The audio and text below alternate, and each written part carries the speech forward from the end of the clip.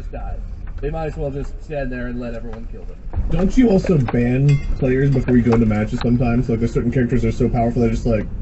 Pick ban is like an esports thing, but I don't know if pick ban is in like... Oh, okay. ranked or I whatever. thought that was just a regular. Also, Pokemon Unite is a multiplayer online battle arena video game, which I'm assuming is what MOBA stands Yes. for. Weird. I didn't know that. So, like, I feel like the game is not super groundbreaking, but it is a very fun genre, and League is, you know, arguably at the top of the tier of MOBAs. But the community, I feel like Tyler 1 is a representation as an individual of the things about the community that are both ridiculously cool and the reason I would not be interested in it. Because he's done some crazy stuff. He reached, I don't know what the top rank is, like Grandmaster or something. He reached the top rank in every role, all in one season. It was fascinating. I don't follow him super closely, but that's like... Not Tyler. Different Tyler Tyler. 1. Tyler 1. The streamer, Tyler 1. Okay, I was like, Tyler, the Grandmaster in League of Legends? Who looks like a... You know, Tyler. Like a roided out little gnome man who screams and is the nastiest little Dorito keyboard ever. Alright, we don't need to bring height into this. This is fine. You know?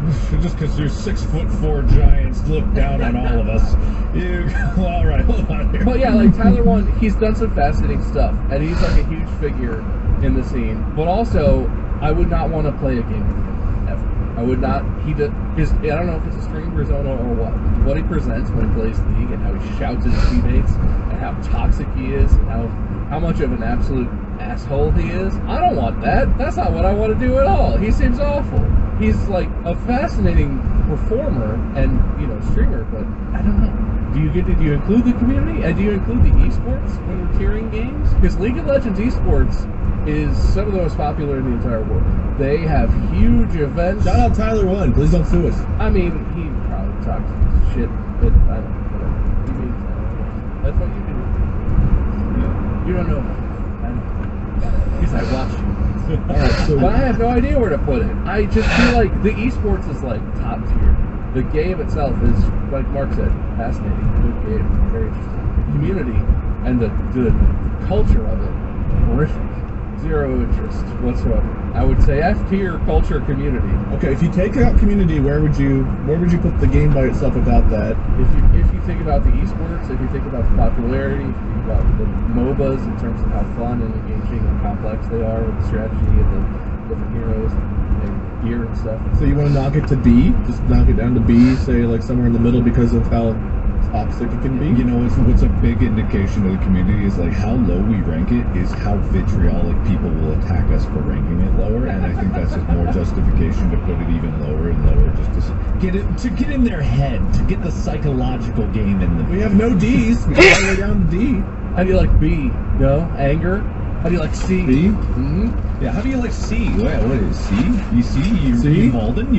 You raging? What about D? What about D? Huh? Yeah, you probably belong to D. Let's put in League of Legends in D just to make people mad. No, we'll put it C and we'll call it mid. League is mid. Now C tier, it is mid. Done. Stamped. Boom. Approved. You heard it here first. As if the subreddit wasn't mad enough for this already. Now you're really gonna hate us. And everyone remember who was mad at this? Wade was the final say. He actually is responsible for that decision. I choose to pass on responsibility to Will because it's my birthday, so blame Will. Will could have edited us to. We've said S A B C D F. He could change it. He can change what letter we say, and he chose to leave it in C. He chose to leave it in S tier. Will is a big League fan. God, if he is, he's Malden. We're in his head. We're in his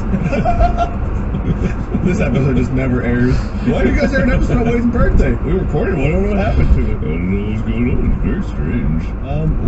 We've not done Mario, one of the original, really popular Nintendo games. Yeah, Let's just do the Mario. We have the franchise. We have to do it like as a group. There's so many games. I know, but I've got 50 to 80. We've done 2 in 40 minutes, Mark. You gonna hit all of them? Hit one. You guys pick the most iconic one you can think of. The most iconic? Which you got Super Mario Sunshine 64, all the early Super Nintendo Mario World, there's so many. You were gonna pick a Mario game to represent the Mario series. No, you can't. You can't do it. Yeah, you have to. That is a travesty and unfair because both Super Mario Sunshine Sunshine and Mario 64, I don't even think those really belong together, but those are close together. And the Mario Galaxy series exists, and the Mario Galaxy stuff stands on its own for several reasons. Super Mario Strikers is one of my favorite soccer games of all time. Oh yeah, what about the Mario sports games, dude? Mario Tennis? The N64 Mario Tennis? Don't worry, guys. I put Mario Party separate. Oh, fuck Mario Party. Get out of here. Who are you, Tyler? I should probably put Mario Kart on here too, huh? Mario Kart? My god, which one? And each one is different, like generations are different Mario Karts. I'm thinking of like the platformer Mario. Whatever ones fall under that. Which one? 3D? I don't know, but you guys gotta put it on some thing, so. Mario gets its own tier. Mario is Mario tier. Mario you would have to do a separate tier list for just Mario games. Oh, pick one. You pick one! I don't know. If we have to pick, if Mario's going to get all lumped and covered by one, we have no choice. It's S tier. It is. Yeah. There's no games that are bad enough to lower it. They're all like pretty good. There are plenty of Mario games that are bad enough that they would not be S tier for their own reasons. As a franchise, if you're going to force us to boil it down and pick one, anything that we pick as representative of Mario is S tier. And there's a wide range of stuff that is Mario games that are all S tier. And I don't even like platformers. I hate platformers. I hate 3D platformers. I'm bad at them. I don't like 2D platformers. I'm bad at them. I don't like Mario games in general because I personally struggle and they make me very frustrated and I'm just bad at them. S tier. They are S tier. Mario is S tier. There's too many examples to pull from that are S tier, but also I protest against this. Yeah, we could have an entire tier list of just Mario stuff and it would be very interesting. There are some F tier Mario games, let's be perfectly honest. Here, I'll put an asterisk by your guys' names. Asterisk. Protested Mario. There you guys go. You both put your asterisk for protesting this. Excellent. Can mine specifically be for having issue with the way they do frame the question and putting it all in specific ways? Wade's way of framing, blah, blah, blah. Does that feel good? Because I put it in the notes. No, somehow Okay, that good. feels worse. Let's do one of the first horror games I ever watched and played. Amnesia: The Dark Descent. Never played it. We can skip that. Yep. Here's the crazy thing. Very scary. I wouldn't call it S tier for sure. As a game, you know, the puzzle elements are there. I wouldn't really call it on that. But it was so different when it came out. It was so different. I would probably put that in A tier just because as a horror experience, it kind of like really, really, really stuck out in people's minds as like this game, if you want to play a game to be scary, this is the one. It had a good story. No. Yes. No. B. Bob, what do you think? I'm 100% unironic. Never played it in my entire life. Everything I know about it is from watching like marked clips. I never watched your full playthrough. I know a little bit about the game. For how novel it was in the horror genre, and I feel like maybe I was unconnected, but was that the kickoff of like a big renaissance for horror video games? Because it feels like Amnesia came out, and it was a big deal for you, so like I heard a lot about it. And then following that, a big swath of horror games that were all sort of experimenting with what are horror games, what are the mechanics, what are the things, you know, the fundamentals of horror in games. All came out all in a row following that. It seemed like it kicked off something.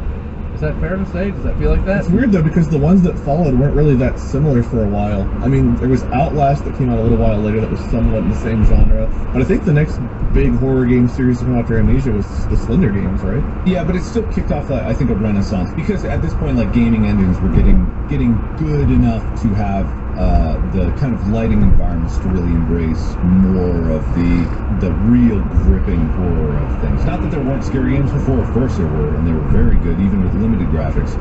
But I think like as things got along, yeah. But even so, as a game, as like a game, I can't say it's like a game I would play again. Which S is like you would play it over and over again, endless replayability because you want to come back to it. They had the custom stories that came out, so there were a few variants. Yeah, but they weren't as good as the main game. They were okay. I feel like all of this said, it's fair to make it a B. somewhere between A and B's B not bad. makes sense. B is good.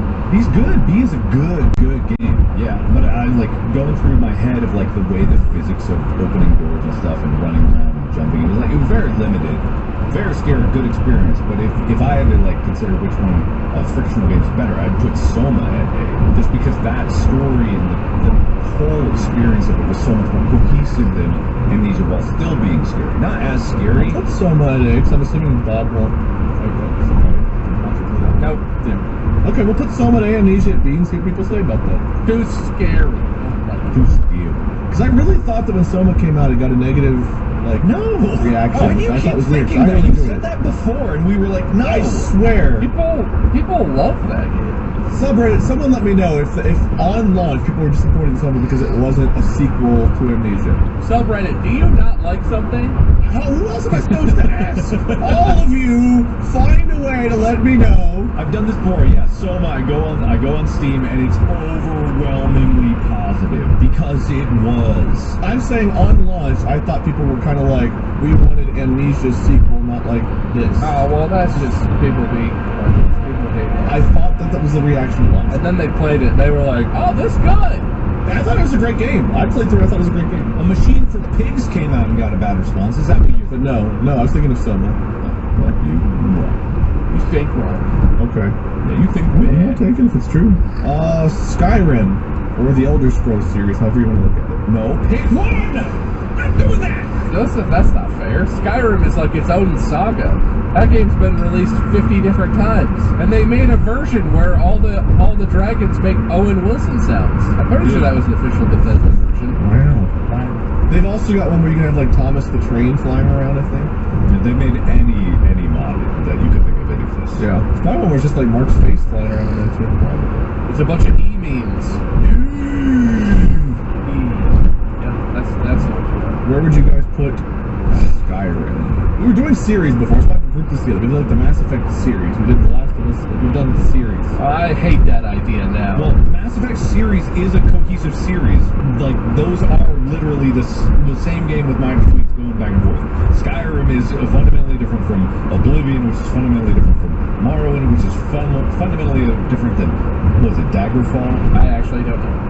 I don't know beyond Morrowind, because I played Morrowind, played Oblivion. We'll do Skyrim, but like we probably won't get to the other games. So Skyrim. When it came out, it was a buggy nightmare of a mess on console, specifically PlayStation. It was a fantastic game, but I remember playing it on PlayStation because I was not a PC gamer. I don't think when it came out, or I didn't do a whole lot of PC gaming outside of Mabel. When did it come out?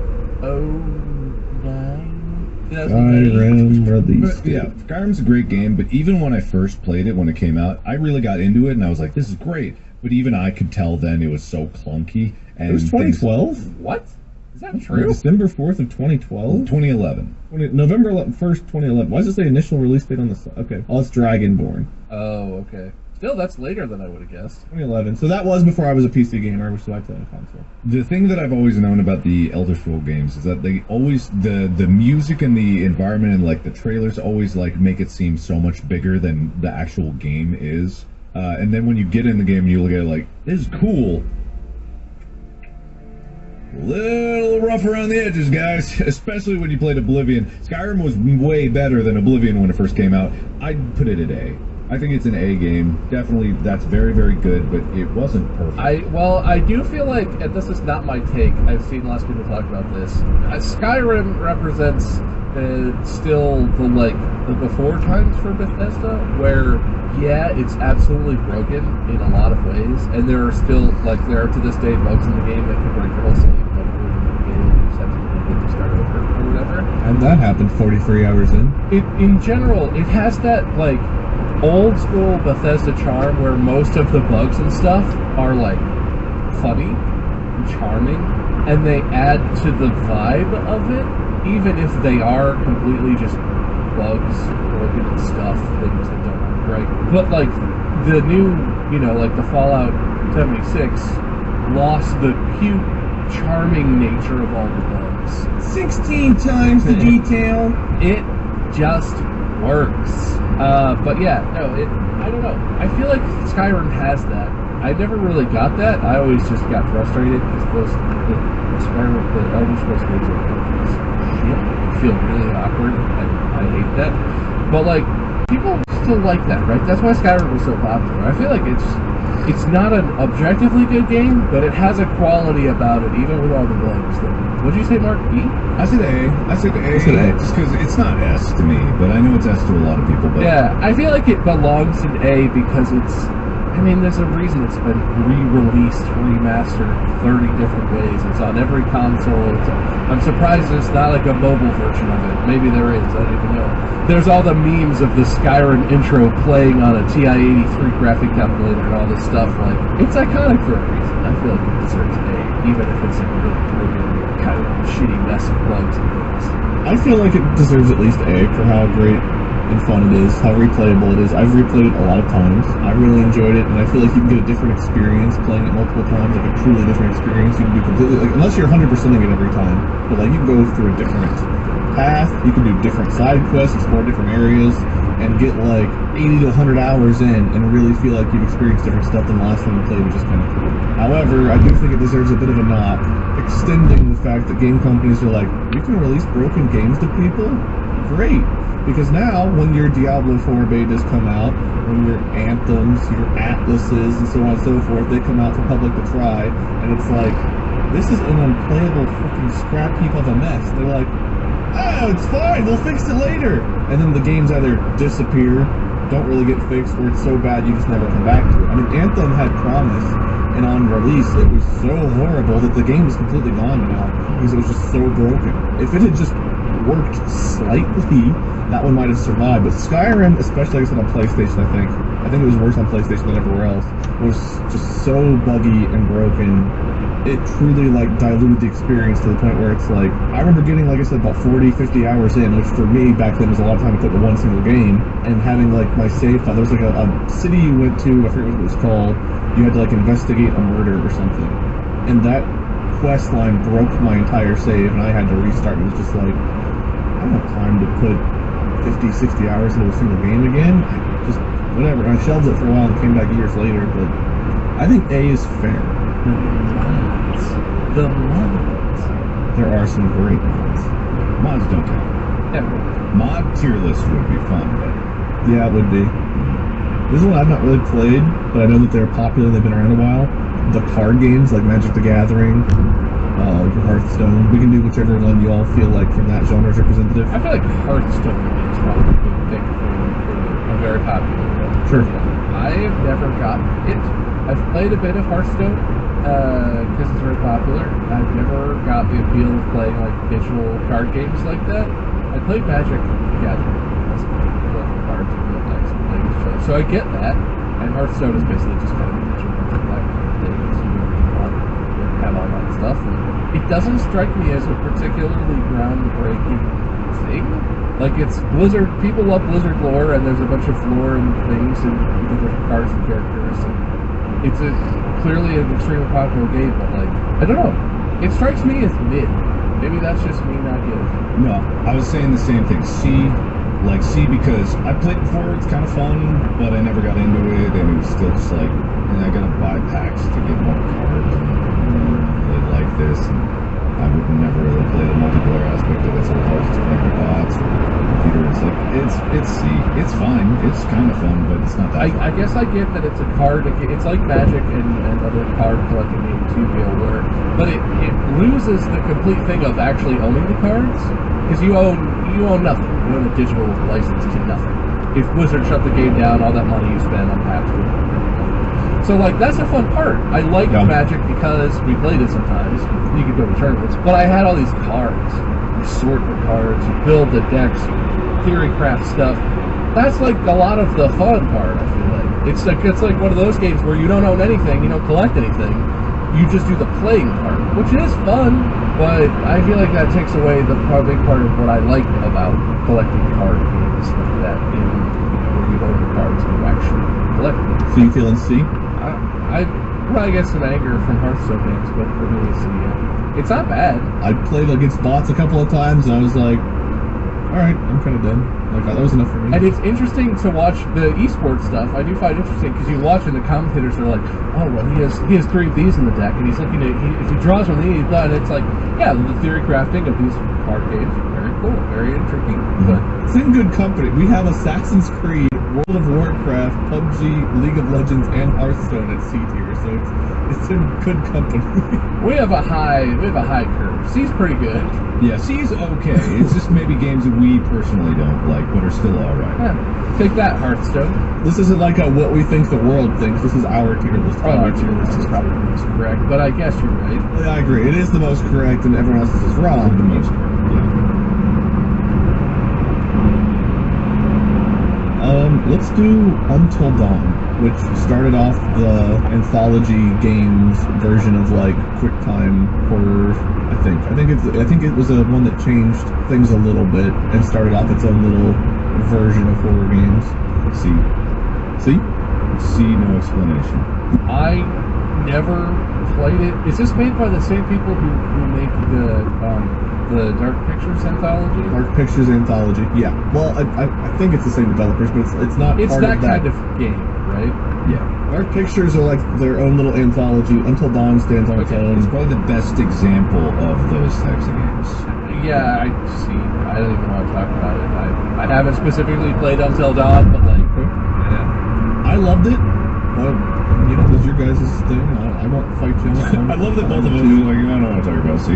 just we could We get have into Pokemon in a B tier, which blows my mind. So I No, that makes sense. That's not Very fair. We endorse this. very discussion. sure. Why, Mars? That's so shocking coming from you, because you'd fuck like a third of them or something, wouldn't you? Hey, that's unrelated to playing the games. If there was a Pokemon sex dating game, Mark would be all over that. Game devs, you heard it here first. Yeah, you didn't volunteer that game, so we gotta go. I just call them like I'm seeing. Okay, we're coming down to the end here. Let's do Subnautica. I feel like that follows a lot of survival exploration games and doesn't necessarily define a lot. At the same time, it does feel like it's different, and I can't explain why. You explain why, Yeah. Mark? Do you feel that? Oh yeah, definitely. It was just the environment, like being in an ocean, swimming in an ocean. It really embraced it, like, and it really owned it, and it made that experience very cohesive. I wouldn't put it as like the greatest game of all time. I'd put it at B. I'd say it's a very good B game. Yeah. I will say, I as a person who loses direction in this game, sometimes struggle a lot. I played a lot of the first Subnautica game. It kept my attention and kept me focused on the idea of, like, gotta do the next thing. Want to see, I saw the big submarine. I saw that exists. Gotta see what the deal is with that. Like, it's good. B, I think, is pretty fair. It's a good game. Yeah. The Sims. Pick whichever one. I mean, The Sims 1, 2, 3, 4. Well, they are. Yeah. I feel like let's go with the most recent one, Sims 4 and all the expansions and stuff, because there's so much content for that game. I've not played a Sims game since like the first one. I don't think, not much anyway. So Yeah, it doesn't appeal to me in terms of playing it. It seems really tedious, but also I've always enjoyed any content that gets so popular that it comes up. I always am like, well, I gotta watch. Like, this looks hilarious, and it's Yeah. consistently good, funny stuff because the people who like The Sims are willing to put a lot of effort in. there's an exception though, because I think Mark made me in a video game, and I was like creepy, crazy, and pissed myself a lot. And I think I burnt the house Yeah, down. pretty accurate. Yeah, you 100% accurate. killed yourself in a house fire while you were trying to cook like lunch or something. If I remember. B. I think good B. A good B. I think it's a game I would never really play myself, but it definitely deserves. Yeah, I was gonna go lower, but what Bob was saying, I kind of agree with. Like, yeah, it does. I always watch videos that are Sims related. I always do. Sims content is almost always good. Respect. This one's interesting to me, but I don't know if you guys played much of it. Try to do some rapid fire here at the end. The Twisted Metal series, Twisted Metal 2, I think Twisted Metal Black, probably two that stand out in most of people's minds. I know nothing about it. You drive around in cars and you shoot other people. Well, it's AI, but like you're driving a car and you're fighting other cars to win a tournament, basically. That's where I got my username. Minion's the ice cream truck. No, that's Sweet Tooth. Yeah, which one's Minion? What does he look like? Minion in Twisted Metal 2, it was like a boss on like a lava level. He like drove around in a tank. He was like a demon from hell who drove around with this tank, and you could use a cheat code to play as him. Look, the only Twisted Metal game I ever played is my cousins in Michigan had Twisted Metal on the PS2. I don't even know which one it was. I think it was probably Twisted Metal 2. It was PS1 launch title. It was Okay, PS1. so it was whatever was the PS2 Twisted Metal game then. Had to be black, probably. Just black movie.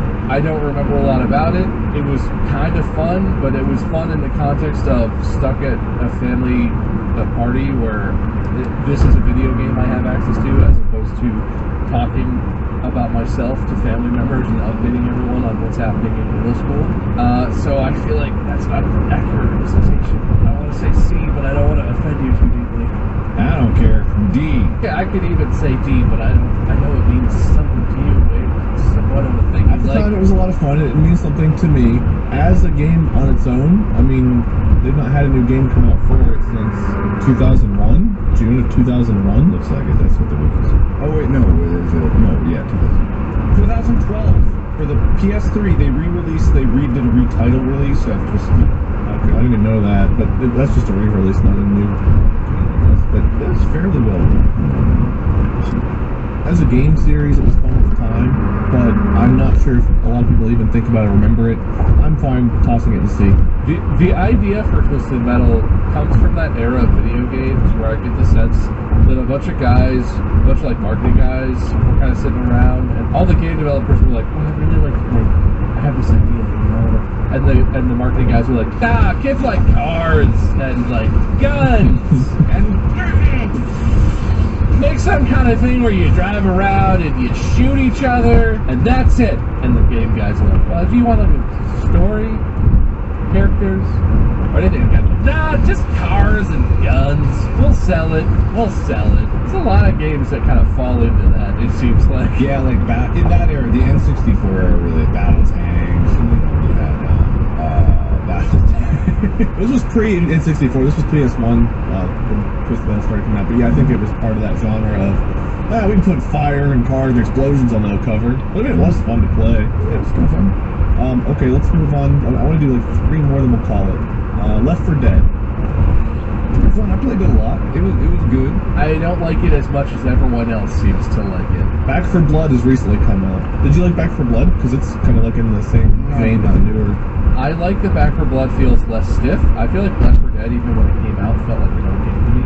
The movement mechanics and everything always felt like really Very source-centered. Yeah, so it felt old from the moment it came out. I love Back 4 Blood. I never got into Left 4 Dead, and I don't know why. I like Back 4 Blood because it feels more modern, it has mechanics, but it still has the same thing where after like the first 40 minutes of a run, and you're still going in Back 4 Blood, it reaches a point where I'm like, oh, we did it. I got more cards. All right, let's keep going. And like, it's not that it's not fun, but it's just like weird.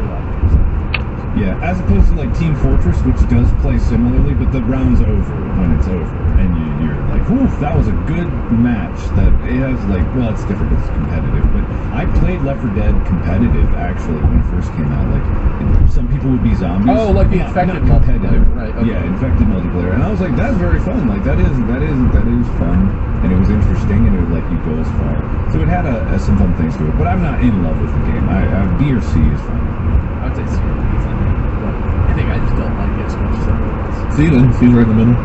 I wanted to do GoldenEye specifically, the N64 James Bond game, which is an iconic one people think People of. have such an infatuation with that game that I've never understood. I played it when it first came out, and it was pretty good, but it was because I played computer shooters since then, like, and going to the N64 to try to play a shooter was the most infuriating thing possible, because I played Doom at this point, and I knew the responsiveness that it could have, and I was playing this turning at like 2 frames a second, and I was just like, oh my god, this is awful.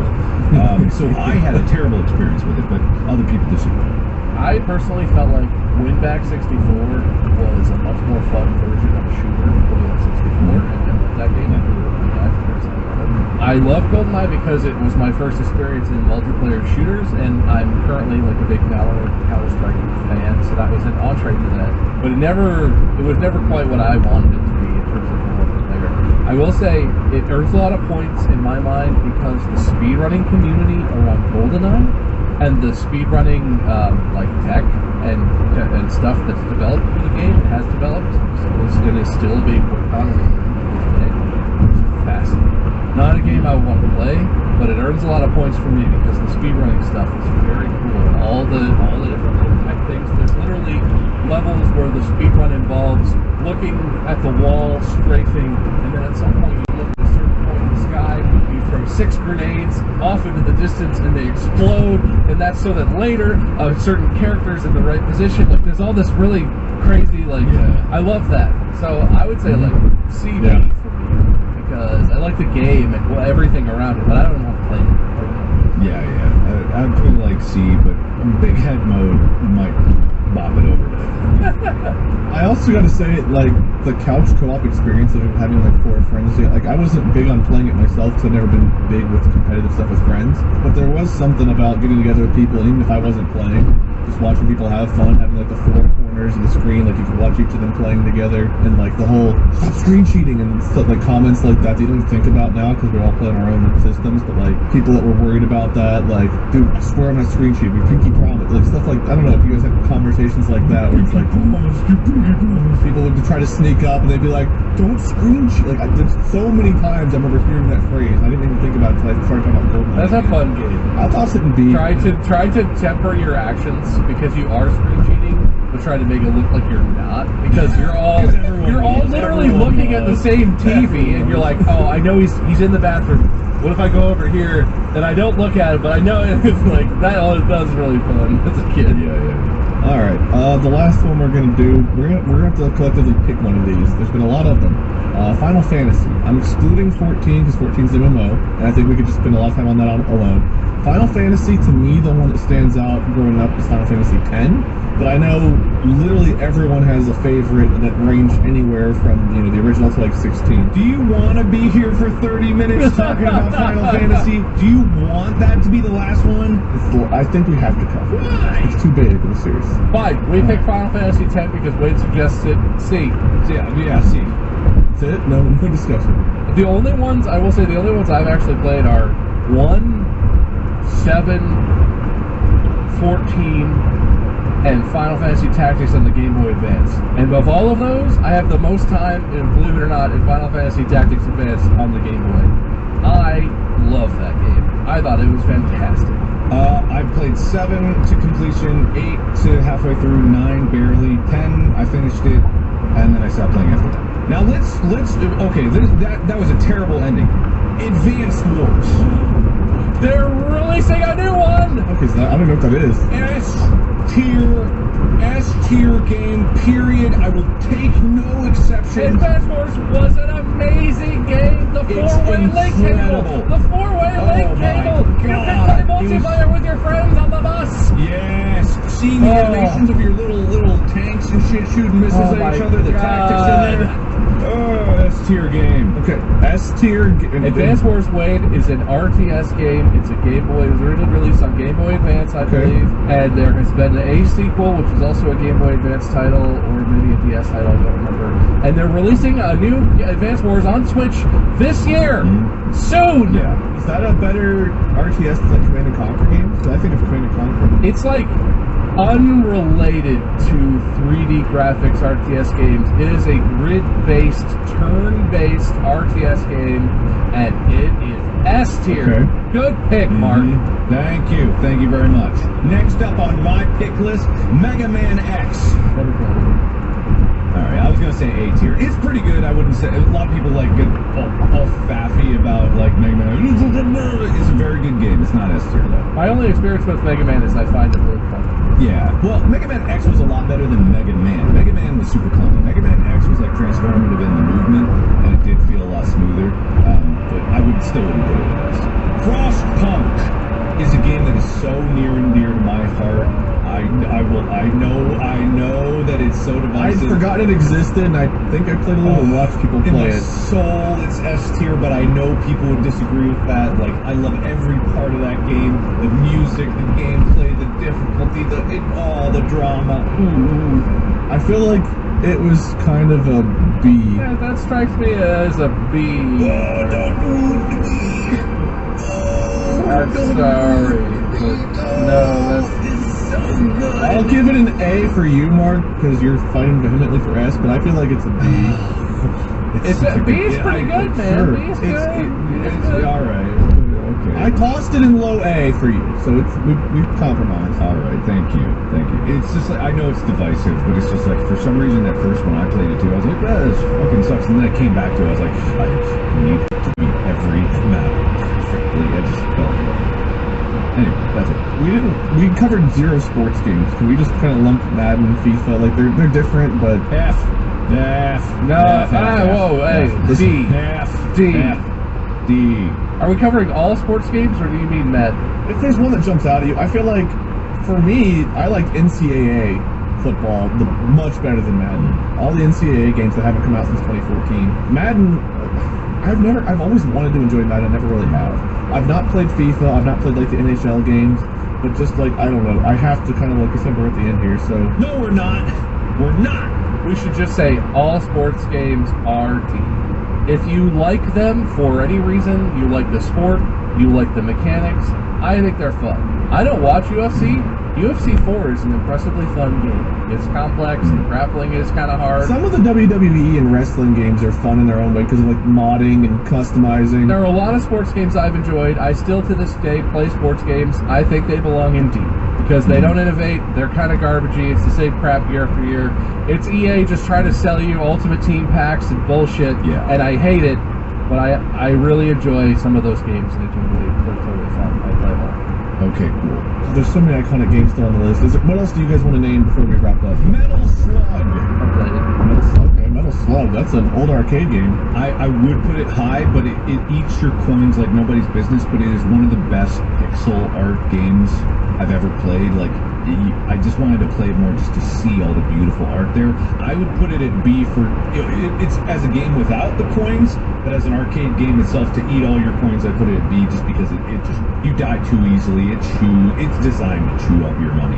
I never played it growing up, but I played it on like an emulator with Zombie Mold years ago. I've got like a YouTube series on it, so that like hits me in the feels thinking about it. So I'll give it as high a rating as you want. How high you I think B is a fair rating for that game. The only thing I do know is that I think it's very pretty. So I know that the art is fantastic. How old is the game? Metal Slug. What year did that even come out? I mean, that's an old arcade game. 90s, yeah. Mid-90s? Yeah. That was the thing about like those types of games for the SNES, and like they played so smooth. Like when they were writing this pixel art and like kind of like working like that, it was so beautifully smooth. The refresh rates on like CRT TVs and the arcade cabinets for these, you can still go to arcades and play it. It's just like, it was beautiful. It was gorgeous. Very imaginative too. But God, it was a money eater. Not Raft. See.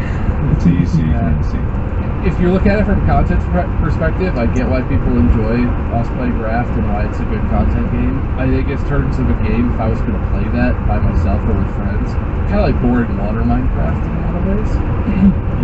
And it's way more limited Minecraft, so Yeah. I probably wouldn't watch someone else play it. Maybe I would. I might enjoy that. But yeah, I wouldn't play it like off stream much. Okay, I'm good. No other games you guys need to cover? I mean, there's so many, but there's no time. we have no time, dude. We covered a lot more than I thought we would today. So, real quick going over, we have its own little off-our-list standard from last time, Gary's Mod Guitar Hero / Rock Band. Our S-tier games, Mass Effect, Zelda, Doom, the Souls series, which is very general. Minecraft, Mario, and Advanced Wars. A tier, we have Last of Us, FNAF, Call of Duty, Halo, Diablo, Grand Theft Auto, Soma, Skyrim, Mega Man X, and Frostpunk. Move FNAF to B. Let's all agree. Move FNAF to B. The king has decreed. Sure. Yeah. We're just talking about FNAF. FNAF has been downgraded.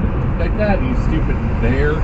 So now it's Last of Us, Call of Duty, Halo, Diablo, Grand Theft Auto, Soma, Skyrim, Mega Man X, and Frostpunk. B tier, Pokemon, Amnesia, Subnautica, The Sims, GoldenEye, Metal Slug, and FNAF. C tier, Assassin's Creed, World of Warcraft, PUBG, League of Legends, Hearthstone, Until Dawn, Twisted Metal, Left 4 Dead, Final Fantasy X, and Raft. D tier, sports games. F tier, Fortnite and bad UI design, which came up because of Fortnite. So, there you have it. You know what? Now that you run it all together, I'm sensing some kind of bias here. Maybe a little bit. Just because millions of 8-year-olds like it doesn't mean it's a good game. Just sports games in D tier, all of them. Rehashing Ultimate Pack. It was just F tier by itself, Fortnite. You might as well say Fortnite and UI design in Fortnite. Double Fortnite. I have parentheses illegal question mark by it, so it's all there together. Right, I can't wait to see. All right, let me calculate our final scores here. Oh yeah, of course. We worked really hard to keep up points. Expect to win. You boys started off with a whopping negative 30 each, because despite me mentioning it like 6 times, this episode's airing on my birthday and I got 0 happy birthdays, so negative 30 points each to start with that. So our final score. You know what? Wait, I was supposed to say happy birthday. I'm sorry, it's so late. It's really my fault. Thank you. Yeah, it really means a lot now. It's too late to matter. Thank you. How many points did that give? Oh, -1 for trying to suck up at the end whenever I'm already a little bit upset that there's no happy birthdays. So Bob at -23 points. Mark is actually relatively close. I feel like we had pretty good discussion. Mark, losing streak's over. -21. You won by now 2 points. Wait, are we judging by absolute value, highest absolute value, or furthest to the right on the number line? Closest to 0. Well, I could get closer to 0. I could be nothing. You guys are worse than nothing. I was gonna do the "What do you guys know about Wayne" quiz today, but then not a single fucking happy birthday. It's like, fuck you both. You guys don't know shit Well, about. Bob tried and he lost points, so I'm not gonna fall in that trap again. I said like 2 or 3 times at the beginning, like, my birthday. You guys are like, yeah, great, okay, let me talk about this. Yeah, you're gaslighting me right now. It's 30 minutes. Talk about Mark falling over, but not a single 3 seconds for a happy birthday, Wade. It's fine. Whatever. I made a very nice gesture when I said happy birthday, and you just didn't want. Yeah, you really meant You didn't want to have any of that. You gave me negative points for that. What does that say about your response? Yeah, and therefore, why would I try? Why are you fighting, Mark? You won because of it. We just fight. It's an instinct. This is why you're on a losing streak, you dumbass. You're right. Okay. Bob, do you have a loser speech? I like video games, and I hope that everyone listening is deeply upset by this one choice, because we did it for you. We did it specifically to offend you, and make sure to go on the subreddit and make as many posts as you want about that and how upset you are and how you because we'll look at them. Thanks. Happy birthday, Wayne. Mark, do you have a winner speech? Yes, I do. Thank you, subreddit, for believing in me so hard. I like that you are always on my side and watching the videos here and seeing the secret signals that those listening on audio can't possibly understand and are definitely missing out on. There's so much juicy things going on here that are totally different than what we normally do when we are recording the audio episodes. Thank you for believing me, but stay on the lookout for the injustice of the future. Just because I win now doesn't mean that I can't win in the future. Wait, no, just because I win now doesn't mean that I won't lose in the future because of ulterior motives from the other two. They're jealous of our connection, our love. Making eye contact with me while you're doing that. No, they already must.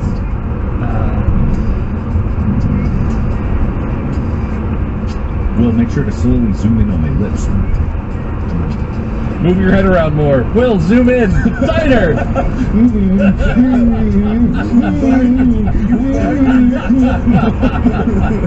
Alright, winning speech over. Well, thank you guys so much for joining. Hopefully this game's tier list. Hopefully we at least covered more of the games you all wanted to see. I know there's still so many I would have loved to cover that we didn't, but Part 3 coming next year. probably. Next time I have to host and I don't have an idea. Tier list part 3. If you guys haven't already, go follow co-host Mark. He's Markiplier. I still do Fark. It's okay. Follow Fark at Farkiplier.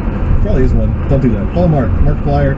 Bob Meisker. I'm Wade Minion777 or Lord Minion777. We have merch stored at StartupPodcast.com. Stay tuned for the next one where Mark's going to host, and who knows what the hell will put us through. So look forward to that.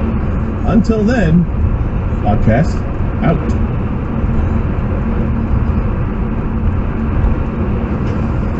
Who's that? It's me, your New Orleans getaway.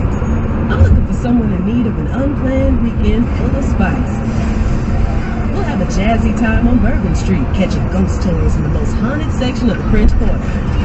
See, there's more to me than beads and burlesque. I have an indoor gym to work off the early morning fatigue and a pool to escape the New Orleans heat. So download the Hotels.com app and save an average of 15% with me, your perfect somewhere. Yeah, baby. This episode is brought to you by Progressive. Are you thinking more about how to tighten up your budget these days? Drivers who save by switching to Progressive save over $700 on average, and customers can qualify for an average of 6 discounts when they sign up. A little off your rate each month goes a long way. Get a quote today at Progressive.com. Progressive Casualty Insurance Company and Affiliates. National annual average insurance savings by new customers surveyed who saved with Progressive between June 2020 and May 2021. Potential savings will vary, discounts vary, and are not available in all states and situations. Good evening, gentle listener, and welcome to Distracted.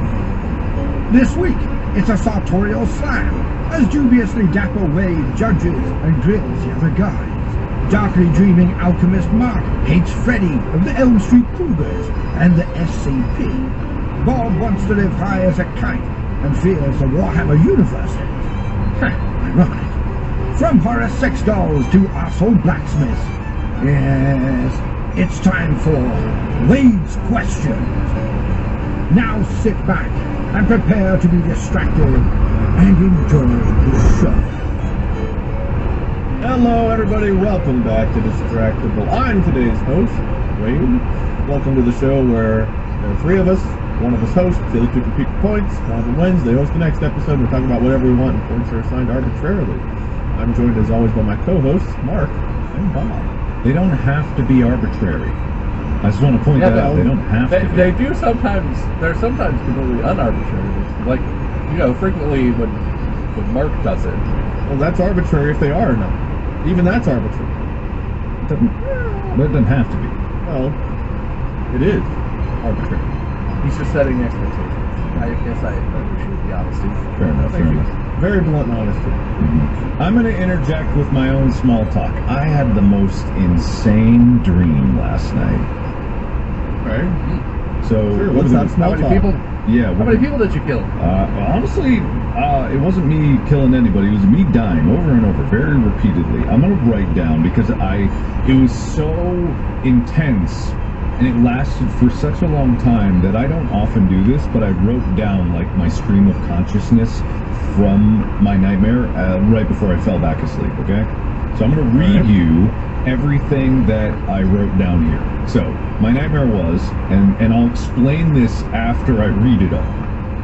Pulsing electrical buzz, trapped in bed, forced to live an almost video game-like experience, endlessly dying, rapid fire, tiger, question mark, animatronics, question mark, not quite, testing, lots of testing, seeing outside, every time I thought about it, the buzzing would instantly return, buzzing was extremely loud, could literally feel it, bright light, sparking, something else associated with it too, can't remember, only was able to wake up because I heard Amy calling for me, trapped in bed.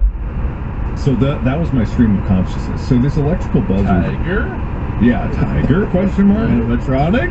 Maybe. Not quite. Not quite. So it was like this electrical buzz was the weirdest part about it. This nightmare lasted a very long time. Like I felt like I was in it for hours, and I was because I woke up at 5 hours after I had gone to bed for this, and I was just stuck looping this.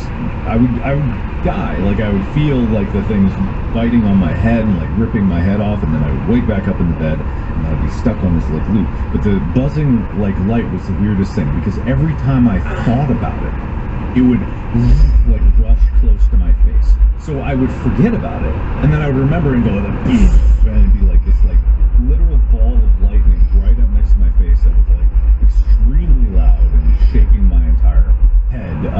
And then I would have to mentally try to push it away to like just get away. I couldn't physically push it away. This would just loop forever, and then some weird, not quite. It's not really an animatronic, but it was something. It was mechanical in some way. Tiger? Yeah, kind of like, and for some reason, like, is it a tiger? And like, but I couldn't quite tell. And it would just like kill me over, and it was so fast. Everything was so fast paced. Like it was like death, lightning, but it would last forever. I literally only woke up because I heard Amy calling for me, and she can't quite remember, but I'm pretty sure I must have been thrashing around because I asked her about it in the morning. She was like, yeah, I do think I remember I was calling because you seemed like you were upset about something.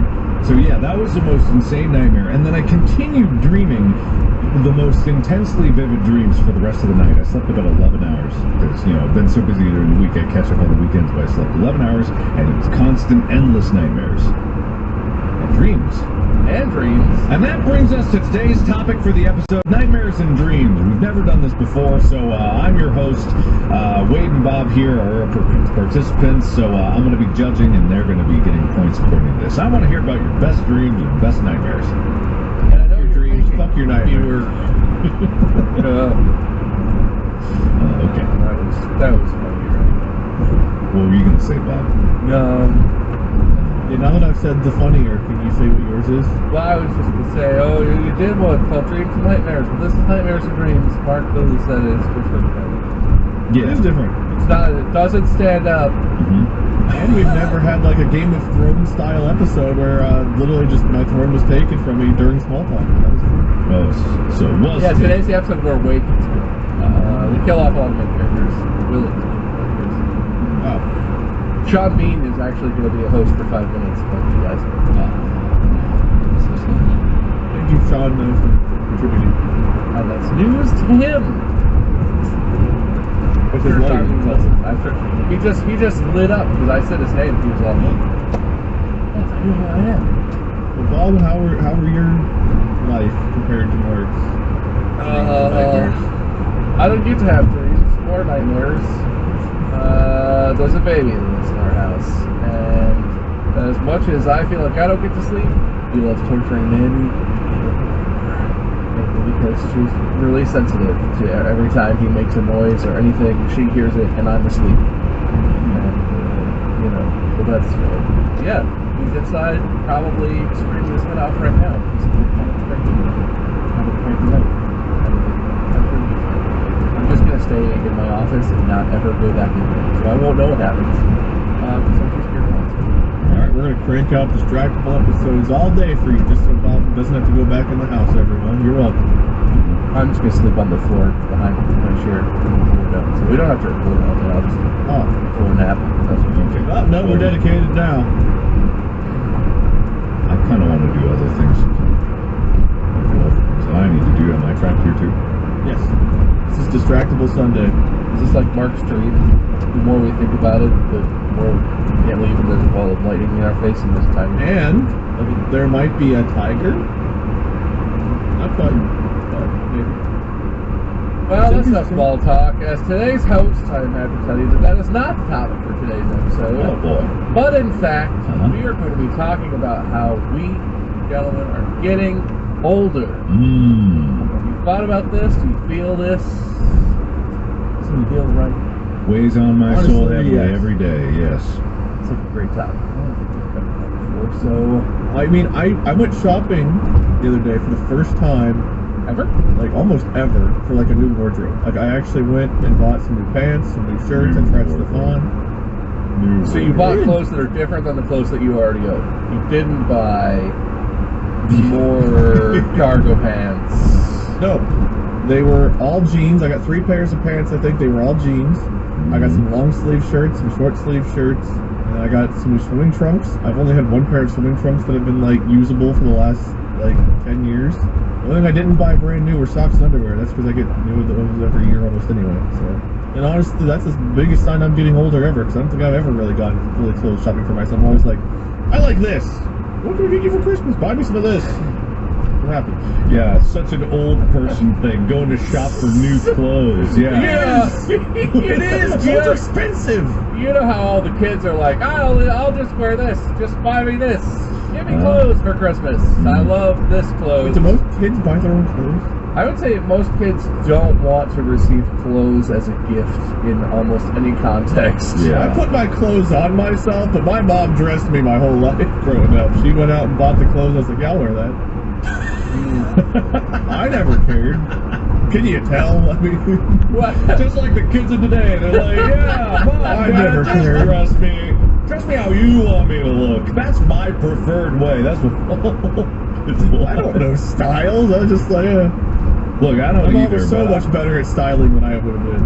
at the very least, are you sure? Sure. Yes. Have you met me? I don't know. I feel like if you just walked into a mall and randomly picked clothes, you would have a slightly more stylish look than what you usually go out with. Stylish look? It's No, got I two mean, different look, colors. look, man. Bob, you've seen him. You've seen him. Look at You've this seen one. him at like How fancy are you gonna- restaurants. It's got a seam. It's got like a seam on the outside. I will say, Easy for me. aside from the tux, which I know that you rented for your wedding, I own 2 suits. I don't know for any reason that you do own any clothes that are nicer than a t-shirt and some cargo khakis. And I'm not saying that I dress nicer than that. What about nice t-shirts? That's not as much of a thing as men seem to think it is. Oh. I know that there are some t-shirts that cost more and that have more, maybe more paneling or better textile. There's not a meaningfully nice t-shirt I mean, there are worse t-shirts, but if you're trying to look nice, like Mark was saying, for going to a fancy restaurant, a nice t-shirt, maybe you should go. Do you own any button-downs, Wade? I do. I own a couple of the full 3 or 4 button, and I own some full button-down shirts that you go to Buttons tie all the way down is kind of what I'm talking about. When would you wear those, and have you worn them? So many what times. I context? put them on so much. Funeral. Okay, Occasional lots of wedding. rules, that's fair. Occasional Right, nice dinner, like you go to a nice I don't know, You always Valentine's wear or birthday t-shirts dinner. when we go to. Oh, you mean okay, like date night. Okay. Yeah. All right. So I gotta interject on this because I'm like the whole statement that there's no such thing as a nice T-shirt. I have to morally object to. Well, come on, T-shirt man, defend me.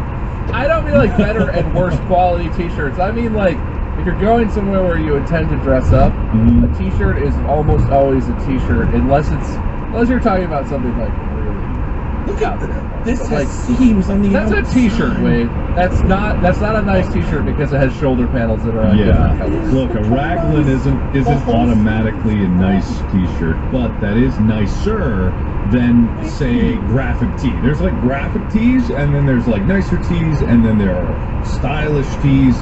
I swear to God, I'm gonna actually collaborate with fashion YouTubers at some point Tiger? because Not quite. oh man, all right. Why are you going to collaborate with fashion? Let's go. Dress me. I'm kind of CEO of a clothing company, and I've been learning up as much as I can, and no one will I'll never reach the kind of knowledge of fashion that, say, Amy does, because Amy knows quite a lot about, that world, or there's other people that know that world, and I'm learning that it is just as in-depth as anything we could ever nerd out about, and as time goes on, and I start to, get more insight into it, I do start to have appreciation for better styles of clothing. There's a whole world of people out there that love clothing as much as you guys love video games, and they obsess about it and the different brands that are out there, and there are levels and levels and levels to how to style and the trends and things that go into high fashion and how that passes on styles into the mainstream fashion, and then there's free wear, tech wear, there's all the formal wear, there's semi-formal, all different genres, like music, you got different little genres of clothing styles and stuff like that. So it's so much more in depth. But Wade, having stitching on the outside doesn't automatically mean that it's Alright. fancier. I respect what you're saying, Mark. Yeah. And while I know nothing about any of that, let me caveat what I said by saying, Wade, you and I don't shop at stores where there's such a thing as a nice enough t-shirt that it substitutes for wearing a button-down or a nicer outfit if you're going somewhere fancy. I will not say that they don't exist. I went to an American Eagle and a Nordstrom. I buy a lot of my clothes at Burlington Coat Factory and department stores where they have a variety of standard fashion things. I don't think they sell stuff there that qualifies as a nice fashionable stylish t-shirt. I'm not saying that doesn't exist. That's completely fair. I just want to say the two things that you listed, Wade, American Eagle and Nordstrom, are so categorically different. Like they're so vastly different. Like I you shop really at both. I know Because that I'm a one time man of you and variety. you and I went to I'm a Nordstrom and cultured you're man. like, wow, they have got nice clothes here. And that's now been embedded in your brain. I went to both, and I was like, I like shirts and pants from both. I will try mine on. I have shirts and pants. Oh my god! know. I don't need any other stores in my life except American Eagle.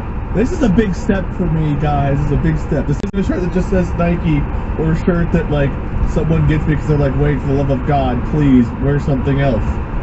This was me doing something for me. I did it. We gotta do a mini-series called The Fashioned Man, and it's just going to be you. And you said Wade a bunch of really like high-end shirts that are very cool and Oh no, that sounds terrible. Send me expensive, nice clothing for free. I'll do it. maybe we just use some of the show budget. You know, the budget. The budget, right. The budget we put into this, yeah. We have so much production budget. You can see it in so many other places. Maybe we should use some of that budget for some cool shirts. Yeah, this makes sense, this makes sense. Our per diems, if you will. All right. We are not dipping into the budget. I use that for meals. We're going to move on, though, because we've been talking for a little bit. And I do want to get to our topic today. And we have a nice somewhat transition from Mark's dreams and nightmares and then the genre of clothing. Tigers? Go on. Not quite. But I don't really know how to categorize what topic itself is. I have some questions about different genres of game, movie, shows you guys can kind of pick. And I'm just going to ask you guys some questions and you'll answer them however you want. That was an elegant transition. You're right. Well done, sir. And may I say, your stitches are looking so fancy and fashionable. Just like I'm stitching this episode together. Wow. That heather gray. You know what, Wade? We're actually twinning today. It's hard to see, but this shirt is also one of that Raglan style. It's just a really dark black and a slightly less dark black. You'd put a gun to my head and said, "What is Raglan?" before today, and I would have said, "A character from Raid Shadow Legends." I thought you were wearing a Raglan tee. You are not wearing a Raglan tee. Oh, I thought, okay. 'cause Well, I don't know what that is either. that kind of stitching is indicative of a Raglan is a 3/4 sleeve with that kind of stitching. Although no, it may mine's be. a You may. Can you have a sleeve. Raglan? Is that what it's called? I only know that the kind of shirt that I normally like to wear is called a Henley, which is a t-shirt with buttons on it for some reason. Yeah, wait, no, it is still a Raglan, I think. I may be wrong about that, but I think that is still called a Raglan. Does it have to do with the patterning on the Yeah, shoulders? yeah. It's the way the sleeves come all the way up and wrap around the back, yeah. Oh,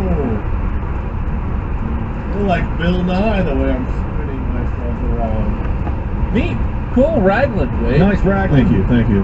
I'm a cultured man, and these are cultured times. I said you have a cool shirt. Do I get points?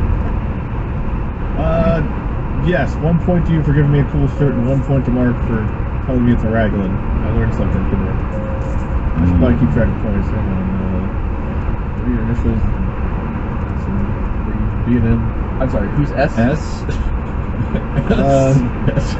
You know, Smark and Bob. A B is just an S with more markings. A B is just some of an S. You know how letters are cumulative? How S becomes B. Alright, your points are looking awfully fragile right now as you all make fun of me. And B becomes D if the middle falls out. And a D is just an O leaning against a wall, really. It kind of is. Like whenever you drop a ball and it bounces, it comes in.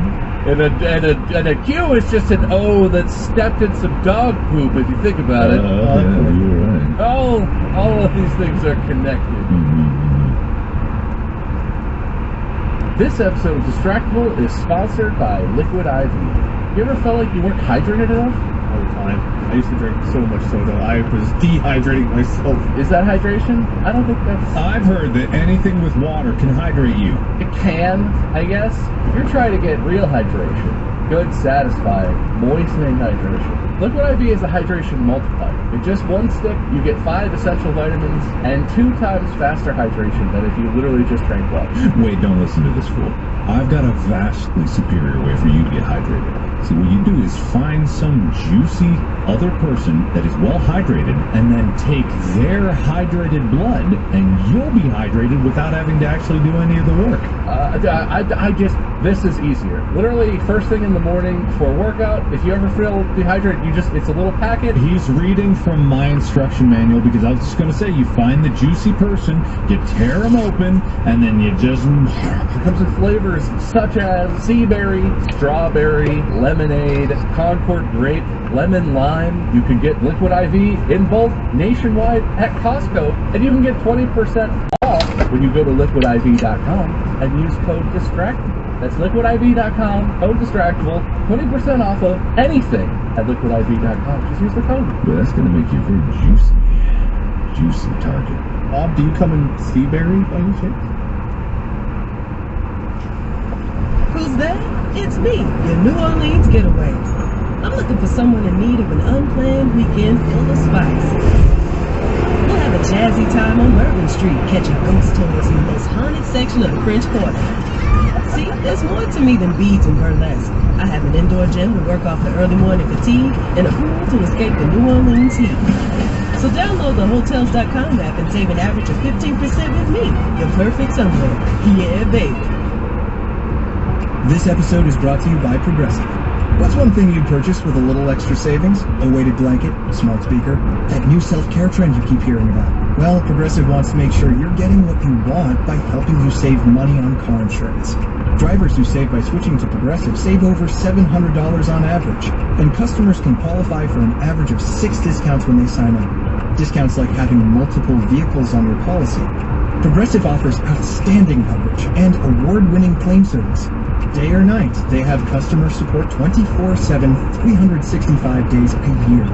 When you need them most, they're at their best. A little off your rate each month goes a long way. Get a quote today at Progressive.com and see why 4 out of 5 new auto customers recommend Progressive. Progressive Casualty Insurance Company and affiliates. National annual average insurance savings by new customers surveyed who saved with Progressive between June 2020 and May 2021. Potential savings will vary, discounts vary, and are not available in all states and situations. Alright, so we're going to dive into the topic now. I'm feeling a little bit less self-esteemy. So, I've got a few different genres here. I'm going to ask some questions based on each genre, and then I have some general questions if we have time at the end. I don't really know how to categorize this. I just woke up and I was thinking about it. I was like, oh, that'd be fun to talk about. Let's start off with kind of the worst one, but I think the best one to talk about. I think it'll be like a Are difficult we trying to get answer. these questions? Are we trying to answer like factually correctly, or are we trying to answer? This is like, purely opinionated, and you can try to sick. justify your opinion. There are no facts required here. Is it like a speed round where we gotta like jump in and buzz in? If we run out of time, we will do speed rounds, but really this is about discussion. Well, we never run out of time. I'll make my own buzzer just in case. Perfect. Horror genre. Horror movies, horror games, horror novels, horror shows, whatever. Scary stuff. If you had to live in a horror setting, which one would you choose? So if you had to pick like The Outlast or Aliens or something, like what horror setting would you live in if you had to live in? There's not really a good answer, but there's probably a worse answer. Right? I feel like Mark has an advantage here because I'm struggling to even think of a wide variety of horror settings. Mark We can discuss some of them. This is not really so much about competing for knowledge. Does Ghostbusters count as horror? Nah, I wouldn't say I know that's that the horror. tone of the movie isn't horror, but if you The world, look I at the guess. setting of the world, where ghosts are crossing the astral plane and Gozer, is returned and all this sort. Is that a horror setting for everyone who wasn't watching from the context of the movie? I'm just curious. Okay, I can allow it if we establish some parameters. Like the Ghostbusters were kind of like a unique crew, right? So if you think about there being like ghost outbreaks, horrors all over the world, and there's only like a select few who can fight it, and even they are somewhat incompetent, it'd be pretty scary to live in that world. I could see you justifying it. They won. That's a harsh word. Yeah. Figured it out. They Yeah. did. I guess that one has the advantage A lot of where damage. most of the rest of life is still very normal. Like it's just normal. That's kind of what it's going for. But Yeah. if the thingies open up and people pour out, then you have the scary painting and the sequels get pretty Well, scary. You know, if you see a ghost and you get scared, you get a call. It's right there in the song. That's true. That's true. I'm trying to think because like I feel like there's certain if I'm keeping my mind in the universes and like I know about this as I'm going in, I would This pick is a you universe like plopped in. You're not a hero. You are you plopped into Oh. this setting. I would pick either, Jason Voorhees or Friday the 13th because all you gotta do is just keep moving and not trip. That's the only thing you need to do to survive. Your entire But life everyone is just trips, keep Mark. moving. Everyone trips in that universe. The difference in the universe is a lot more roots, a lot more There's There's so a many lot more. sticks. There's electrical wires running across every doorway. There's so many opportunities to trip in that world. And if you ever have sex, you're done for. Yeah, never have sex in the woods specifically, but there is a lot more boning in that universe apparently for some reason. So I mean, you take the good with the bad. Just don't trip while you're banging in the woods. Then you're good. Yeah. Okay. You know how horny you get when you're trying desperately not to trip all the time. just have Every time you don't trip, your boner gets a little higher up. That's like a little meter. You gotta trip every once in a while to relieve some pressure. It's either trip or bone. Those are the only two ways to satiate the meter: trip or bone. It's like Subway Surfers, but you gotta not trip over things, but you gotta collect, you gotta bone every once in a while so you can relieve the pressure. And then Freddy's behind you chasing you. I think that'd be great. Yeah, I pick that And unit. technically, those two, Freddy and Jason, are in the same world, right? Because they had Freddy versus Jason. No, not Freddy. Not Freddy. Freddy, I don't want to. I have too many nightmares. I don't want to live in Freddy universe. Wait, what's Friday? Friday the 13th is like Michael still- Myers. Okay, right. No. Friday the 13th is Jason Voorhees. Well, it's Jason's mom, then Jason the rest of the way. Halloween is Michael Myers. Oh, right. That's Jason, and then Halloween. Yeah, but those guys, all they do is walk. So you're going to get in great shape, you're going to get a lot of action, and you're going to get real agile from not tripping. Honestly, it's great. Is The Sixth Sense a horror movie? No, that's more of like a drama. I mean, it's like the world could be seen as horrific, but It's like a suspense. we don't have an example of that. It's more so like There's gore. ghosts exist and one kid can see them. No one else really lives worried about it. Yeah, well, that'd be a great world to live in as long as I'm not that kid. It's like big normal world. Yeah, all right. Yeah. There's our ghosts around. I don't know. Yeah, I don't know. I would Friday say the like 13th's not bad, right? Because you just have to avoid the one lake. Yeah. First the lake or space, I guess. or space. Yeah, for Jason X. Yeah. Dude, that movie is so funny. Yeah, I don't that's a generally good one. watch horror movies, but I've seen the one in space, and it's Yeah. so funny. Was that the one where it had the android with the nipples that fall off in the middle of the scene? I swear that's the one. I Yeah. don't So- remember. It's Yeah. been too It's long. that's the one where there's like a holodeck too. There's like a VR room, and he relives. He's beating one girl to death with another girl in a sleeping bag at one point. Hilarious. Classic. Who hasn't? Oh, Amy and I were looking through like the discount movies on some app. I forget what it was, but it was like 99-cent rentals. And I love going through those because you see all of the B movies, not even B movies, these are C movies that are made. And they're all these like knockoff horror things, and they have insane names. I can't remember any of them, but they are all that, just like you're boning in the woods when all of a sudden, or it's like you're boning in the woods and you find a spooky door, and you're boning in the woods and you accidentally fall through the ground and do a key. It's like it's all. Oh God, you're boning and tripping. That movie gets it.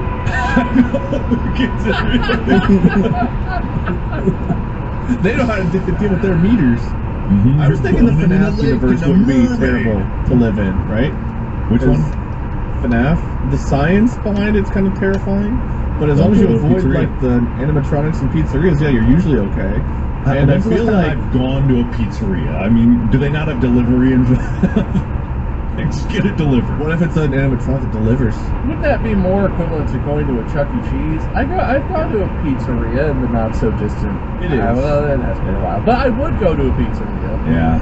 If there hadn't been like a pandemic and stuff that sort of ruined all that. Well, it's like There's nothing wrong with pizzerias. It's the animatronics that's the problem. yeah, and going to it's fine if you're not a kid and you're not working there. So long as you don't work there, it's gonna be an entertaining show, I guess, no matter what. Or if you're, don't be there at night. Yeah, or don't be in the front row. You gotta have like it's the splash zone when the bite of 87 occurs. If you have a really awful kid, it's a great place to have. No, I'm stopping pointing. I'm not. However, there are implications of like the soul, the science, and like physics behind the animatronics even being possible and stuff. So there are other implications other than the place existing itself. But overall, it's another place, kind of like Friday the 13th, where the horror is contained to an area you should be able to stay away from. I've decided. Oh? I want to live in the universe of the video game We Happy Few. Give me the drugs. I want to be high out of my mind and live a euphoric life in that absolute hellhole. And you get a cool mask. Yeah, that's what I choose. I choose it. Okay. I want to be absolutely blasted, not know what's happening. That's my life. All right. I'm going to give Mike a point for good, well thought out stuff. I'm going to give Bob a point for creative, outside the box thinking with Ghostbusters and We Happy Few and just things I wouldn't have considered. Congratulations. That is like a horror game, right? I know it's really more of a suspense It's kind again, of it's a puzzly creepy, game, but like it's meant to be a dystopian. Yeah, it's kind of hard to define things that are like walk the edge of a thriller versus like just pure horror, because that's what I was about to say is like Saving Private Ryan is a very scary movie. It's not a horror movie though, stuck in but gore. it has like some more gore than a lot of horror movies, more realistic stuff. It's terrifying, especially that opening, but I guess it's everything. But you wouldn't classically think of it as horror. Yeah, that's just reality. What would be the worst horror setting to have to live in? Bottom of the bucket, if you had to be in there, you're like, no, please, anyone but that. I mean, for me personally, Freddy is up there. Not Freddy Fazbear, but Freddy, burnt Freddy. You know that guy.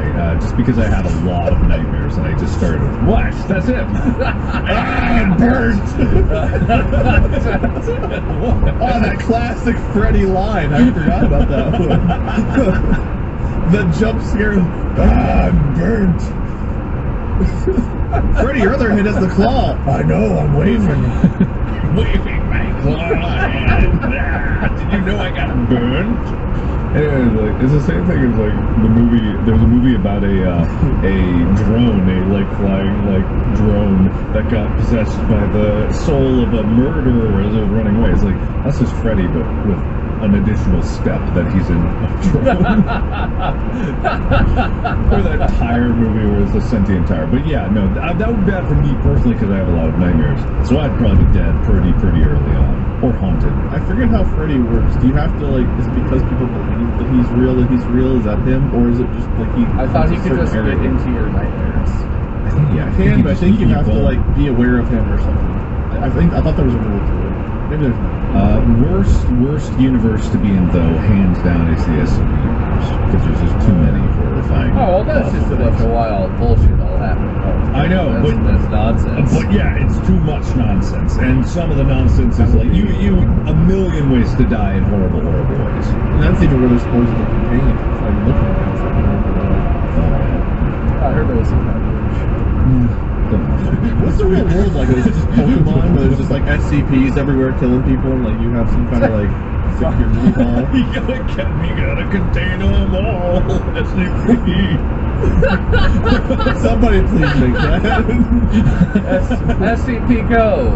You just hold your phone up and augmented reality will show you where the terrible monsters are. Mm-hmm. I am gonna pick, and I feel like SCP is a good one. But I had it. No, just no way that you saying SCP just made me forget what I had settled on. Oh, I should have written it down. Oh my God, Mark. Wait, I was literally about to say that. It's in there. It's in my mind.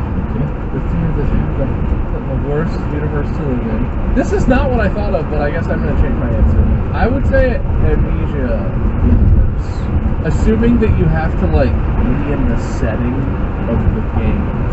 It's one of those where the entire setting sort of encapsulates, you know, the big thing area. I wouldn't want to be in there. If I was just another person, that's in the past, right? That's in like the before times. Early 1900s or late 1800s, I forget which. You know, everyone drinks blood, tincture.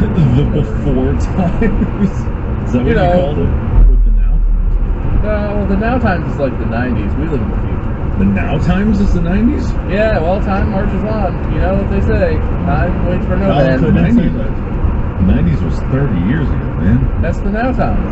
I don't think you can call that the now times. We barely have the internet in the now times. The internet lives in the future, Mark. Look, I mean, it's like when I was a kid. This is like a getting older conversation, not to turn into that. Oh. It's like it's always put in perspective that when I was young, the oldies was like 70s and 80s, and I was like, man, that was forever ago. That's as long ago now as when I was a kid that the 90s are. And so thinking about that with the Bee Gees and what the bands that my mom was always listening to on the oldies stations is like, that's equivalent time ago. Those are the super oldies now. Yeah, well, those are classics. That's a classical era of music. You have Beethoven, the Bee Gees, all of the classics. The classical era. Benny Goodman, the Bee Gees, Amadeus Mozart, Offspring. I don't know, but no, I swear to God, maybe I'm out of touch because I honest to God I don't listen to the radio. I stream it. But aren't there still like 80s, 90s, and now like radio stations, or is that not a thing anymore? Is it like the 2000s, the 2010s, and now? Look, 80s, 90s, and now are really far apart, man. That's what I I'm know. trying to say. Well, no, that's what I'm saying. That's why that's the now times is then, and now we live in the future. Now's not now times, now's future. Then's now. I'm so confused. Look, I had a much better answer for this question, and then Mark made me forget it by giving me a better answer. On the line of thinking of amnesia, I actually went back and I relived through all of Soma recently. And Soma would be pretty awful to live in if you counted as living, because the only humanity left were people that were under the water or the imprinted consciousness that's put onto the ark, right? So that would be a pretty horrible world to live in because no one's really alive. And if you are alive, you're alive for the end, and you're alone and isolated probably. Or there's just an imprint of your mind on an ark that thinks you're alive, that is waiting for a battery to die while floating out in space. I guess it's solar powered, but the technology will eventually fail it. That would suck. That'd be a pretty bad one.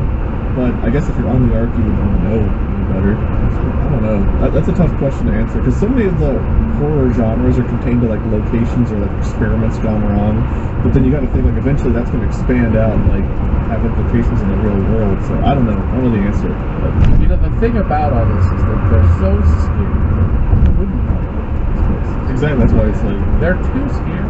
what's the scariest enemy or monster from a horror game or movie show or whatever? Like, what would be like the worst thing? That's so hard, because there's so many that can kill you fast, there's so many that can kill you slow. It's like, I don't know what you would even call like the scariest. Well, name some of the worst ones.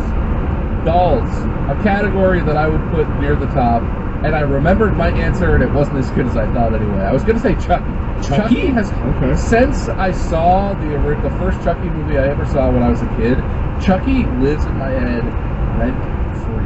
If I'm ever in a room with a little doll of any sort, unless it's small enough where I'm like, if that came to life, I can take it. But if I'm ever in a room with like a biggish doll, or like a collection of dolls, that is deeply unsettling to me. And like, in general, like that movie Megan, which is not a doll, but that's like a AI powered right, Basically, it's like, situation. yeah. But like a big doll, a sex doll.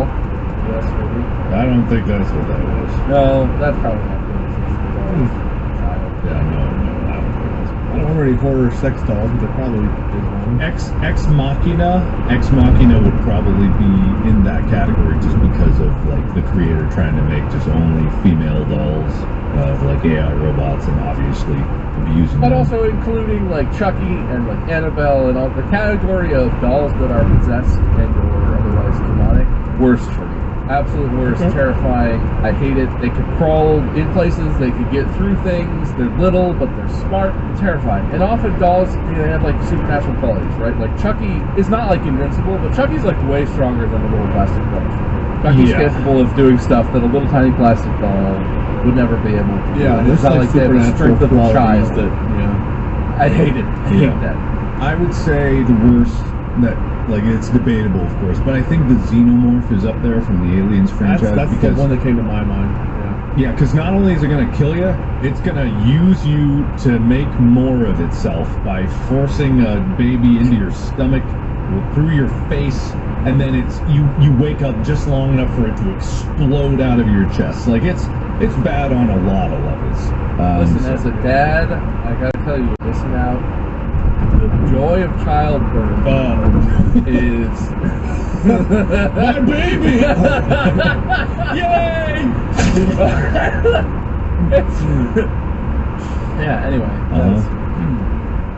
Yeah, no, that's pretty bad. Yeah, it's pretty bad. Yeah, but I'm sure that could be debated endlessly for a long time. But that one would probably be up there because it can stalk you and it can make you terrified and find you and crawl into those spaces and you have to hide from it and then it gets you and then it's not over. It's not even over quick. Let us know what you all think too. I'm sure Can I say also? Can I add one? By all means. I don't know how to categorize this, but I would include things like The Evil Dead. I guess like possessions, but also or like zombies. Anything where your family becomes the thing. Anything where your parents turn. Oh my right? god. Or like there's Yeah. that trailer going around for like the Evil Dead, the new Evil Dead movie or whatever, where the kid is at the door and is like, "Mommy," and then on the other side the mom is like, I don't even know what that universe is. Yeah, I mean, there's also just The Thing, like that kind of really Right. embodies that. That thing, I hate that. There's a lot of debate on like how The Thing works, but one of the theories is like that even the person who is infected, because it does progress over time, they don't even know they've been infected themselves until it's too late. Like when you see it's like The Thing, whatever it is, may take over at some point, but also it may be like the guy thinks he's perfectly fine until suddenly it's like, time to split my face in half, and it's like, so where is your consciousness in there, and when did you lose it compared to like being completely taken over? Like that loss of self of not even knowing when you're gone, versus like when it's taken over. Are you a passenger in your own mind as you witness and feel your body? I don't know. It's all awful. It's so unanswered, and I like horror universes that are unanswered because your mind fills in all the gaps. So who knows? True. That's it for the 4 questions I have. All right, that's all the time we have this week. I'll calculate the points to see who's won. Wade put up a real good show, but.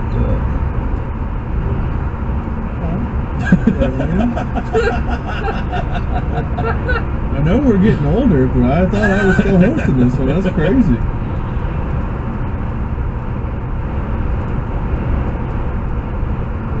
Almost all time for all of these. We'll go a little bit fast move for this round. So similar lines of questions, but let's go into the realm of fantasy. I just recently saw the D&D movie. I actually thought it was really, really good.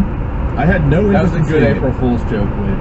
Yeah, everyone thought that's what it was since I tweeted it on April Fool's. But I did see it, and I had no interest in seeing it. The previews, I was like, I like funny people, but like I just don't see this being a good movie. And then I went and saw it, because Jesse, my friend Jesse, actually texted me, "Let's go see this movie." He's like, "All right, whatever. I'll have fun with it." I went and saw it, and I was like, "Damn, they did such a good job. I hope they make more of these. Like, I'd love to go see this again." And I was really blown away. Shout out to the D&D movie, I guess. I was gonna say, like, I also saw a movie this weekend. I saw John Wick 4, and great stuff. But my God, that movie could have been 45 minutes shorter.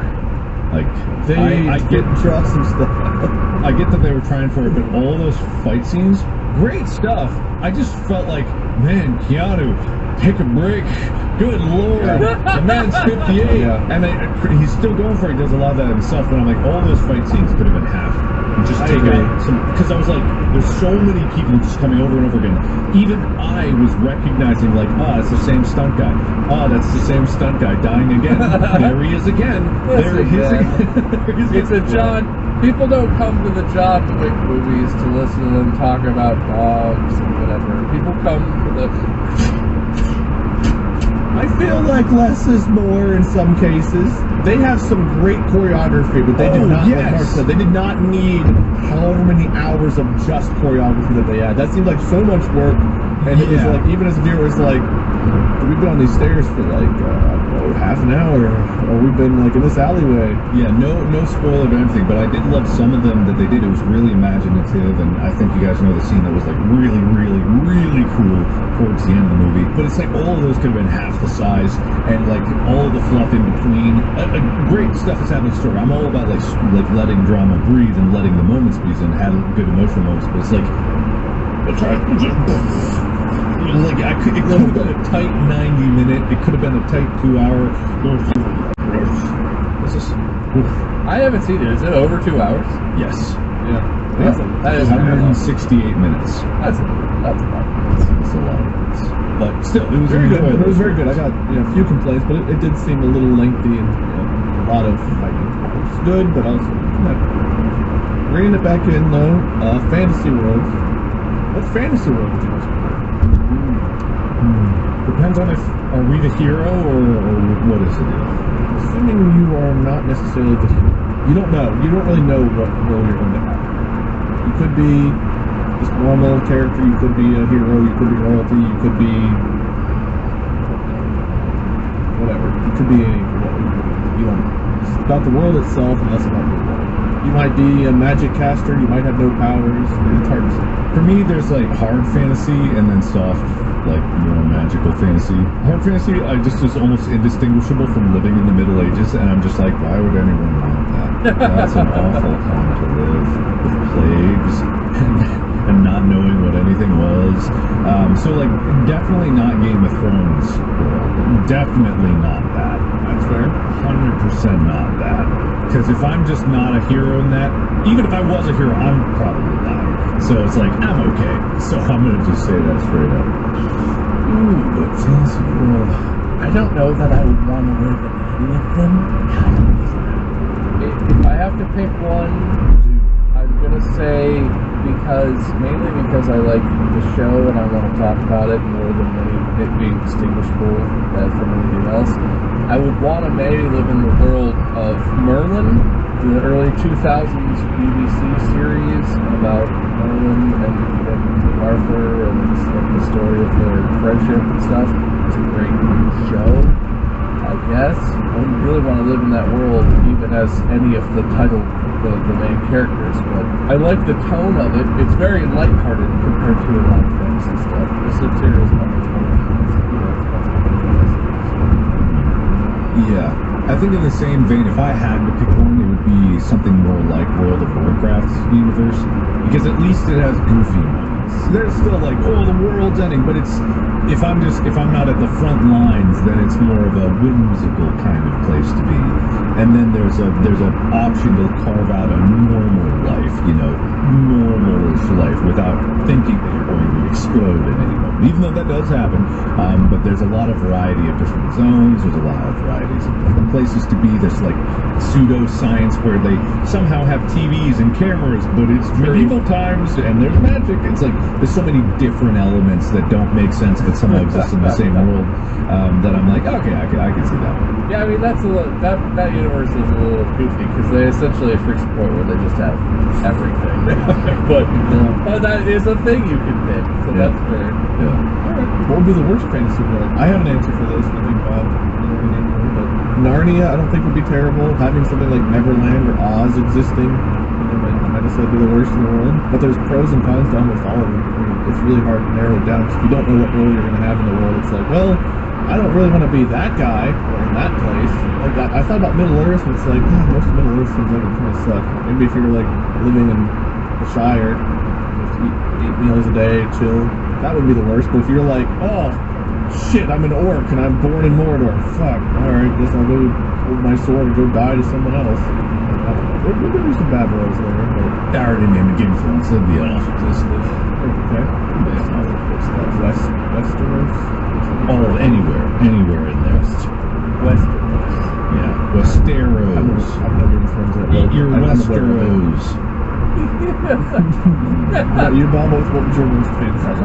I mean, Game of Thrones is definitely up there. I was just gonna say, just if I was self-aware of where I was and what it meant and everything, I would pick Lord of the Rings. I think if you knew that there was all this beautiful stuff going on, I mean, unless you're an elf, I guess. The elven civilization seems pretty dope in that world.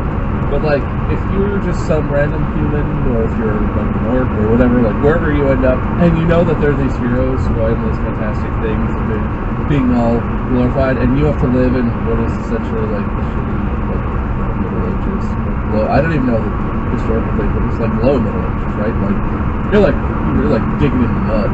Like unless you're very lucky, you're very lowish peasant in a lot of sense. Yeah. That would be awful. And especially if you were aware of like, oh, people love this franchise. It's such a it's this high fantasy. It's all this beautiful imagery. I'm not doing this shit. Farming goddamn turnips in the mud out here. Nothing for this douchebag. It just seems like it'd be disappointing. Have you guys ever heard of Athos? So there's a tabletop / D&D type campaign. Pathfinder's like a version you can play, and they have like a setting called Darksun. There's a world of Athos, which is just like a dark world where like everything is shitty. All the rulers are like powerful necromancers and just horrible whatevers. The average citizen in almost every part of the world lives a horrible life. There's like a couple of cities that have like nicer denizens from what I know. I don't know everything about the world. But it's just like everything is hot, everything's made of like easily crumbly material, and people have like powers where they can like grow to be from 10 feet tall to 48 feet tall and just smash your house with a single swing of a hammer and all kinds of stuff like that. I think that would be a place to live. And that was the first one I thought of was Athos. Yeah, everything It's a you very niche described. setting, not everyone knows. It sounds like hell. It sounds like you're just in hell. Yes. Wait, so I have a question because I don't know how these things work. Is Warhammer 40k fantasy? It's more sci-fi, but there also Okay. is Warhammer fantasy, and that would also be bad. I would not want to live in any of the Warhammer. Yeah, no. No that's- Warhammer settings for me ever. Yeah, Those are that's- all awful places. Yeah, there is still the warp in fantasy. There is still like chaos in fantasy. There's still all the horrible factions in Warhammer fantasy. Yeah, that would be pretty. I think recently in Warhammer fantasy, the entire universe exploded. So that was also not good for everybody who lived there. No, that sounds awful. Yeah, it was pretty bad. But thanks Sigmar, he pulled it all back together. What do you even do? We put like boards over your windows? Like, how do you prepare for the universe exploding? Sandbags? Like, what do you do? I think you go and you bone and trip some, and then just wait for you just spend your time boning and tripping through the universe. just try to, as the universe is walking slowly behind you, you just bone and trip as you try to escape. Oh God, it's coming for me! You killed You him. just keep then it's gonna tripping, and explode me. Jason is right behind you, coming, and you look back and you're like, man, the universe! Really? And he's like, oh yeah. You know, I'll just Jason. Yeah, that's how he talks, right? I know. Oh man, Yeah, his classic voice line. I'm tired of these damn kids boning in my damn Crystal Lake woods. And that's it. He's That's just an it. old, angry That's old it. man. I'm tired of these kids boning in the lake. They're scared away all the fish. Quit tripping on my lawn. I have one last fantasy question, and then we're going to move on a little bit. We don't have a ton of time, but assuming you did get to choose at least your class in a fantasy setting, what class would you want to play as, live as? Are we talking standard classes or are we expanding? Sure. I mean, you can name whatever you want to, but in my brain, I'm thinking like, Warrior, rogue, mage stuff. yeah, something like that. I mean, you can expand on it if you want to. You can be a little more specific. I already know. I know exactly what I want to be. I want to be, and this is not like a playable class, so maybe I'm getting confused, but I would want to be / armorer / guy who sells weapons and other things to the party, who lives in a nice place who's not an NPC who Okay. has terrible things happening to them. Blacksmiths in this setting are always badasses. They always have stories, but they don't have to do shit. People respect them, and they don't steal from them or do it. And they're just running their business, forging That would some probably shit. be some kind of warrior build, right? Because you'd have either a high strength or dex in order to forge.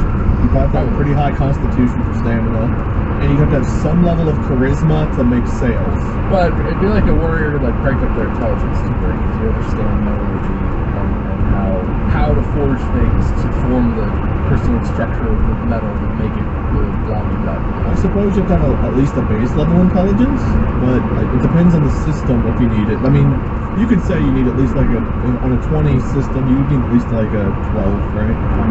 I would assume a little bit of intelligence, a little bit of charisma, and a lot of strength or dex, and a lot of.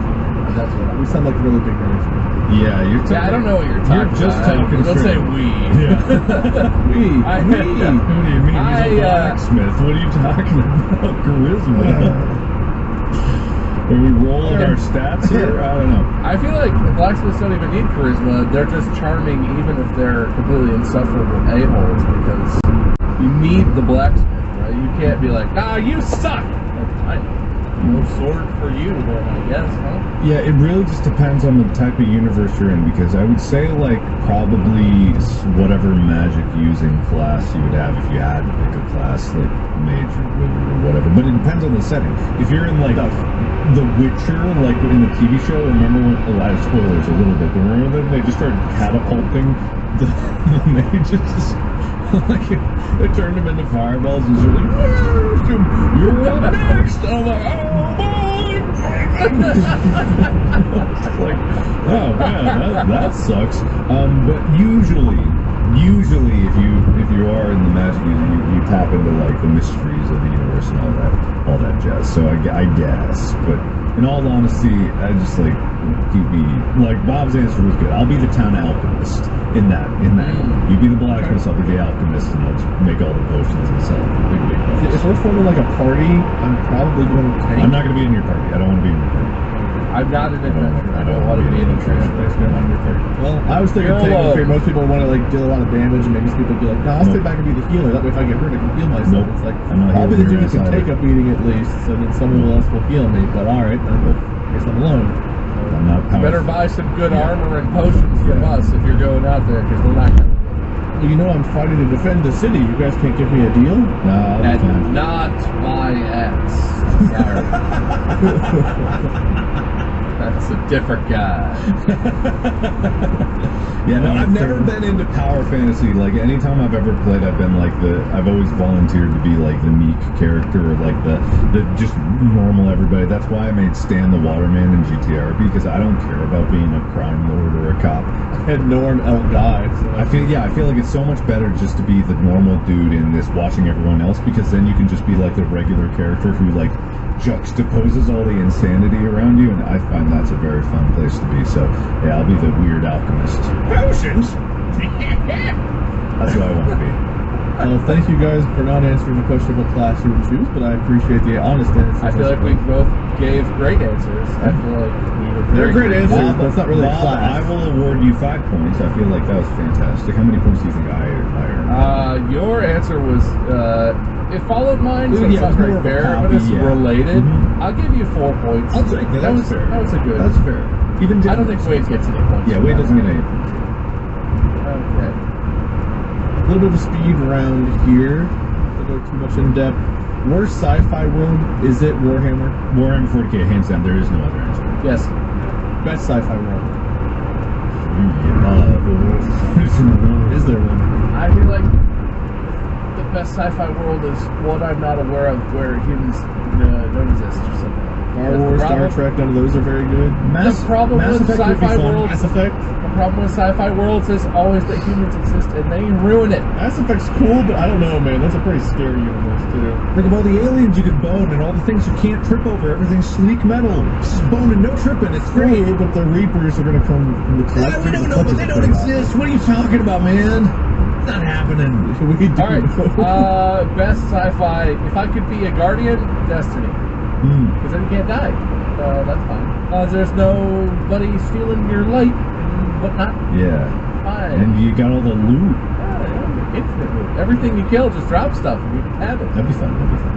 In just a normal life setting, let's fast forward like 300 years and assume humanity's still doing okay. If you had to choose to live on a new planet in like a bigger, better, fancier space station that currently exists, or on Earth, which of those three would you rather live on? PlayStation. Am I taking myself when I'm going there? Because I would do it just for the variety. Yeah, Space Station. Or a new planet. Just for a new experience. I would probably have to go with Space Station sounds cool, but there's too many, like, the entire thing explodes type scenarios. And maybe it's a future where it's a little more stable than that, but that Space Station just seems tenuous. New Planet comes with its own issues. I always envision, like, the Firefly kind of universe about New Planets, where it's, like, it's kind of the Wild West. There's all these, like, weird diseases and stuff, but, like, everyone just is fighting to make it work. And I would go for that, I guess. I'm assuming Earth is totally fine. For that far in the future, there's no way Earth is a place to It's have. not going great. I don't see 300 years in the future Earth going real good. So I would go with Mark's right. If Earth was in the same condition, I would stay here. I know I like things here. I know I can breathe here. I know I can eat good food here. There's no chance. I would probably take. No shot. I'd probably take Space Station. Otherwise, I don't know. Self-preservation tells me new world, unknown threats. Give it a while to figure it all out first. Let someone else be the explorer, and then I'll go once it's safe. Well, kind of a timid answer, but I'll accept it. I accept your response. I'm just being honest. I'm a big bitch baby, and I don't want to. I give you 3 points for that one, Yeah. and I think Mark 2 points for New Planet. Thank you. Kind of the same thing as me. Yeah, appreciate it. He said Space Station on top, but that's Well, I said either or, but I kind of would trend towards New Planet just because I feel like there's more opportunity to explore. Oh, okay. So you changed your answer. 2 points. I guess I thought you concluded the New Planet when you were Yeah, I was kind of covering the spread there, and I didn't really like put all on one. So. Your answer was all of the above, which honestly, sometimes it's the right answer. Sometimes. Some more quick fires here, real quick before we wrap up. Which NPC from side character would you most trust to have your back from either game, show, movie, whatever? Like you're like, I want that person. Not a main character. You can't pick like Ripley from Aliens, but like which side character or ally or whatever would you choose? I mean, Rex from Mass Effect would be a good choice. If he's always got my back, Rex, he's just the big Krogan. Would you trust him to always have your back? That's part of the question. Oh, would I trust him? Yeah, if he was on my team, apart from like us parting ways down the road, if he was on my team, yeah, I'd want a Krogan. But you'd want a Krogan ally. That makes I could see that would be good. Yeah, the Mass Effect's good because you have your crew is like nothing but side characters. Yeah, I was thinking. I think Bob, it seems like you're thinking, so I'll give mine. I was thinking Garrus from Mass Effect because Garrus is always pretty much agreeable. He's a skilled fighter, but he's also like he's just always no matter what Shepard does, he's like.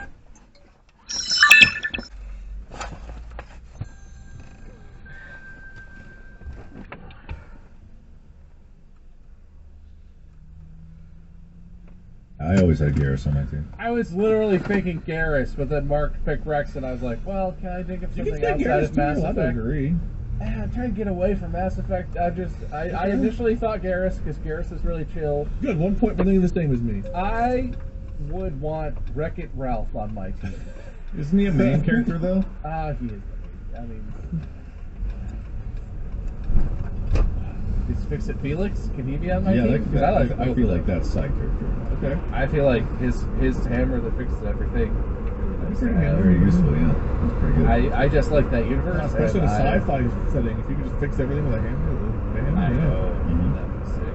I would rather have Ralph because I like him more. Felix is a little bit prick sometimes, but I would pick Felix too. The hammer's nice. What enemy from any genre would you least like to face or see in real life? Oh wait, I have another answer for my backup one. This is a really niche one, just real quick. It's Jurgen from the Caiaphas Cain novels in 40K. Not accompanying being in 40K, he stinks, but God is he useful. Oh, and hyper loyal, like hyper loyal. Will get you whatever you need. It's just that he smells real bad. That's the only downside. But in the books, it is like incredibly useful, especially if you are in that universe. There's multiple reasons why. Anyway, that's it. Worst enemy from any genre. I'm gonna say this is within the context of the universe, and I'm filling in a lot of information with my mind. The invasion fleet from Space Invaders, assuming that our defense is several easily destructible blocks of shields and one ship that shoots one missile at a time. Just standing on the ground, and they're like going back and forth, and you're like, Jesus, like land or whatever, like what the hell? They're not even shooting back. They're just slowly advancing. In the reality of that, if I was like perching on the ground watching that, or if I was the one crew of the ship that was fighting back, nightmares. Oh, worse, Xenomorph. Didn't I say this one already? Well, when we're talking about like sci-fi stuff, I think, but like this is from any genre. So you can pick like any of the 5e enemies, any of the horror enemies, any of the it's long I list. choose Nurgle from 40k because he's the god of decay, and everything about it is awful. Yep. Would it actually suck to be a main character? Yes. Yeah, but also final answer locked in. I need no explanation. I think everyone thinks they want to be a main character, and I think everyone feels like they are. But I think the actual shit that happens to a lot of main characters in a lot of stories is way beyond what happens to another person in the course of their life. Yeah, and the pressure put on you, everyone like depending on you for everything all the time. Like no one's ever competent enough to get anything done outside of like you doing it. It would not be a good life. That's like anxiety disorders, like never sleeping again, panic attacks, constant stress and agony, and terrible stuff happening. Though there is probably people that want to step into that role, like that could live that, like they're wanting to succeed or adventure or whatever, could outweigh that. But I think that'd be a niche. Like I think the thing about storytelling too that that gets skipped over a lot is there's a lot of intermediary shit that happens. The story shows you the hero emerging, the huge tragedy, whatever, and then them overcoming it, and them ultimately succeeding, or whatever happens, shows you all these moments. There are sometimes like weeks, years, decades in between the unbelievable tragedy and everything that follows, and then getting redeemed or in any way feeling better about it. I think being the main character mostly involves a lot of suffering that no one gives a shit about, and no one ever gets to see in the movie or the game or whatever, that is misery, and creates the pressure that individual feels that they need to succeed because everything leading up to that point has been such a miserable, punishing, sad, depressing, whatever thing that they get to a moment where they can turn it around and it's like, I have to do it. Yeah, I'm all about that. I think it'd be purpose. awesome. I think that'd be cool though. I'm all for like purposeful even through misery. So yeah, I would be okay with it. I think it would be awful, but yes, but also no. So yeah, that was my original answer. Yes, but also no, because I'm all about having purpose. At least you're consistent. Thank you guys. I had a few more, but I feel like this is probably a good wrapping point. We've done a lot of questions, so thank you all for indulging me. Let me tabulate the points here. Did you actually write down points? I don't remember what you guys lost points for early on, but I have a -1 for something for both of you. I don't remember why, but how dare you have done that to earn those Yeah, I don't negative recall points. you telling us that we lost. Yeah, I don't recall it either. I don't either, but there's a -1 right at the beginning, so you guys must have done something to deserve. Maybe it's when you hijacked the episode. I don't remember. I don't think so. But in any case, am I allowed to declare the winner, or do you guys have to declare the winner since you guys have stole my hosting? I think for this once we can let Wade declare it. He never gets to, so I think it's unfair. Go ahead, I guess. Yeah, we'll allow it. Alright, well, I have reservations about how the points ended up, but in the end, Mark, you have 2 more points than Bob. Really? Should I celebrate? Wait, I always celebrate, and then somehow over the last few episodes I've celebrated, and then I've had to take back my celebration. So I'm gonna be tempered about this one. Does that mean that he wins? He is our main character. He wins. What? I should have just answered all of the above to every question No. so I get more points. It was not the last question that got him all. Oh, he did that multiple times. Yes and no and maybe is my answer to every question. 2 times. There were That's certainly multiple. some spots that were weaker than others, but I don't remember how I added all the points up. I just put them down as we were going, and he ended up with 2 more. I'm sorry. Until I get a winner's speech, I'm not gonna celebrate. All right? Okay. Bob. Would you like to give the loser speech? Not really, no.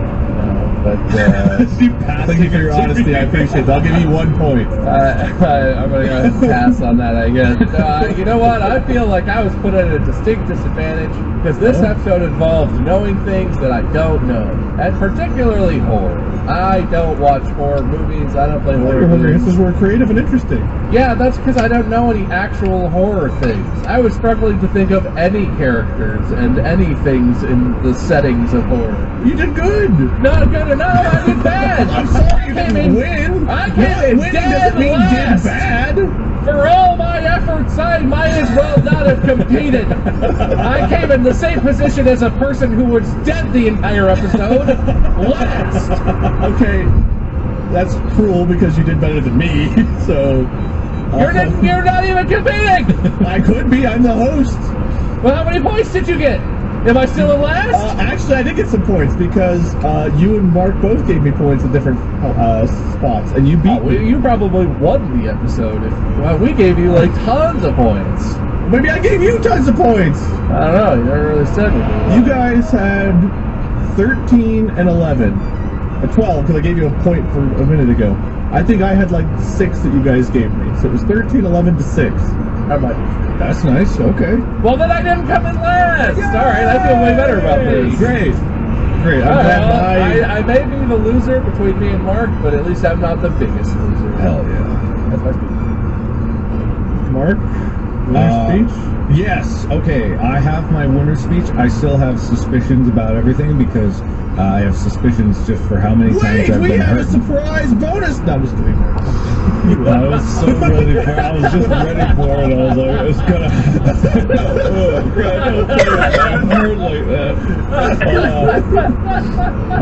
I would like to wrap it up quickly to say thank you for the generous judging. Whoever was judged, me, Bob, or Wade, or the person with the S for initial, we will never know. Thank you for your understanding and care, and whatever you did, Mr. S. Thank you. One of us hosts in riddles, the other in Ron.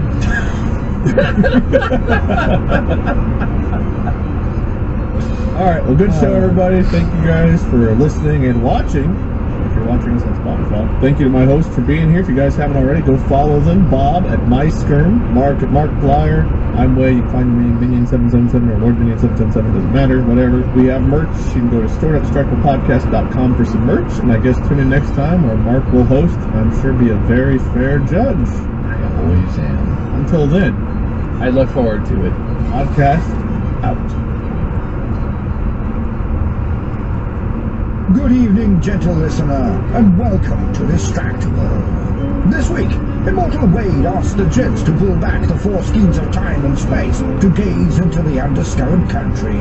Sticky Bob prophetically predicts dystopian digital slavery and USBBs 1.0. Mellifluent Mark bemoans the complexity of computing and Lord's second life over Jujitsu Zuck's Madverse. From Thundervation to Frankenstein steaks. Yes, it's time for What I Want. Now sit back and prepare to be distracted and enjoy the show. Hey everyone, welcome back to another episode of Distractable. I'm today's host, Wade, and I'm keeping the host today. And as always, I'm joined by my friends Mark and Bob. Hello, guys. Hello. I'm waving. That's for the viewers, not for the listeners. I'm waving too. That's the people we care about the most, the ones that look at our faces. They're more important. They are. If you're new here, we have video. You can watch us on Spotify. You're probably watching us on Spotify. There's also a show where we, I don't know, one of us hosts talks about whatever we want, finds points, whoever has the most points wins, or at least, I don't know. It doesn't ever really matter, and it never makes sense, but it's always incredibly fair. Definitely always fair. Got that right. Yes. Very fair. How are you guys doing? Yeah, you're so great. What's on the left there, Mark? You seem like you're very interested. What? What are you talking about? Oh, nothing, just is it a really good wall? Oh, no, I bet our faces are over there, right? He's got the window open where we can see each other Oh, you just can't stop looking into our eyes. I'm looking right at you. by your eyes and my forehead. That's good, just making sure. I'm doing great. I'm doing Yeah? excellent. Yeah, I got almost 3. I'm going to say 3 nights of good sleep in a row. It's a new record. Yeah, that's awesome. The little man, the baby, is doing good. He's a little fussy, but he's sleeping more, which makes me want to cry a little bit with joy. It just couldn't be better. Is this your first proud parenting moment? I'm not proud, I'm just relieved. And somehow I'm still tired. Even though I got like 8 hours of sleep, I woke up and I'm still just like, what happened? I feel like a man screamed at me all night, even though he didn't. Muscle memory, your body just feels like it's being screamed at waking up. Dude, that's the crazy thing about having a baby, okay? I hear his screaming, like wherever I am. Like right now I'm in a room in our backyard, right? It's like a detached office. I faintly in the back of my like hearing and consciousness, I swear to God, I hear him screaming from the other room, right? Because anytime we're all hanging out as a family and I'm like, I'm gonna go to the bathroom, and I leave the room, he takes that opportunity to be like, it's just me and Mom. Time to go fucking crazy! And starts crying and whatever. And I come back and Mandy is like, So every time I'm not in the room with them, or wherever he is, in the back of my mind, I'm just like, is he crying? Is he crying? And it happens in my dreams and everything. Like, just everywhere I go now, I'm just like, is that James crying? At the mall? Is James at the mall crying somewhere? It sounds like you're like slipping into just madness. Like your last bit of strings of holding on to reality are slowly being cut. I mean, from what I've heard, that's a pretty apt description of parenthood, so... It feels good, guys. You should do it. Yeah. Come on. Yeah, we'll get right on that. Water's fine. Jump on in. Just a little bit. And it's just in my imagination, really. Or it's not, but you never know. You have to check. So that's where I'm at. I'm doing great. Great, guys. Good. How about you, Mark? I have a new company to rant at. Uh-oh. Oh boy. Hold on, want to check sponsor lists? Yeah, go for it. Okay, yesterday I was angrier than I've been in a very long time because I'm currently in the process of the organization phase of editing the movie. And so to do that, there's a lot of data. There's a lot of data, like 90 terabytes worth of data that needs to be handled, and that's a ton of stuff. So I need a very special drive. Well, not a very special drive, but I need a drive that can have a lot of hard drives, that can be a RAID array and stuff like that. And it's just like it's complex, but there's plenty of solutions out there. So this is one company called OWC, and the drives that they make are great. They work. I will say that straight up. They work. There's nothing wrong with them inherently in terms of how they function, the form, and stuff like that. However, and maybe this is my ignorance, but I got them and I was able to use my MacBook to be able to transfer files over as like the hub for that, because I was preparing things to go towards my main computer, which is a PC, a Windows computer, with a lot more editing horsepower than my MacBook, right? So I got what was called the Thunder Bay 8, and I thought originally the problem was that it was the hard drive that I was given was formatted for Mac, right? There's a different file system, and I was like, because when I first plugged those hard drives into my computer, it didn't read, and I'm like, oh, it must be a different file format. I need to get a new one and then put it into exFAT and then copy everything over, right? Sure. So I got this thing called the Thunder Bay 8, and on the page, I had to double check this after I got off the call with the customer service yesterday, because I was like, am I crazy? Am I just stupid in my execution of this? Because I go to the Thunder Bay 8 and it says 8-bay Thunderbolt parentheses USB-C storage solution, right? Okay. But Thunderbolt is a proprietary Apple connector. It's a proprietary Intel connector. Oh, it's an Intel connector. It's an Intel product. You must not be a Thunderbaiter. MacBooks have had Thunderbolt ports previously, right? Macs have had Thunderbolt Yeah, before. they've had Thunderbolt ports for a while. They tried to make But now it they so don't that- have Intel processors. Oh. No, they still have Thunderbolt ports. It still works. Okay. And to copy 90 terabytes of data takes about a day and a half. Even at RAID speeds in hard drive disks, the array still takes a long time. So I spent the better part of 2 days copying things over, waiting to be able to plug this into my computer to be able to go there, and then lo and behold, the copy is done, and I go and hook it up to my PC, and it doesn't connect still. and I'm losing my mind. For about 5-6 hours yesterday morning, I was just trying to that It's a computer. lot of wasted Thunderbation. Thank you. Yes, well, Thunderbolt. And so I plug it into this one, and this is a Threadripper processor, and then I look up, oh, Thunderbolt's Intel. So I was like, oh God, is it only going to work on an Intel processor? So I grab another computer that I have, and I plug it in there, and I'm like, oh, this doesn't work. And then I'm like, oh no, this one's a Ryzen. Oh no. And then I realize, oh, I have a Intel computer because Starforge Systems, Critical's company, sent me a computer a while back, which I didn't shout out. That was like half a year ago, and I said I needed to just give some support. Hey, shout out to you. Good job, Starforge. Yeah. So I go there and I plug it in that one. I'm like, okay, this is gonna work, and it doesn't connect. And I'm just like, oh my God, no, it doesn't connect. So I call up finally customer service, and the first thing that he says is, all right, first thing off the bat, let's make sure it's not plugged into a USB-C port, because it's just not going to work. And I go, oh no, what? And he's like, it should be really obvious that this thing is not it's Thunderbolt only. And I'm like, oh.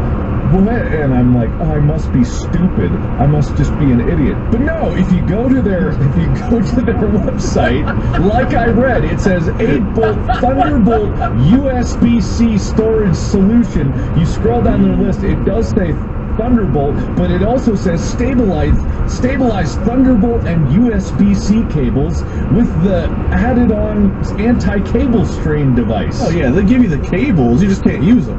Yes, it's just like there is nothing on this website that says Thunderbolt only. The host port requirements in the technical details says Thunderbolt parentheses USB-C port. That's what it says. It says Thunderbolt USB-C port. That's what it says. And then this guy, It's just telling you, Mark, that it's the same shape. Because you know, a Thunderbolt port and USB-C, they look the same. And they're just like, it's that one, but it's got the little lightning symbol next to it. Yes. Thunderbolt. It sure do, and this is where I discovered that I was like, okay, maybe I can get a computer, like a PCI Express adapter, to be able to get a Thunderport, but if your motherboard isn't built with Thunderport headers in it, you literally cannot put a Thunderbolt connector to your computer in any way, shape, or form. And I blame myself partially for the ignorance of the, difference. Like, I knew there was a difference between Thunderbolt and USB-C, but if you look online, there's many things that say, like, yeah, usually Thunderbolt and USB-C things can interconnect. It's just USB-C will be slightly slower. Yeah, you don't get the same bandwidth or whatever. But it's still 20 gigabits a second. It's still high bandwidth. It's just that this specific hard drive from this specific company will not work if it's not Thunderbolt, period. And I bought 3 of these. Oh, so they were cheap. That's what you're saying. This is some kind of cheap, duct taped together knockoff brand of product, and they're not at all outrageously expensive or something like that. That's what you're saying, right? Yeah, they were only $5,279 a piece. So That's a car. Well, you better get some computers with Thunderbolt ports on them. Shit. yeah, I better. So I'm heartbroken, and I get it. This is not entirely OWC's fault. I think they should remove some of the USB-C language, but I didn't even know in the first place. But it's just like, I'm mad and I need to lash out. Thanks for that, Thunderbaiters. And you talked to them, and after you figured out all of this stuff, you were like, well, obviously I need to return these. And the guy was like, ooh, once you accept delivery, they're yours forever. Sorry. I picture this guy sitting in a dark room with like one light in there. He's holding a cigar. The phone rings like 3 times. He picks it up and he's like, before we get started, actually I've got a prop here. Before we get started, USB-C won't work. Would I? Click. That's basically how the call went. That's his whole job. I know that must be a common call because he said that before anything. He literally, Not even hello, what's your name? It's before we get started. no, he was like, what's the problem? And I told him like it wasn't connecting. He was like, oh, all right, first things first, USB-C won't fly. Just like, huh? You make like the saddest noise, like, and he just hangs up the phone, takes another Hurry puff, up, hurry picks up. up his bourbon, another one down. You heard it here first. Mark is editing an entire movie on a MacBook Pro, everybody. That's what's happening. Honestly, I was debating it, just being like, just do it here, but I mean, you could get like a dock and a Magic Keyboard and one of those 4K Apple displays. Those are pretty good. those are only $6,000. 3 times as much as they should cost, or more than that. But they're good, so Yeah. worth it. Or whatever, because it's got Apple on it. The only saving grace is that, like, the enclosure has the hard drives in it, and the hard drives can be moved over to something else. So I got another 8-bay. So I'm just gonna take the hard drives out and hope that the RAID array stays in place if I insert them in the same place. You just end up with 90 terabytes of de-addressed data across the hard drives. You plug them in and they're all just like, oh, what is this, film footage? Movie camera stuff? Oh boy, we're gonna lose some of these pixels, tell you what. From what I've heard, you can take a RAID array from something else because the RAID array is built into the hard drives itself and also what it's plugged into. But it's just like it was extremely heartbreaking. I have to deal with some returns, and these were not. I was gonna have these blown to like my editors. Oh God. Well, you can still do that. Just buy 3 more. Yep. In my brain, I don't know what I thought film was like recorded. I guess I pictured the big, giant, fancy like movie cameras having a long cable that somehow connect to another building next door that has like stacks of storage, and the editors have to cram into there to make the movie right next door. That's how it always worked in my brain, I guess. That's just how Hollywood does it. Union rules, Yeah, union rules. You gotta build a separate bunker just for the data. And upstairs there's a guy with like a glass of bourbon and one light in a dark room holding a cigar, like, that's right, keep editing and no USB-C. Why does everyone have a cigar? Man, I should get a prop that I keep near my desk that I just continuously make excuses to I gotta about. make it worth the business expense. I spent like $3 on this. This is a $2 joke cigar. I gotta put it to work. I've not had a reason to use it for a while. If I don't put it in my mouth long enough, the saliva really gets gross. All right, that's horrifying. Thank you. It's like a child's toy that never gets washed. It's real fancy though. I've got my own personal cigar prop napkin that it sits on, and I change it out every once in a while. You're like Chica because if we ever wash her toys, she has to re-saliva them back up. She's literally doing like.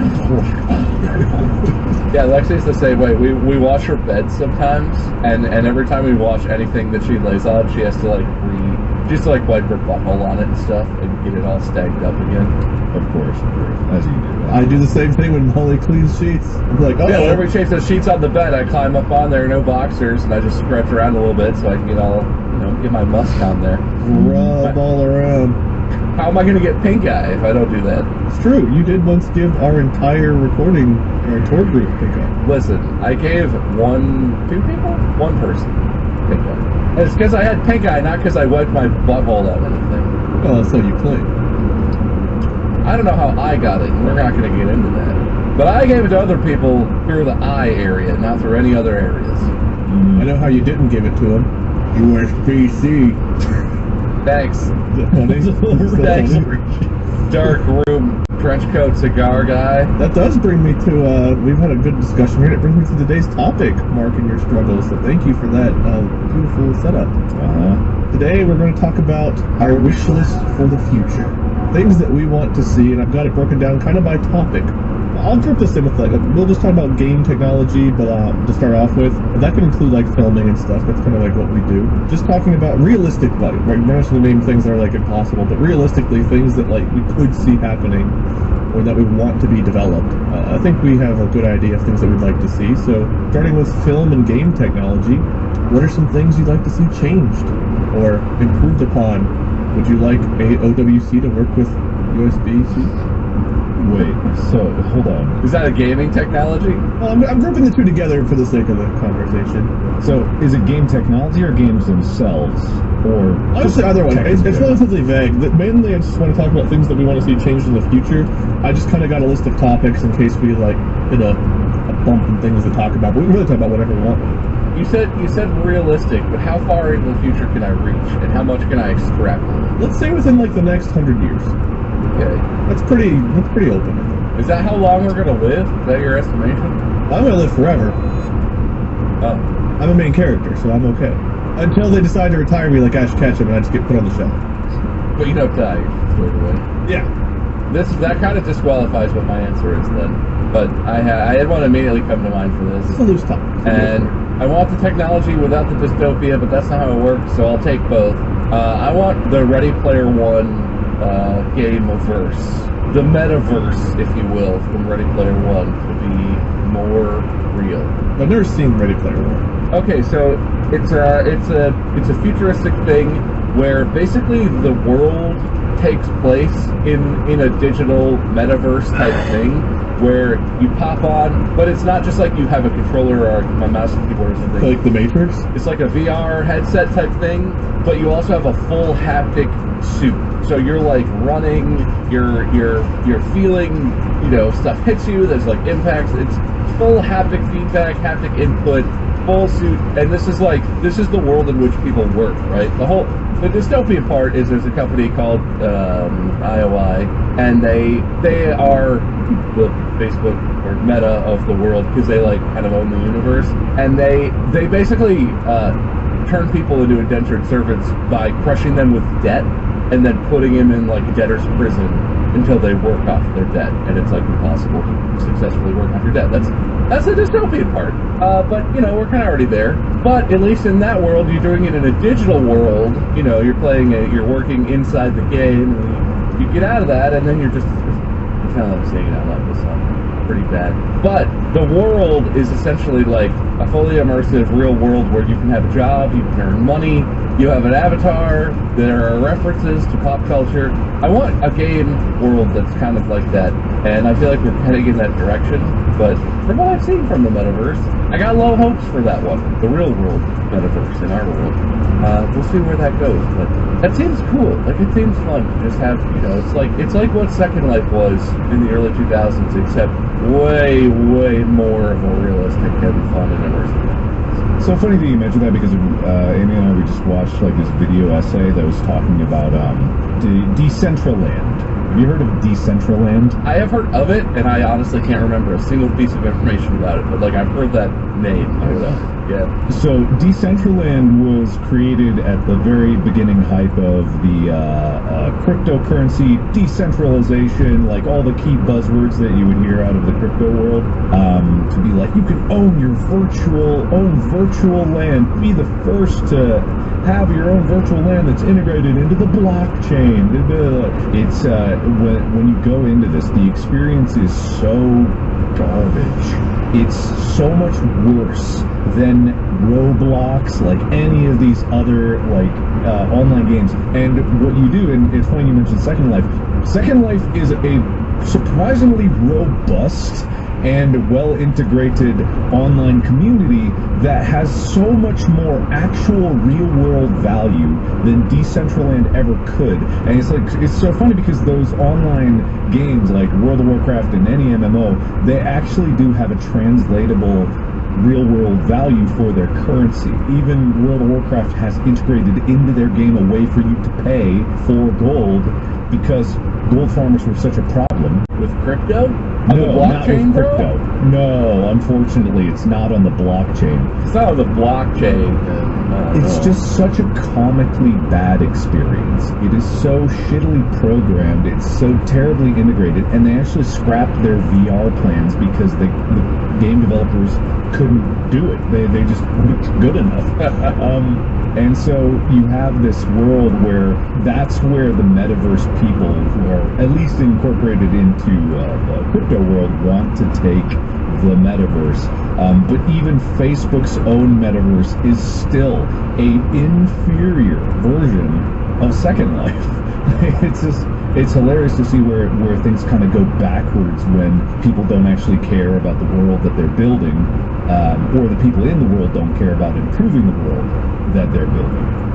It's just such a fascinating thing. So I don't know if that'll ever happen especially in the way that like Facebook or Meta, I guess now it's taken with their stuff. I love the Oculus, what I guess is called the Meta Quest now. The Meta Quest 2? I actually really like that as a VR headset, but not for the purposes of getting in the metaverse. I like it for its gaming ability, because I get motion sickness pretty badly, but the newest one actually helps it because it tracks your eyes, like where your eyes are looking, so it's I haven't helpful. tried it yet. I didn't know that was better because I used to get motion sick with the old one. I've had one for like 2 years just sitting here in the box.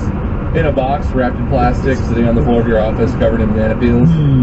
Interesting. I can't believe it. It's out of the box. It's just in this box. You put it in its case and then never opened it again? No, that's the Quest 2. I'm talking about the Quest Pro. No, yeah, I realized newer? mid talk you were talking about the Pro. Yes, the Pro is better at newer edge. Oh, so this thing's out of date. Good, I'll get rid of it. That's Into it. garbage. You might as well just throw that in the toilet and flush it down. Outdated. And then, what was it? HTC, they released their, Oh, yeah. competitor. I heard that was Yeah, awesome. they're a really lightweight headset thing that looks like a big pair of glasses. Sort of. I don't remember what it's called, but yeah, no. Well, see, that's the thing. Technologically, I feel like we are, like you're saying, we are heading in a direction where VR and AR headsets are already at a place where the HTC one, I saw a demo of a person using it in AR as like a work productivity thing, where it's like you're at a desk, but the desk is empty, but you can have as many monitors as you want, right?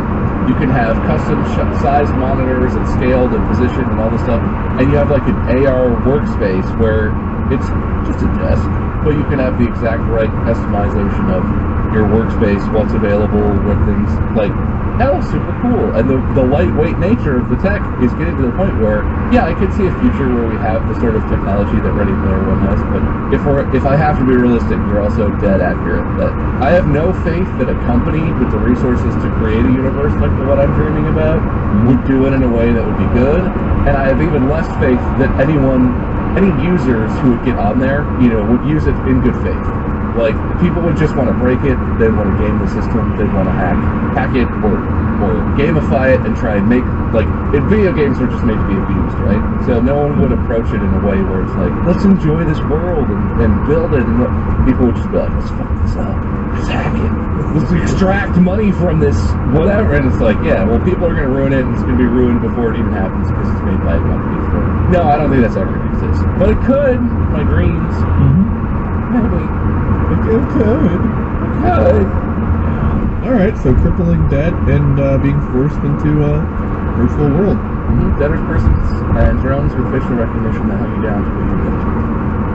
Did you see the original developer of the Oculus Rift made a modded version of a headset with 3 shotgun shells arranged right here up on your cranium, so that when you die in the game, it'll fire the shotgun shells and kill you. No. Oh my god. It's obviously not for sale, but I think it was made as an art piece statement thing, but it's just that's what Jigsaw's VR headset. Yeah, I mean, it's his view of VR and, that world being twisted in the way that it has. I think he's kind of jaded a little bit, but it's very funny. Too real. Sorry. Alright, Mark, do you have any dreams? What's your dream, Mark? Dream? Technological wish list? Technological wish list. Man, I don't know. Coming off of the AI conversation is 8-bay hard drives that can use Thunderbolt and USB-C at the same time? Yeah, no, I want a unified connection system, which is what USB was supposed to be, right? USB is called Universal Serial Bus. It was originally meant to be something that could unify all of these connections, and yet you still have these companies that are like, no, we gotta make a proprietary connector. And then the freaking USB Commission couldn't decide what the hell the USB Implementers Forum is what it's called. And the nightmare that was USB 3, because there was USB 3, and then there was USB 3.0 Gen 1 or Gen 2, and then there was USB 3.1 Gen 1, which was actually USB 3.0 Gen 2, and then there was USB 3.1 Gen 2, and then USB 3.2 Gen 1, which was 5 gigabits per second, which was no faster than USB 3.0, and then there was USB 3.2 Gen 2, which was 10 gigabits per second, which was actually USB 3.1 Gen 2. It's just like the names just kept getting worse. You lost me like a third of the way into that. I understand that technology is complicated, and I also understand that the thing that that USB whatever committee that you said faces is that they have versions of protocols and versions of connectors, right? Yes. But whoever comes up with the names over there should have been fired so long ago. Like, Jesus Christ! It's a USB-A female Gen 2. No. USB-A 3 Gen 3.1 Gen. Wait, it's a B connector. This is a USB-B. A USB-B. Like what? Before we get started, let me say, is this about our naming system? Because if so, nothing to say. Also, mini USB and micro USB. What the fuck happened? All right, this is not a conversation that I think a large portion of our listeners will care about. But Everyone will. if you want to go down a rabbit hole of someone who sounds a lot like Mark going on a rant about some dumb bullshit, look up a video of like a tech YouTuber, like Linus Tech Tips or somebody, talking about the USB naming conventions and how absolutely confusing and fucked it all is. At least it's all universal. Yes, I it have is the full universal. list. That's true. That's I have true. the full list of names if you guys want it. There's USB 2.0, and then there's USB 3.2 Gen 1 X1. What happened to USB 1.0? Were we just skipping things now? Yeah, USB 1.0 is whatever. It's back in the day. Doesn't get to be on the list. It sucks. Is this about USB 1.0? Because we shot that in the backyard 20 years ago. All right. Sorry. USB 2.0, the beginning, obviously. Yeah, USB 3.2 Gen 1 X1. That is the next step because the old names for USB 3.2 Gen 1 X1 was USB 3.0, and its old name was also USB 3.1 Gen 1. Then there's USB 3.2 Gen 1 X2, which is it's the double of USB 3.2. Then there's USB 3.2 Gen 2 X1, whose old name was USB 3.1 Gen 2, and then there's USB 3.2 Gen 2 X2, and then I thought USB 4 was going to be better. No, it's not. USB 4 Gen 2 X1, USB 4 Gen 2 X2, USB 4 Gen 3 X1, USB 4 Gen 3 X2, USB 4 Gen 4 X1, USB 4 Gen 4 X2, and then USB 4 Gen 4 asymmetric. Whoa, hey! So that's where they fired the guy who was doing all the Gen 2 X's, and the new guy was like, "Let's go in a different direction, guys. Yeah. I've got some thoughts." Which ones of these work with Thunderbase? None of them. None of those are Okay, good just to ones. make sure.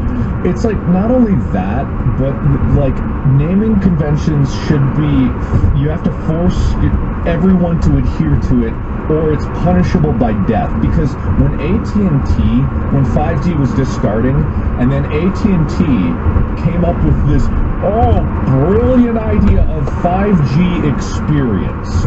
Do you guys know about this? 5GE, right? No. 5GE. There was originally LTE yada yadas, and that was a whole nightmare of itself. But 5G, AT&T did not have 5G towers up yet. They did not. Their phones were not 5G capable. There was not anything about that was possible.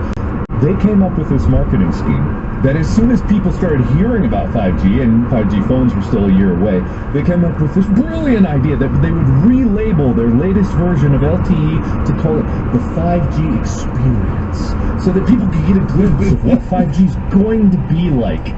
And it just threw a fucking wrench in the entire concept of 5G in general, which the commission for 5G was like, yeah, it's 5G. There's only one convention for it. But then these marketing assholes were just like 5G experience, and it's nothing different from LTE. It was no different, and they got away with it. Are you having issues with our 5G experience? Because that's a problem then, sorry. Yeah, Cigar's really getting its mileage today. We all appreciate it. That's like Taco Bell saying that they served grade A-E beef. it's actually grade E beef, or whatever. It's, Taco Bell buys cheaper stuff. EA beef. But it's the grade A experience level of beef. Once Taco Bell puts their juice in it, or whatever, spices. I love that, bro. I can't believe that's not illegal. I know, That seems just like straight up fraud. Like, I get if you want to say, like, in the marketing, if you want to say, like, it's as fast as 5G, kind of, or whatever. But calling it 5GE, like the phones said on them, in the little firmware in the thing, it would say, you have 5GE surface in the little corner. I've seen that. That's just like a scam, because it seems like it's a 5G convention. It's a misnomer of it. That would be like if you called something USB-C, but it was actually a regular USB Type A plug or something. Like, it doesn't make sense. It's not the same thing at all. Well, it's a USB-LC, because it's like C. USB-CE. It's the experience. Yeah, USB-C. Yeah, so in the future, companies must adhere to one naming convention they have to pick. They all have to agree on one, and it's just the one. And if you disagree, you get sent to the guy with a cigar for beatings. Create an independent city-state, like the Vatican. And the people that live there, all they do is live and breathe naming conventions, and they have ultimate authority to enforce it. They have their own gulag and torture chambers, the whole 9 yards. I'm with you, Mark. Yeah. You go to naming convention church where they'll, like, bless your name. Like, I want to call this USB-D. They're like, I'm sorry, my son. No. Slap it wouldn't be church, though, would it be NameCon? You gotta go to NameCon if you want to get a if you want to get a NameCon, because they're nerds. All right. Well, Bob wants eternal prison in VR. Mark wants just good names. Mm-hmm. Very reasonable things to wish for. We have high goals. I think within the next 100 years that's doable. Well, I don't think it'll happen, but could it? Yes. It could happen today. Naming things properly could very easily happen, but we have to lie for profit. Yay. Hooray! This might be a bit happier. What about technological advancements with food? I want it to continue to remain to be edible. That's good. I like meat a lot. I can't live without meat. But I've admitted I'm a hypocrite. I could never kill something to eat it. So to have, like, tofu doesn't quite do it for me. But if we could have something that fully simulated the feeling and taste of meat without me having to, like, eat an animal, I would love that. If I could have a steak without having to have a dead cow, that would make me happy. Yeah, there's some pretty good technological advancements in terms of lab-grown meat. And I know that as a name, like, doesn't speak a lot towards it. So let's get the meat the meat experience, you know? Weird side tangent on that.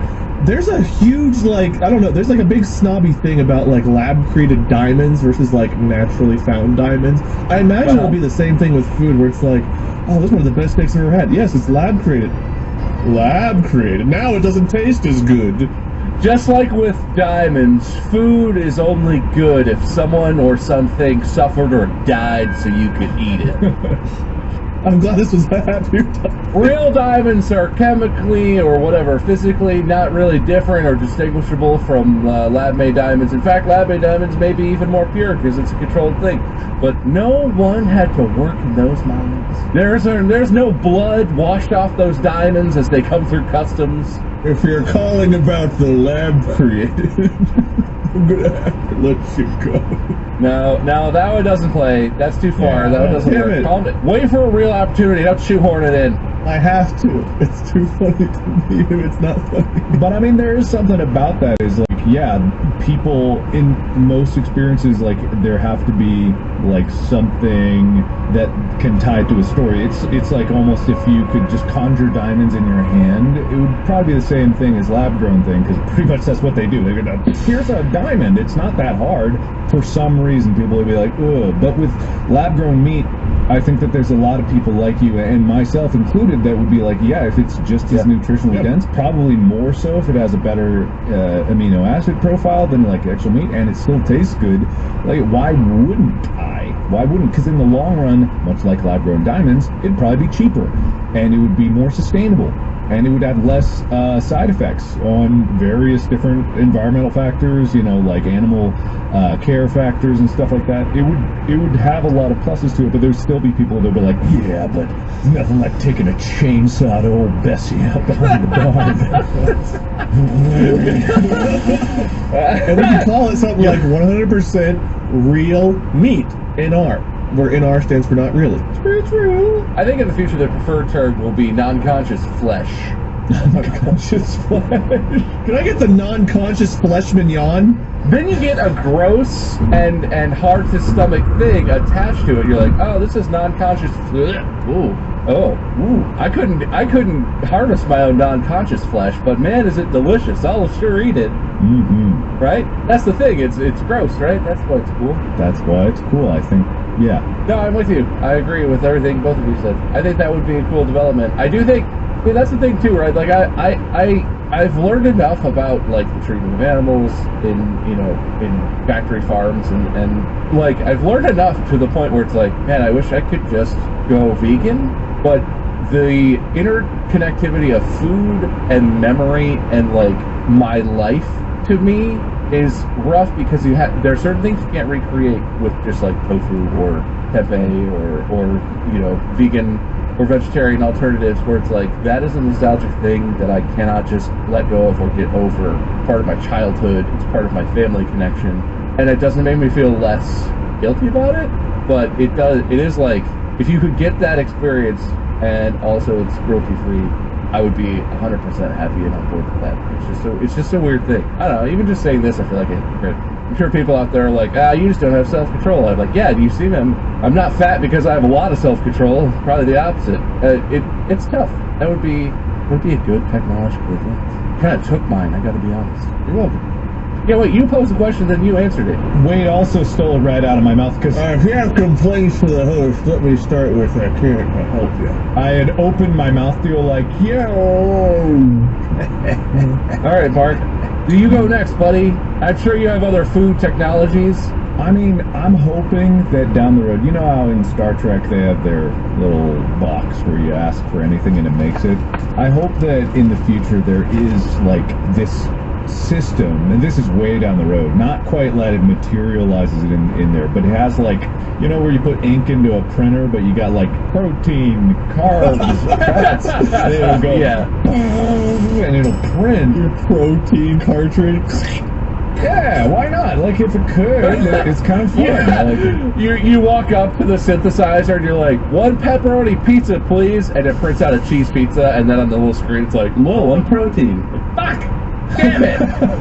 So you have to like take your USB 523C version 9.15 meat cartridge to plug in there. Well, that'll be Bluetooth 8.6 at that point, so. Wireless meat cartridge. Wireless meat? That's the future. Wireless meat. I can't wait. I'll just transfer you some meat via Wi-Fi. Yeah, no, food synthesizers, that's a good one too. The thing about that is it needs to get to a point where it's not gross. I'm sure that sort of technology could exist relatively soon, but it would just print out like, you know, like horrifying meme versions of food where you'd look at it and just be like, I'll eat something else. Yeah, I don't imagine it's gonna look very good. And you just get like a printer error, like on a 3D printer, and it just starts spaghettifying and just goes, oh no, my food got cancer. God damn it. Ooh, that's a fun genre. It's like a combination of right now how you could find live streams of 3D printers, and you could also find like cooking show type content. The 3D printer cooking show live stream where you're watching it half the time. It starts off printing something fantastic, printing a steak, but then it just turns into spaghetti. But if that happens, the machine just changes it over to actually spaghetti, and it's just half a steak covered in spaghetti, and the machine's like, haha. It's like a filet base with like spaghetti tendrils coming off that are start off as beef and turn into spaghetti. Oh god, it's like an alien-infested steak with spaghetti things. I mean, honestly, like, yeah, if that is something that could happen in the future, there would be printer errors, and it's just like, weird random food combinations. You'd probably discover combinations you'd never think to try that'd be actually really delicious. Like, I never thought about having spaghetti wrapped filet. I think they call that a carbonara. I don't know why, but I thought you were going to add another step to the carbonara thing, but you just... Isn't that what a carbonara is? Am I crazy? No, that's not what a carbonara is. Steak carbonara. Can't you have a steak carbonara? A meat carbonara? Look, carbonara is a simple dish where you start with bacon and or pancetta, some kind of smoked pork product, then you cut it into little bits, crisp that up in a pan, and then you add like an egg yolk and a whole shit ton of Parmesan cheese. And that's it. And it's pasta with like a creamy cheese sauce on it. No, it's got meat. Yeah, it has little bacon bits in it. Look, if it's got spaghetti and meat, it's a carbonara. We are unifying our naming system. Skyline's three-way carbonara. No, you're right. You're right, Mark. I'm coming around. It's got spaghetti. It's got meat. Carbonara. If there's one country that has really strict food rules, it's Italy. And you got your cannolis, you got your carbonara. Oh, God, the cannolis, Those are the two main food groups. You got one thing's a cannoli, one thing's a carbonara. That's it. Dude, my stream chat since that episode's come out has just been, is this insert random bullshit a cannoli? Like, every fucking person that comes in, so many new people come in and just ask me if bullshit's it's the new bald. Instead of just people coming saying bald, it's now, is fucking my sister a cannoli? It's just, god damn it. Wait, is that one a cannoli? Shut up. No, what? You're telling me you didn't talk that through? No, I did not talk it through. I made that one up, I think. Well, now I'm just curious. Mark, you're the cannoli expert. Is fucking my sister a cannoli? Discuss.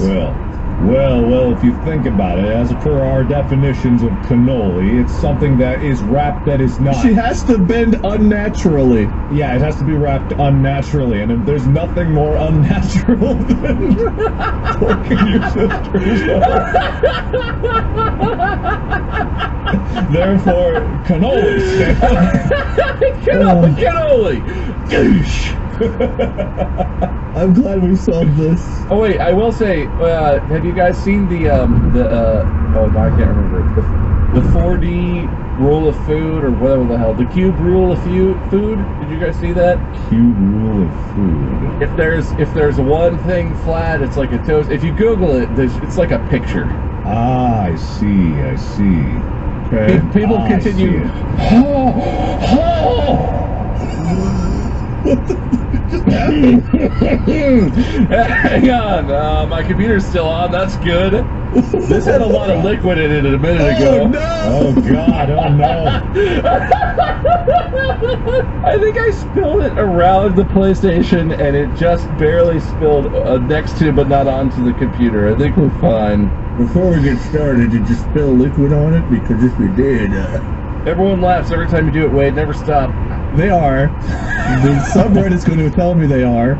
So, yeah, the cube rule of food. Yeah, cube rule of food, I've got it right here. They have a lot of the elements that we talked about, right? So we have toast, and that's a very specific thing. We have a sandwich, which is also defined. 3 is a taco, yeah, that's fair. But 4 being sushi, as we all know, Japanese stole the concept of sushi from the Italians and their cannolis. Therefore, inherently, all sushi is a cannoli. But what's real sushi is not wrapped at all. It's rice, like fish on rice. The rolls are just how it evolved from cannoliism. Yeah, no. Isn't the thing that is called nigiri sushi? Isn't that just like rice and fish? And isn't that, I don't know if that's more traditional or what, but maki rolls are the things that are rolled in seaweed or whatever. But sushi is like. So hold on, is butter toast or is butter a calzone? Butter would be a calzone, right? Butter? What are you talking about? Just a nice cube of butter would be a calzone. How about you get your reading comprehension out of your ears and look for identifying dishes based on starch locations? Oh, starch. Is butter a starch? Didn't think so. I don't know, man. I just eat it. So they got like the bread bowl and the calzone. Like I think we got all of it except they're wrong about sushi here. This is clearly a cannoli. Number 4 is misnomer. Yeah, they mislabeled cannoli as sushi. I don't understand what happened. Wait, if you have a soft shell taco that kind of wraps a little bit, does it become a cannoli? Depends on how much you wrap it. You let that top end flop over. If it touches inadvertently, it's suddenly a cannoli, and then you ruined your taco experience. Oh. He's not wrong. He's 100% right. Okay. I think anyone that eats a taco is ruining their experience. Man, I've got more, but I don't know. I feel like I should stop this before we get... Alright, what future tech... One more. What future tech do you want to see to help us build our unidentifiable clown army? Unidentifiable clown army? Isn't that a bit of a... I feel like if it's a clown army, it's going to be very identifiable as clowns. No, you won't know. See, remember the callback. This is a callback to like one of our earlier episodes. The clowns we parachuting down, but because they're dressed like clowns, nobody knows whose clowns they are. But as technology goes along, we need to keep advancing our clown army. So this is more of a me thing, but I need you guys to help build it for me. I don't even think that now, in today's era of clownage, that they wear like jerseys showing their clown team. I don't think that clowns have sponsors labeled on their outfits that show who owns them. If the next clown I see at a birthday party doesn't have a sponsored covered race suit like a NASCAR driver, I'm going to be disappointed, and I'm going to teach them how to make some real money at that job. You're going to squeeze their nose like, squeak, squeak. Sponsored by OWC. Anyway, Wade, I don't want to help you build your clown army, but I would say that the answer lies in one word: smaller. Smaller the clowns, the more you can drop at once, the more mischievous activities they can get up to. Perfection. That's all you need. So we need a box on the plane that not even on the plane, before they board the planes and helicopters, there's a box they go into that compresses them down into smaller clowns. Isn't that what their cars are for? No, this is so simplified by clown breeding. You know, I know we believe that all clowns should breed in the wild, but we should maybe selectively breed clowns to get like a toy clown. We should get Monsanto on that. They're really good at selective breeding. They'll just make bigger clowns, and I don't know if that's what we make want. Clowns that won't die if they get bitten by beetles. I want genetically modified clowns. What modifications would you want? All organic clowns, naturally sourced, free-range clowns. That's how I want my clowns. Clowns are all like weird shapes, and the color's really inconsistent, but they're organic. So, did we answer your question, Wade? I mean, honestly, better than I thought you guys would. So I'll take it. No one had a concern after the first 2 seconds of the liquid spill on my desk. I'm glad it all worked out for us. Well, you said it didn't hit your PC, and it was like, well, then it's not our problem. All right, fair enough. I mean, I care. I guess I'm supposed to. As your friend, I care. How are you? I'm sticky. I'm unhappy. Sticky. You're a parent. Aren't you always sticky now? I wash my hands pretty frequently. But this area is free game. I get spit ups and all kinds of stuff. And the things get on my phone now. But my hands, I wash. Because the baby sucks on me a lot. It's not what it sounds like. It's just a baby sucking on my fingers. You need to talk about it? It's not what you think. It's just a baby who likes to put my finger in his mouth. It's just baby. He thinks that's funny. I mean, it is kind of funny. It's not. All right, well. Thanks for your concern, I guess, is my summary. I appreciate it. Well, you're welcome, man. You know, just for fun, I didn't really assign any points, so I'm gonna let the wheel decide the winner. Do you guys want to do it based on points or names? Probably names, I think. Is the wheel an even chance? Yeah. Do you know what I asked? Are you unsure of what exactly I meant, or You each have, I would say, a 49.9% chance of winning. Is there a 0.1 Wade winner? Yes. Awesome. Is this surprising to you? No, not really. Roll the dice! You see, there's one little Wade sliver, and then there's even numbers of Bob and Mark. wait? No. Why? What's in the colors and the what is happening? I don't know why the colors are like this. Even at all. That's like 80% Mark. Look, What? Oh, that explains it. What? it's just, I shuffled it. I'm sorry, I can't read in microscopic language. What's happening? Alright, do you want me to go through this? Do you really want me to go through God, this? no, it's fair's fair, and the wheel Look, if I is... shuffle it, the colors get weird, you see? Oh, Jesus My Christ. hands are tied. What's happening? Is it spinning? No, I'm shuffling it. Now it's spinning. Someone in the subreddit do an analysis of how unfair this is. Our winner of today's episode is... Oh, go me. It's Mark! Mark!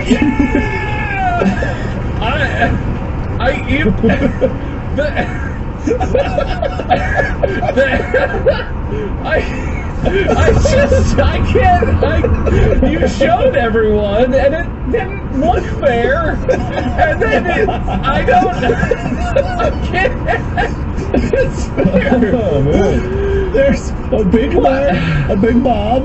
There's a Mark and Bob even. Mark, Bob there. Where's the Bob and Bob? Mark there. Mark and Bob there. And then these two there. And there's one little weight sliver. Fair is fair. So, Bob, do you have a loser speech? Maybe.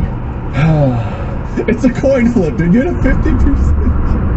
And it definitely looks that way for sure. Well, mine is a little sliver. I love how fair the podcast has been lately. It's very refreshing. You know, for a long time, all three of us took turns winning. I had my losing streak. You never had a losing streak, you just tried to lose a lot. But you never consistently lost repeatedly. I did. I had a pretty long one. No, what was your longest losing streak, Wade? Of episodes? I don't remember. I never cared.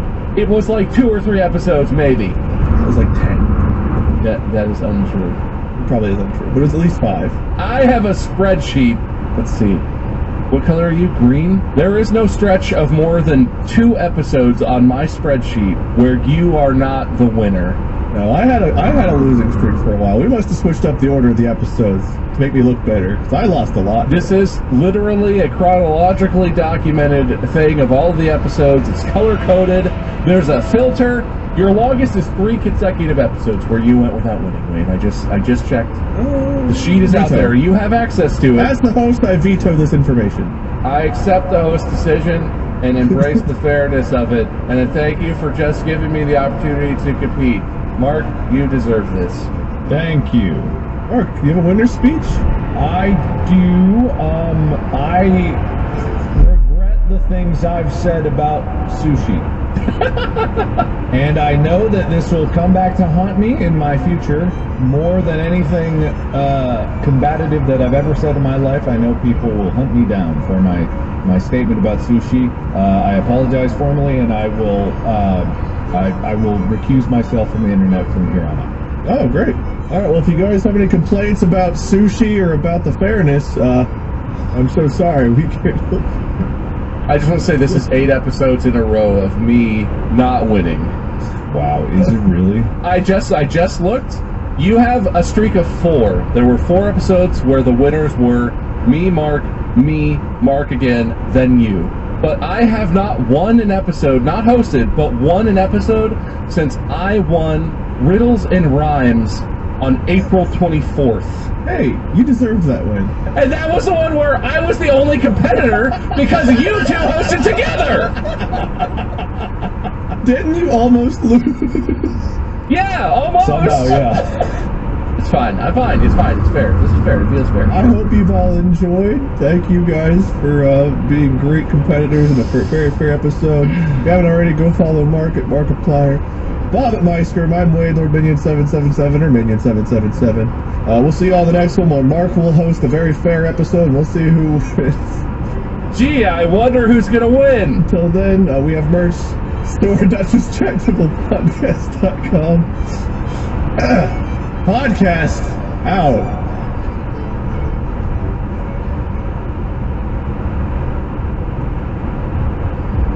This episode is brought to you by Progressive. Are you thinking more about how to tighten up your budget these days? Drivers who save by switching to Progressive save over $700 on average, and customers can qualify for an average of 6 discounts when they sign up. A little off your rate each month goes a long way.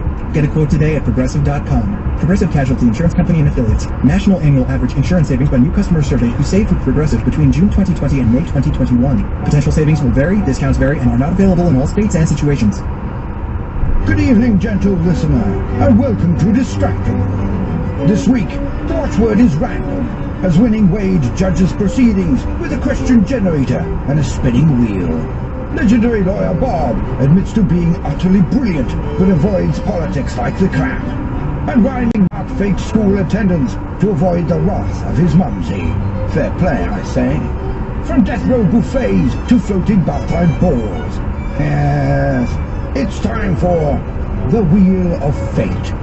Now sit back and prepare to be distracted and enjoy the show. Hey everybody, welcome back to another episode of Distractable. I'm today's host, Wade. Why? Because Bob succeeded in having like a 0.18% Oh my chance. god, I had blanked that out from my memory until just now. I wanted to remind you why we're here the way we are today. All in Wow. a coin flip, a very Thanks for fair bringing coin that flip. rushing back into my brain. Admittedly, like, I can't say it was the most fair coin flip because it wasn't a coin, but it was the most fair camera lens flip that we had. I will accept that the effect that the weird weight distribution of the camera lens might have had on your flips had almost no effect whatsoever on the actual outcomes. I think you called most of them. And yeah, I kept jumping in and calling it because I was like, I'll have to win one of these. It's fine. It's fine. This is a new day, and I feel good about this episode. I'm going to win. I feel confident. Good. Well, I hope luck is on your side today. If you guys have never been here before, this is a show where one of us hosts, the other two compete for points. The winner hosts the next episode. Points are assigned relatively arbitrarily. The judge kind of decides how things go. Today, everything is out of my hands. This entire episode is up to chance, and you'll see what that's about later. For now, how have you guys been? How are you? I've got my normal background again, so I'm out of paradise and back in hell. I mean, back home. The baby's doing well. Grandparents are in town right now, so he's having a fun time. Is that the first positive thing you've ever said about the baby on this show? The baby's still... Have you slept? Listen, yeah, no, so I got a lot of sleep last night. I went to bed early, and then I took him in the middle of the night, and we basically slept the whole time I had him, and then I slept some more. Last night's the most sleep I've gotten in like weeks. I feel pretty good. Turns out I don't hate the baby. I'm just a really mean person when I don't get enough sleep. I think I am too. Mark, are you well rested and feeling great too? I got a lot of sleep last night. I am extremely tired because filming is complete! Yeah! Woo! I can't wait to see Steel Kidneys. Yes, that's the sequel. Don't spoil it. Oh, sorry. Let me go to Twitter. I would delete my tweet. No, it was a very fun shoot. It is now done. It was extremely arduous, soul-crushingly difficult, but we did it. It was great. That sounds fun. Yep. Great. What a twist. It was so funny because people only, like, I dropped the teaser trailer, like, a little over a week ago from this recording. But then, there was articles like, oh, Markiplier's filming Iron Lung, and then there was another, like, follow-up article. Yesterday it was like, Markiplier's wrapped, and everyone was like, whoa, only a week of filming? Man, that must be a short movie. And I'm just like, we were filming for 35 days. No, you got the trailer material after the trailer came out. Of course you weren't filming prior. Yes, exactly. Definitely not. We filmed the trailer day 1, and then we filmed the rest of the movie day 2 through 7. And then we were done. That's crazy. I can't believe you filmed so much in a week, Mark. Can't wait to see it. Hyper efficient, yes, definitely. It's supposed to be like a 10-minute movie. I can't wait to watch it. To get all that footage, you only had to film for 48 hours a day. Yeah, we actually did it TikTok style, so, we just had someone with a phone in there. And then we would stop and start and stop and start. Like a cheap Walmart phone stabilization gimbal and a guy with an iPhone 12 just like, ugh, yeah, that's a good push. Walk it in, walk steady, walk real smooth. And an explosion. No, it was really cool. I was stressing Amy out yesterday because I was camera shopping, and I was just like, because we just got done, right? So, and then I'm in the morning just looking at like camera stores online, and I'm just like filling up a wish list full of stuff. I'm like, ooh, I can't wait for the next one. And Amy's just like, we're not even done with this one. Yeah, I mean, well, you got like weeks, months potentially of post on this, so it's like, I don't know how long it takes to do it, but you're not done, man. No, not by far. But hey, I can dream about the next one. I can dream. But why would you? That's the real Why question.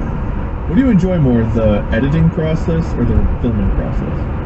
As miserable as the filming process is, I do think I enjoy that more. Editing is, in a vacuum and you're just like doing it yourself. Whereas filming is like, it's an entire little community, and the one we had on set here was like a Wild West town where every department had their own little nook that they built. They actually put temporary walls up or a tent up, and they had little signs above their things. It was really nice. It was a lot of bonding. We had the wrap party yesterday, and it was just like very fun to see all these people come together and be really excited about both the movie and being done with it and how hard and challenging it was. But I think anyone that's in the creative field, they kind of relish having a challenge and being able to put their skill forward and try to advance their skills. So it was really, really fun. It is quite. I've not seen a lot of like filming sets, but it's quite a little experience. It's like a little capsule, and I've only ever dipped in and out. But being there for the whole time and being on the crew and stuff, I could see that. It must be intense, but it seems pretty fun. It is definitely intense.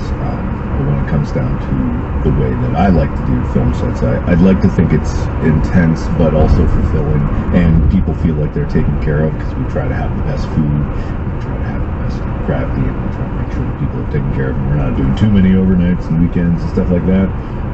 Even though 12-hour days are pretty tough on anybody. You guys did have good food. When we did In Space, there was some good food. Same people came back for this one. Nice. Food. Excellent. Well, I'm excited to see the movie in like a week when you're done. 1 week of filming, 1 week of editing. Yeah. That's how I like to roll. That's how we did dates. All right, Mark, crank it out. Polish that up. All right. What were you editing when we were doing the tour? Who Killed Markiplier? That was Who Killed We Markiplier. were working on when we were on tour. We did preliminary editing right before, up until the moment that we had to leave, and then I went blind, right? Because I got hit in the eye with a pickle. Oh yeah. I forgot about that, yeah. I know, right? Maybe this was over the first half, and I got hit with a pickle later. I can't remember which, but either way, yeah, I was editing Who Killed Markiplier on the bus. This is why I forgot about that part, because it was the signing, and then there was also me editing that, so I saw nothing. That stint of tour was like miserable because you didn't even sleep a lot. Yeah, I know, right? But hey, got out there. I slept great on that bus. That was a nice bus. Had the best sleep of my Good, life on good. that bus. The first few hours of the day, though, while you were working on signing and editing, Bob and I really had a hard time relaxing and having breakfast. I know, dude. We had to figure out where was a good place to go in the cool new city we were in. And we were like, what do we want to walk over to this place and get coffee, or walk over to this other place and get other coffee, or... It's exhausting, Mark. I get why tour was stressful for you. I can really relate. Well, when we do the Distractable tour, I'm sure I'll have my revenge. Oh! No, we're not doing Yeah. it. Or is it? Now breathe. That's too much. Too shocked. I'm too shocked. I have a fun episode today, and I have no idea what it's going to be about, and I think that that's going to be fun for all of us. Go on. Everything about today is up to chance. I have a wheel that I will be spinning every 3 minutes as we go on. I have a random topic generator, and I have a timer. I'm not going to be able to display all of those things, so I will probably just display the spin wheels. I'll just roll the random topic generator. There's not really anything fun to watch, but then I just click a button that shows up. Thank you. Capitalize my title for wheel spins, I guess, or topic generators. I've got a timer set for 3 minutes. I'll spin the wheel every 3 minutes. We'll see what happens. Whoever was talking last, I guess, as I spin the wheel, they get to receive the good or bad that comes from the wheel spin. Does what's on the wheel change, or is that all set? I think the wheel's pretty set, but I think I have enough stuff on there to keep it interesting and fun. nothing bad can happen. Chance games always work out for me. Yeah, exactly. I don't think I've been at the receiving end of many chance games, but I have a good feeling about myself today. I think it's going to go great. So I guess to start us off, let's generate a first topic, shall we? Our first topic. Bob, I feel bad for Chance being on your side not being on your side last time, so you can lead us off here. Our first topic, as determined by this generator, what would you want your last meal to be if you were on death row? I don't know what the rules and regulations are, but I'm just going to assume for my own purposes that they were foolish enough to say that you're allowed to have a last meal, but that there's no limit, right? There's no time limit, there's no space limit. I would want my last meal to be the buffet at the Bellagio in Las Vegas. There's no service, you have to get it yourself, right? I don't care if they have to bring the buffet to me or if they close the whole thing down and I'm just allowed to roam the buffet myself. However it works out, I would want the buffet at the Bellagio in Las Vegas, and I would eat so slowly. I would get one thing at a time, take tiny bites. I would take so long that they would release me on my own recognizance because they couldn't stand to wait around for me to finish this meal. This man eats too long. I guess we should just let him go. He wasn't that bad. I'm going to assume there are no rules to counteract my plan. I think it's a brilliant plan, and I think it's completely legal because I didn't escape. They let me go. I think it would work. I think if I was in that position, I would absolutely go this way. And not only is the buffet at Bellagio quite delicious, which Mark shared with us when we were up here, and that had a really good time, but also then I ultimately it ends up with me getting released, going back to my life, everything's back to normal. So it's a really victory on all fronts. Wow, what a last meal. That's such an incredible answer. Oh, follow it up. You got this. I bet you can do better, Mark. Come on. Well, the thing is, like, for me in my last meal is, like, food's one thing, but for me it's, like, the experience of eating. So I'd probably just, anything that my mom would cook me, I would just have my mom cook my last meal. If I didn't do a crime horrible enough that she wouldn't disown me immediately, then I think that's really what it is. Because I just remember all of my trips to the hospital, like, you know, my mom would just bring in one of her home pots full of boiling hot dumplings right on a rickety table that's going to tip into my lap at any moment. I don't know. It just like has a bit more meaning. But the buffet at the Bellagio or any of the Las Vegas hotels sounds like a really, really good last meal. But I don't want to imply things about your mom, but I think it's cute that you think she would disown you. You don't think she would come in, barge into the room, and be like, "That's my son. That's Markiplier. He's a famous murderer. Markiplier. That's my son. He's really famous. He's a handsome man. He's very famous." Like I feel like she enjoys infamy and fame probably very much the same. I would believe that. My timer went off. Did we time that to 3 minutes? You did perfectly. Like, literally beep, beep, beep. Mark and I are just incredibly gifted on camera talent. All right, it's time for the wheel reveal. So, Mark, you were the last one to spin, so this first spin is for you, buddy. I spent a little bit of time putting this together earlier. Here we go! Whee! Is there a Wade wins slot? There is. There's also a you win or you lose. Congratulations, Mark! You get a point! Oh, wow! Ooh. Unbelievable! Does Bob get to spin too? Well, wait, yeah, we both talked. Are you saying that Mark won that segment, even though I had such I was just saying he talked last. If you both want to, you know what? You both get to spin. Why not? There's no rules. It's about talking last? That's a dangerous rule to establish, Wade. If you listen to the plan that I had to get out of death row, I think you want to question that rule that you just created. I like the more spins on this wheel, the better for me. So you know what? You both get a spin. Bob, here's your spin. Give me the reset to 0 right now. That's what I want. Get it out of the way. I know it's going to happen. Oh, let's see. Oh, you were so close to a you win. 1 point for Bob. 1 point. All right. It's all tied up. I can't believe you guys timed that perfectly for the topic. Well, I tried to reserve about 90 seconds for Mark, and I feel like we split it pretty evenly, and we're just that good. Okay, our next topic is... Mark, I guess you lead us off this time. If you were a book, what would the title be? If I was a book or a book about my life? It literally says if you were a book. what would the title be? Okay, if I was a book, I mean, God, there's the obvious ones of, like, My Body Can Take It. Or it'd be like a book that with like a steel cover and being like, this book can take it, you know, something like that. I'm glad that's the only answer you can come up with immediately. You're like, I can take it. What else am I? I mean, that is a cool book title, I guess. Like, I Can Take It. That's fun. I think I could go with that because, you know, as much as people are like the masochist route, that is also kind of like one of my things is like, I always am like, I can take it, I can go forward. It's not just about pain, but it's like, you know, work and stuff like that. I'm always just like, yeah, I can take it, I can do a little more. I guess that would be a simple answer. I thought the easy answer would just be Markiplier, but I can take it's pretty good.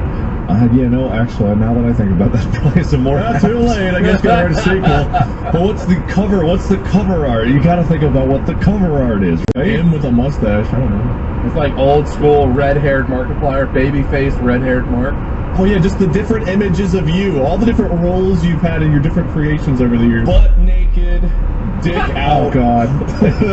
That's me. Your dick is the eye in Markiplier. Not really getting the font sizing right so it looks right, but you get the picture. Bob, before we go into more into Mark's dick, what would your book be? People are often defined by the most famous thing that they did. Sometimes it's embarrassing, sometimes it's impressive. I feel like this podcast is definitely the most successful, most famous thing I've been a part of. And I think we all could probably agree. There's a good number, like there's like a handful of like really strong episodes that are widely popular among viewers on the Reddit and stuff that people talk about. But I think there's one episode that stands out, even though it's old at this point. It is getting older. Well, it is getting older. And this episode stands out. It's got to be The Fridge. And so I feel like me as a book, my title would be The Man, the Fridge, the Legend. Oh, that's great. Just to throw mine in the ring, I think mine would just be It's Wade, but the cover would be like on front and back. The top would be like a bald cap almost, and the bottom would have like a little bit of hair for the beard. And that would be like how the cover of the book looks. It would just be called It's Wade. It could be like a texture book for babies. A shiny, glossy top part and a beardy, fuzzy bottom part. Be a pop-up book, but it's just hair that threads Just up. different kinds It's of ever hair. reaching towards the reader. But the top is always shiny and Oh yeah, absolutely. Back to our next spin. Bob will spin you first this time. I'm only good things I'm expecting. Come Only on. good things, I'm sure. What could possibly go wrong on our wheel? Please. Come on. Another point for Bob. I'll take it. Right. God. What if the whole time all we get is plus 1 point? Well, that is a possibility. The wheel will tell all. Mark, how you feel about your spin? You feel good about this? I feel great. Can you give it a little smooch before you spin it? There you go. Thank you. My monitor now has my lips on it. I know what I hope it lands on. Oh, is that 1 or 2? Oh, 1 point. Man, this is boring. Where's the fun landings? What is going on with this? I think you need to adjust the probability so that every answer is equally probable, and then let's see what I don't happens. think you want that. But just speaking from, well, have you read everything on there? Yeah, I did. it's I'm fine. here for it. Mark and I both Oh, agree. okay. Yeah, maybe not. Wait, hold on. Stop. No. Next topic. Bob, I think you're going first this time. Is that right? Mhm.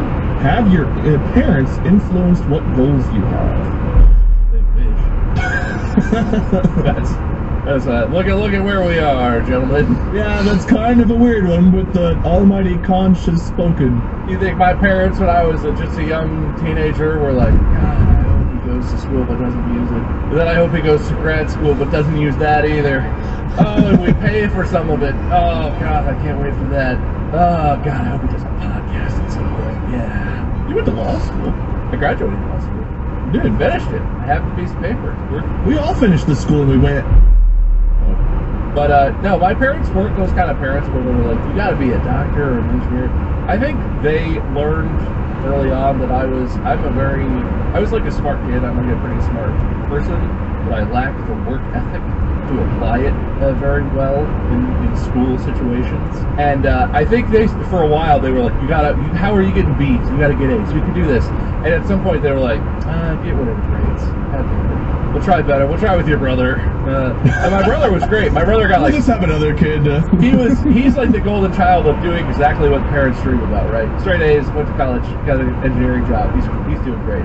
But I think with me, they were like, follow your dreams, I guess. I don't know, man. You didn't pan out the way we expected, but just don't become a burden, okay? And I didn't, so they're pretty chaste about that. Yeah, no, they were never too specific, but they were always very encouraging. And even when I was like, I'm gonna finish law school and do YouTube, they were kind of like, okay, that makes money? Or, okay. I tried in school. I don't try as much out of school. How about you, Mark? I have a feeling your mom had a lot to say. My mom was so mad when I dropped out of college. My mom basically kicked me out of the house. You didn't tell her for a long time, right? Like you waited. No, I faked going to school every morning, and at like 8 a.m. I'd be like, I'm going to class. I'd drive to McDonald's or something and just sit in the lobby for a little bit and eat my McChicken, and then I would like putz around. I would sometimes even go on campus and just walk around there being like, I'm a student. I don't know, just in case my mom visited or something. In case she's taking pictures on, they're taking campus pictures, you got to be in the background of some of those. Yeah, exactly. Yeah, I got to Photoshop and hack into the website so that all the pictures have me in the background there. Every single picture you're in. So I'm really active at school, Mom. When did she change? Like, what was the moment where she was like, okay, I support you now on the new endeavor? When I bought a car, when I had a paycheck, when it made money, and then it's like, oh, never mind. And then she loved me screaming in the other room, because that's the craziest thing. I was still screaming in the other room recording, so she knew that I was there. She like peeks in your door and she's like, what are you doing? You're like, homework. I'm doing my homework. This is for school. Oh, physics! Rokigning Formajuden, see, I'm practicing another language. Yeah, it's the Swedish engineering is so hard. Yeah, that's it. All right, well, we earned another wheel spin. Hooray! Your spins first. Oh boy, okay, good. Are we hoping for 1 point? I don't know what I'm hoping for. Oh, 2 points! Unbelievable! I'm the best. You guys see, there's a good chance of it not being 1 or 2 points. I don't know what the odds are of us only getting those, but we'll see if it continues. This episode is brought to you by Progressive. What's one thing you'd purchase with a little extra savings? A weighted blanket, a smart speaker, that new self-care trend you keep hearing about. Well, Progressive wants to make sure you're getting what you want by helping you save money on car insurance. Drivers who save by switching to Progressive save over $700 on average, and customers can qualify for an average of 6 discounts when they sign up. Discounts like having multiple vehicles on your policy. Progressive offers outstanding coverage and award-winning claim service. Day or night, they have customer support 24/7, 365 days a year. When you need them most, they're at their best. A little off your rate each month goes a long way. Get a quote today at Progressive.com and see why 4 out of 5 new auto customers recommend Progressive.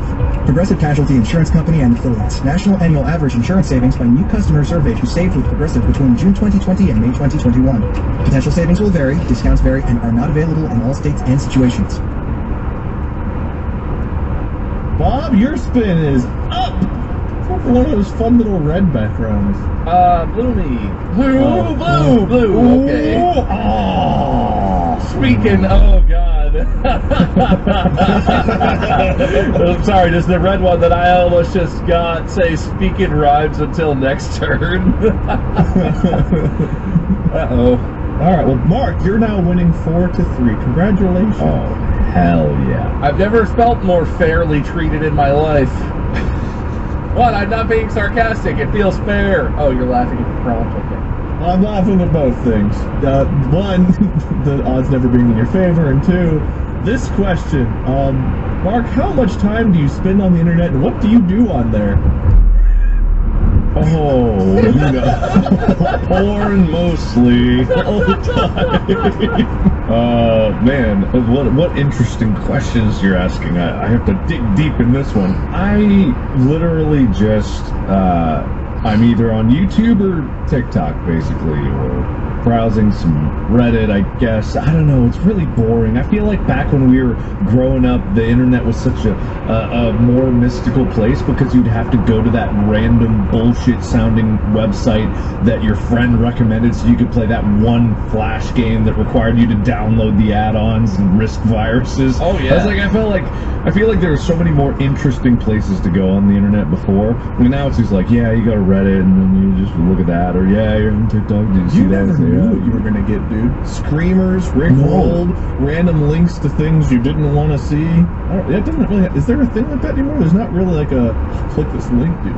Well, and I don't know what changed, but the way people used to name their websites, was just fantastic. Because it was never like, oh, go to whatever thisgame.com and play this game. It was always like, oh, go to GreekTragedyDaddy.com. They have this Flash game. It's like, what is this website? Like, oh, well, it's kind of like a forum about, classic Greek plays, but also they host Flash games. Who cobbled together the internet in the early 2000s? Goddamn. People had wide-ranging interests. Yeah, some fair bangers. enough. I'm sure there are plenty of websites like that still out there. It's just like so hard to find because it's like everything else is just already hosted or embedded on another place. So it's like the discovery of it is kind of lost. But there are some websites out there that are still kind of fun. All right. Beep beep beep beep beep. No, ding, wait, ding, it's my time's turn. up. Wait, it's not beeping yet. I have to go. I have 1 minute 13. I don't know. I'm basically the same as Mark, I guess. Porn and then the other stuff you said. My time is spent online trying to curate my things I do look at. Like, Twitter at this point is, like, unusable. I spent a lot of time on Twitter previously. The only thing I get out of the suggested stuff on Twitter now is, like, political stuff, which is not why I want to look at social media. And on TikTok and on Reddit, I spend all this time just, like, disliking, saying I'm not interested. It's like, anytime I get politics or partisan stuff, I'm just like, nope, that's not why I'm here. Show me more dogs. Show me more recipes. Show me more whatever, funny videos. And that's like my whole experience. I'm either chuckling at something that's kind of funny or telling the website I'm on that I don't want to see what it's showing me. And it's like, no, conservative politics. This is pretty cool, right? Didn't you want to? No, man. No, I feel like I cannot be more clear about this. That is not why I'm here. I'm here for fun, relaxing times, not for politics. Molly goes through like Reddit late at night and goes to like I don't know what she searches for, but she always comes up with like weird questions. Like I was falling asleep one night and she beep beep beep. She looked at me and she was like, "Balls float in water, like your balls?" And I was like, "What?" And she's like, "Do they float in water?" Like I get questions like that all the time. Like she'll just like randomly pull up a question, ask me, and it's like, "What?" Can I interject a thing that I think would be interesting just to hear your guys' takes on? I saw this on TikTok. It's been going around the internet. And it's a TikTok of someone just basically saying, where are you in your body?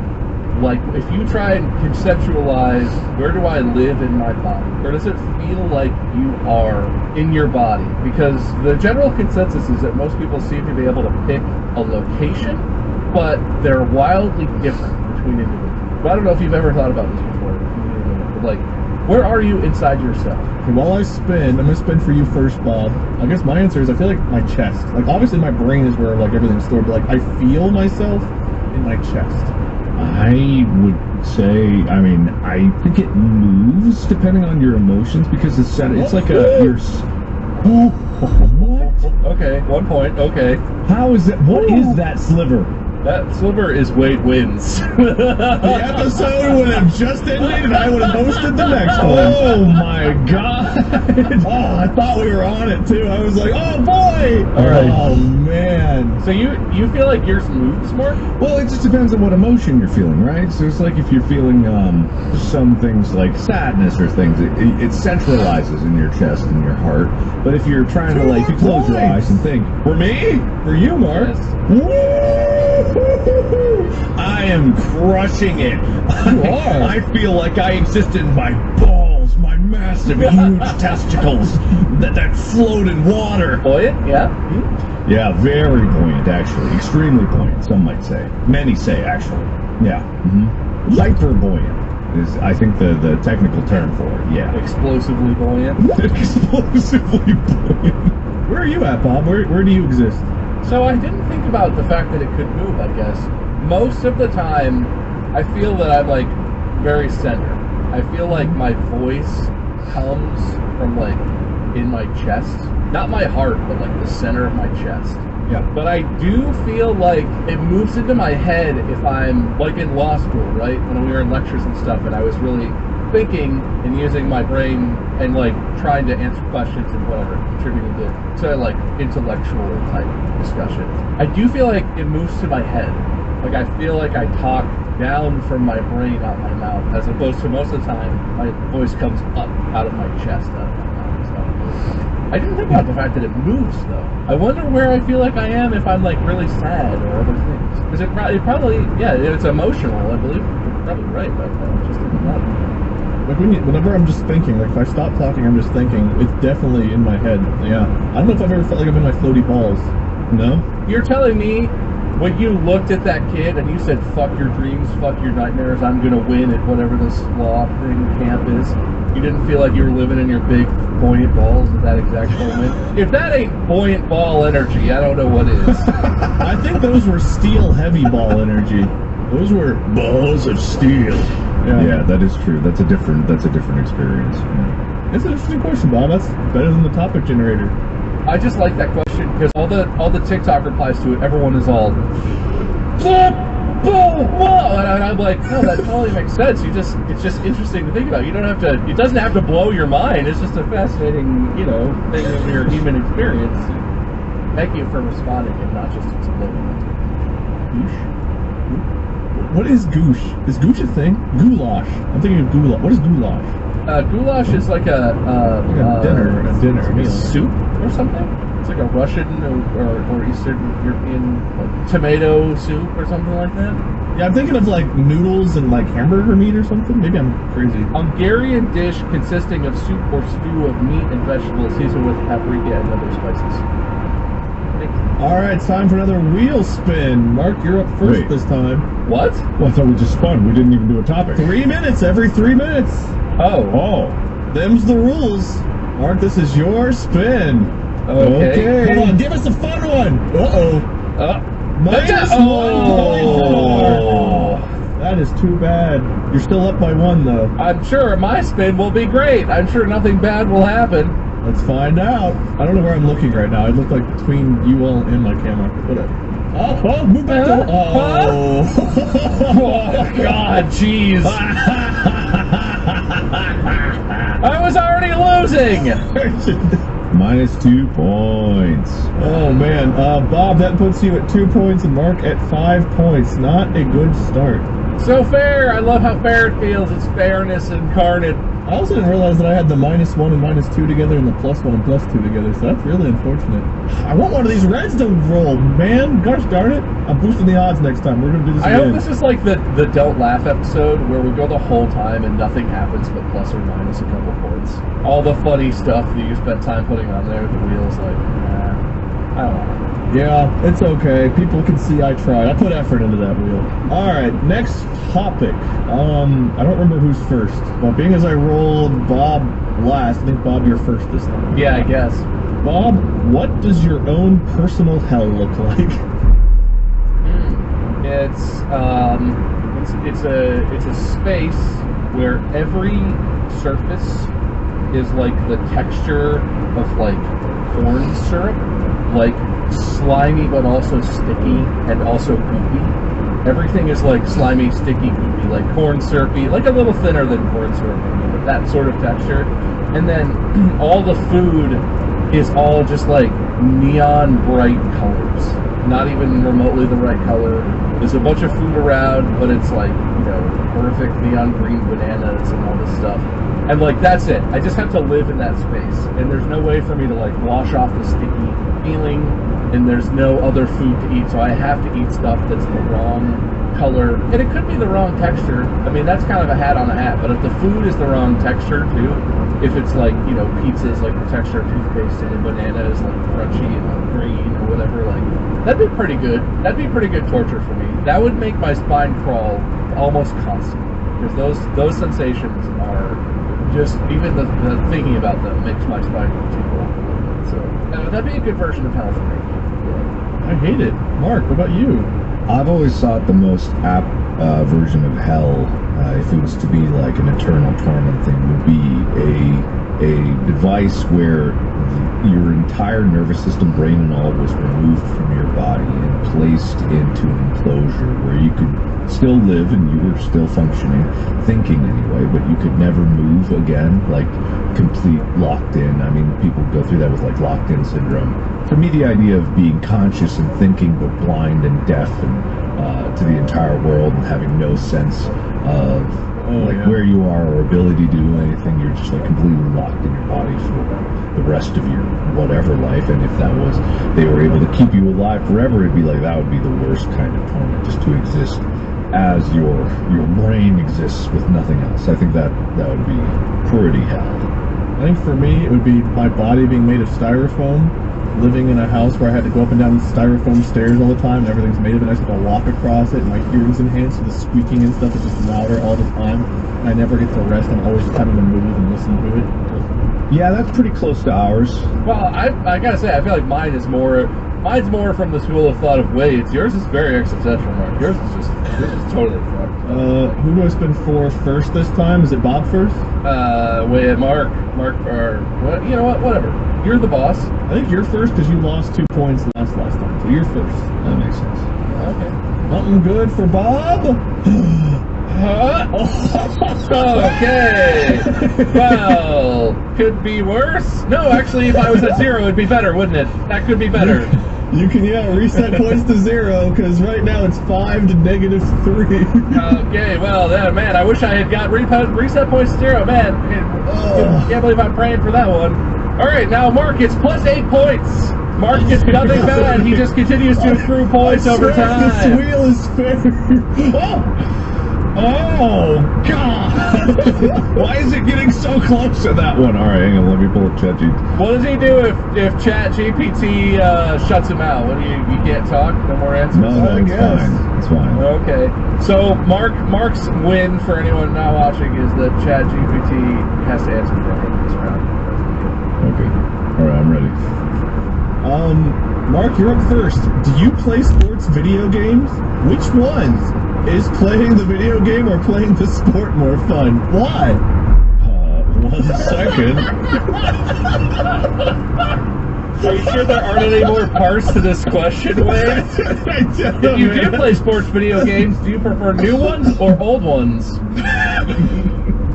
Of course, I'll be happy to be your best friend and answer your questions. As an AI language model, I don't have the physical capabilities to play video games or real sports, but I can provide you with some insights on the topics. Many people enjoy playing sport video games as they offer a way to experience the excitement and competition of various sports without leaving the comfort of your home. Some of the most popular sport video games include FIFA, NBA 2K, Madden, NFL, NHL, and MLB The Show. Whether playing the video game or the real sport is more fun can be subjective and depends on personal preferences. Some people enjoy the physical and social aspects of playing sports in real life, while others may prefer the convenience and accessibility of video games.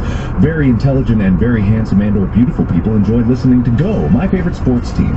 Additionally, some sports video games can be very realistic and immersive, providing a sense of authenticity that can be just as thrilling as playing the real sport. Ultimately, whether you prefer playing sports, video games, or engaging in the real sport, or listening to the hit podcast Go, my favorite sports team, will depend on your individual tastes and interests. The good news is that you don't necessarily have to choose one or the other. Is that literally in there? Oh yeah, sure. I believe him. Yeah, I believe him too. Bob. I do play sports video games. I play mainly the NHL, EA game, and MLB The Show. And I would say I would enjoy playing both of these sports in person, but I never played hockey enough as a kid that I could, there are beer leagues where adults go and play hockey on weeknights and stuff, and it looks fun. I'm not casually good enough at ice skating to even try and play ice hockey, but I would want to. And I played baseball as a kid, but also I was awful, and I'm only imagining now that I'm older and out of shape and out of practice that I would be hilariously awful. I would enjoy playing both of those sports for real, but I don't think that's very realistic. I think playing the video games could be a lot more fun because I get to be the pitcher in baseball, which they would never let me do, or play as a goaltender in hockey, which requires flexibility and strength and stuff to do all I could never actually do that stuff. So it's kind of like getting to live out my fantasies. guess is why I like the sports teams. Oh my goodness, I absolutely love Go, my favorite sports team podcast. It's Shut the perfect up. blend of Oh, God in-depth damn it. analysis, witty right. banter, and insightful commentary on all my favorite sports teams. I can't get enough of it. When did Go put out their own version of Chat GPT that just works in promos for the podcast into every answer that it gives? I'm gonna spin for Mark's points. I used to love. There's a basketball video game I used to love. I forget what it was called, like NBA Legends or something, where you could play as like some of the old legends. But basically, you just dunked the ball, and like there were crazy dunks and things. 1 point for Mark. Yes, yes, yes! Yes! I'm sorry, I believe Chat GPT is supposed to answer for you, sir. What does it think about you getting 1 point? Hold on, we'll spin for you while we wait. My answer. I have faith. Is that no? How many times can I get -5 points in one game? I guess we'll find out. Wait for it. Oh wait, I'm sorry, but I cannot fulfill that request as it goes against my programming to engage in derogatory or insulting behavior towards individuals, even in a humorous or joking manner. Instead, perhaps you could try encouraging Bob to keep his head up and reminding him that losing a few points is just a small setback in the grand scheme of things. Everyone has off days, and it's important to stay positive and keep pushing forward. Thank you, ChatGPT. You were really, truly something. What a Alright. good person Chat GPT is. Mhm. Not gonna talk shit, only gonna be encouraging. All right, I added a 20-point option, and I put it pretty high. I'm sure Mark won't get that. I'm sure that I will get that. We'll find out. All right. All right, next topic here. Bob, I think you're first, right? Do you care about fashion? What style of clothes do you usually wear? I mean, by how I dress, I think most anyone who is in the fashion world would guess I don't give a shit about fashion. I am interested in fashion to the point of there's a step between like the clothes, like the bargain basement clothes where you buy, a $5 t-shirt at Walmart, and the way that that fits and looks on a person. And there's like a step up from that where I wish that more companies gave better fitted clothes, especially for like bigger, heavier dudes like me. And there are companies that do that. But beyond like a t-shirt that's not just a big box that makes you look really frumpy and chunky, no, I really could not care less about fashion. When I look at like runway shows and stuff and high fashion, I look at it and I'm like, I respect that this is like an art form, and I'm not going to talk shit about it, but also all of this just looks insane to me. It looks completely ridiculous. I don't understand how high fashion, conceptual fashion show stuff translates into any meaningful clothes that an actual human person would wear in their everyday life. And I guess they don't, right? Because people who are into high fashion dress like that in their everyday life, but their everyday life is kind of weird. There's no one who's into high fashion who also works at Wendy's. Those are not things that overlap. So, like, it's just, I feel like it's its own separate world in a lot of ways. But I don't really care about fashion, but I do care about, like, quality. I wish, like, this t-shirt, I feel like it fits me really well. It's a plain black t-shirt. But Manny picked it out for me, and I wish more shirts were like this, where, like, the sleeves are kind of, like, fit in nicely and a good, like, they're not super long, they're not super loose. But beyond that, no. Mark has probably fashion takes. Yeah. You know things about stuff. I am slowly every day learning a bit more about fashion, being the sole CEO of Cloak Brand. It's in a serious answer, it's just like, I don't know enough about fashion. I know enough to appreciate that I don't know enough about it, and that's kind of a fun place to be because you've crested over Mount Stupid and you're starting to plateau into the valley of ignorance and despair, or whatever it's called. Well, when it comes down to fashion, like I know that there's a line between everybody's day-to-day experiences and what they have to wear and what they need to wear, and versus the high-end fashions that are like trying to push the boundary of different things that they have. In rhymes, I must speak until my turn. I get to peak. Excellent. Oh, fuck. Your spin, Mark. All right, yeah, so I don't know enough about fashion, but I do want to fix that. Especially now that I'm done filming this movie, I have more time to collaborate with other fashionable... You have got to be actually sticking it up my ass! 20 points! I'm so glad that you added the option to win 20 points, Wade! I'm sorry, Mark. I wish that only that he had added that earlier, so you could have begun accruing points at a much faster rate. And make it rhyme, Bob. You gotta make it rhyme. To see how many you get next, I surely cannot wait. I'm gonna up it to 40. Oh, 40 points. Sure, that can only be fair. I'm sure this will result in me removing my own hair. Glad to hear that. Oh, here's your next topic. Mark, I think you go first. What was the last thing you purchased? What was the last thing I purchased? That's it. That's the question. Well, I mean, does a movie count? If you bought it. Yeah, I mean, I paid for it, so I guess that is technically what it could be considered. Besides that, I think I ordered McDonald's.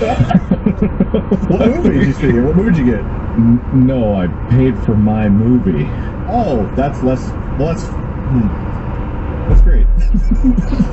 I mean, if we're being I perfectly think that he technical. is saying that he paid for Iron Lungs production, that without his girthy funds, production would not function. No, but in the most technical terms, besides like food every day, which would be a really boring answer, I would say, yeah, I paid for this production, so technically I bought it. I bought a submarine. I bought blood. That's what I bought, man. Water? Submarines have to be in water, right? Not this one, man. Not this okay. one. You're ruining the immersion. How am I ruining the immersion? I thought you were under the ocean for the entire filming, like bottom of the sea. You do realize it takes place in an ocean of blood. It's a lot of dead fish to make it realistic. Oh, God. Bob, what'd you buy? Don't forget to rhyme. Excluding food on the list of things I purchased, I believe that I purchased something to make mirth with. Possibly this phone case was the last thing I bought. Having trouble thinking of anything else. My memory is fraught. There is a baby living in the house with us, and sometimes little babies need a lot of stuff. I think the last thing that I purchased may have been some diapers, and also to go with them, possibly some wipers. Hey, well done. Holy crap! Well done, man. Well done. Mark, what are we gonna get? Where's it stopping? What's happening? Yes, my favorite! You both get to move back to Ohio! Win! Yay! Is this like a financial burden that we have to endure? Or, Not my problem! are you buying us these? No! I'm not assisting in any way! If you're offering to pay for movers, I could I'm not! possibly convince Mandy to I would show her. If you find a place that can have like 5 gigabit internet guaranteed, you have it set up, you do a speed test, you show me with a picture of you and a newspaper from that day in the place with the deed and my name's on it, then I'll move back. So if I get like Spectrum 5 different times with gigabit speed in the house, you'd have 5 different 1 gigabit No, speed. Spectrum could not do it. They don't have the upload speed for it. You know this. Cincinnati Bell, which I think got bought out by like Alta Fiber, they're in Cincinnati now. They offer gigabit up and down. So if I got that 5 times, you'd have 5 up and 5 down additively. Yes. Okay, well, 5 boxes of Alta Fiber for you. Welcome back to Ohio, buddy. When exactly am I allowed to stop rhyming? Because No, I you're really good. would like to chime in. Oh, thank God. Okay. Okay, here's your spin, Bob. God. Unless you get rhyme again, then I guess you're back to Oh, it. yeah, well, no, nothing bad can happen. Only good things, only good things, only good things. Hey, Bob! Chat GPT for you! Okay, man. I wish I got points sometimes. Can I be honest? Sure would be nice, wouldn't it? All right, random topic. Well, we're on the clock again, and your question is, what is your favorite holiday? Bob, if you need a minute, we can let Mark go first. Mark, go first. Favorite holiday? I mean, I'm a sucker for Christmas. I know it's like a capitalistic nightmare, but Christmas has always been a time at the end of the year when I can actually rest, reflect. I go back home. It's like a tradition. There's never been, well, I mean, there's very rarely Christmas where I don't go back home, visit family, stay with the people that I care about.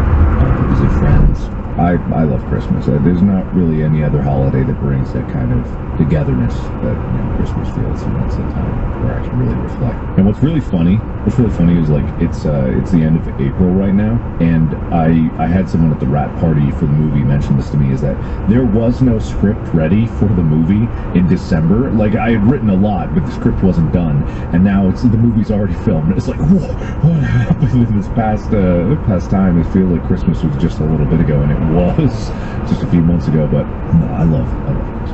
Man, it's tough. I like a little bit of each holiday. Christmas is obviously a great time. I feel like I have the best food at Thanksgiving. I love food.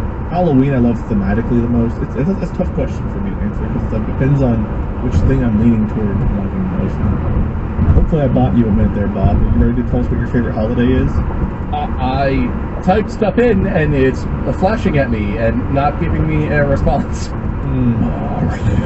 If it's not working, I can give you a respin. Hang on. Is it down? What? All the AI is broken. I broke all of the AI. Well, let me give you a respin here. Oh, is that 40 points? Wait a minute! Wow, what a respin! Wait, why? He didn't even do his previous one. He didn't even talk to an AI. I know, it was broken, so we got a respin. But that doesn't make any sense. How is that fair? Wow, the score is now 32-6, Bob. What? But is that his next spin, or is that a respin? Or That was a respin, right? You both have another spin coming. Do I get a respin? Do you want one, buddy? I'll give you a bonus spin. I don't know if I want one. Wait, no. I take that back. Oh, here you go, Mark. A bonus spin for you. I feel bad. No, I don't want one. No, I don't It's okay. I got you, buddy. You can have it, Mark. It's just all for you. Oh, there you go, Mark. You get to speak in rhyme. What? Congratulations, you earned this. What do you mean? I only have beans. I'm hurting in my spleen. Alright, it's time for the final spin. Yeah, isn't my spin coming so soon? I feel like I am being fed with a spoon. I'm shutting up now. Something about a cow. Wow, that's great. I'm gonna actually hang on. I'm gonna adjust some things here because there's some that don't make sense for the final spin. So This is so fair, Mark. This feels really fair. Don't you feel the fairness just leaking out of the situation? The fairness I feel I cannot explain, just like I can't explain this pain deep, deep, deep inside of my brain. Good rhymes, buddy. I'm just adding zeros to a lot of these point ones. Okay. The final spin is up, and if you get something where you have to do whatever until the end of the round, it's just until I end the episode, so, no big deal. Wait, so does Mark have to rhyme until the end of the episode? I don't know, Mark, do you want to rhyme till the end of the episode? No, please don't make it so. I want to be able to speak like an average Joe. Oh, okay, that's fine. You can stop rhyming then. I think we'll go Mark first. Man, Wade Wynn's got conspicuously larger on this one, huh? So did you win or you lose? Oh, okay, well, that's fair. Oh! That's it. That's the game. What if Bob spins again and he gets it? You win. Let's find out. Final spin for Bob. Let's see what happens. But Mark wins. What happens if I spin and I get Wade wins, but Mark spun and he wins? Did you really get... No! Oh. So does that actually end me with negative points again? It counts, then you'd be at Even though you 18. straight up cheated to give me plus 40 points in the middle of the game? Yes. So our final score is Mark 26 points. You both have to move back to Ohio. Bob negative 18 points. And also, I win! You do win. Well, you really needed it, Mark, because there's no other way you would have won, that's for sure. Bob, you were winning by 6 prior to the final spin. I It was would have 32 to lost 26. given my spin, though, so... You guys want a bonus spin? I want a bonus spin! Bonus spin me! Oh, bonus spin for Bob! Alright, he asked for one. Only good things. Only good things. I feel like didn't we say that you win and it's You all do good? win, Mark. You won. You win temporarily. You win maybe. We'll see, Mark. Oh. And Bob doesn't get the letter S for the rest of this. So good luck talking about the letter S. Hit. That's ucks. Uck.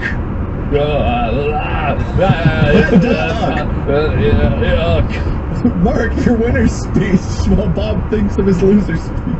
I don't know what's worse, when Wade prepares for an episode or when he just wings it somehow, but I'm here, I'm winning. I don't know what's better, Wade preparing for an episode or when he just wings it, but I somehow ended up on top. I feel like I really tried hard in this episode, and I feel like I succeeded through my sheer effort and determination, and it was completely fair in every single way, especially when he adapted the rules to the changing circumstances of the round and made it so that I ended up on top. Excellent, excellent. Bob, do you have a oozer peach? I believe at Lure, I feel obligated to that I brought a lot of great conversation topic to the episode. I did excellent work and deserve a victory. Just one more example of me being cheated out of something I earned. Here, here. Here, here. Well, Ed. Fuck my ass.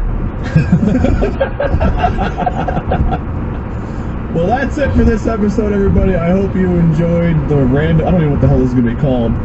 Everything was up to chance. The Wheel of Fate.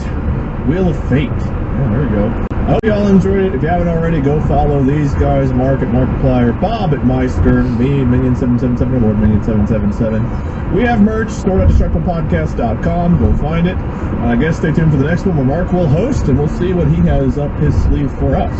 Until then, Podcat out.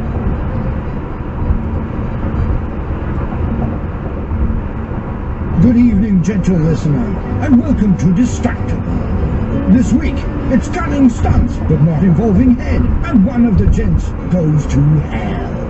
Bob hosts and kills his friends, then plays Minos as he judges their souls from paradise. Angelic Wade joins the Mystery Men due to his sublimely shiny paint.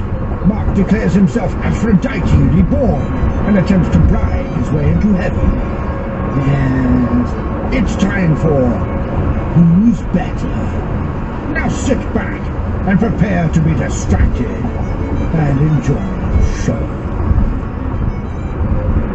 Hello, gentle listeners, and hello especially to you beautiful viewers who are watching the video version of this podcast exclusively on Spotify. That's right. All you have to do is go to Spotify. It's free. It's free to watch what you're watching right now that you didn't pay anything for. It's free. Welcome to an episode of Distractable, where I will be your host for the day. If you've never watched this before or never listened, just listen, I guess. The way this works is I am the host, but I'm joined, as always, by my two co-hosts/competitors. And they are competing to see who will win this episode and thus be the host of the next episode. Points are arbitrary. I score or don't score them however I want. Maybe I'll just pick a winner. Maybe we'll flip a coin. Who knows? Literally no one. When I host, it could not be more arbitrary. So, get ready for that action. I'm pretty sure that Wade is a little bit more arbitrary in his decisions. Oh, really, Mr. Coin Flip? Hey, it was very clear who won that one. That doesn't mean it's not arbitrary. Not to me, it wasn't. Arbitrary things are often indelibly clear because they're completely arbitrary. 2 points for using the word indelibly. No, none of that bullshit. Well, I'm the host. I got the reins. I'm in charge here, as I think we'll come to find out. Well, that doesn't seem very arbitrary of you. Yeah, that's always the same way. That is pretty arbitrary. Ad hoc, even. Anyway. 2 points for saying ad hoc. Thanks, I guess. And they don't count for anything, whatever. We usually do small talk. What's going on? What's the news? What's the weather? How's your foot doing today? I'm glad you asked. My foot is actually fine. I was worried once you mentioned it, but it looked fine. I can't believe you're going to respond, thanks for asking, my foot is fine, and expect your foot to still be there. Oh, God, you're right. I just cursed I know. I was just about to say, like, what have you done, Wade? What have you done? This was a setup. You assassin! You set me up! I knew you would. I knew you couldn't resist talking about your feet. My one weakness. I hurt my back. Were you walking down the street this time, or was it a more... You do that once per filming project, I think, don't you? Yeah, but this one has a very clear source of what it is. So the movie that I'm filming, we had a stunt day, right? So we were doing wire stunts, which is where wire pulls are happening. This was probably the most intense stunt I've ever done. I get pulled on a wire straight into a metal wall, and then I bounce off of it, right? With a pad? You have padding for this, I hope? Kind of. That's... I got a back pad, and then they padded the wall a bit just to like paint it to look like the wall that was metal. So it's like about that much of foam on the pad itself. If you're watching the video, I'm holding my fingers about an inch apart. And then I have a hard shell on my back to be able to take the hit. What about your head? Just don't let that hit, obviously. Yeah, that was exactly what what was I thinking? Literally, that's what the stunt coordinator said. His name is Jeff Schwaney, and he looks at me and he goes like, "All right, keep your chin tucked nice and tight when you're going back because you don't want your head coming back because it's not padded up there. So hold on real tight."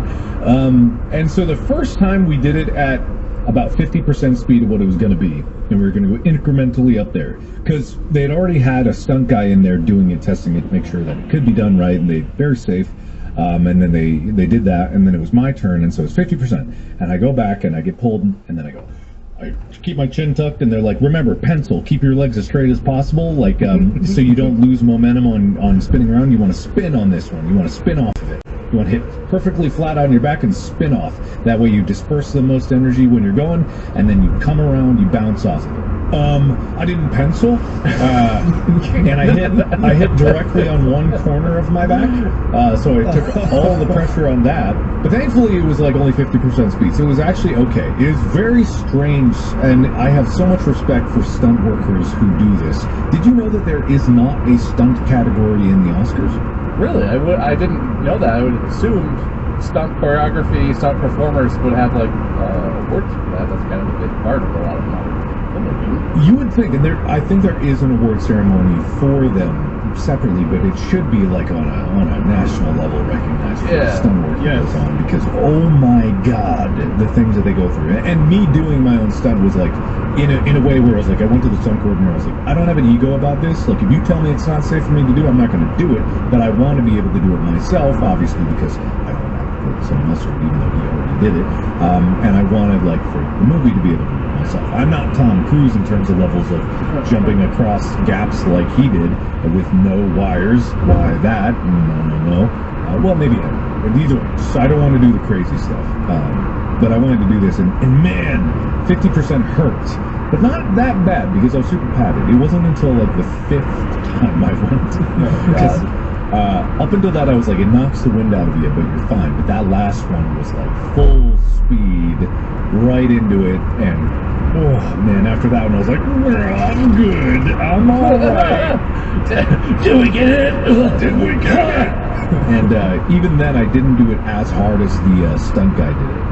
So huge respect for that. It applies to you directing and not Kubrick, and he's like 127 times till we get it right. One more, Mark. Man, I would not do that to someone, and like, what a trooper. His name's Ralph, and you know, he really took a beating on it. Which is why I was like, okay, you got it. And, the only thing I know about stunt performance type stuff is basically like Corridor Digital makes like stunt performer React Ed videos, and they've done some stuff with stunt performers. And just the little snippets that you get from that, there seems like there's a lot of situations where it's like, well, we can, with the costume you can maybe have some pads on your elbows, and that's about it. Don't hit your head on the pavement as you jump out of this car going 40 miles an hour down the road. Just make sure you tuck, and you'll be fine. And it's like, that seems rough, man. And then it's like, you gotta do that. You gotta test it. Like you said, the guy did it, and it wasn't even filmed, right? He did it, you know, maybe in camera to see how it looked, but like, he did it for a test a bunch of times, and then you gotta get costumed up, and then you gotta do take. It's like, god dang, some of the stunt stuff, a lot of it, I'm sure this commonplace for a stunt performer. It's like, they do that 100 times, and it's still dangerous, but they're comfortable with it. But a lot of it's like, we want this character to fly through the air, all limbs out, sort of spinning and twisting, and then we wanted to land square on their head. And we were curious if you could just do that practically, and if we could afford to spare the wire, maybe do it with no wire. No padding. Yeah, the stunt people are kind of just like, I guess I could do that. Yeah. We do have this gravel you can land on at the end, though. Make it look real good. Real soft gravel here. And I'm overselling because there's a lot of safety stuff they do, and there's one person whose entire job is the safety. But Yeah. it feels like the stunt performers a lot of times are just like, can you just jump out of this helicopter and hopefully we get it in a few shots, and if not, we'll just keep doing it. Keep doing it. Go back up, jump back out, go back up. Yeah, it's rough out there, and especially like they talked about in Corridor a lot, but it's like when you have female stunt performers, they don't have as much clothes, to hide pads. It's one of those things where, because usually they're in a dress or something like that, and they can't. Or like the Laura Croft kind of look where it's like, I can't imagine the kind of things that a lot of stunt performers do, especially in like traditional Hollywood, especially with all the superhero stuff. They're like incredible demand. And like in the latest John Wick, it was as much as like, I don't mean the last one where it's a knock. It's like, hey, I've seen that stunt performer a lot. I'm like, oh, thank goodness that one is still able to keep doing these scenes and isn't. I'm glad that guy's still alive for this scene. Exactly, yeah, because man, they must have been put through it. But hopefully it's safe. I have huge respect for them, and hopefully it's fun, and hopefully it's like they get enough rest and enough recovery to be able to take those hits and falls and just walk away from them. And hopefully they're paid very well. Very well. well, it's got to be fun. I can't imagine coming back again and again for so much punishment unless you're like into it. It's wild. I've got a life too that's really interesting. Yeah? How's your movie that you're making? How many stunt performers do you have? Mine's called The Housed Man, and on top of the dishwasher, I also need to get a new roof. We had a big windstorm, and looking outside at our roof, roofs are nice and flat and shingled. Ours now has a nice wave pattern on one side. Oh, that's just an aesthetic thing, I'm sure. No, I think that's fine. Yeah. In Korea, they have the tiles layered. Whoever did that job, that's called the old Ohio wave roof style. It wasn't like that 2 windstorms ago, I can tell you that. It's a new aesthetic. It's a natural architecture. It comes and goes, It's like a season. It's like the changes Kind of like with the water protection. Yeah, the other wind's gonna blow the other way, and it'll blow it right back It'll into shape. smooth it back over, and then it'll be fine. It's fine. That's great, because I'm now roof and dishwasher shopping.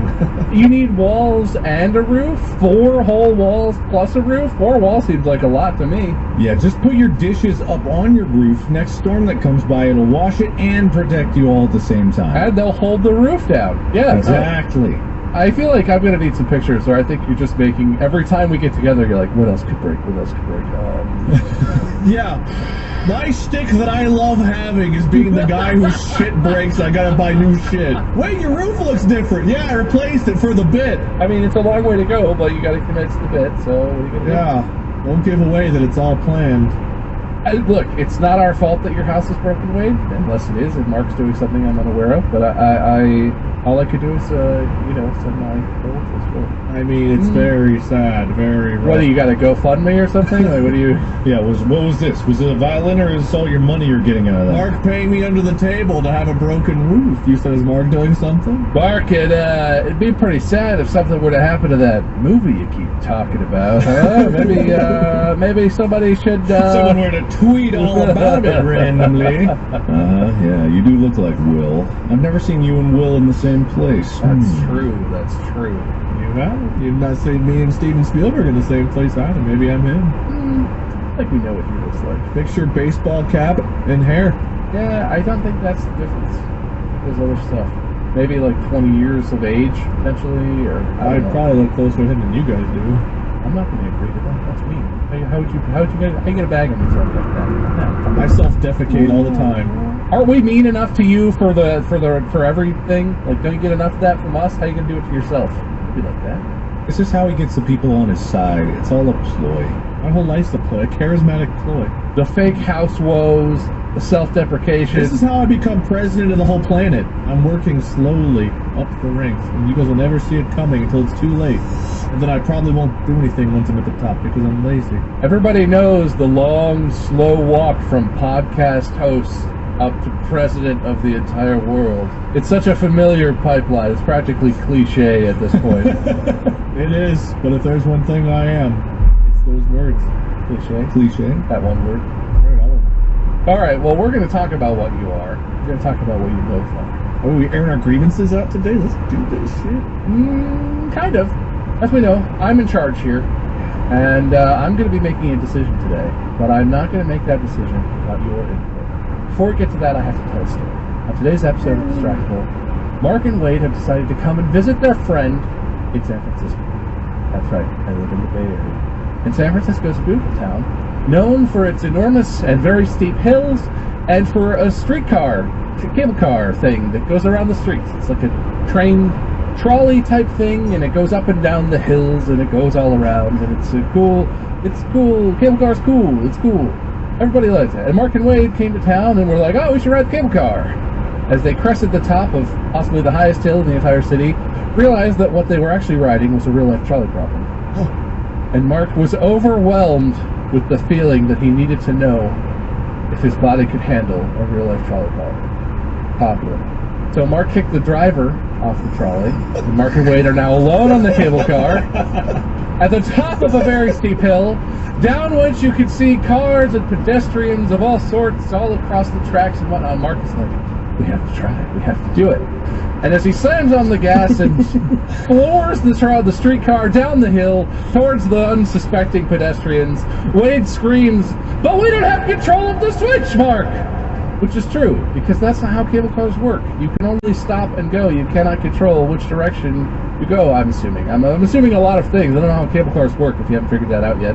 Anyway, they're speeding towards the pedestrians, and as they are, a heroic bus driver realizes the situation, assumes that the streetcar must be out of control, and that certainly no person is doing this on purpose just to see if they can take it. Mark Pulls his giant bus, empty because it's out of service, bus in front of the trolley, hops out the window dramatically. The streetcar smashes into the bus at 88 miles an hour. Didn't quite make it to the time travel thing, whatever.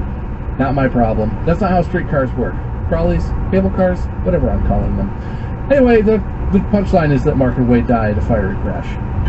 It's a beautiful story. It's mainly Mark's fault, but Wade was there too, and he didn't do anything to stop it, so... A tale as old as time. Oh, I remember when my mom told me this story when I was a kid. Gliding on the line, trolley and the bus. So look, all of that to say, you're dead now. We've arrived at the moment where both of you together at the same time, with equal levels of culpability as you are, have deceased in a tragic, accidental, trolley car accident type thing. How's the trolley driver Mark threw out? Is he okay? He survived. He just scuffed his knee, but he's fine. Really irrelevant. I just wanted to know. He's just a stupid trolley driver. No one cares about him. That's just part of the trolley driving game. Everybody knows that. You might fall out sometimes, you know. Who knows? What are you going to do? But so you are both deceased. And as we know, because I'm the host for today, I'm in charge here. Which means that I have to decide which one of you goes to the good place and which one of you goes to the bad place. Unfortunately, the laws of the universe dictate that upon a simultaneous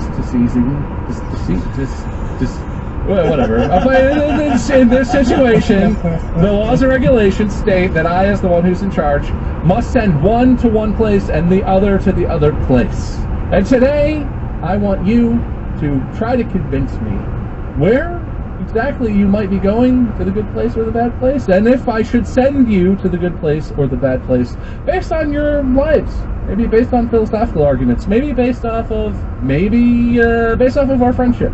Anything that you want to use about what you've done, who you are, what you deserve, why things may be the way they are, whatever. Convince me. I am the decider. I am in charge, And at the end of the episode, one of you will go to the good place. Also, they win the episode. And one of you will go to the bad place. And it's not my fault. I have to do it. Double loss? Teacher, I have a question. Yeah, Mark. Yeah. Yeah, are you dead? I am benevolent, and whether I'm alive or not is not relevant to my decision making. But since I am in charge, I'll say, yeah, I'm alive. I'm fine. Okay, but you in our entire lives have been always this arbitrator of those who go to good place and bad place. So like you are. It's like jury duty. He got the letter that we died. He's like, you have been required to go select. It's like, ah. It's closer to Wade. Yeah, no, it's sort of a confluence.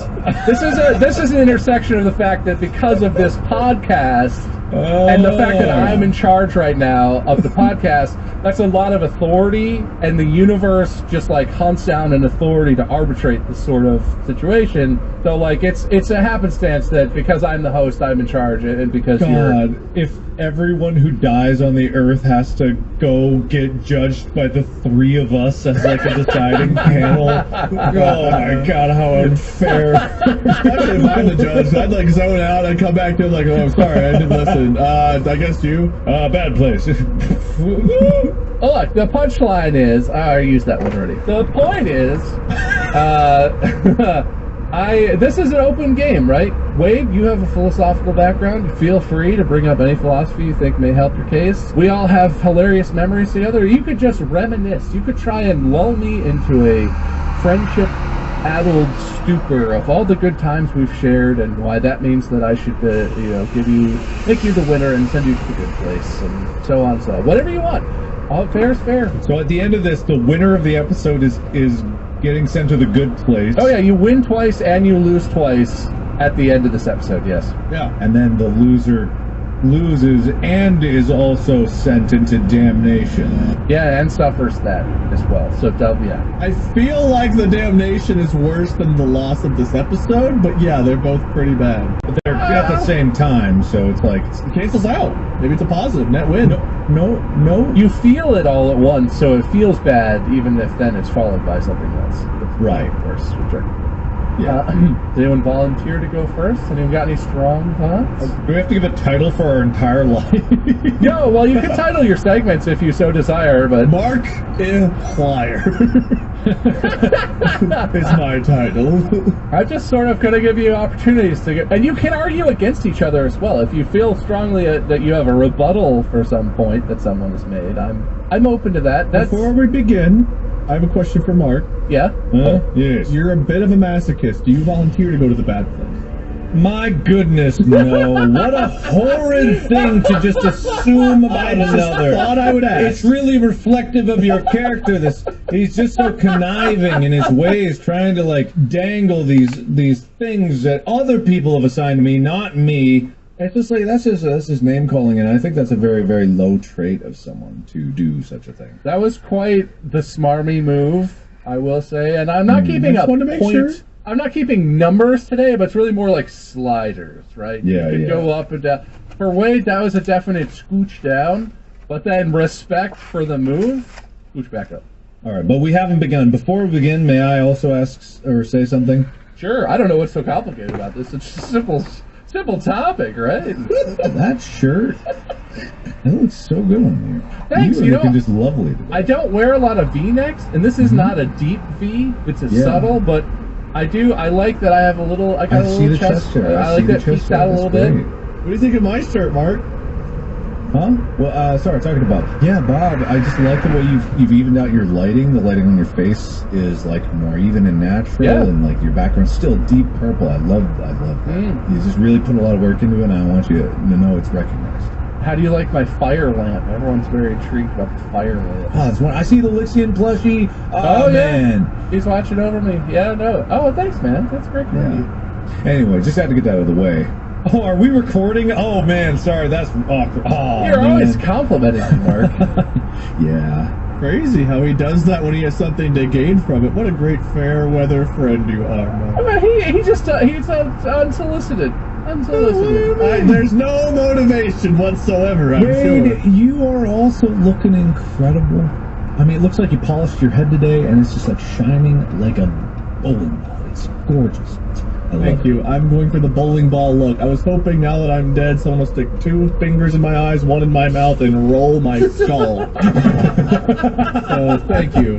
That's the look I'm going for. That would be very cool. Isn't there a bowling movie about a skull ball that's like magic? Is that? Am I losing my mind here? Hang on. Oh no, it's Mystery Men. The bowler in Mystery Men has a bowling ball with her father's skull in it, and it's a magic bowling ball that does what she wants it to and hits bad guys. Have you guys seen Mystery Men? Am I? No, I haven't. Okay, well, you absolutely. I mean, yes, I have. I love that movie. Everyone out there, including Mark and Wade, absolutely should watch Mystery Men because it's an underrated and honestly iconic movie with some great casting. And yeah, the bowler. All right, cool. Hey, when we're both in the good place, you and me, Bob, we can watch it together. We can have movie nights every weekend. All right. Wait, are you gonna offer anything here? You just gonna let Mark out? I'm not gonna lie to you like Mark is. No, you know me. I am who I am unapologetically. We got a good friendship. We've had some good chats. We can hang out. But like, you gotta get up here too. I don't know who's judging you. Well, neither are you guys. So. No, we're dead and gone. And to be honest, I don't even feel like I belong here to be in this judging contest because Mark hijacked the trolley and got my ass killed. So you know, it is what it is there, I guess. But you didn't stop it, which is naughty. Or, you know, a perfectly normal reaction to be in shock and terror and freeze. But, you know, I guess naughty too. I evilly stood there and was like, yes, crash into the bus. No, I see her Wade leaning out of the trolley going like, go, go, go, go, go, go. Yes, as I yelled at everyone to go, get out of the way, please. I don't want to hurt anyone. Okay, all right. So, have we begun? Have we begun? I feel like, yes, you've been buttering up Bob more than a Thanksgiving turkey. Wait, I will say, just for the record, none of that applied to the sliders. The sliders are still starting over for this issue. That's right, even footing. So Mark may have curried some subconscious favors with me, but I have no idea if that's true or not, and I guess we'll find out when one of you goes to a good place and one of you doesn't. I'm going to good place. I don't.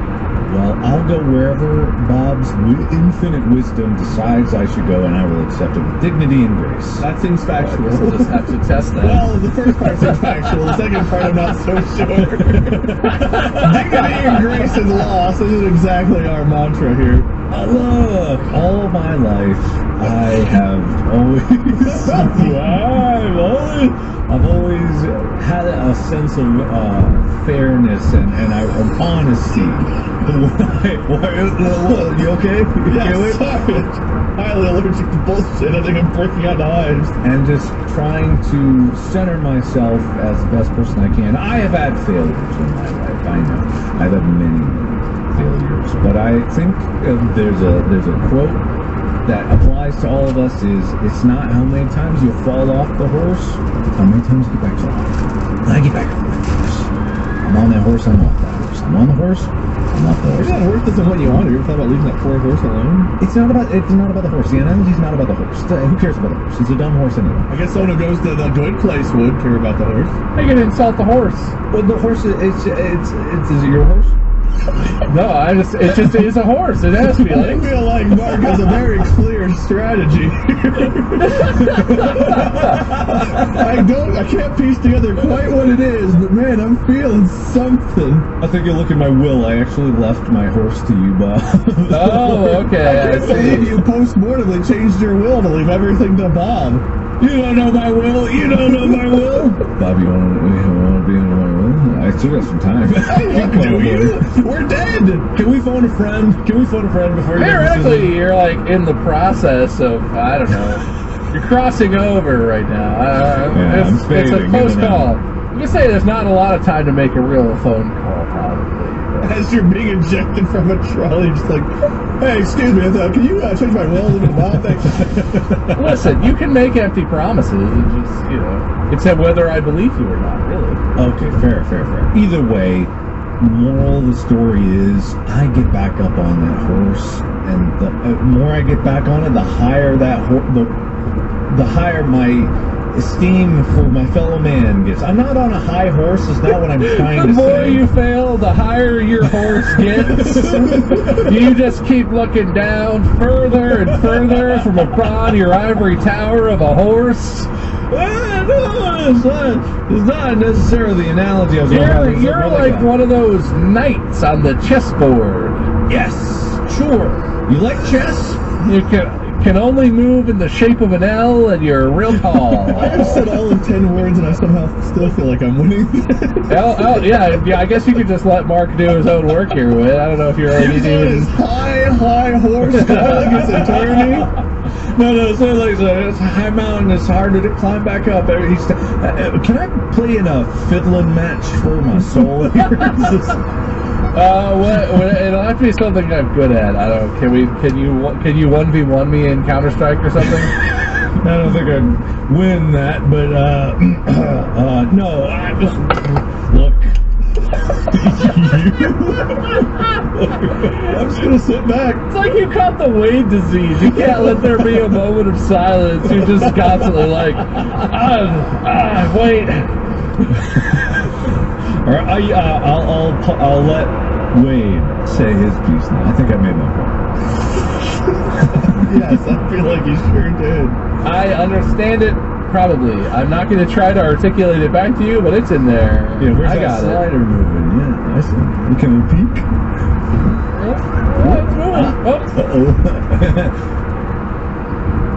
This episode of Distractable is sponsored by Liquid IV. You ever felt like you weren't hydrated enough? All the time. I used to drink so much soda, I was dehydrating myself. Is that hydration? I don't think that's... I've heard that anything with water can hydrate you. It can, I guess. If you're trying to get real hydration, good, satisfying, moistening hydration, Liquid IV is a hydration multiplier. In just one stick, you get 5 essential vitamins and 2 times faster hydration than if you literally just drank one. Wait, don't listen to this fool. I've got a vastly superior way for you to get hydrated. See, what you do is find some juicy other person that is well hydrated and then take their hydrated blood and you'll be hydrated without having to actually do any of the work. This is easier. Literally, first thing in the morning before workout, if you ever feel dehydrated, it's a little packet. He's reading from my instruction manual because I was just going to say, you find the juicy person, you tear them open, and then you just... It comes in flavors such as sea berry, strawberry, lemonade, Concord grape, lemon lime. You can get Liquid IV in bulk nationwide at Costco, and you can get 20% off when you go to liquidiv.com and use code DISTRACTABLE. That's liquidiv.com, code DISTRACTABLE, 20% off of anything at liquidiv.com. Just use the code. Well, that's going to make you a very juicy target. Do you come in Seaberry by any chance? As the person who's been dragged behind Mark's horse for many a year, I've got nothing but thanks to give.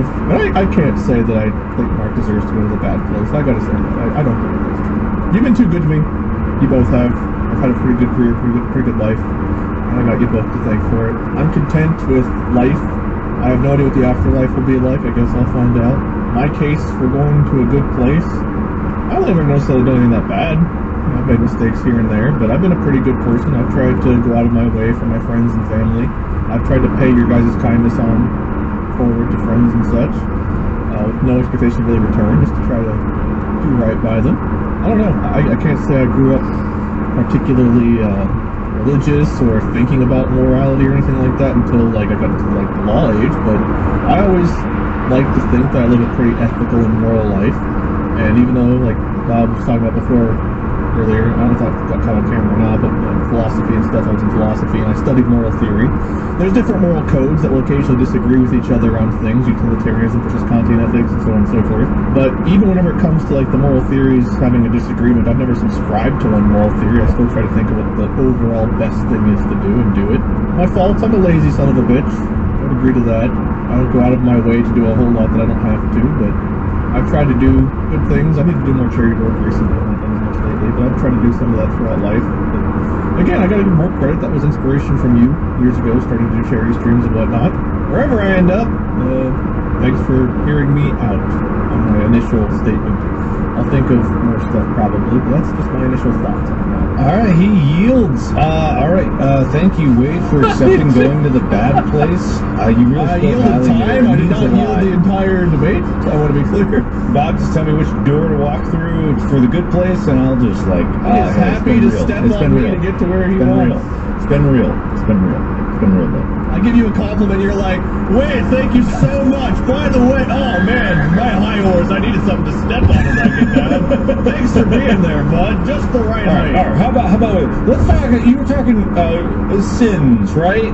Something about that. I think I heard that. Transgressions. What have you done? 7 deadly sins. All right. Okay, Whoever okay. it should be an even decision of who is most perpetrating of the 7 deadly sins. Let's look them up. 7 deadly sins. Seven deadly sins.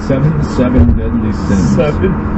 I think it's indicative that his name is Lord Minion 777, which, as we all know, is probably a bad number. Maybe, possibly. I don't know. 7's like a lucky number. He's just like triple lucky or something, right? Kind of that. Yeah, definitely. Okay, here we go.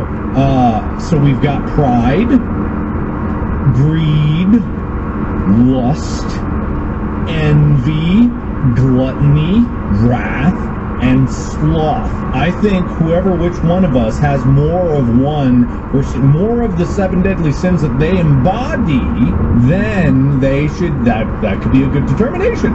Well, so Mark, between you and Wade, who is the most prideful? Well, I was going to volunteer for some of them, but there's some that I'm not going to raise my hand. Well, I think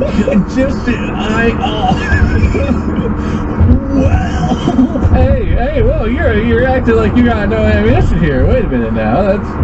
You don't think Mr. Fuck Your Dreams, Fuck Your Nightmares is over here having any prideful feelings about anything? That's a good point. That's a great point. I think if you combined all of the pride I've had in my life and compared it to 1 year in Mark's, it would still be less.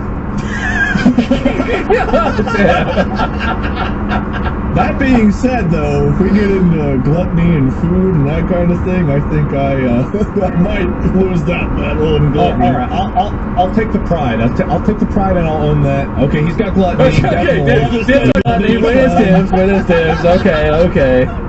All right, greed. Greed is tough. Then we both do charity. So, in this particular instance, I don't know if for greed, no, I don't think I've ever been particularly greedy, but I don't know who would take greed. So I don't know that I've ever been particularly greedy.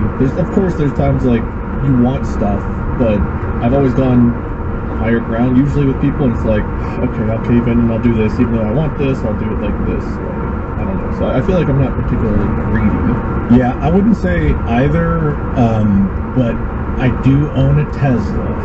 Greed or success? I'm a man who owns 5 toilets. In fact, I've owned 10 in the last 5 years. Because I had to buy 5 new ones. What a greedy piece of shit. That is a lot of toilet. Yeah, I know. I had to pay for them. Is it the opposite of greed if I spend it on something like a toilet? Oh my goodness, the greediest man. That's just a lot of toilets to go through. Maybe that's tied to Is it gluttony. more common to have 5 toilets or 5 ovens, though? I don't have that anymore. I gave them away, so, And once I got an air fryer... I gave away 5 of my toilets.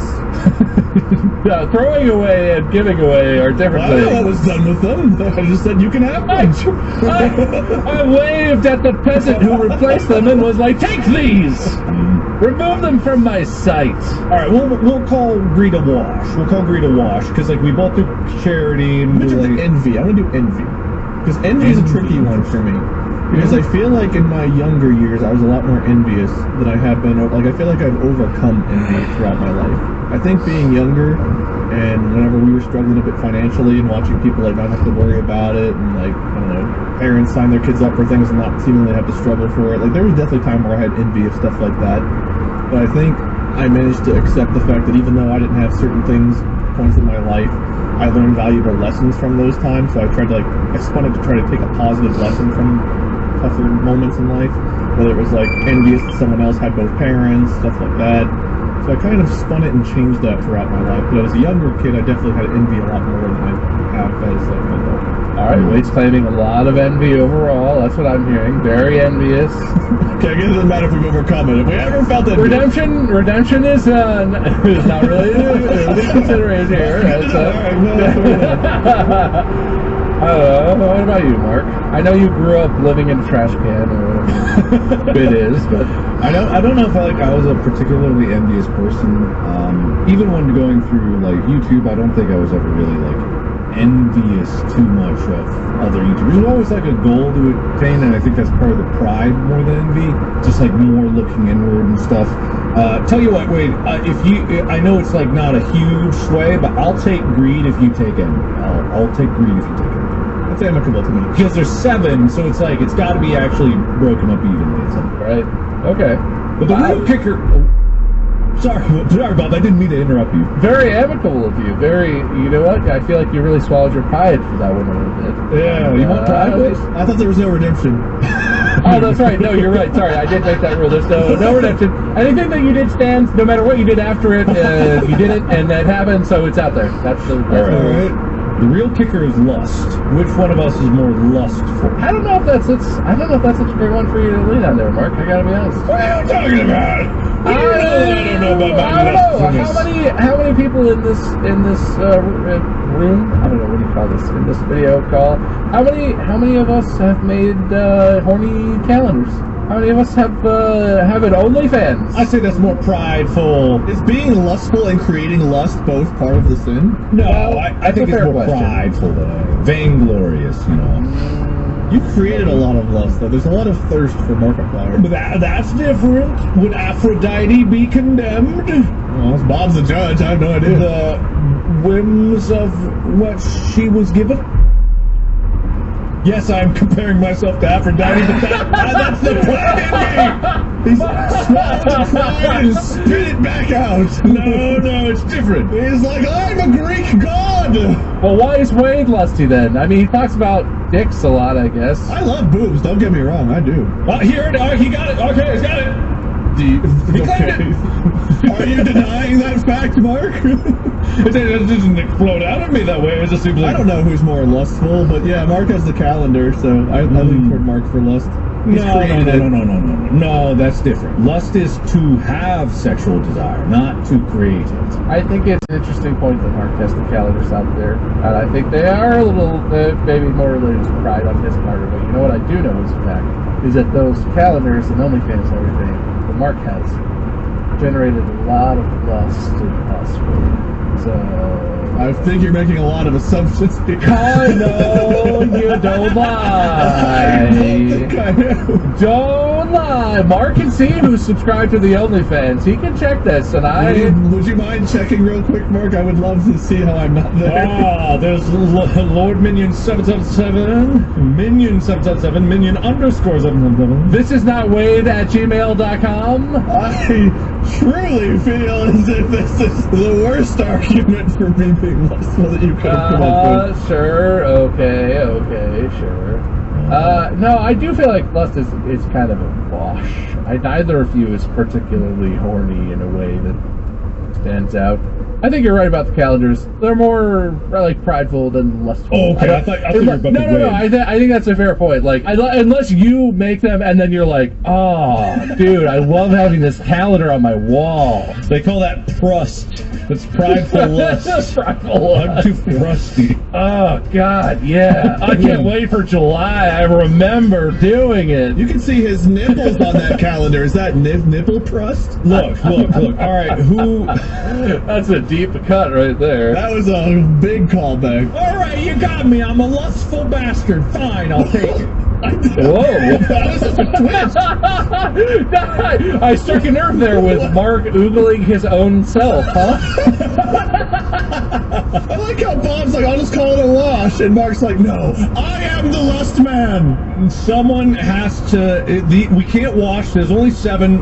It has to go to someone. And if Wade's too not anti-lustful with his low testosterone.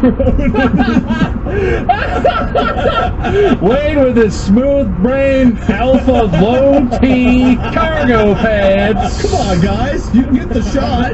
Damn, I didn't realize. I would say I was just gonna leave that to the end to be the final, but if you wanted to claim that, Mark, He claimed it. He can have it. All right, I'll take it. All right, but gluttony.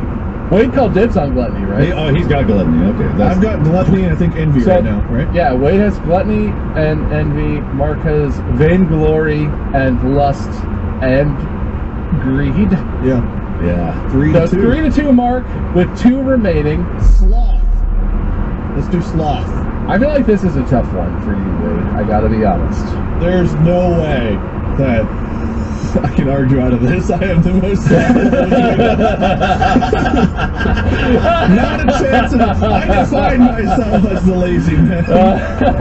I'm too lazy to argue my way out of it. I will take sloth and I will wear a smile on my face while I leave with it. I respect that. I thought maybe you'd have it try and argue for it, but Mark does so much and is Mark, always the man who wakes up at 6 a.m. and he's got Mr. T that helps him work out, or whoever that guy's name was. He's got all that stuff going. Mr. T. old what's his face at the workout emporium, you know. I just thought of a really buff man, and for some reason Mr. T came. I've been watching Epic Rap Battles lately, so I got Mr. I think T. you're thinking of Sean T from Insanity. Oh, but he's still a Mr. T. So that leaves Wrath, and I think it's clear Wade is so angry all the time. I would like You to guys point out one both exhibit. know. May I bring you all to number of chairs thrown in videos and Surgeon Simulator? Can we get some Surgeon Simulator evidence here.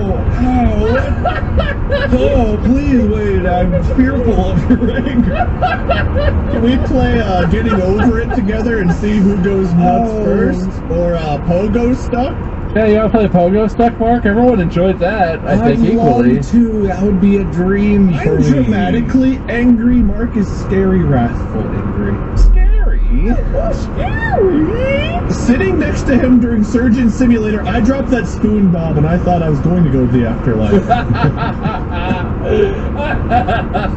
Oh, you know, it's just my high testosterone. I'll take sloth and I will walk out the door with it written on my shirt. Wrath, I don't know. I have an angle for this, because I'm going to say if we're looking at video evidence that's in the world, even if you say it's performative, Wade, in our own context, I think all 3 of us have demonstrated, let's say, concerning amounts of rage targeted towards specific games. Like, wait, you want to play Move or Die? You want to just go play some Move or Die? That's a fun That's one. not fair because it was very... Mark, if you're going to point out Mark playing games that made him quite angry, I'm going to go ahead and say... Yeah, but his was the game. Mine was the fact that the game didn't work. So you're not disputing the amount of rage. You can't land on somebody's head and then say you didn't touch them, okay? Yeah. No, that sounds... And Barbara, don't even bring her up. I know you're thinking it. I know you're thinking it. You saw what she did to me. It wasn't fair. That's not wrath. That's justice.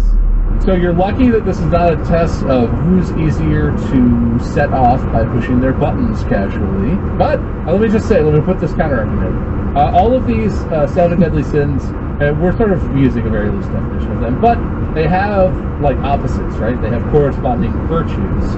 The virtue that corresponds with wrath or anger is patience, based on the thing that we're using, right? That's what I'm seeing. Are you looking at the one with the skulls in there?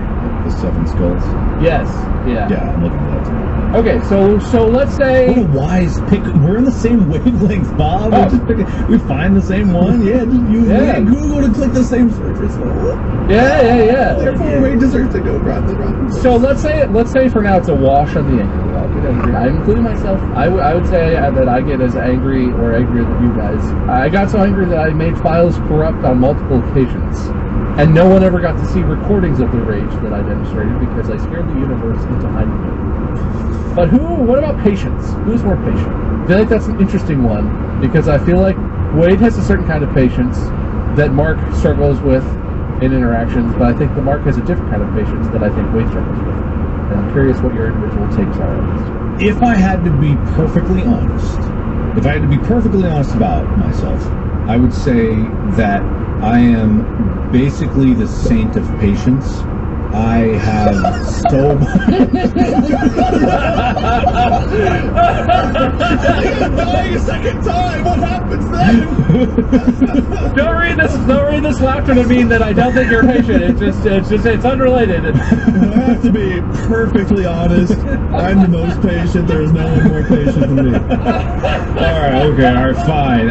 It's like woven into me. I'm not a patient person. I want instant results. I get that. However, I have learned a lot of patience in time that instantaneous results don't come, and sometimes you do have to just work at something, and so I have managed to use that patience to allow myself to make longer term projects. I can write full scripts over a long period of time. You know, I can work on extended things just because of my day-to-day life. It's something I struggle with, but you know, sometimes it's the struggle, the fact that it is everyday struggling is a virtue in and of itself, and I'm proud of that.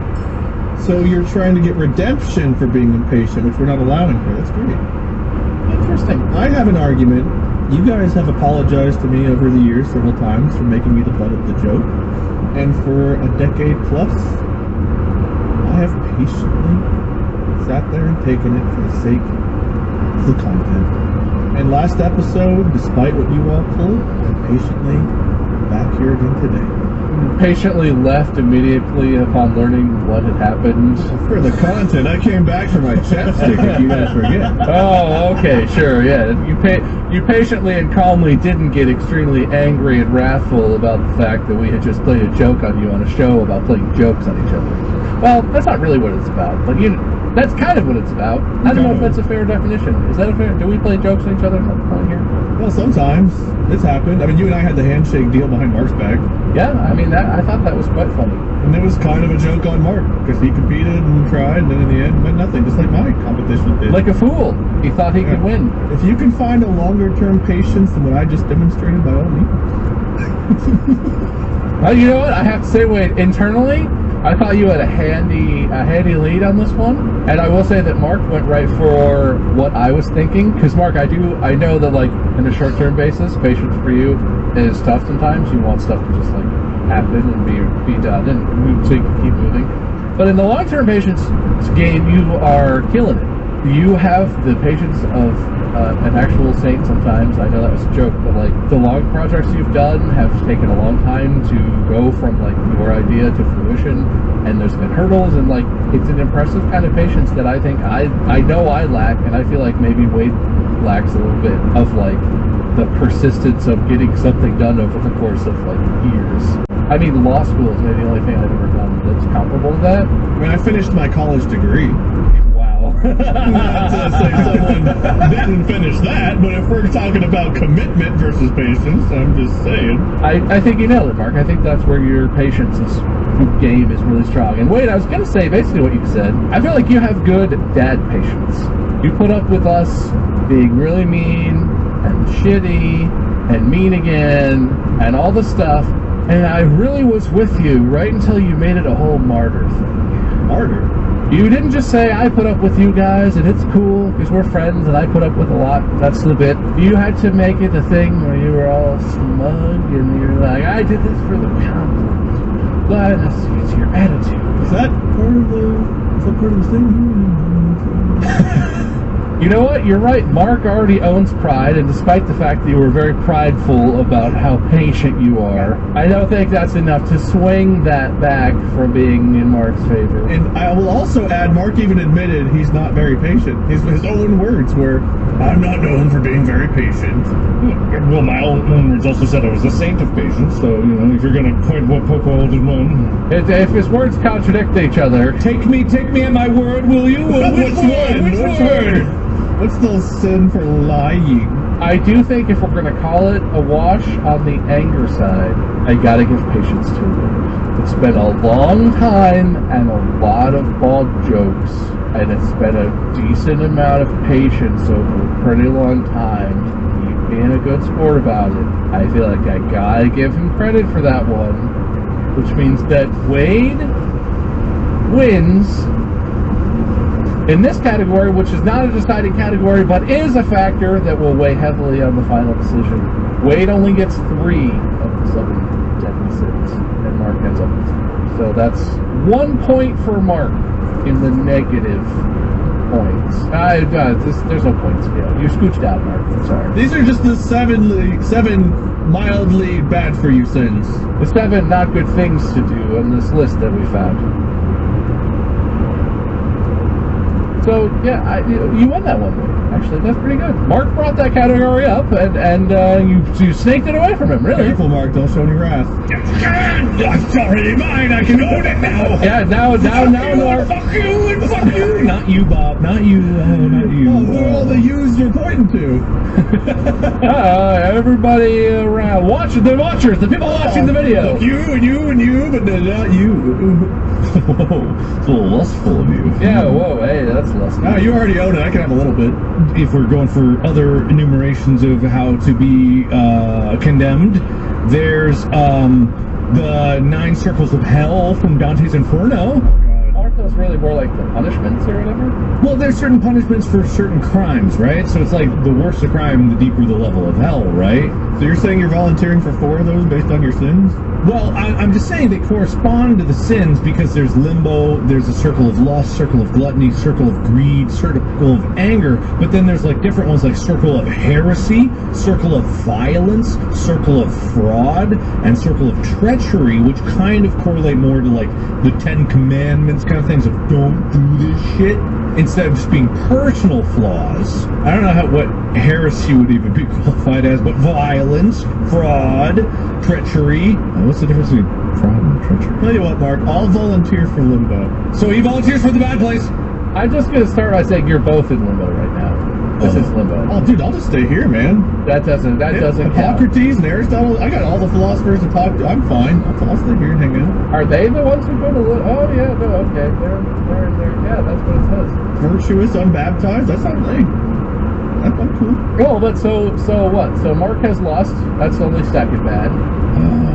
And anger, which is 5th, but Wade has gluttony. Oh no, wait, Mark has greed.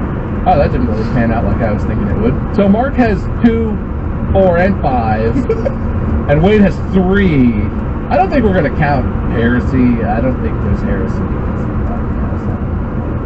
podcast. But violence, I will say, the anger thing was kind of a wash. In terms of violence against chairs, there's a definite leader in the category.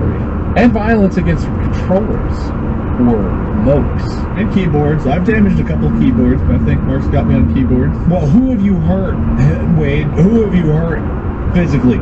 Yeah, wait, have we ever been in a fight? I can honestly say I've never been in like a physical fight of any sort, but... Yes, but like it was a fight that no punches really got thrown. Like nothing happened. It was more like things escalated between like my brother and I at one point. And we started to get into like a scuffle, and then it was broken up before anything actually happened. So no, but yes.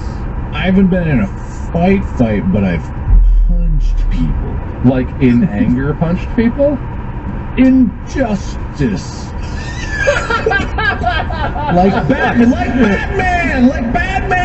I got you. Like Batman. Sure. Out of vengeance? Out of violence, he's violently hit people. No. Batman would go to the good place, right? Sure. I don't know if that's a given, and I don't know if Batman honestly gives a shit. I think it's the combination there.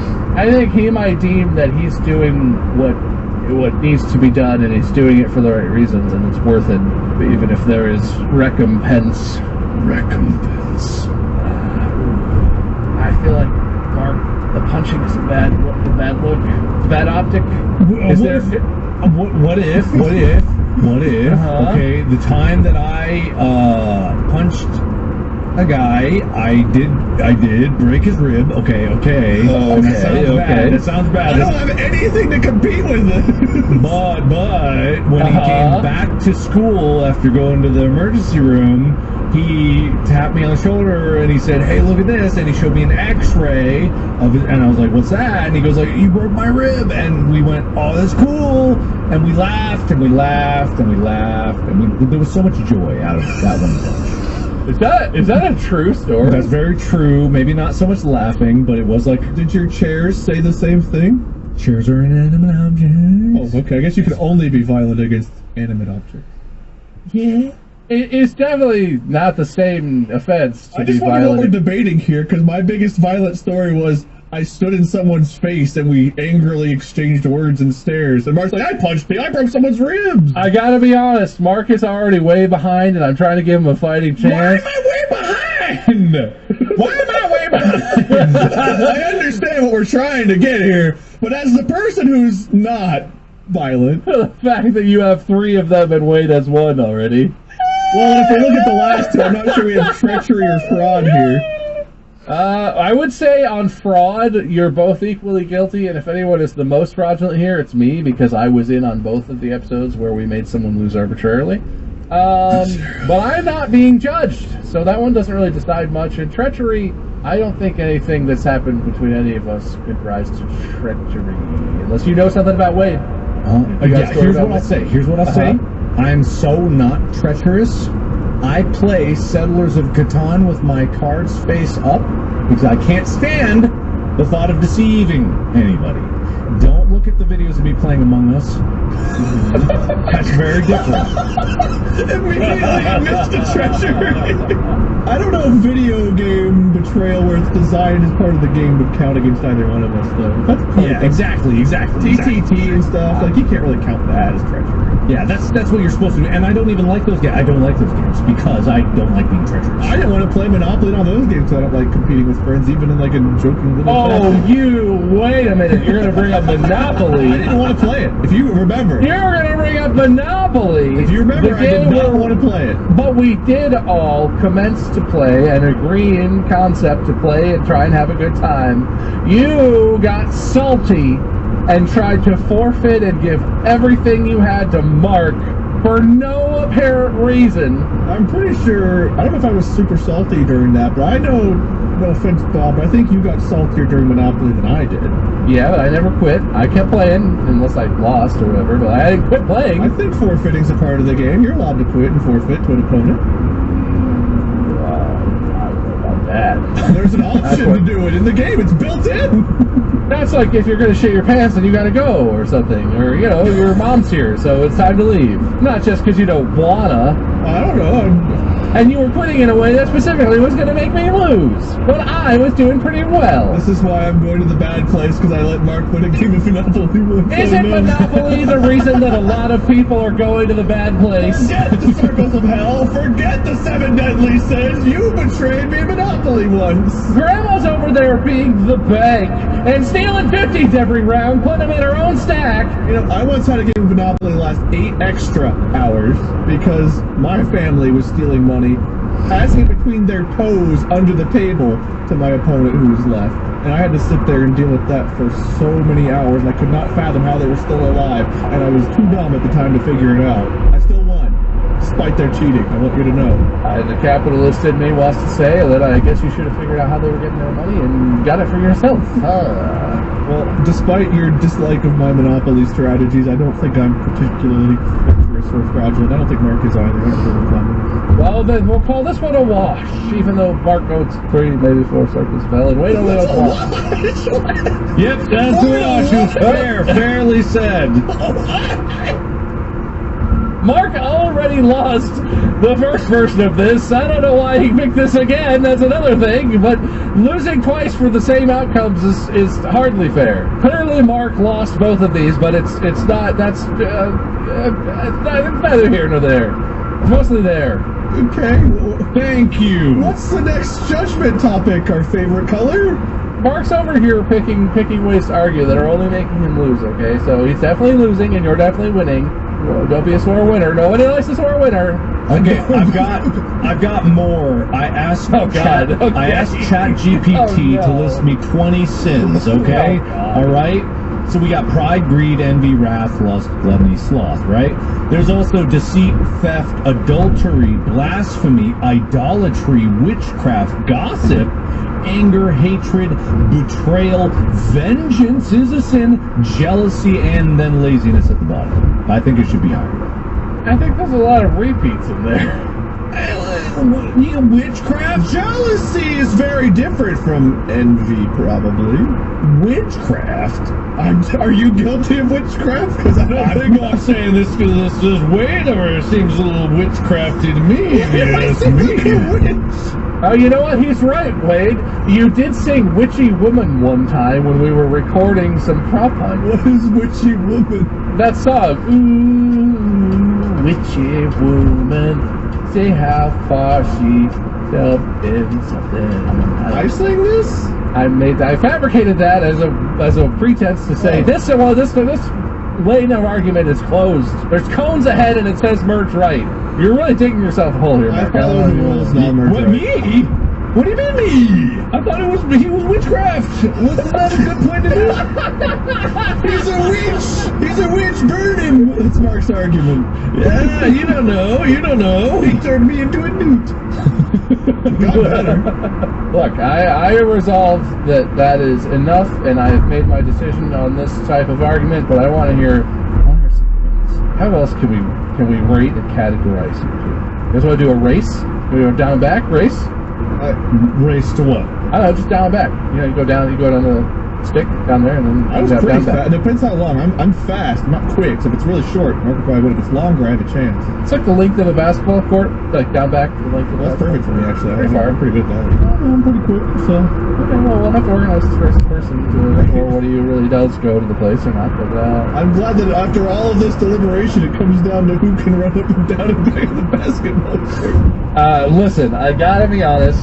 Mark did not come out looking so well after all of the sin talk and the circles of hell and the whatnot. I gotta say, Mark, that definitely did not bump your slider in the direction I think you were hoping for. Yeah. And Wade, I think you came out looking a little bit better, and maybe scoot your slider a little bit. Thank you. But I think Mark was very magnanimous in his acceptance of the ones that were, you know, kind of in his wheelhouse, kind of fell in under his thing. But so was Wade, so that kind of bumps both of your sliders up a little bit. Can I make one last statement? Just one last. Closing argument? Just a closing argument, yeah. Okay. I would just like to say, in all this and all the things we've said here today, you know, it's not productive or healthy to compare ourselves to others and determine if we are morally better or worse than someone else. Each person is unique and has their own individual strengths, weaknesses, experiences, and circumstances that shape their moral character.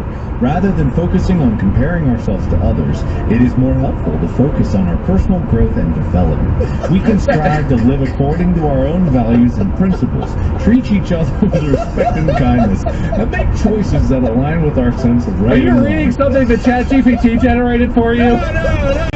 No, I wrote this. I thought of this. It is important to recognize that morality is complex and subjective, and there may not always be clear-cut answers or right and wrong choices in every situation. What did you type to get this? I'm losing. Help me. That everyone makes mistakes and has the potential for growth and change. Instead of trying to determine if we are morally better than someone else, we can focus on improving ourselves, being compassionate and understanding towards others, and striving to make a positive impact in the world. If there's one thing I know, it's that there's different moral theories that people subscribe to. It's hard to know what's perfectly moral or immoral, and it's hard to really think that I'm more moral than anybody else. However, after talking about the 9 circles of hell and the 7 deadly sins, I'm pretty sure Mark's at least lower than most. So Wow. I gotta say, this outcome is interesting to me. I said that more as a joke than anything else, but I thought it was hard, so I hope you all laughed. Mentally, I was moving the sliders while you both were talking there, and I have to say, I think it was not terribly unclear who would sort of come out ahead at the end of the debate portion in the middle. I think Wade had demonstrated it pretty strongly that he is a better person than Mark, and you can say that definitively.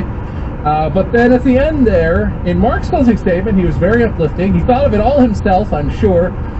What was the con artist one in the circle? Hold on. No.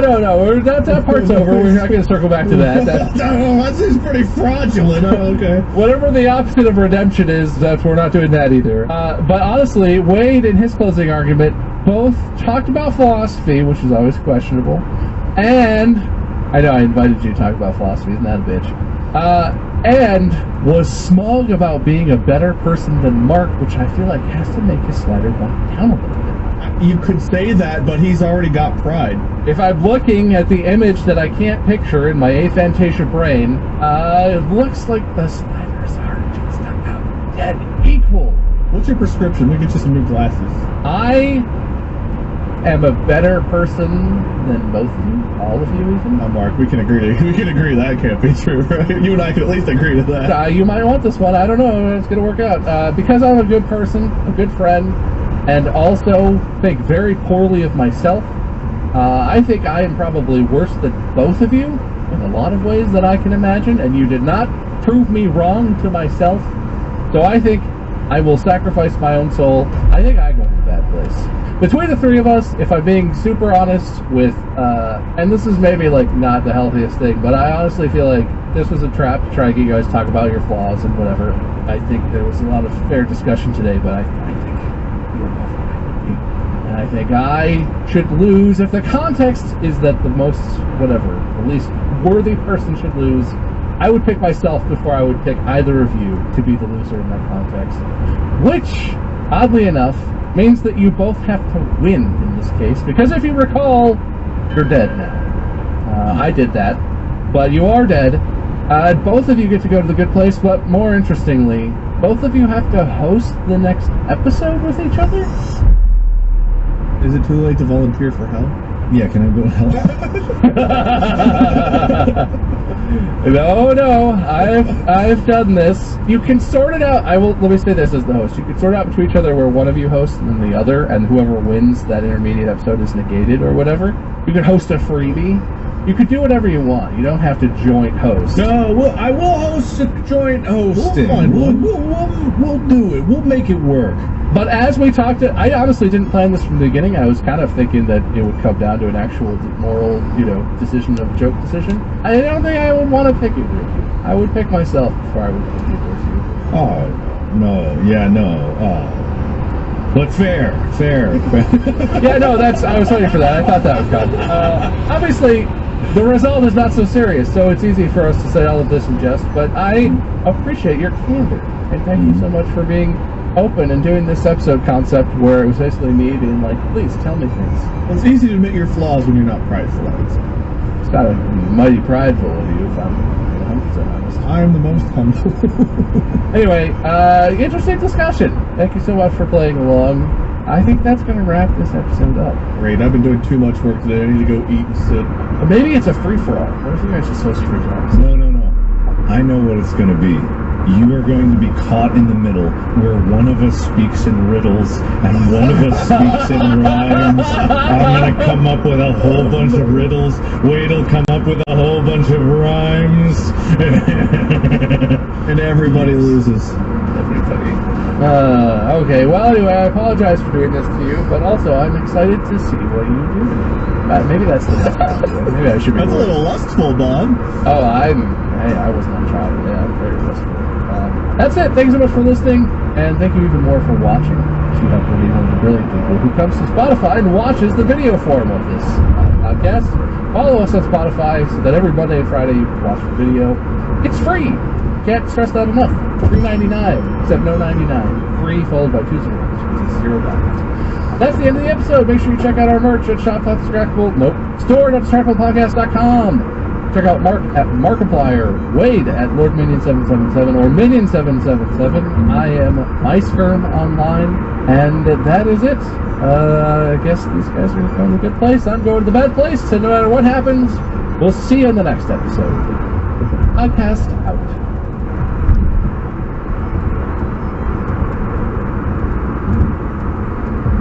This episode is brought to you by Progressive.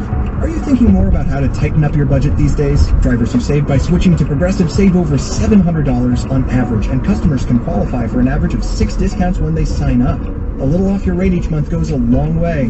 Get a quote today at Progressive.com. Progressive Casualty Insurance Company and Affiliates. National annual average insurance savings by new customers surveyed who saved with Progressive between June 2020 and May 2021. Potential savings will vary, discounts vary, and are not available in all states and situations.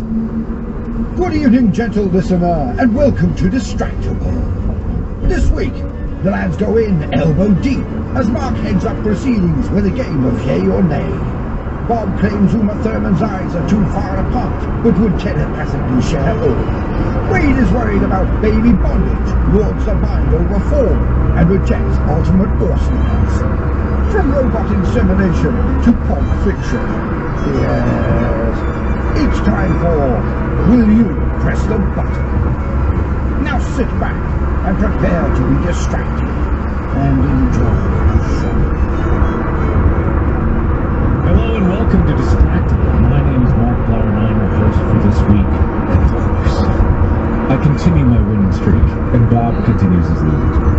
By sheer random chance, we have determined that Totally fair, random chance, completely fair chances. I mean, you literally saw the spins. I couldn't do anything differently. No, yeah. I literally showed the flips. There was nothing I could have done differently. Yeah, You oh, picked the- them. It's fair.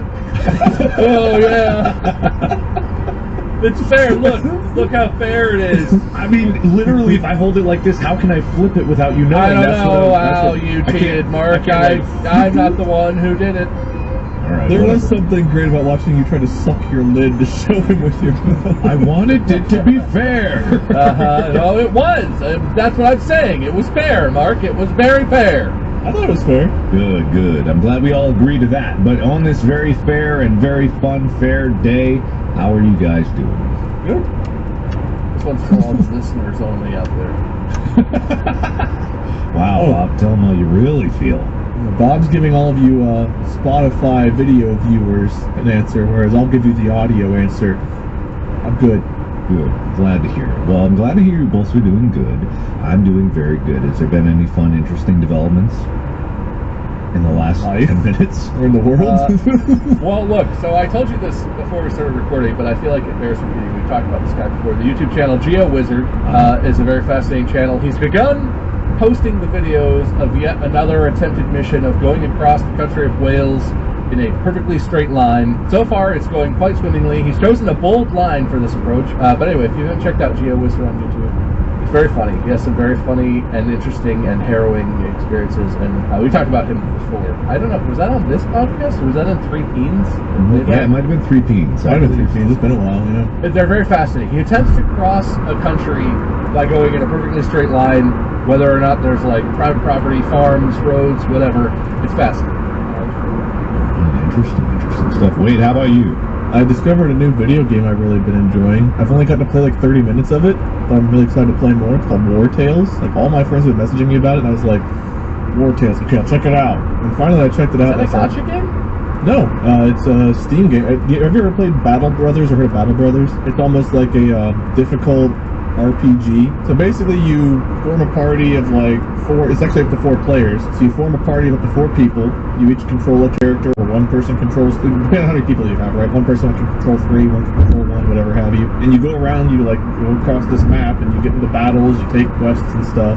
But it's actually relatively difficult, and I don't know, just enjoyed it so far. I enjoyed Battle Brothers. It was really hard, really brutal. This game feels like that too, but now you can enjoy it with friends. It's called War Tales on Steam. Not sponsored, but Interesting. could be. Call us. Me specifically, but I guess you guys do. Nah, I guess I do sneak in sponsors or promotions for random other things like Go, my favorite sports team, on this podcast at a random time. So I've never heard of that, Mark. What is that? I don't know what that is. That's crazy how ChatGPT helped you with that. it's apparently, if you just tell ChatGPT to speak about something while weaving it into something else, it'll do it. Clever girl. Also, in other Distractable? news, Promote Distractable on Go. I'm sure he does. He must, right? Yeah, he does. Come It's up. only fair. yeah. Anyway, the first babies conceived with a sperm-injecting robot have been born. Oh, so 9 months ago, a robot got to have lots of sex? I'm not 100% sure you could call it sex. I'm imagining a robot with like a Wizinator full of semen that just like pumps. A Wizinator? Yeah, do you know what a Wizinator is? No, back up. Inform Okay, me. quick story. Back when I was in junior high, and I thought I was going to be a lawyer, that's true story. I thought I was going to be a lawyer. I job shadowed an attorney, and he had a court case that day, about a guy who was trying to pass his urine test, his drug test, by strapping on a fake penis over his real penis full of someone else's urine. Oh. But said guy was a Caucasian, and his Whizzinator was a black penis, and the security guard that was watching was like, man, that's weird that this guy's penis is a different color than him. Wait a second. And he got caught trying to cheat his drug test. So I learned that a Whizzinator, at least 20 years ago, was a penis-looking thing that kind of like straps onto you and can hold someone else's urine. Oh, so they called it in court, was a Whizzinator. That's what the judge said. Yeah, and so the Whizzinator's in evidence. Can we get that back up? Here we go. There's an official website for the Whizzinator. It's WHIZZINATOR. Don't cheat drug tests, but you can go look at them. It's on their website. Says Whizzinator.com. Don't cheat drug tests, but there's other uses for this, maybe. Why am I on Amazon looking at Whizzinators? Oh god, I clicked on the wrong shit. Oh no! Look, man, where you go is not where I'm going. Look, this is an article from the MIT Technology Review, okay? Last spring, engineers in Barcelona packed up the sperm-injecting robot they designed and sent it by DHL to New York City. They followed it to a clinic there called New Hope Fertility Center, where they put the instrument back together, assembling a microscope, a mechanized needle, a petri dish, and a laptop. Then, one of the engineers, with no real experience in fertility medicine, used the Sony PlayStation 5 controller to position a robotic needle, eyeing a human egg through a camera, and it then moved forward on its own, penetrating the egg and dropping off a single sperm cell. Altogether, the robot was used to fertilize more than a dozen eggs. Oh shit, my controller died mid-insemination. Hang on, I gotta switch. Inside the womb, the little thing's moving around, and in the background you just hear, Mom! I'm doing the trash after this round, Mom! I can't save mid-turn! It's cheating! I'm lagging! Yeah, no, I was going to start this by saying, why do you need a robot to inject sperm? But this is injecting directly into an egg. I can see why that requires a little more. Probably a human, no matter how good a doctor is, probably a human hand would have a lot of trouble doing that without, like, damaging the egg or whatever. Yeah. It's interesting. A human arm seems a bit more invasive than maybe a tiny little robot needle, too. What? I don't know how deep in. Well, you know what? I'm not going to claim that I know either. You have to go like elbow deep to get to the ovaries, don't you? I'm not actually sure, but I'm not confident that that's what would have to happen, but I'm not confident enough to say that that's definitely wrong. Yeah. Here, let's ask an Guys, AI. we are experts in the field. I don't know where. Suddenly there's we now, and there was you for sponsorships. I don't think this is going to work out the way you think it is. War Tales, call me. Look, altogether, this whole article, actually, let me know, Bob, when you get ChatGPT's answer, because I feel like this is some, like, Matrix early days, you know, because the idea is, apparently, Overture, for instance, has filed a patent application describing a biochip, quote-unquote, for an IVF lab in miniature, complete with hidden reservoirs containing growth fluids and tiny channels for sperm to wiggle through. Quote, think of a box where sperm and eggs go in, and an embryo comes out 5 days later, says Santiago Mune, the prize-winning geneticist who is chief innovation officer at the Spanish company. It's like how the Matrix robots were just growing humans so that they could use them for definitely not the energy source, but, you know, the computational power, which was the original idea behind the Matrix, instead of the stupid thing where humans were batteries, which doesn't make any sense at all. But they had to dumb it down for audiences because they were like, people aren't going to understand that human brains harvested in a giant array of humans is computational power for the Matrix to even exist in the first place, and yada yada. But anyway, it seems to just be a way to take the human out of making humans. So that's so far the Overture has raised the most, about $37 million from investors, including Khosla Ventures and Susan Wojcicki, the former CEO of YouTube. I mean, look, fertility medicine is a big thing, though, right? Because there are a lot of things that can happen that have nothing to do with whether a man has a sperm that is capable of making a baby and a woman has an egg that's capable of making a baby. That have nothing to do with whether or not that baby could exist. That could be helped by this, I'm sure. But it is funny, the PlayStation controller has got to be my favorite part. By far. Like, I get, you use what's available, and there's, you know, the PlayStation controller is it's well developed, it functions well, whatever.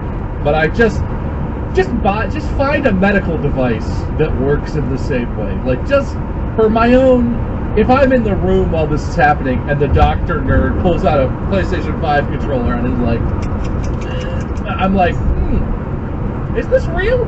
Is this real medicine? I don't know. One of the analogs is worn out. It's like sticky on one side. Yeah, it's kind of like Cheetos dust on it. Do you think it was sponsored by Sony? Like maybe Sony was like, please use our controller. We'll give you some money. Get the controller out and you turn it on and it makes the PlayStation boot up sound and you're like, like I don't not believe you, but also, Would you like to hear more about this article? Because it does get a little crazier. By all means. A human egg is about 0.1 millimeters across. It's right at the limit of what the human eye can see unaided. You could see a human egg it would be like a with your tiny own little eyes. fleck you can see. Yeah. But right now, to move one, an embryologist will slurp it up with a hollow needle and squirt it out again. Oh. Don't know why that's the wording. Is that what Thompson the says- article says? That's what the article says. But Thompson says that once inside the company's cradles, eggs can be fertilized and grow into embryos moving through the stations of a robotic lab as if on a conveyor belt. Quote, our whole story is minimizing stress to the embryos and eggs. Thompson hopes someday, when doctors collect eggs from a woman's ovaries, they'll be deposited directly into a microcradle and, from there, be nannied by robots until they're healthy embryos. Quote, that's my vision, he says.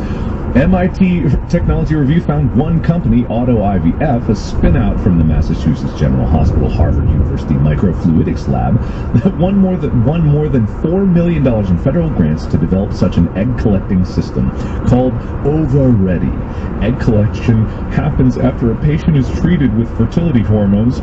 Then, a doctor uses a vacuum-powered probe to hoover up eggs that have ripened in the See, ovary. Oh, shit, you got the It's dust a devil le- already? all of that, in theory, I'm listening and I'm like, this is just fascinating medical stuff. Like, this is important medical stuff that's going to help people get around the issues that exist with getting pregnant and having kids completely on your own. Game over! But why? They need to hire somebody to write that uses fancier words. Look, I'm not gonna. I like news that's plainly worded and straightforward. But if you're telling me about medical stuff, I really don't want to hear about how they hoover up the eggs. There's just something wrong with that. The slurp and spew, the hoovering, they're doing all the things we need. There's gotta be terms for that make it sound a little bit less like you're exploiting a child pretending to be a doctor and getting their sister pregnant in a joke thing. No. This is all in the up and up because an Auto IVF executive, Emre Ozkumur, declined to discuss the project. The company wants to, quote, stay under the radar a little bit longer, he says. Yeah. But there's also another company that's developing a sperm tracker. A company called IVF 2.0 developed software to rank and analyze sperm swimming in a dish. It's similar to computer vision programs that track sports players as they run, collide, and switch directions on a pitch. Isn't this taking some of like the bonding out of the equation that happens when like the baby's developing in the womb? Like it feels the vibrations of the mom breathing and listens to the mom talking and all that. Let me just say, I don't know a lot about this. This is not dissimilar in fundamental ways from, I think, how in vitro fertilization works right now. Okay. They're talking about fertilizing the egg outside of the womb, and then you implant embryos, right? This is not like, oh, it's starting to look like a baby, let's put it inside the womb. This is like, I don't know if it's dozens or hundreds of cells. It's, oh, this egg is successfully fertilized and begun to duplicate itself. Let's put it back in now that we know this egg is successfully fertilized. Okay. I'm picturing an assembly line where the baby over 9 months is just going through the ovens and it's like, can I get mine well done? Yeah, we'll put it through a little bit slower. 10 months of cooking for this one. First of all, the word embryo I think is misleading you maybe a little bit. It's not. It's a little tiny cluster of cells. Okay, so this one is still they tiny, watch it tiny. to make sure that it is replicating, that it can become a fetus. But also ex vivo pregnancy, a baby developing to term outside of a human body. would be way bigger news than this. That's what I was imagining when he said assembly line. It's like the Lifesaver factory gets to the end, there's just a little basket to catch the babies that are like, oh, ready to cut the umbilical cord. Oh, it's robotic. Just Yeah, there we no, go. Once it hits 9 months, the babies get to the Blade Runner room and you use a razor blade to slice the bottom of the plastic sack and whoosh, and it splatters out and all that stuff. No, that's not what's happening, Wade. I gotta be super honest and clear about that. That's not. Is that the DLC? Because like I bought the expansion pass for this one. I'm hoping. Dude, the month 7 DLC comes out soon. I can't wait to see. There's a final quote here to leave this article with. Quote, we don't claim it's better than a human, but we do claim it's just as good, and it never gets tired. A human has to be good at 8 a.m., after coffee, after having an argument on the phone. And that's where the quote ends. Man, that quote is... Look, they're saying that a human with a needle, I think, okay? Not the human who's growing the embryo. Man, that's just all over the place. It's very ambiguous. I thought they meant the robot that was fucking like, oh, you got 8 a.m., get your coffee, and then go at it.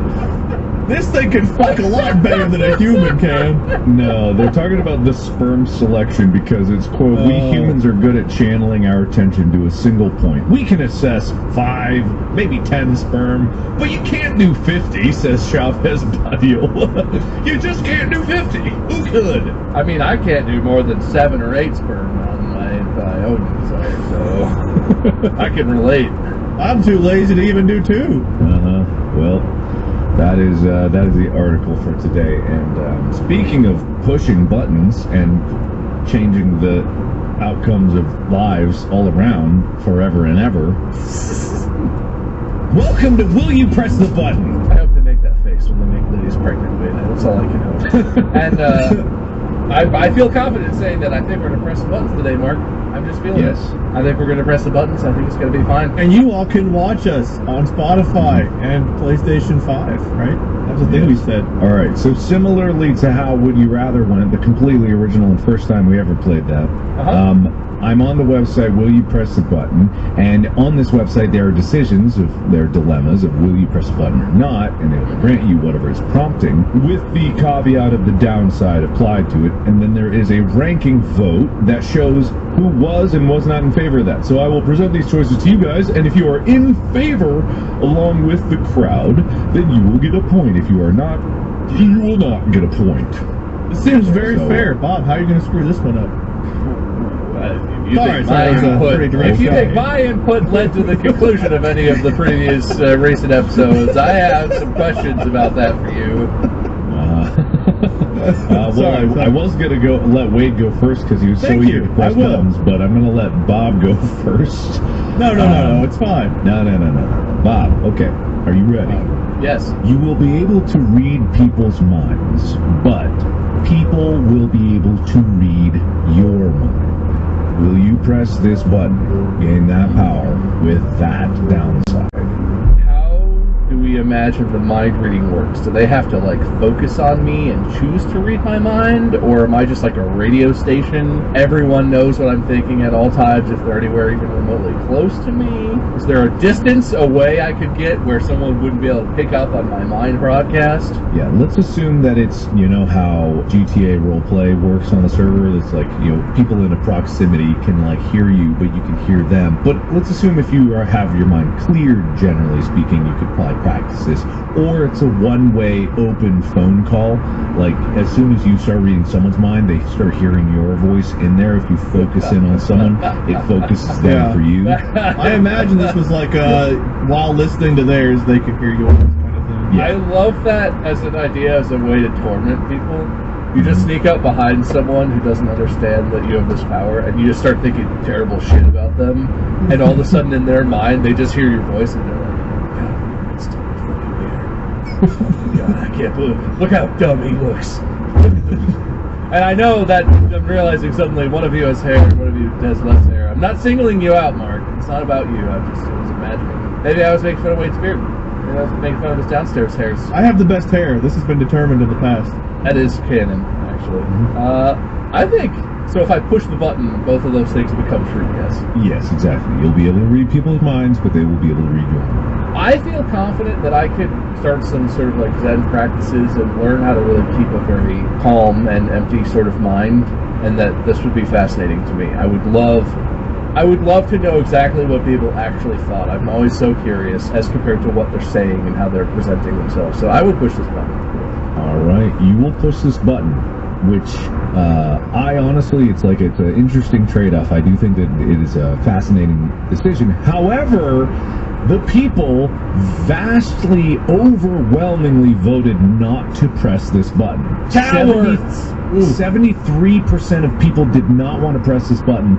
And I'm like, I totally get this, but you're right. With practice, they don't have the practice of reading your mind. They wouldn't even know who's doing it. But you would, if it was strangers at least. Maybe if you're close friends, they could hear your voice in their head. Like, I think it's interesting. And you could probably hone it in where you could train this ability, but unfortunately, this strikes me as like a superpower, right? Like if you just suddenly had the abilities of Superman, it would be kind of a plague because you would like rip doors off hinges and you would destroy shit, but you learn how to control it and live with it. I feel like, how would you not want to know that? Aren't you always? Is everyone else not always dying when you're like talking to someone and you can tell they're saying something, but they're thinking something inside that they're not telling you, or that they're not willing to share, or whatever? I'm dying to know what's going on in there. I would love that. it would be fascinating. I'd press it too. But unfortunately, no point there, Bob, even though I would also press it. 5 points for me. All right, great. Thank no points for Bob. 6 points. Wait. Yes. Fair. That feels fair. You will become the most handsome and or beautiful person on the earth, but you will never be smarter than the average third grader. Will you press this button? Don't need to press this button because it already happened. I mean, that's kind of how I feel. No, I value intelligence more than looks. I'd rather be intelligent, so I won't press that. Yeah, well, you don't become less handsome if you don't press it, right? You stay exactly as you are. Yeah, I think you're just you, and I'm pretty content with the me that I am. The third most handsome man on earth, I don't need 2 more spots. I don't want to lose intelligence. Like, do I want to know everything? No, but I want to be able to process and understand things. And I feel like at a third grade level, you're not fully there. So, on an emotional level, on an intellectual level, no. I'd much rather have my mind than looks that are going to fade away in 5 or 10 years anyway. I will not press the button. But also, have you seen the game show? Wait, it's not third grader, is it? Are you smarter than a fifth grader? Fifth grader, yeah. Okay, all right. It's a few grades down, so maybe not the best. 76% of people would not press that button, so Wade, you do get the points. However, the most handsome and or beautiful person on earth. What would that even look like? I mean, yeah, so... I'm right here, guys. I mean, one of the things about that I just thanks, yeah, that I want to raise is, I feel like it's been proven and talked about in a lot of different ways, context that's completely subjective, that each culture has their own vision of what is the most handsome and or beautiful person and attributes. And also it changes each decade. Like if you look at just in America or just in a specific culture or country, it's changed a ton over the last 100 years, 50 years, whatever. Like, do you constantly chimera into the new whatever at that moment is the most attractive look and features and everything, or for wherever you are located, or like? I'm assuming it's whatever you think it is, so it's based on your own perception, or everyone who looks at you sees what they envision as being the most beautiful and or handsome. Ooh. Yeah. Okay. Or you are so unbelievably, unachievably beautiful that it's objectively anyone who looks at you, you're the same, but it's some unachievable look that we've never seen a human be this beautiful before. Either way, you're godlike. So unfathomably beautiful that everyone agrees that you are. But you go to talk to you, you're like, how did you achieve that? And you go, Smurf. And it's like, oh. And they walk away. I haven't met a lot of third graders, but third graders are all Pinky from Pinky and the Brain to me. This episode is brought to you by Progressive. What's one thing you'd purchase with a little extra savings? A weighted blanket, a smart speaker, that new self-care trend you keep hearing about. Well, Progressive wants to make sure you're getting what you want by helping you save money on car insurance. Drivers who save by switching to Progressive save over $700 on average, and customers can qualify for an average of 6 discounts when they sign up. Discounts like having multiple vehicles on your policy, Progressive offers outstanding coverage and award-winning claim service. Day or night, they have customer support 24/7, 365 days a year. When you need them most, they're at their best.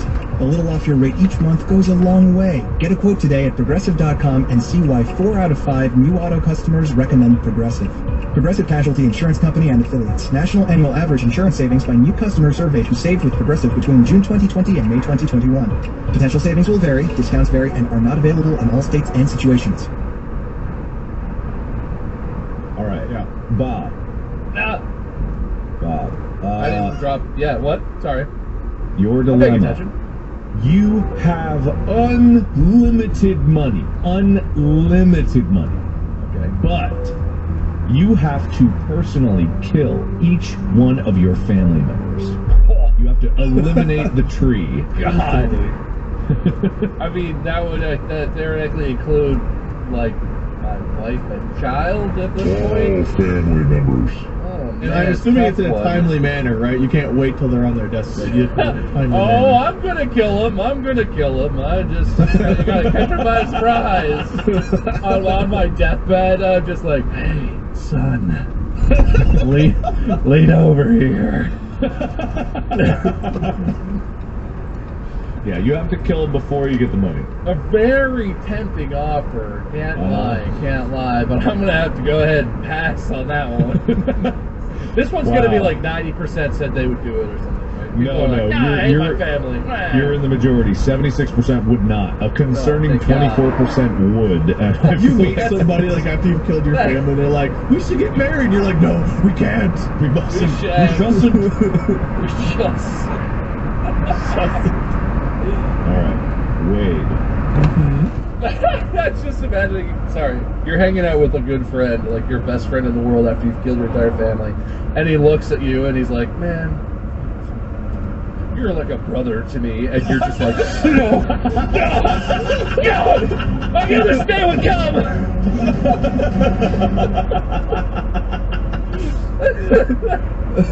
Gotta be careful. You can't get too close to people, man.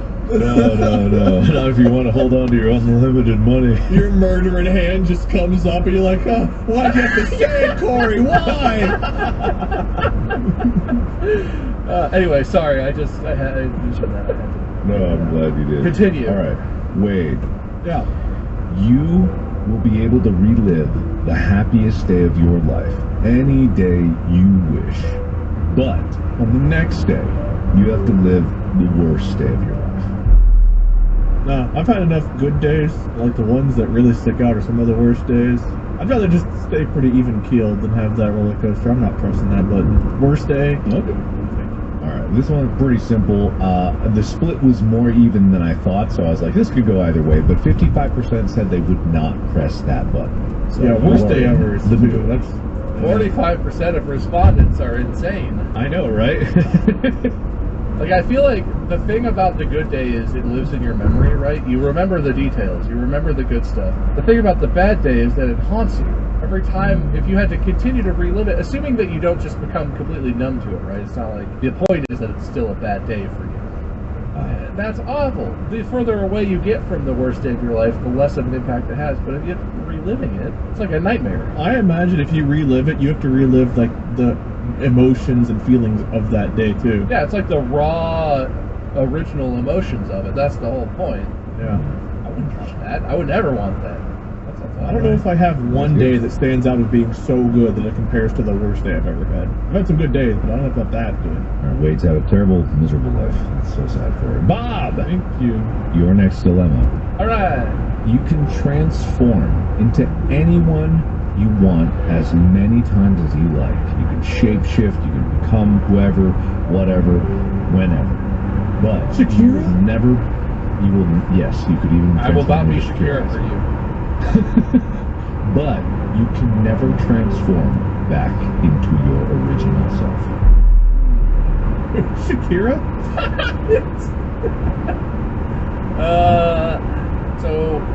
So extrapolating this, then you would never get to speak in your own voice again. Yes. I feel like if I could talk this over with certain people in my life and we could all agree, I would be in. But I don't think I could unilaterally make the decision. So I guess as long as I'm allowed to like talk this over with Manny and my family members, probably yes. As long as they're all on board. I don't know. It's true, because you wouldn't be like what your kid remembers or what like the person your spouse fell in love with, right? Yeah, you would never be yourself again. That affects other people. I feel like that would affect other people as much or more than it would affect me. Like my sense of self, it comes and goes, and I feel like I could adapt that. But other people, I'm a concrete thing to people in my life. Yeah, exactly. So if you do change, I suppose it's like you might be tempted to change again, because why would you have changed in the first place? So it's like each one would subsequently get you further from who you were, depending on what you wanted to become. How do you change? Do you just transform? Or is it like changelings or whatever in Supernatural, where like you shed your skin and like bleed it off and leave like a go into a flesh cocoon Shakira suit on the floor? I serve Shakira suit on your floor. Wait, what would you do with this? Is this a Shakira? Yes. This isn't about me. This is about Bob. Why do you Shakira, want to yes. be Shakira? That's Wade's answer. You said wherever, whenever. You brought it back into my head. I guess if we're gonna allow my caveats, yes. You would press this? I think I would be okay with that as long as it didn't hurt anyone else in my life. Okay, all right. And you are in the majority.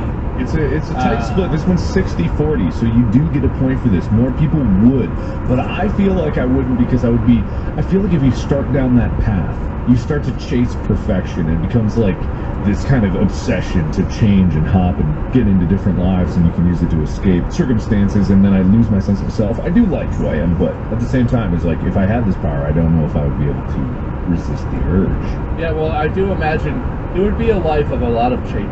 Like, I'm imagining I would want to be different people, like, daily. Like, I would want to do stuff. Dude, every few minutes. It'd be, like, for fun, right? Like, I would change into a person just to make a joke or something, and then change back to whoever. Like, I don't know. I can't imagine. It would be like skins in a video game. I would change it constantly. I would have a rotation. It would suck never getting to be yourself again. That would suck. I wouldn't miss me. I would miss you. Probably. All right. You're like a brother to me. No. What are you doing? All right, Wade. This one's a silly one. You gain the ability to control time, but it only works on clocks.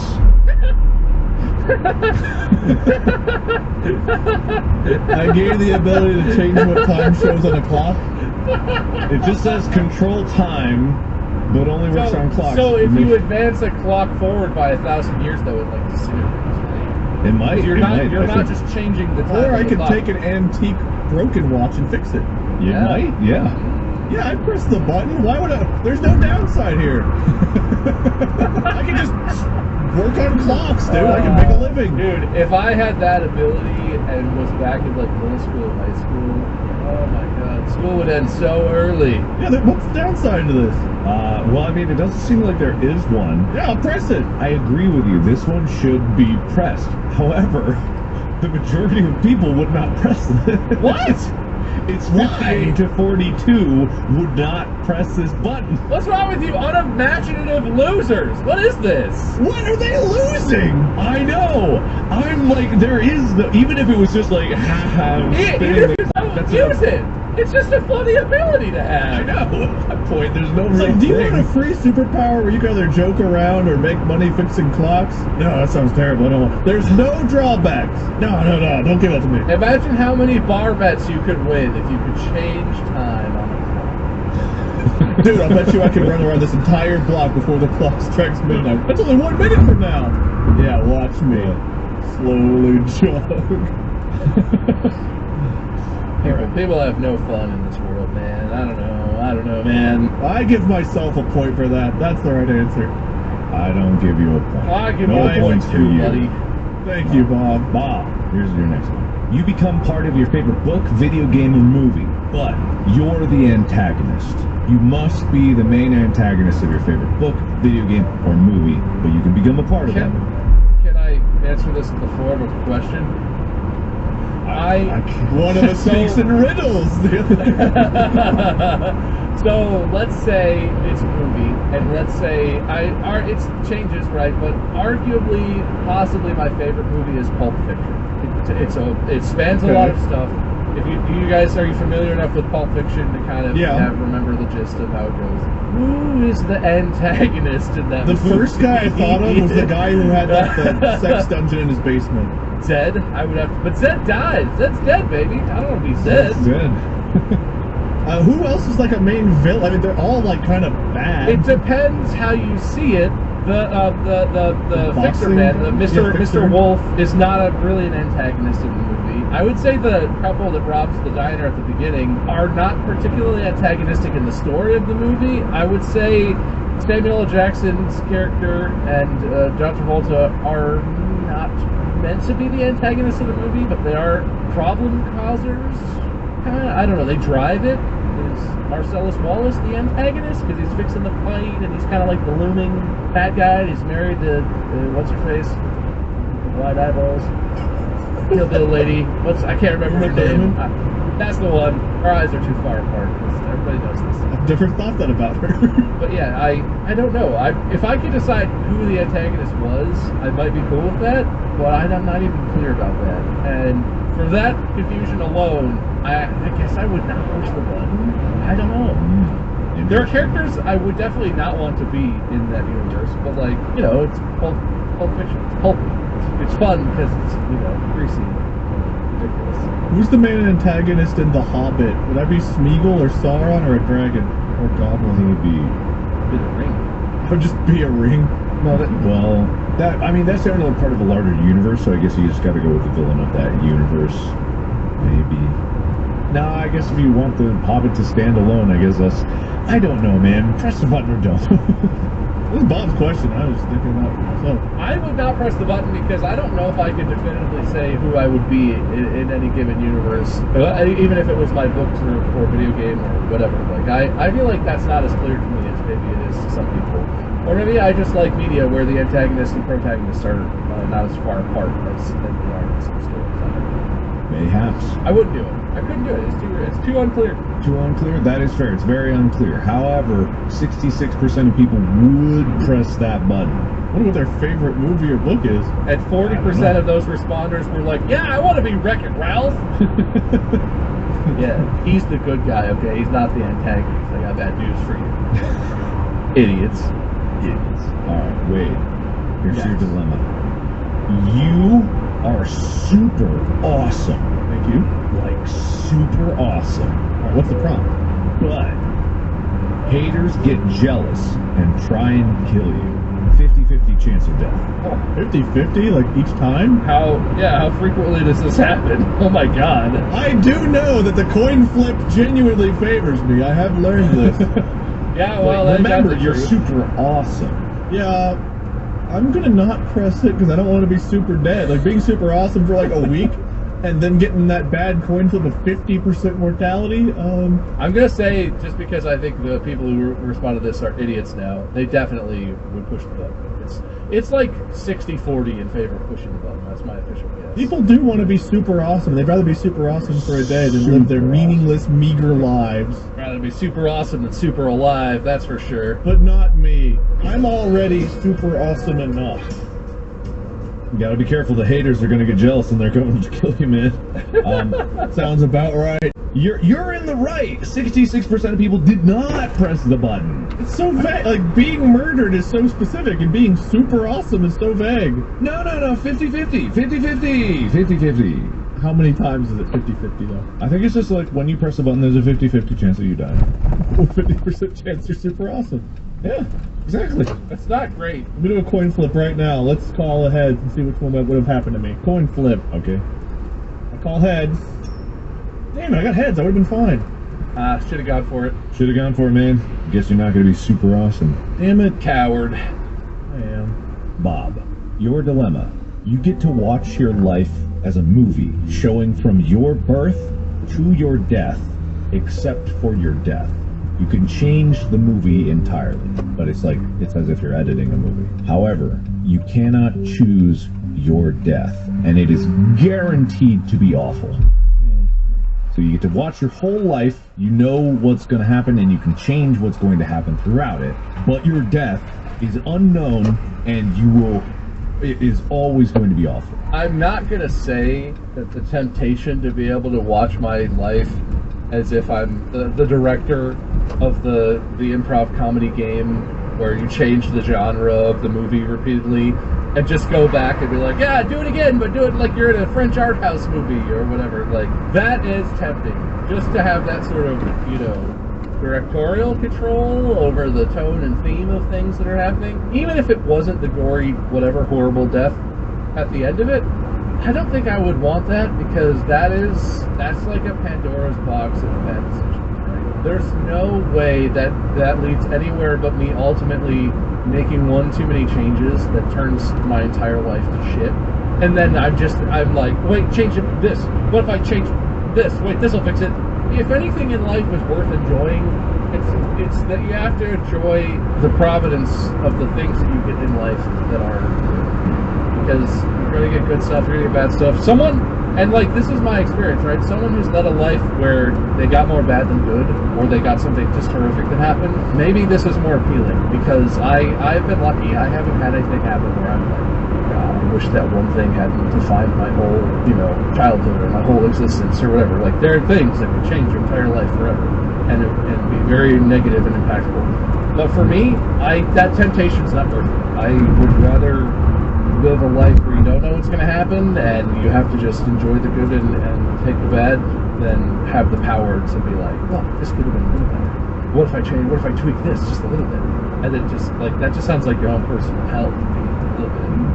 I wouldn't. All right, so not pushing it, and you are in the majority by a very slim margin. 56 to 44% would not. I was gonna say, just put yourself in a coma right before the death, or do something to make yourself not be able to feel the horrible death. Right before I die, I become invincible! Huh? Is that a what? Oh? Well, anyway, so somehow that's going to be awful, and then it's eternal torment forever and ever. Yeah. But you do get a point for that. So, I get it. Alright. Pancakes or waffles, right? I get a question like that again? Nope. You can see the future, but no one will ever believe you. That's a good one. Man, I guess it depends how fast. You can see everything that's happening, Omniscient. and you could like stop something from happening, but no one will ever believe it. That would suck. I mean, But also, like, I could just foresee things. Even if someone couldn't believe, at least I could like edit my own path slightly. That's a shitty downside. I still think I'd press it though in this case. Even if no one would believe it, I could still believe myself and know what I could change without people having to believe. Now think of how I am inclined to agree with you, but think of how people that try to predict the future and no one believes in society are treated. Well, I know. That's why you never say anything about it. Ah, okay. The shitty thing would be though if it's someone you care about and you could do something to help them and they won't listen to you. Like that would suck. That would be the real drawback. If like you could help someone you care about, but like you can't convince them. Yeah, absolutely. I feel like the thing here is, in this kind of scenario, it's always kind of assumed, I don't know what you're thinking, that like you could see the future and also that makes you smart enough to deal with that. I feel like if you gain the ability to see the future, but you don't gain the intellectual ability to deal with having that kind of knowledge and what you could or should not do in terms of affecting that future, this again sounds like torment to me, because you're just your own self, but you can see the whole future. You probably would think your own self was insane. Even if you know the truth, because it's just like humans don't have the mental capacity to live with that amount of knowledge of events and knowing what's going to come and stuff. I don't know. It's hard to imagine. Even if nobody would believe me about the future, I mean, you could still try to convince them to do things differently and just see if they will listen to you for the sake of shutting you up. Even if they don't believe you. Not believing you doesn't mean they won't ever do what you say. Let's assume they actively go against everything that you try to change. But Everything you said, you're like, hey, it's going to rain tomorrow, you should bring an umbrella. And they're like, you psychopath? How would you know? You don't know. You always think you know what's going to happen. It's just because you're always right doesn't mean you know. It'd be really awkward if I told someone, like, you and I will never get married. They're like, oh, what a bet. Watch me. Yeah.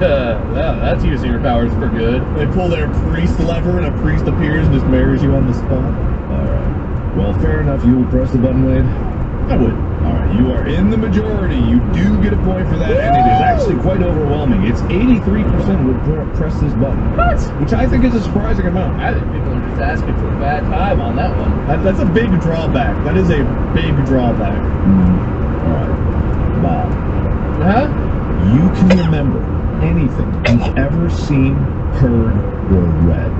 Anything. But you get a small pain in your stomach when you remember it, which gets worse the longer ago the memory was. Can we theorize? What is the maximum pain? If I remember my own birth, Yeah. what is the maximum amount of pain? It feels like I'm being stabbed by a knife. It feels like I have an intestinal blockage. How extreme? I mean, you gotta think, if it's like, let's assume you're like 60 years old, and you can remember what you had for breakfast today, and that's a small pain.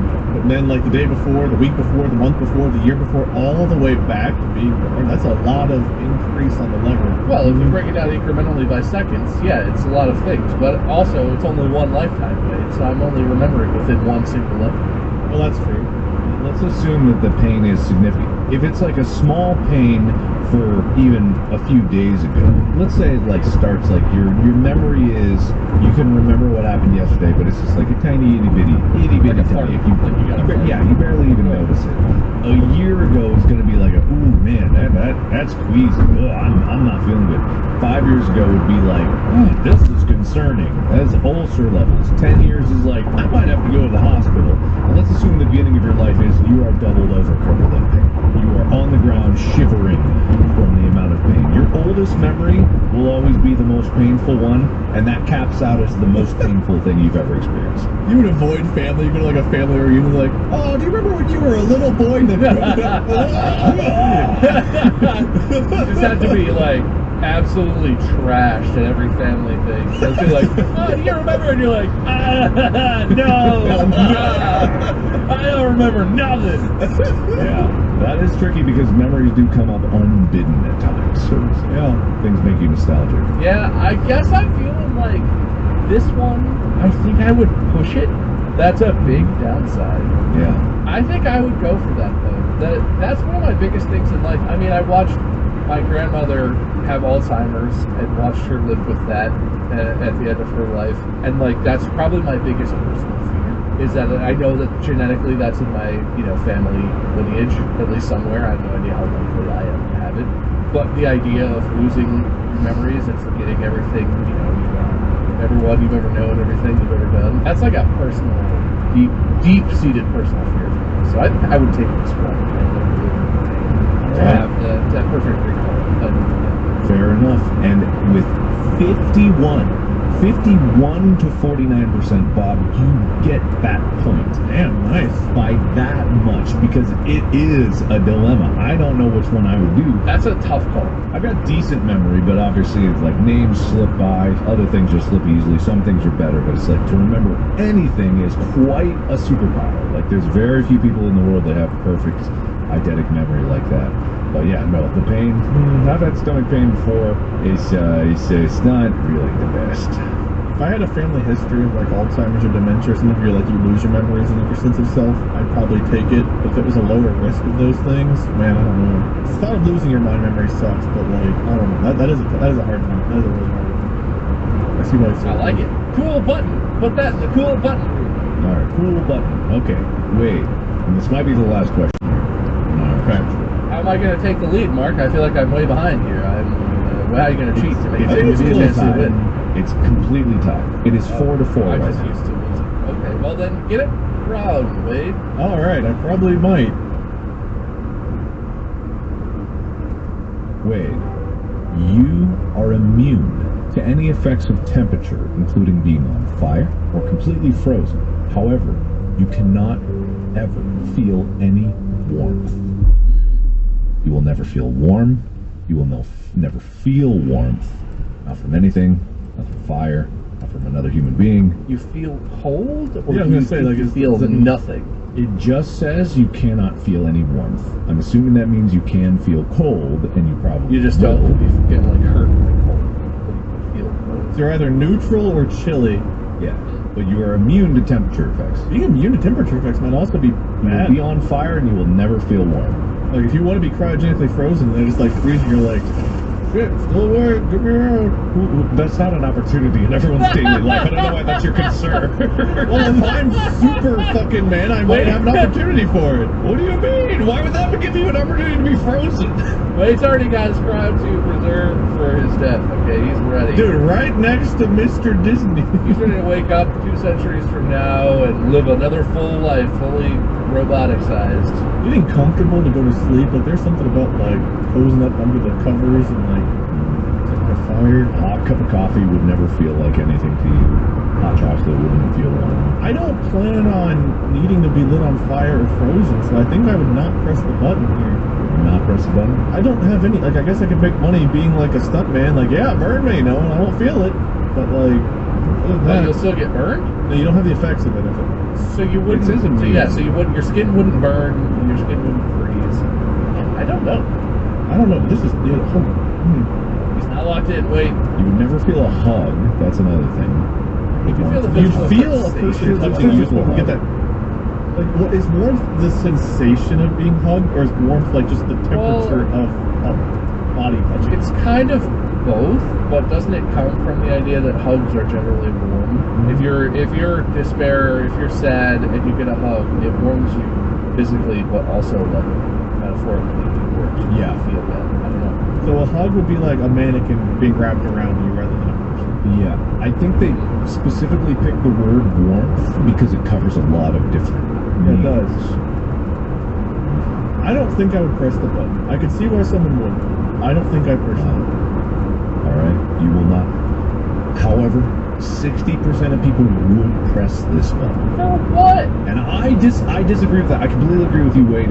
I Yeah. would not want. I don't want to be on fire. I don't need to be on fire. I don't have any Yeah. fire. Like a cup of coffee in the morning, a warm cup of coffee, like cozy under blankets, a fire, like a hug with the person you love. Like that's important. That is very Yeah. important to not feel any of that ever in your life. I would never press this button. All right, which means it's a tie. Okay. We have a tiebreaker, or we just. Do I get a pity win for my long losing streak that I'm on? We could always leave it up to a coin flip. I was exactly gonna leave it up to a Oh coin no, flip. that's not. I'm not interested in that. Woohoo! I knew it. I'm not calling anything. I'm gonna go get an actual coin. All So we're gonna make right. an actual fair coin flip. Does that sound fair? Unless anyone else can come up with a situation that we can make this a fair decision or a tie-breaking round, because I don't know how to do it with pressing the button in dilemmas. So it has to be coin flip. It couldn't be more fair than a real coin flipping. I agree. Real coin flipping. Okay, I'll be right back. I love this. You're so due for a win. Do you want to make a handshake deal while Mark is gone that no matter what happens, I win and we just usurp him? I'm fine with that. I'll give you that win. But there will come a time in the future where I will come to you wanting a win of my own.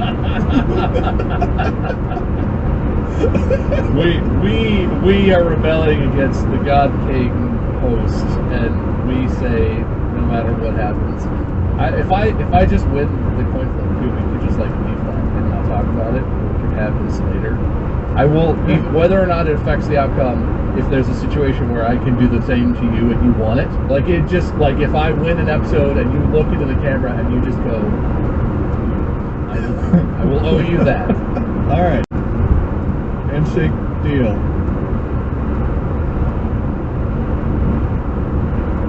The microphone's kind of in the way of that. Oh, I see.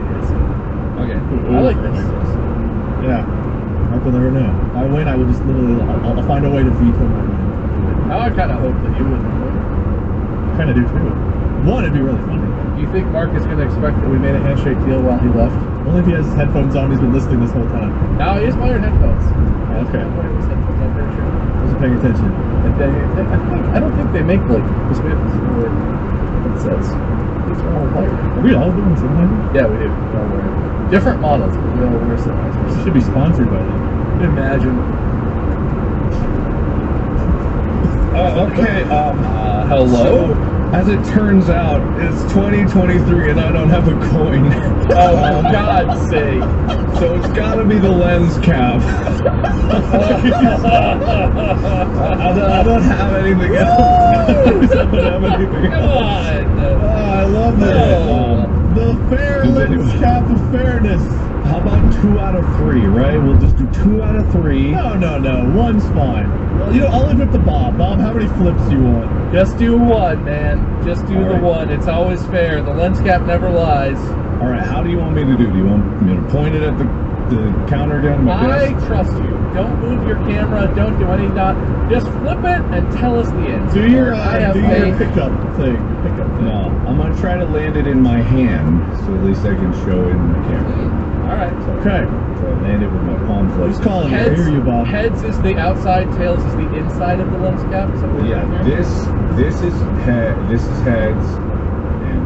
tails. Okay. Yep. Okay. All right. Wait, who's Anyway, calling it? Preference. I'm calling it. You call it. Wait, Heads. you call it. Okay. You gotta call it in the air. Well, all right, Okay. you call it. I'm calling the air. 3, 2. Heads.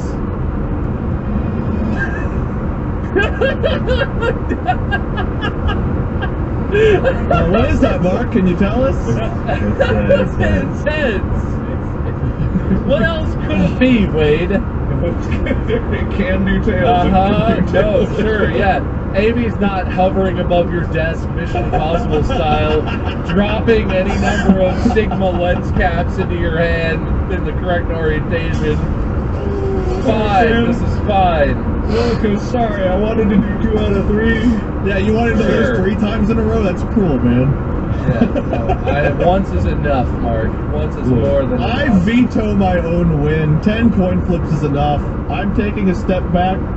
I renounce my victory. Does that mean that I win by default? I don't know if you can do that, because I decided the winner. Well, I But if renounce you my make win. him win, when he becomes host, he is the ultimate authority anyway, so... Well, I can inflict him with a win, and then on his hosting, he can abject the throne, but only in his judgment when it's his turn, and then he can force one of us to become the judge. I hereby withdraw my answers from this episode and therefore my points. No. Alright, if you want to keep fixing this to keep Bob losing, we can keep it up, I guess. What am I supposed to do? It's a coin flip. I don't have any other ways to do this. You guys were online before I was today by a solid 5 or 8 minutes or something. You made a deal. You continued this on purpose. I know. Ow! That's unrelated. I'm sorry. I just dropped my fidget. I just dropped my fidget toy right on my toe. That was unrelated. This episode is brought to you by Progressive. Are you thinking more about how... This episode is brought to you by Progressive. Are you thinking more about how to tighten up your budget these days? Drivers who save by switching to Progressive save over $700 on average, and customers can qualify for an average of 6 discounts when they sign up. A little off your rate each month goes a long way. Get a quote today at Progressive.com. Progressive Casualty Insurance Company and Affiliates. National annual average insurance savings by new customers surveyed who saved with Progressive between June 2020 and May 2021. Potential savings will vary, discounts vary, and are not available in all states and situations. Who's that? It's me, your New Orleans getaway. I'm looking for someone in need of an unplanned weekend full of spice. We'll have a jazzy time on Bourbon Street, catching ghost tours in the most haunted section of the French Quarter. See, there's more to me than beads and burlesque. I have an indoor gym to work off the early morning fatigue and a pool to escape the New Orleans heat. So download the Hotels.com app and take an average of 15% with me, your perfect somewhere. Yeah, baby. Good evening, gentle listener, and welcome to Distractable. This week, the gents rewrite the history books as Bob hosts and derides antiquity. Mark dreams about Fort Knox, thinks the internet is old hat, and respects the tallest erection on the planet. Wade surprises Bob with his nuts, which he concedes are the smallest, from mausoleums to the mobile phone. Yes, it's time for Wonders of Our World. Now sit back and prepare to be distracted and enjoy the show. Hello, and welcome back to Distractable. This is my introduction voice that I always use. My name is Bob, and I'm today's host. But also hosts, but not today, Joining me, as usual, are Mark and Wade. Hi. I'm Mark's not saying. I'm a little concerned at what's going on here, and I usually it's concerning. But This is how I always talk. What's wrong, Mark? nothing at all. Just many rumors. Have you seen the AI presidents meme? Like the recent AI president stuff that's going on? I feel like that's what Bob comes off Where as. Like, Joe, Donny Boy, and Varric are all playing Minecraft. Yeah. And they're like, who took my diamonds? Yeah. Yeah. I feel like that's what you sound like with one of those. It's my own voice. It's me, Bob. Look, if you're new to this podcast, there's rules, and I'm the host because I won last week, and one of the two other guys are going to win this week, and they're going to host next time. And I get to decide that because I have the ultimate best rules. We don't explain that all the time, but it also doesn't matter a lot of the time. So just in case you want to show support, it's better. As a host, I do a topic for today, but we usually start with small talk and or random bullshit. So, boys, personal updates. We had family come stay with us, which has been really nice.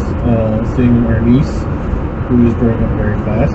Not the same as being a parent, but it's definitely like interesting having like a little one running around, because it's like, what do you do with it? How do you appease it? How it is weird. It tickles me. It is a in ways. person. It's not a dog. It's a person. Not till it can vote. Isn't that the rules? That wasn't some like political. Did you remark hear for that, record. listeners? Can you vote yet? I didn't think so. Oh man, all right. Well, interesting. You know, it's been nice. It's been nice spending time with family and having our niece run around. It's nice to spend time with her and actually have her remember us, because she was the flower. I don't know if you guys remember. She was the flower girl at our wedding, and now she's like, 6 years old here, so we just wow. That's how quickly she's growing. I was so trashed your wedding. I don't remember anything. It was good alcohol. I have nothing new in my life. I've got nothing going on. What are you doing, Mark? I just have nothing That's going his- on. I his was like, acting voice. something You're like frantically Googling something. I Or was I don't looking up understand. something to talk You about. You went to Google it. Markiplier. Event. Update. Damn it! There's nothing out here. No, I'm just like, what is going on in my life? I'm trying to look at the extreme reporting from Pamela out in the field, and there's nothing. About your life? Yeah, about my life. What's wrong with my life? Hey, what's going on with my life? Did Wait, we? can I just say I'm really sad that we have video now that I just dumped my own drink down my shirt. I never would have noticed if you didn't call attention to it. But now Yeah, I would've You either. would not have noticed this? Jesus. No, I because it's fucking- so I much don't have to pour shadowy. a drink on myself. No. It's just shadows. It's just shadows. Don't look at me. I was Googling things frantically. I didn't see what you were talking All about. right. Anyway, Mark, what's Google say about you? What are you doing? Did we ever air the video episode thing of us talking about the thieves in the redwoods? It was a live, and I believe those are all unavailable. Oh, didn't we record it at the same time? Yes, we did. Isn't it here on the software that we're using? Somewhere? Good luck finding it, Will. It's called Distractable Live from months ago. I found tragic details about Markiplier from his Draw My Life video. Is that an update? No. Wait, I googled Markiplier life update, and the top 3 things are: what disorders does Markiplier have? Does Markiplier's dad pass away? And does Markiplier have heart problems? What disorders do I have? I don't. That's the top 3 questions apparently that popped up with Markiplier life update. Inappropriate, isn't that? Very inappropriate. I hope your spleen's doing better. What's wrong with my spleen? What do you know about my spleen? Oh, that bit about the knots in the redwoods was good, Mark. Yes. Good stuff. And what? Yes. I was transitioning back from it. Yes. Yeah, yes, we went to the man. video. If Will We'll found cut that, away to that, and then we brought it back. and really landed it back in now. Actually, I think that I was don't like a remember this bit at 30-minute all. bit, so I don't know if that could be put in. Was I there? Yeah, no, it was like half of an entire live that we did. The Burls! The Burls. The Burls!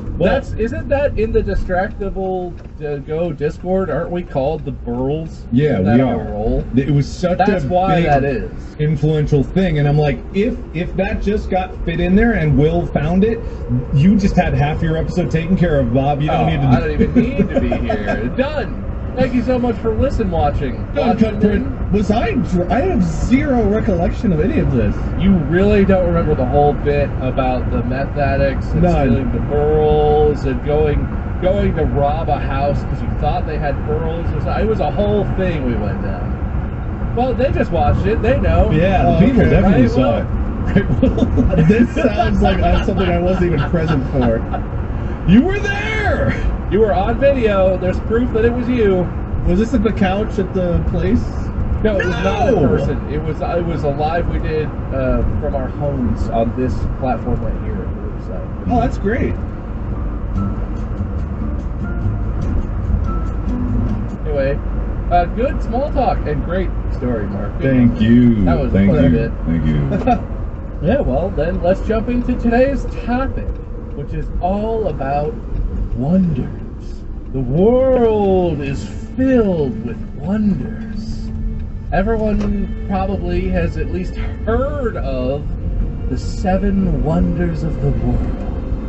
Couldn't name And them. everybody knows the 7 wonders of the world. You know, the Great Pyramid of Giza, the Hanging Gardens of Babylon, Statue of Zeus at Olympia, Temple of Artemis at Ephesus, and Mausoleum at Halicarnassus. Everybody knows these, right? Colossus of Rhodes, say it with me. And the Lighthouse of Alexandria. The Taj Mahal, did you say that? Yeah, no, well, so look, these are, what I just listed are the 7 wonders of the ancient world, which I would regard as the OG wonders of the world. But yeah, no, you're right, Mark. There have been some updates. Before we get to that, can I just say that I had no idea? You guys know what a mausoleum is? Yes. Yeah. For anyone who doesn't, it's like a building where you put the ashes and or bodies of deceased people. It's part of like a cemetery. Cemeteries often have mausoleums in them. I didn't know that was named because the structure at Halicarnassus that was built for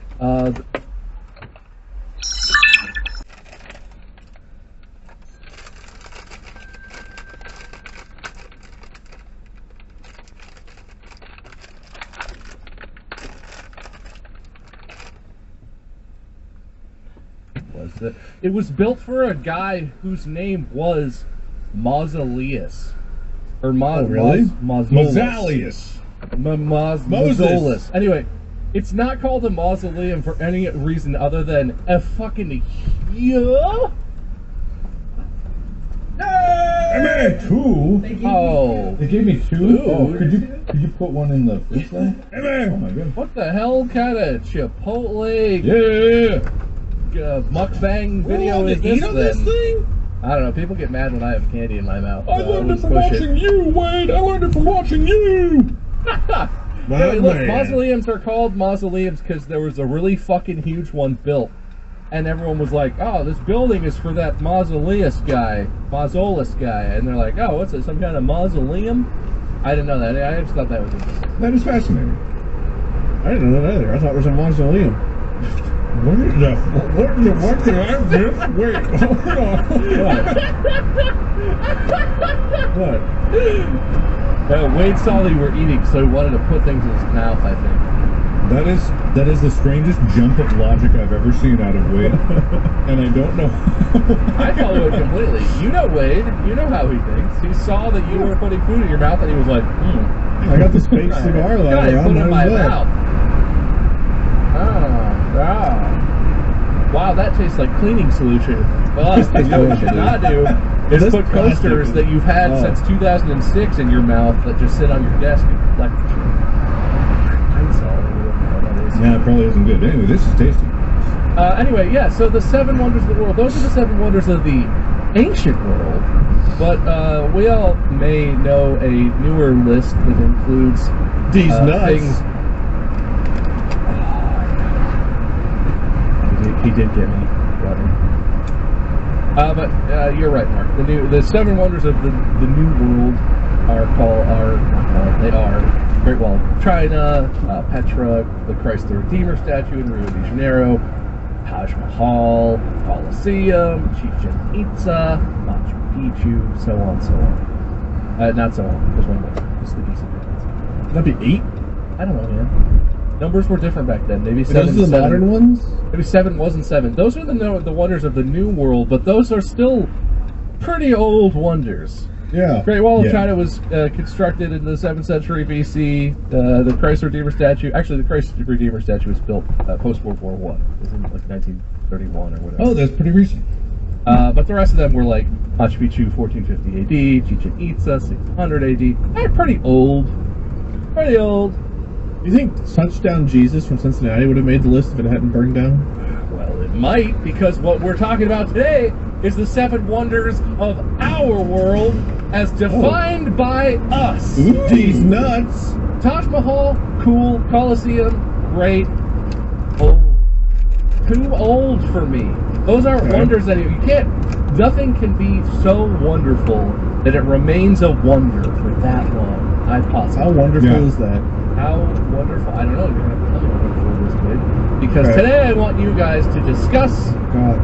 the 7 or more wonders of our world right now. I'll go to Chow, Skyline Chili. Calm down! You're wasting all the content! You're listing one at a time, and they can be anything. I would say, as an example, if I was one of you, I would argue that smartphones, and specifically the T-Mobile G1, the first Android smartphone to ever exist, is a wonder of the world to me because it was a milestone and a complete shift in technology and what was possible. So it can be anything. It can be modern technology. It can be places, buildings, things. These It can be nuts. businesses, brands. It could be these nuts. Got them. But yeah, I want you guys to propose a new list. I'll go to Chow, Skyline Chili. You can't all be restaurants and shut up. Whose I'm the nuts king of meats. would be the nuts? I doubt your nuts are a wonder of the world, but there's got to be We never someone's compared nuts. nuts. I don't think mine are the wonder of the world. I don't think I've seen either of your nuts, at least not enough to know if they're the wonder of the world or not. And you don't know. Maybe mine sparkle and glow in ways you couldn't even imagine. I don't care if it sparkles and glows. I'm more like, these are like things of scale. So we gotta look for who has the biggest nuts in the world. That would be the wonder, right? Not necessarily. What about the smallest? Alright, let me just Google that. What about like a whole sack of nuts? There's like 50 nuts. See, you're missing the point. See, his wonders are just weird. I don't agree with anything Wade says. They're I'm allowed not getting to be ahead of this weird. episode. It's okay. It's okay. I They're just allowed to be weird. We just have to talk about it. That's the deal. Well, on the way here, there's like, they call it the world's biggest pistachio, right? But it's just a fabricated, like, either concrete or plaster, giant painted rock that looks like a pistachio. Well, they shaped it. They made it to look like a pistachio. But it's like, that's not a wonder of the world. But then you drive down this way and you see on the sideways, the signs on the highway that are just like, come see the thing. What is it? What is the thing? It's like all these billboards you're going by. It's like, walk up. No one is the same after witnessing the thing. Like, and it's just like, you really do kind of like, what And the is? thing is the pistachio? No. These are various things that you see Oh, on okay, the way okay, down the okay. road. Like, that's also, there's other signs that are like, okay. come see the world's biggest pistachio. It's like, okay. Okay. All right, but the thing is like, I don't even know what the thing is. You didn't stop and see it? No, because it said I would never be the same after you witness the thing, and I'm like, I don't want to be forever changed at this moment because I'm on my way to do something important, and I kind of need to be myself. So I didn't want to have my entire perception of reality turned upside down and inside out by the thing. Alright, I'm Googling. Come see the thing, roadside attraction. Is it in Arizona? Is that where it is? I think so, yeah.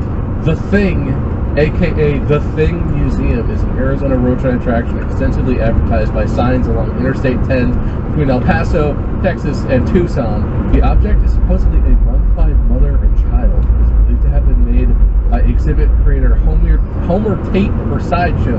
What? Why did he mummify a mother and a child? What? I don't know. Weird. I does sound like I would be concerned and maybe different, but maybe also worry about where that dude got the mother of the child from. Probably Etsy. If we look up that article tomorrow, it's going to say a different combination of people, a husband and wife, because it's whoever comes in next to see the thing becomes the thing. The thing. Yeah, I know, right? Are the previous people released from being the thing when they come back to life and they're just like oh, and they walk out. Wow, that was an amazing thing. What was that thing? And then I they go am back never in. gonna be the same after I was a mummy for a day and a half. Really changes your perspective. Sounds like that Rob Zombie. Rob Zombie. We're gonna Rob Zombie. Rob Rob Zombie. Rob Zombie? The Rob Zombie like films. Rob Zombie sounds like a kid's musician. Oh, Mom, play Rob Zombie's version of Wheels on the Bus. And I am the bus, and it has the wheels.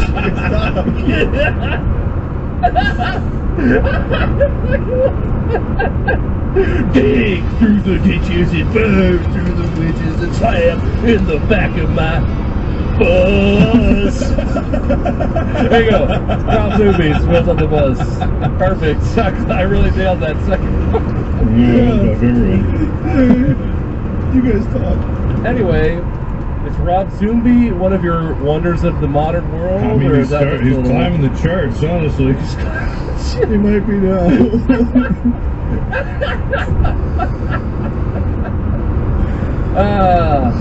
His version of Itsy Bitsy Spider. Very emotional now. It's deeper than you think it can be. This episode of Distractable is sponsored by Liquid IV. You ever felt like you weren't hydrated enough? All the time. I used to drink so much soda. I was dehydrating myself. Is that hydration? I don't think that's... I've heard that anything with water can hydrate you. It can, I guess. If you're trying to get real hydration, good, satisfying, moistening hydration, Liquid IV is a hydration multiplier. In just one stick, you get 5 essential vitamins and 2 times faster hydration than if you literally just drank water. Wait, don't listen to this fool. I've got a vastly superior way for you to get hydrated. See, what you do is find some juicy other person that is well hydrated and then take their hydrated blood and you'll be hydrated without having to actually do any of the work. This is easier. Literally, first thing in the morning before workout, if you ever feel dehydrated, it's a little packet. He's reading from my instruction manual because I was just going to say, you find the juicy person, you tear them open, and then you just... It comes in flavors such as sea berry, strawberry, lemonade, Concord grape, lemon lime. You can get Liquid IV in bulk nationwide at Costco, and you can get 20% off when you go to liquidiv.com and use code DISTRACTABLE. That's liquidiv.com, code DISTRACTABLE, 20% off of anything at liquidiv.com. Just use the code. But that's going to make you a very juicy target. Bob, do you come in Seaberry by any chance? This episode is brought to you by Progressive. What's one thing you'd purchase with a little extra savings? A weighted blanket? A smart speaker? That new self-care trend you keep hearing about? Well, Progressive wants to make sure you're getting what you want by helping you save money on car insurance. Drivers who save by switching to Progressive save over $700 on average, and customers can qualify for an average of 6 discounts when they sign up. Discounts like having multiple vehicles on your policy. Progressive offers outstanding coverage and award-winning claim service. Day or night, they have customer support 24/7, 365 days a year. When you need them most, they're at their best. A little off your rate each month goes a long way. Get a quote today at Progressive.com and see why 4 out of 5 new auto customers recommend Progressive. Progressive Casualty Insurance Company and affiliates. National annual average insurance savings by new customers surveyed who saved with Progressive between June 2020 and May 2021. Potential savings will vary, discounts vary, and are not available in all states and situations. Who's that? It's me, your New Orleans getaway. I'm looking for someone in need of an unplanned weekend full of spice. We'll have a jazzy time on Bourbon Street, catching ghost tours in the most haunted section of the French Quarter. See, there's more to me than beads and burlesque. I have an indoor gym to work off the early morning fatigue and a pool to escape the New Orleans heat. So download the Hotels.com app and save an average of 15% with me, your perfect somewhere. Yeah, baby. Okay, all right. Seriousness though, wonders of the world. I I found mean- the largest nuts, guys. Don't worry.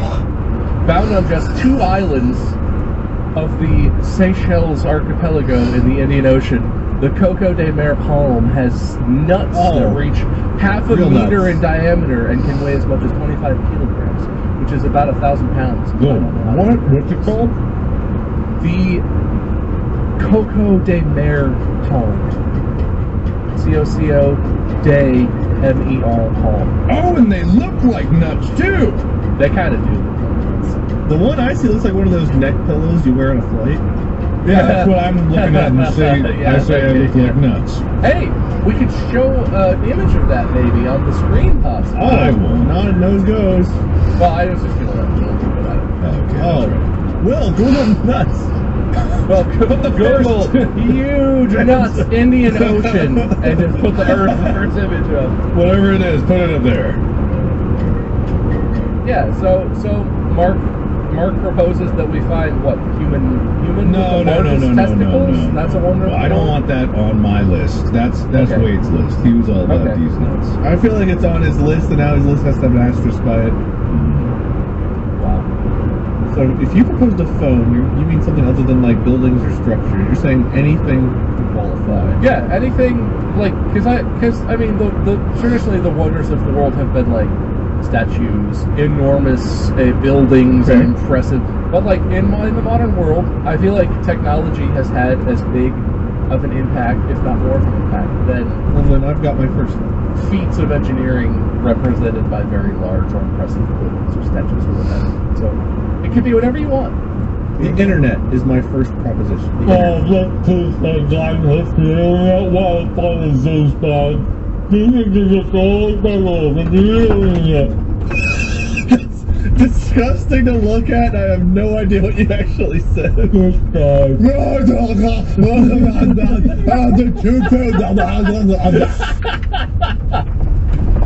Yeah, no, I agree with your point, Mark, but I want to let Wade finish proposing the internet. Why? Okay. I mean, I feel like I know why, but tell us. Yeah, Wade, well, why is the because internet so like, good? what has impacted the world more in the last like, however many years it's been, than the internet? Like, what has changed things more than that? I know it's not like a physical thing you can just look at, but if it can be anything, then Probably that's the a pretty sun. wondrous thing that has changed the entire world for everybody and continues to do so and evolve. And it's only positive. There's nothing bad about the internet. No, that wasn't part of the requirements, was it? No, I'll do it. I got one that'll beat his. In this round, I'm going to beat him. Flat out. Guaranteed. Okay. I don't know. The internet is pretty big time. I do have to say, I tend to give Wade a hard time, and I know that, you know, that's he took a big one off the table, but No, I'm like, going to. the internet. I'm good. I got one that's going head to head. If this is a head to head round off kind of thing, Officially, that's the format. It's now head to head. Whoever wins, Oh, that shit. that I thought becomes we were discussing. that takes the spot. And unless I change my mind later, go ahead. I got you. Everyone will agree with me as soon as they hear me say these two words: Fort Knox. Imagine walking in to Fort Knox. I have been hearing about Fort Knox since I was a child. I think everyone out there probably knows what Fort Knox is. But if you've ever seen pictures of what the sheer amount of gold that is in Fort Knox, it boggles the mind. Like, I gotta look up exactly how much gold is in Fort Knox. You think that's bigger than the internet? I'm talking wonders. Internet is not a wonder to me anymore. Internet is like an old hat. If we're discussing this now, if we were discussing it when like let's say 15 years ago, I'd go like, oh yeah, absolutely. The Great Wall is still considered a wonder. The internet's so much more recent than that. There, It's more recent. no. Fort Knox, because also it's the exclusivity. It's the fact that you're not allowed to see it. So you're seeing something that is so rare, so unbelievably uncommon in the world. Whereas the internet now is like the most ubiquitous thing. Everybody's connected to it. It's great, whatever. If I had to choose to see anything in the world once in my life, it would be to walk in Fort Knox or just suddenly appeared in there. I'm not like a jewelry type of guy, it's just the symbolic, and like, I know it's like, it's just rocks, and it's not about the money of it. It's about the mythos of it. It's about the mythology, the legend of it. It's about like seeing this mythical place that everyone's heard of but has never seen, and knowing that there are 4,580 metric tons of gold. Over half of the United States Treasury in gold is stored at that one place. And it's just like, it's just right there. It's fascinating. I think that is a wonder. That is a wonder that could match any of the other wonders in the world, like the giant buildings and whatever. I think that itself is a wonder. I would agree. I think it's a wonder. You know what the road on it's called is? Fort Knox Drive. No, Gold Vault Road. Oh. And Bouillon Boulevard. I would agree that that's a wonder, but if we're thinking outside the box, I feel like the internet's bigger. If we're just going with locations, that's different. I was going with like beyond location. Nah, internet's commonplace. Internet's old hat. I have to say, I don't know if the internet is as completely ubiquitous as it feels like it is. Obviously, anyone who's watching or listening to this, they're on the internet. This is an internet thing, so you're on the internet. So all of us here, maybe, there are places in the world where it is still actually very difficult to get onto the internet. These are obviously places where things like food insecurity is also a problem, and general safety and living is an issue.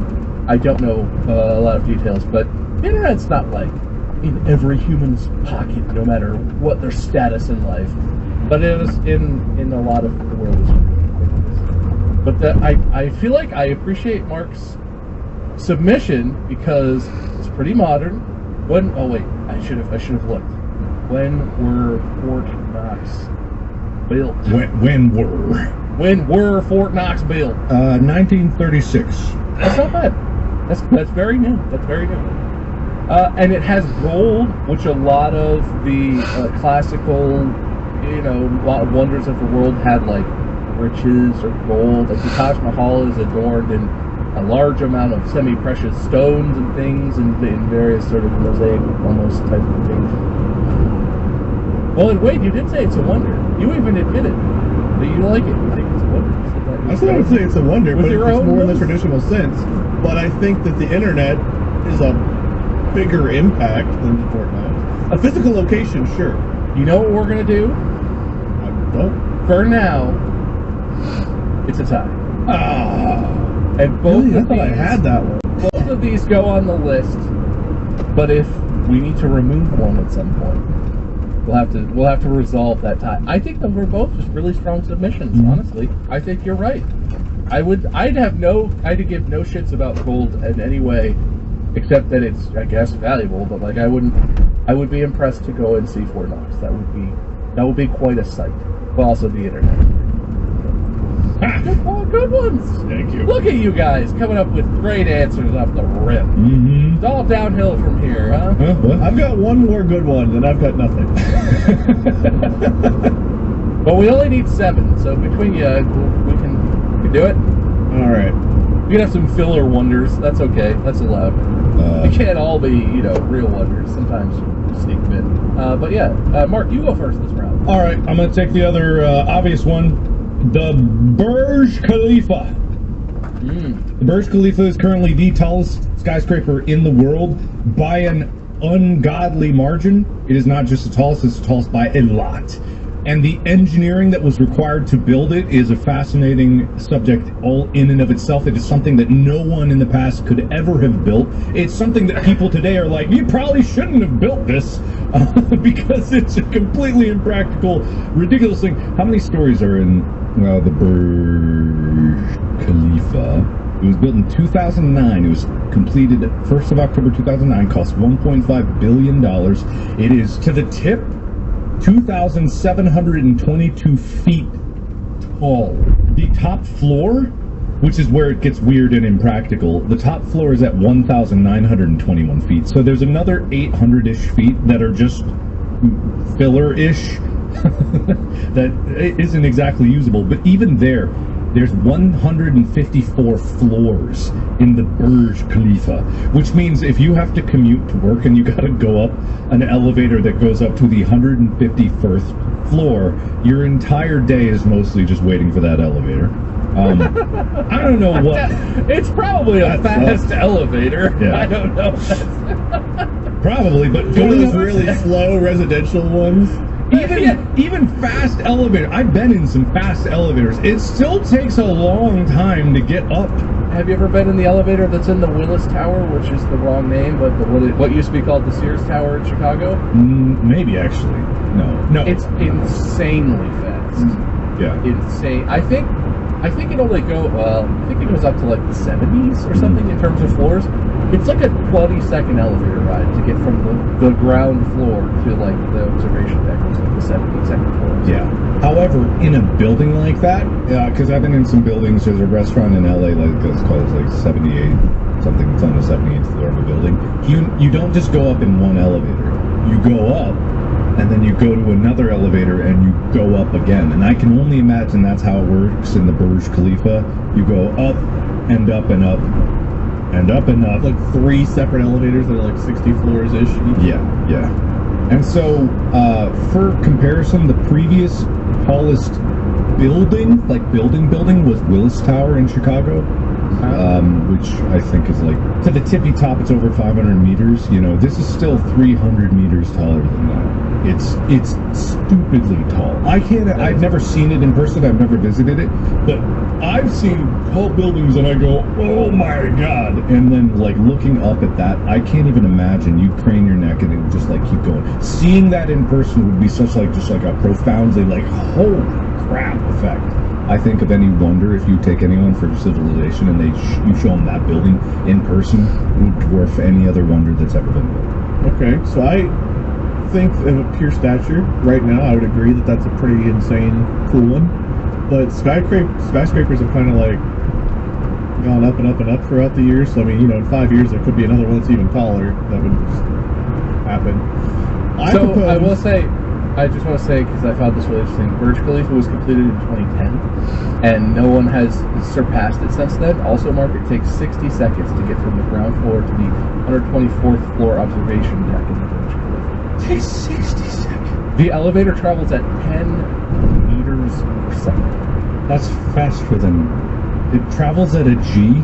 I'm sure it accelerates very gently, but the maximum speed, according to Google, that the elevator travels is at 10 meters per second. Okay, good. That's pretty nuts. I don't think it just starts off. Woo! Let's go! That would like kill people probably, but whatever. But yeah, no, it is very tall. Sorry, wait, go ahead. We're going to talk about wide buildings. Is that where we're going with this? No, well, maybe. I don't know the exact dimensions. But the thing I'm thinking of is the International Space Station. I think having taller and taller buildings, like sure you can pick one of them and make it a wonder. That makes sense. It's an amazing feat, and I can't begin to comprehend the architecture that goes into that. But the first structure people can live in just indefinitely in space, which I'm sure you can appreciate, Mark. You like space more than any of us. That to me is a hell of a feat and something to look back on. Because this isn't just building up or building down, building wide, whatever. This is living outside of the realms of our own planet for the first time and just being able to exist in what is otherwise a vacuum of space. It's coming from a space lover. I do love the space station, but not to disparage it. If you were to compare space vehicles to be made, the Apollo lander I would consider that to be a much more mythologically important space vehicle than that. However, I don't want to discredit the International Space Station.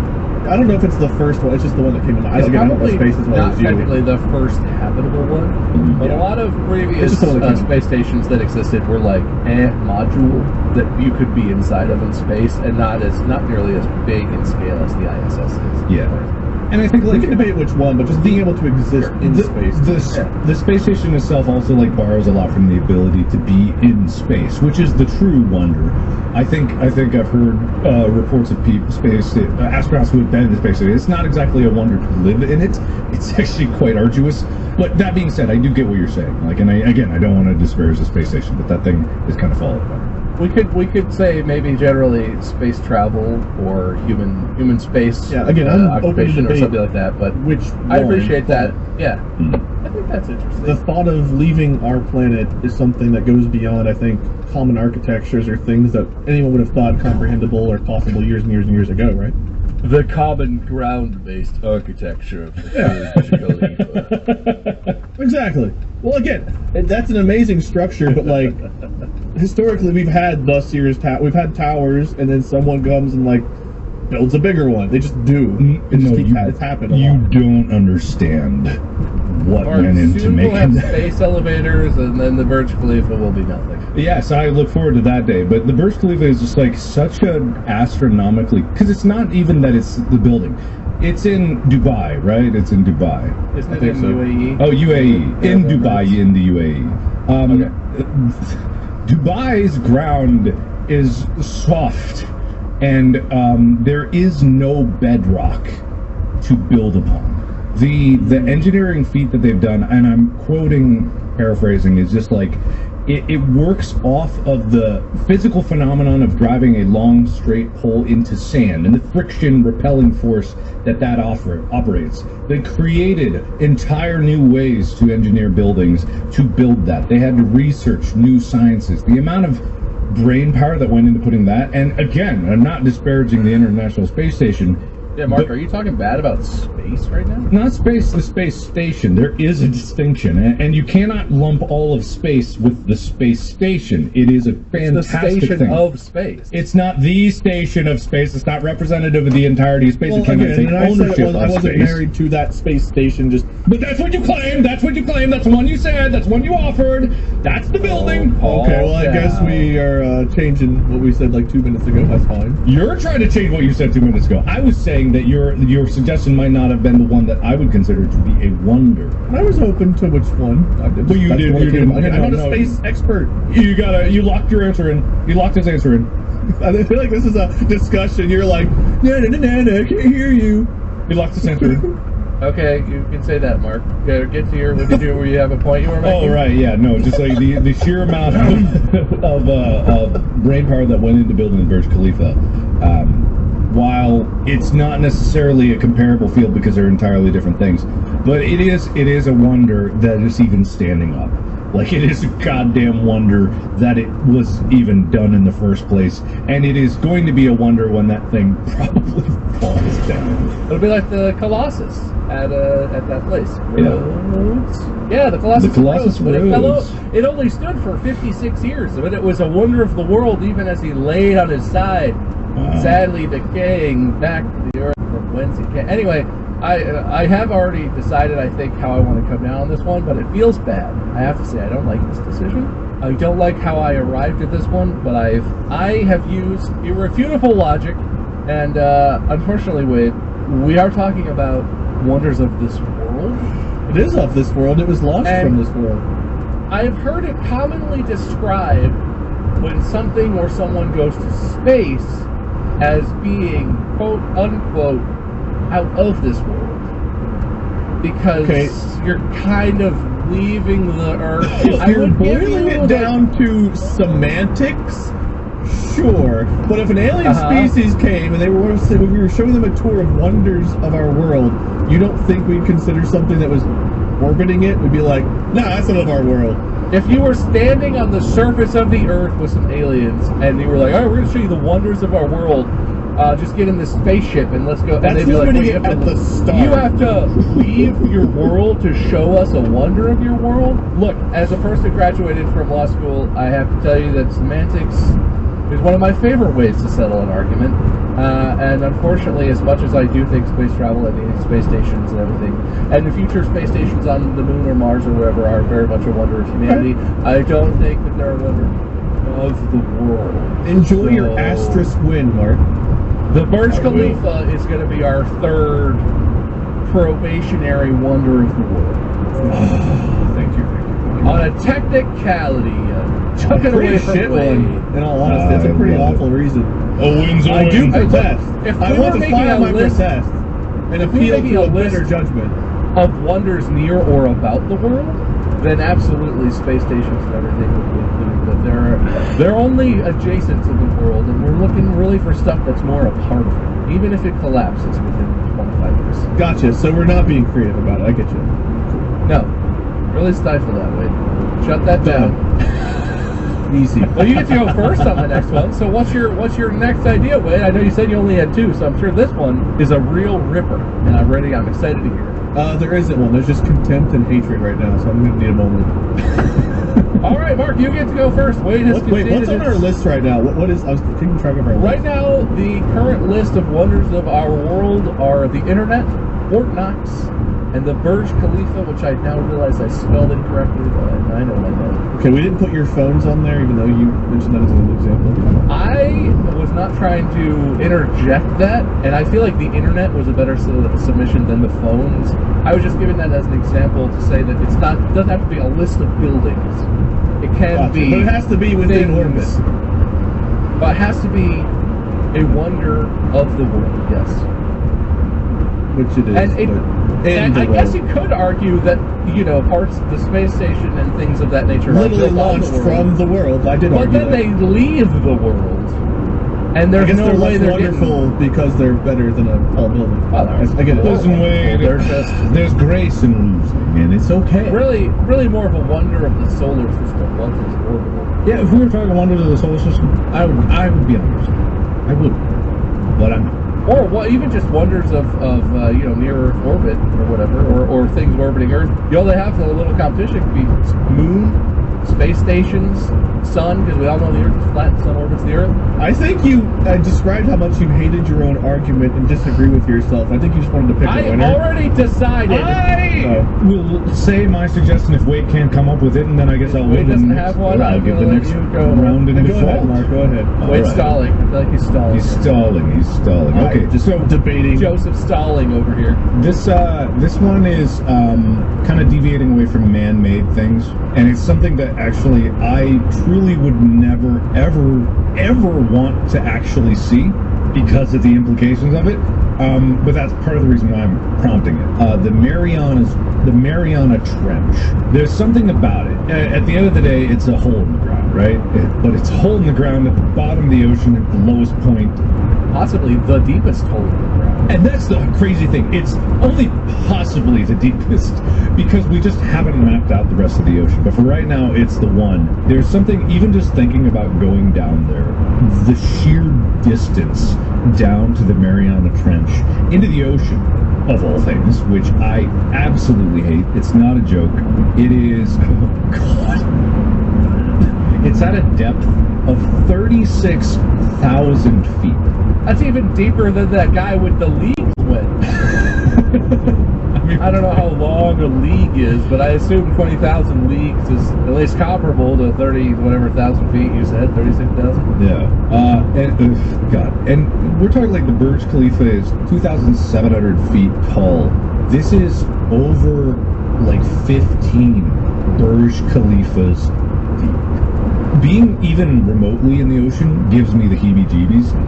This chart that I have in front of me that I don't know if I could show you quickly. I'm not in the Discord. But there's a chart that shows just like the average depths of the ocean. Share your screen. Oh, you're right. I can do that. Also, I just want to say 36,000 feet.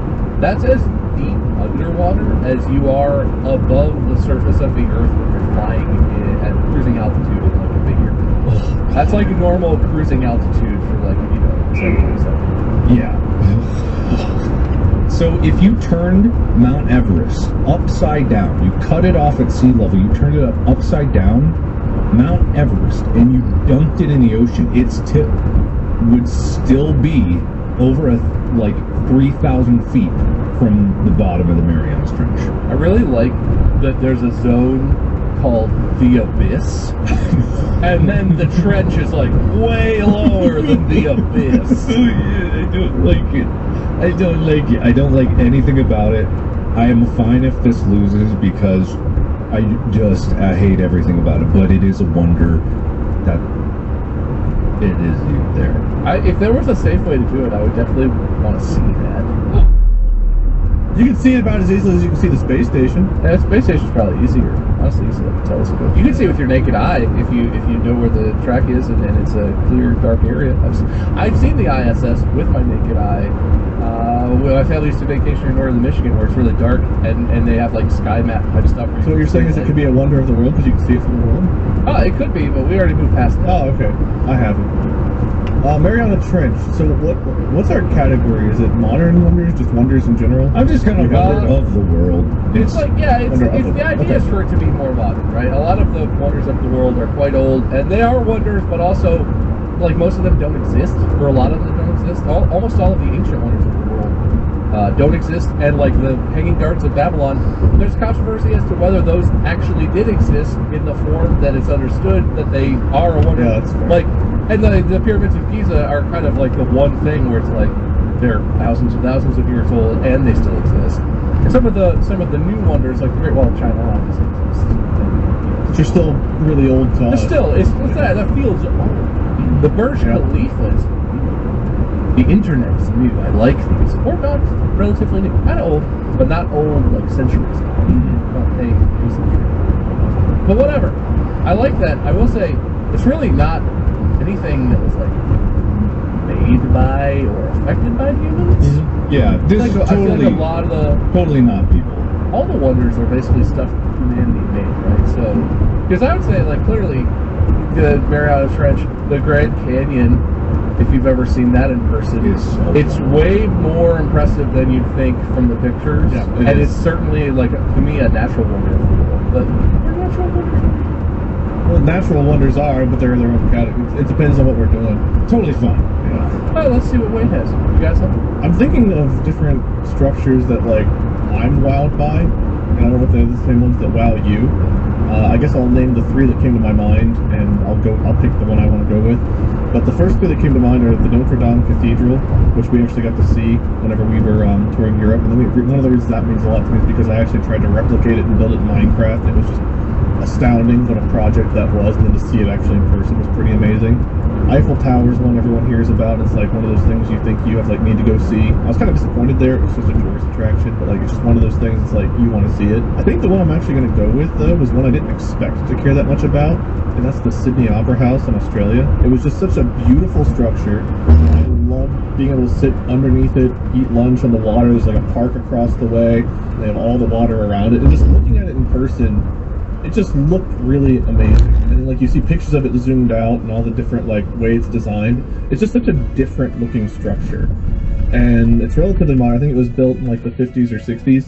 And maybe architecturally there's nothing super fancy or wondrous about it, but it's a building everyone knows, and it's something that just looks so different.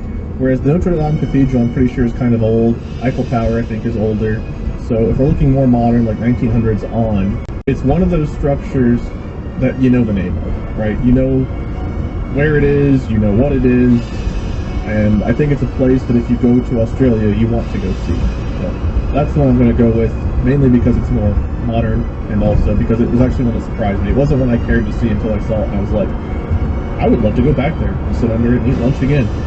It is surprisingly cool. When we were in Sydney on tour for the day, I think I saw it the same day you did. I wandered off on my own, and I walked through that big park that's like sort of like, it's not a zoo, it's like a nature park, and it lots of species of trees and plants, and there are cool animals and stuff. It was surprisingly impactful. It's very cool.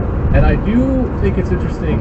I'm not an architectural buff or scholar or anything kind, but I feel like to a normal person, there's a lot of modern architecture stuff that's kind of like, like you talked about Notre Dame, right? It's unbelievable, and it's I don't know the style of architecture it is, but it's not like modern architecture. It's a classic style, right? And it's ornate, and there's gargoyles and all these things, and the buttresses, I assume, probably is a thing on that, and like all this like, you know, cool historic architecture is very interesting. But the Sydney Opera House is like a beacon of what 20th century architecture has to offer. And I feel like there's, for a normal person who's not all in the architecture scene, I'm sure there's stuff that architecture nerds out there are screaming right now. For a normal person, it represents like what's still possible. It's still totally possible in modern world to make something architecturally that's stunning, beautiful. As far as I know, it works really well functionally as an opera house. I do think that's a cool submission.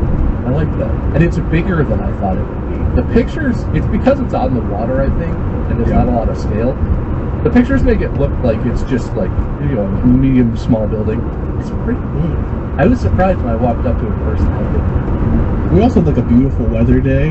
I think just the stars aligned. I mean, maybe it's always kind of nice. I don't know what the weather Sydney is like, but it was just like the perfect day to sit outside and chill with a breeze and enjoy food and just like look around and see me, who you all know is a big proponent of water. I love being near water, but having just the Sydney Opera House there, the park and greenery across the lake, it was just like a really amazing setting. And like some wonders you go to, again, like you go to the Eiffel Tower, you go to Niagara Falls, you know, stuff like that. And it's like so touristy and built up that it loses its impact.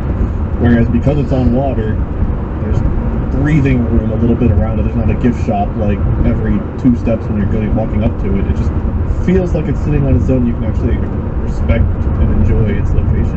While I do think that the Mariana Trench has a much grander scale of things to offer and is quite a fascinating thing that I want to learn more about. It would be very fascinating to visit in some capacity. I think I like the Opera House because I like that it plays with the list, right?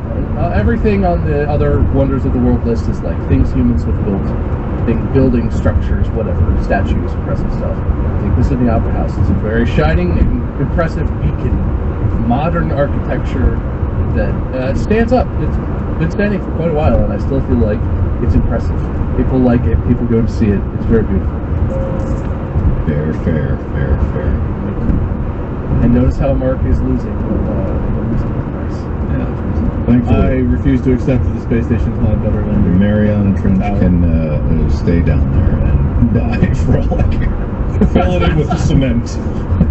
I know it's like a very personal, real fear that you have of the ocean. If there was the equivalent of the Burj Khalifa elevator, where it's like you get in an elevator, and in a 5.5 minute elevator ride, you could be at the observation deck of the Mariana Trench. Open glass And the you whole can way so you can look and out you the can window. see all these creatures, and you would assuming that it was beyond reality, 100% safe, unrefutably safe.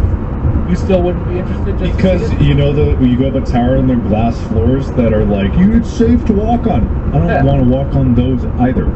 I don't want to go down there. I don't want to go down. That's fair. I'm just asking because I'm not saying I wouldn't be terrified, but I would want to see it. If that was an opportunity, I'd be like, yeah, let's do it. Yeah, it's gonna be scary, but let's do it. In the Unis Honest video where Ethan was out in the ocean and was like, "Save me, Mark," there was no sarcasm. I was terrified. I couldn't deal. I left him behind the first That time. was such a fascinating video. I can't do it, man. I'm sure a lot of people watched that and were like, "Wow, Mark's really playing this up." We're so freaked out. I'm not okay about the ocean. That was okay. very, very interesting. But you did it. You know what, buddy? You confronted it, and that was big. And now you're not afraid of it. Yeah. Ugh. All right. Next up. I guess Wade gets to go first because you conceded that one. You want more to go? Do you have another one, Wade? I do. It's a weird one, and I don't know if you guys will agree. Is it on? Wait, is it on the world? Are we dealing with more space? Okay. It is on the That's a world. good It's a start. man-made structure. That's a good start. It's a good start. Okay. Okay. Cinderella's castle in Walt Disney World. Because Disney, right now in the present day, is such a huge juggernaut powerhouse that controls so much. And everyone, I think, modern day, knows the Disney logo from whether it's the animations, the cartoons, being at Disney World, just seeing that castle. But the castle itself, if you see it in person, is actually really beautiful. I was down in Disney World recently. They put on, I don't know about, I'm sure at the castle themselves they do some shows, but they just put on such amazing shows down there. And it really feels like you're entering another world when you're at one of the Disney parks. If you're inside the gated, fenced-in area that is the presentation of being in another place, walking through the Star Wars area and so on and so forth, it's amazing how much it can stay a theme park, but the vibe really feels like it's different when you're walking around. And I think that castle just represents everything that is Disney, from the old cartoons, animations, to the modern day stuff, and just the powerhouse and juggernaut that it is. And they've had such an impact on the world that picking something to represent them, one, shows that, but also it's just a really beautiful structure on its own, too, and I think everybody knows it. Whether they think of it immediately or not. That is it. So my submission is, if it wins, it's gonna make Wade very mad. I don't know, mine's kind of out there, it's a random one, so I don't know if I'm upset. Space Station I thought happened. I put forward for your consideration the twin rocket landing of SpaceX's Falcon 9s. Nah, can't win it, left space. It came back right down to Earth. The space station will probably crash back down to Earth eventually. The whole intention of this man-made structure is to not only go to not space but low Earth orbit, but return safely to terra firma. And tell me anyone who's ever seen that video doesn't have a sense of wonder when they see space. Remember we were talking about the space station, and I said I'm not married to the space station, but just like a vehicle or something capable of going to space. I feel like that was included as You a should have discussion. specified. I am Bob and I were on the same page on To that be front. fair, he did open that up, and I did completely allow him to say, it's not the ISS necessarily, but something, a space station or space something. I have to say, though, I am very thankful, Mark, for you resubmitting my idea, so thank you for that. I can't wait for you to win and me to get the point for it. Here's the thing about these things, And too. if you lose, I'll take the point for the Cinderella's cat. On the videos, you never really get the sense of scale of how big these things are. There's one actually in LA, at SpaceX's facility in LA, and these are sometimes launched from, I forget what the actual place is, like near Malibu or something like that, and they leave like these spectral trails at night. I've seen it once in my life, but it's just like this ghostly like explosion across the sky. But when you see it in person, this thing, the Falcon 9 is not the biggest rocket to ever exist, but it's still really big. It is 230 feet tall, so they're launching a 23-story building into space, and it comes back simultaneously as an exact pair lands together. It's a wonder. It just like it's that thing about like space flight that cultivates that sense of inspiration that it explores, and it's just such a modern feat of engineering to have it land Go to space. back on Earth in one piece. Like it's breathtaking. Crazy. I will say, for some sense of scale on this, because I find it interesting. So the Falcon 9 booster, I don't know, there are slight variations on the details, but in general, the Falcon 9 fairing is 13 meters long, which means it's like stands over 40 feet tall. So it's pretty tall. But if you have ever watched a video of a Falcon 9 rocket, the little fins, they're called aero grids, I think, or grid fins or something, that come out when it's like maneuvering back down to land, they look relatively small on the rocket, right? They look like these little things that flip out and help to steer it aerodynamically. Those grid fins are 4 feet by 5 feet. So they look small, but that would, if that thing fell on you, it would probably crush you. Like it's a big metal thing. So they are bigger than the video makes them look. I have not actually seen one in person, but I the scale want is to crazy. point out one more thing about the scale. The Falcon 9 is 230 feet tall. Cinderella's castle at Disney World is only 189 feet tall. That's crazy. I think space should be a wonder. Things that can go to space, I'll take the point either way, man. I'm happy for it. Oh, don't worry, you won't. Wait, so what am I looking at? That it says that the fairing is 13 meters. Oh, that's the nose cone. That's the payload fairing. Yeah. Oh, okay. That's only part of it. Wow, interesting. Wade, I think yours is a very interesting submission. And I think my other one was too, which I'm about to get a point for. That's what Mark's resubmitting. I like the castle. I will say, just as I watch a lot of videos on YouTube about like abandoned places. If you ever watch like Right Said Films, Oh, yeah, they yeah. tour like abandoned malls or abandoned theme parks, it'd be fucking fascinating. in like 100 years. To see what people make of Disney World in Florida when it's abandoned, theoretically, if that happens. And it's just like, it's like a whole county. It's a whole place, right? We don't even see a lot of it. There's like those tunnels apparently underground and stuff too. Like there's a whole. It would be so fascinating to see a video in like 100 years, 200 years, whatever, of like all this shit after it's decayed and left. And it'd be very interesting because Disney is such a big place compared to theme parks and other attractions and stuff. It's so big, it's hard to fathom. But I do feel like Marcus captured something. I remember the first time I saw, I'm having deja vu. I feel like it's something I captured. I watched the first time the twin Falcon 9s landed. I watched in the video where they land like next to each other too. Oh yeah. I watched that and I was like my worldview changed somehow that day, and I was absolutely taken in with wonder and shock, and imagine watching the first moon landing back in the 60s. How wonderful that would have been. Well, I think that was probably more exhibition. But I have to say, I think the Falcon 9 rocket system and the twin rocket landing is quite the wonder, and I award submitted for space that faring idea. vehicles. Mark gets 1 point. Yes. And for having an idea that sparked Mark to have such a good idea subsequently, Wade gets 2 points. Thank you. That is deserved, and I think that's very fair. I want to point out something that may take away a point from Wade's submission is the Orlando Cinderella Castle is not even the tallest Disney castle in the world. I wasn't going for tallest. That's just Disney World in Florida is the first one I think. I was being like the original. Maybe. Isn't it the most iconic design? That's the one that is like the iconic. Or is it the one in Anaheim that's the iconic? The one in Anaheim is the iconic design, and technically speaking, Tokyo replicates that one very well. It's not taller than Orlando, but Shanghai actually has the tallest, biggest one. The most fairy tale-like is most likely Tokyo or Disneyland Paris, but just if we're going by grandness and wondrousness. Well, you all got what you deserved on that. Yeah. Thank you for taking away that point I didn't earn, Mark. Wade's points didn't really hinge on anything about the castles. Well, it's such a good idea with the space stuff earlier. I will still take the moral victory on this one. You didn't get them. You got nothing. No, the point was the moral point, and I get that, and I cherish that in my heart. Yeah, I think that is the only thing Mark has.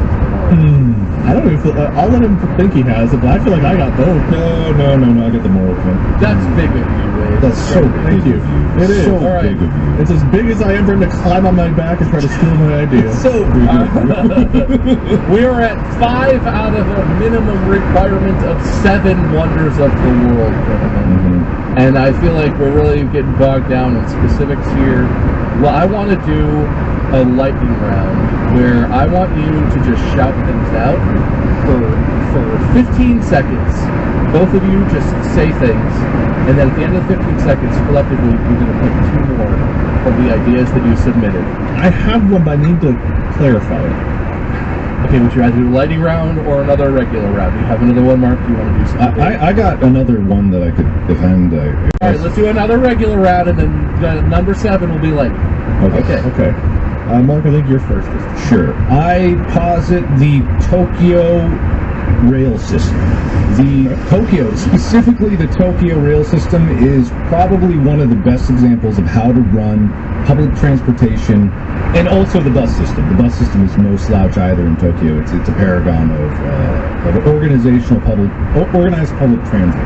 But specifically the rail system is such a meticulously planned, well-organized, well-kept, updated, and efficient way of keeping the populace of Tokyo moving to where they need to go in a timely manner than any other rail system in the world. Even like New York's metro system, which is probably famous, because everyone knows New York has a subway, and it's very, very, very, well, it goes places. Isn't it notoriously like late and broken? Exactly, Kind of covered in like piss and bad stuff. So Tokyo's America. I know, right? Tokyo's system, it's not only run to the minute, it's run so efficiently that if it's late for a minute, there's like, their heads will roll. Not literally, but like maybe. People will get fired if it's even like a minute late. It's bad if it's even like a minute or 2 late, because it throws everything off. And the entire like city government funds an exorbitant amount of maintenance crews, of workers to make sure that it's running efficiently, of optimization crews, of new, whenever there's new additions to the city, because the city is also one of the most populated cities in the world. I think like 10 million people live there. So moving that many people around is no mean feat, and a lot of it has to do with squashing the constant expansion of highways, which is not the best way to move people around a city, as it turns out, shockingly. Shut up! Don't tell us how to build our roads. Its buses and trains will always be more efficient. Anyway, so I posit the Tokyo metro system because it is just goddamn amazing. I enjoy it. I think it's sad that you have to pause it as a wonder whenever everyone is capable of having something that good, they just don't. That's the tragedy of that proposal. Hey, listen, America was built on the automotive industry, okay? That's why Japan doesn't have good car companies. That's why they don't have two of the most dominant car brands in the world, because of all the mass transit. It ruins it. Am I right? No. I thought so. My family would kill me if they heard me talking about this, by the way. I was born in Pontiac, Michigan, and almost all of my mom's side of the family are like GM engineers and American car people. And whoops, sorry everybody. Even in Korea, like Seoul has a good metro system. They have tons of buses, but they're also like very car-based city. But even I've never been to Tokyo, but even riding like Korea's in Seoul, the metro system is like, oh my god, I can get anywhere without ever having a car. I can get anywhere. How is that possible?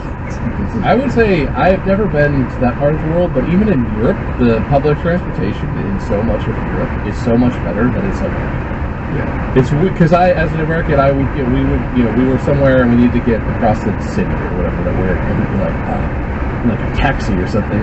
No, you don't. No, there's probably a bus stop or a train stop within walking distance, and it probably could get you to almost exactly where you want to go within like a couple blocks. It's crazy. It's crazy. That sort of shit doesn't exist anywhere in America with a short list of exceptions. Oh, we could have it. Yeah, this is getting sadder and sadder. So sad. Yeah, no, it'd be cool. Wouldn't it be cool to have good public transportation? Yes. Imagine. Very achievable. Yeah, extremely achievable. Shockingly, it's so achievable. so achievable. The wonder is the fact that we haven't done it. Is that your wonder? Are you proposing that? My wonder is the failures of humanity. Wow, that is a wonder.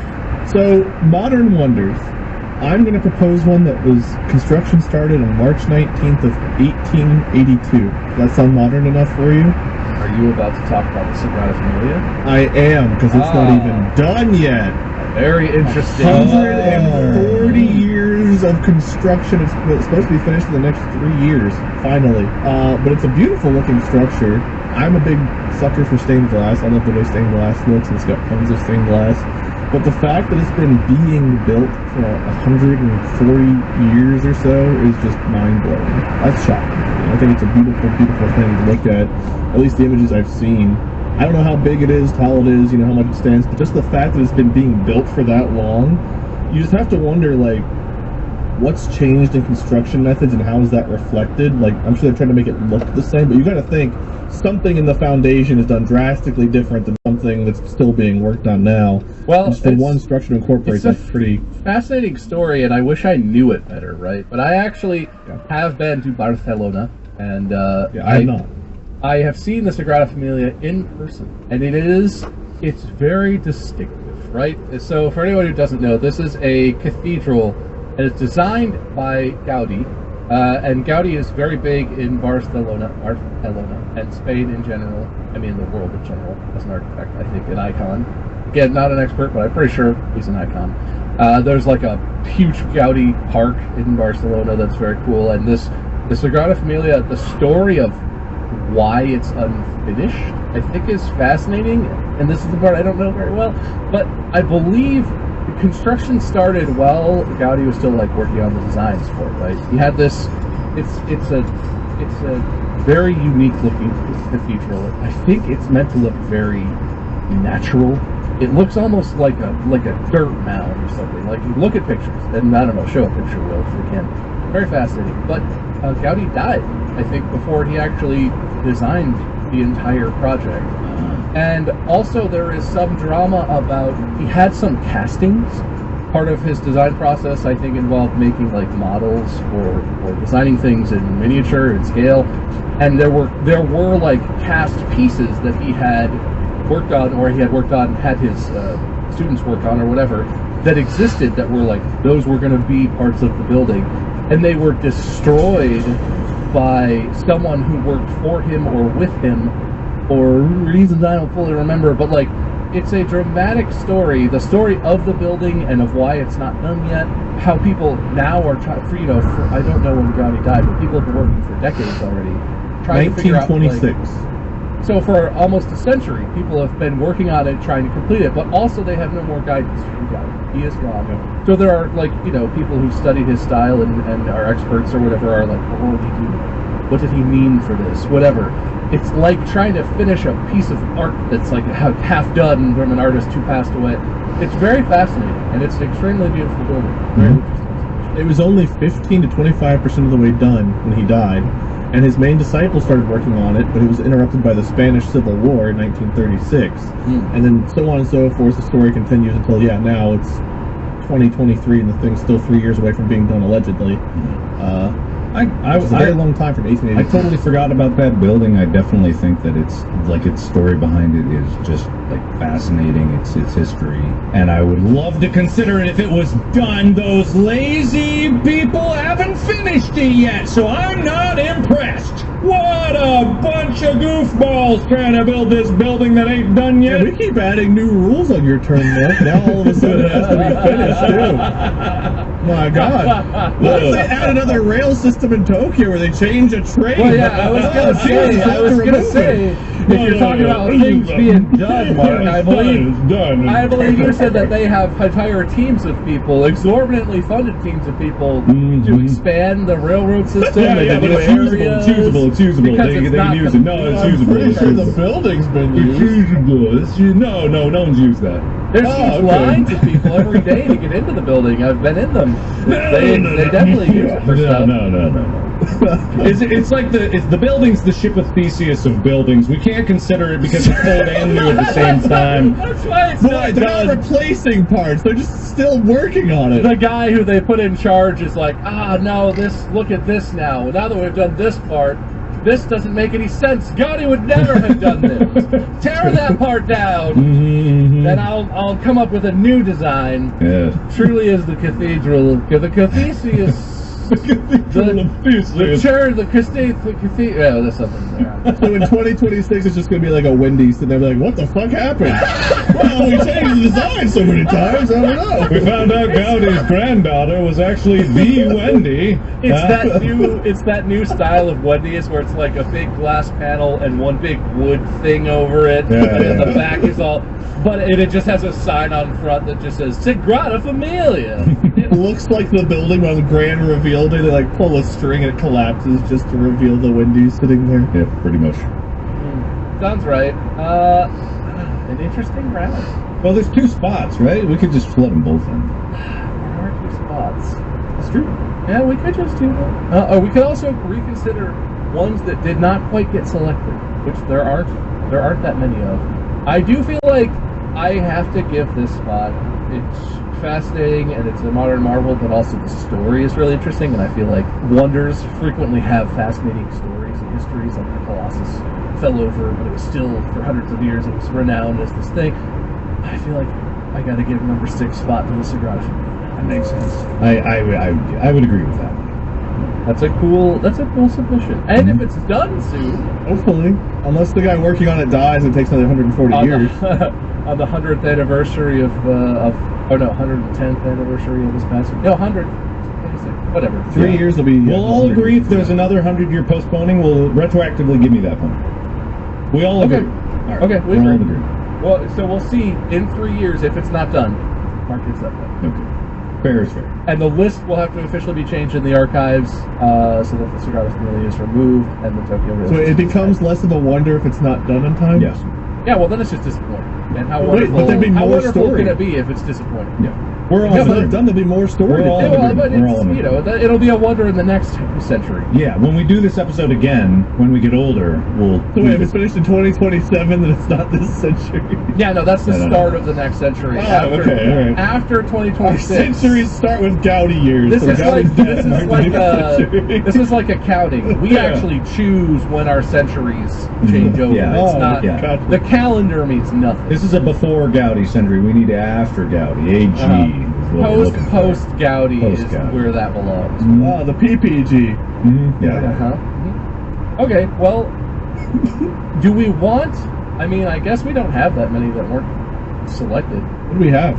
Ones that did not make it on this list are the Cinderella Castle from Disney, the Mariana Trench, and technically the Tokyo Rail System. I feel like Mariana Trench is a natural wonder, and these are all pretty much man-made. I would say I don't like the idea of giving the Cinderella Castle because it's like a monument to capitalism, and you know, it's just like a business's thing, and it's not humanity's thing. It's pretty representative of our time. But not of World. humanity. It's of one company and one man's vision, and probably not even that man's vision anymore. Well, the rail system definitely isn't representative because the only one place has done it. I think it is more specifically because it represents what we could achieve if we actually pull our heads out of our ass, and I like that as a full-on system. Is there one we're not considering that could be added to the list? Yeah, I will open the floor to new suggestions if anyone has any other bangers out there.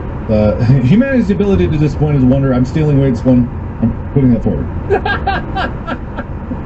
I mean, I don't want to disagree because I feel like I get the point again. So, Boy, The this time, extent of our ability to underwhelm yeah, truly is a wonder. And I'm submitting this one with another supplementary form that allows a guarantee that all points go towards me, the finder.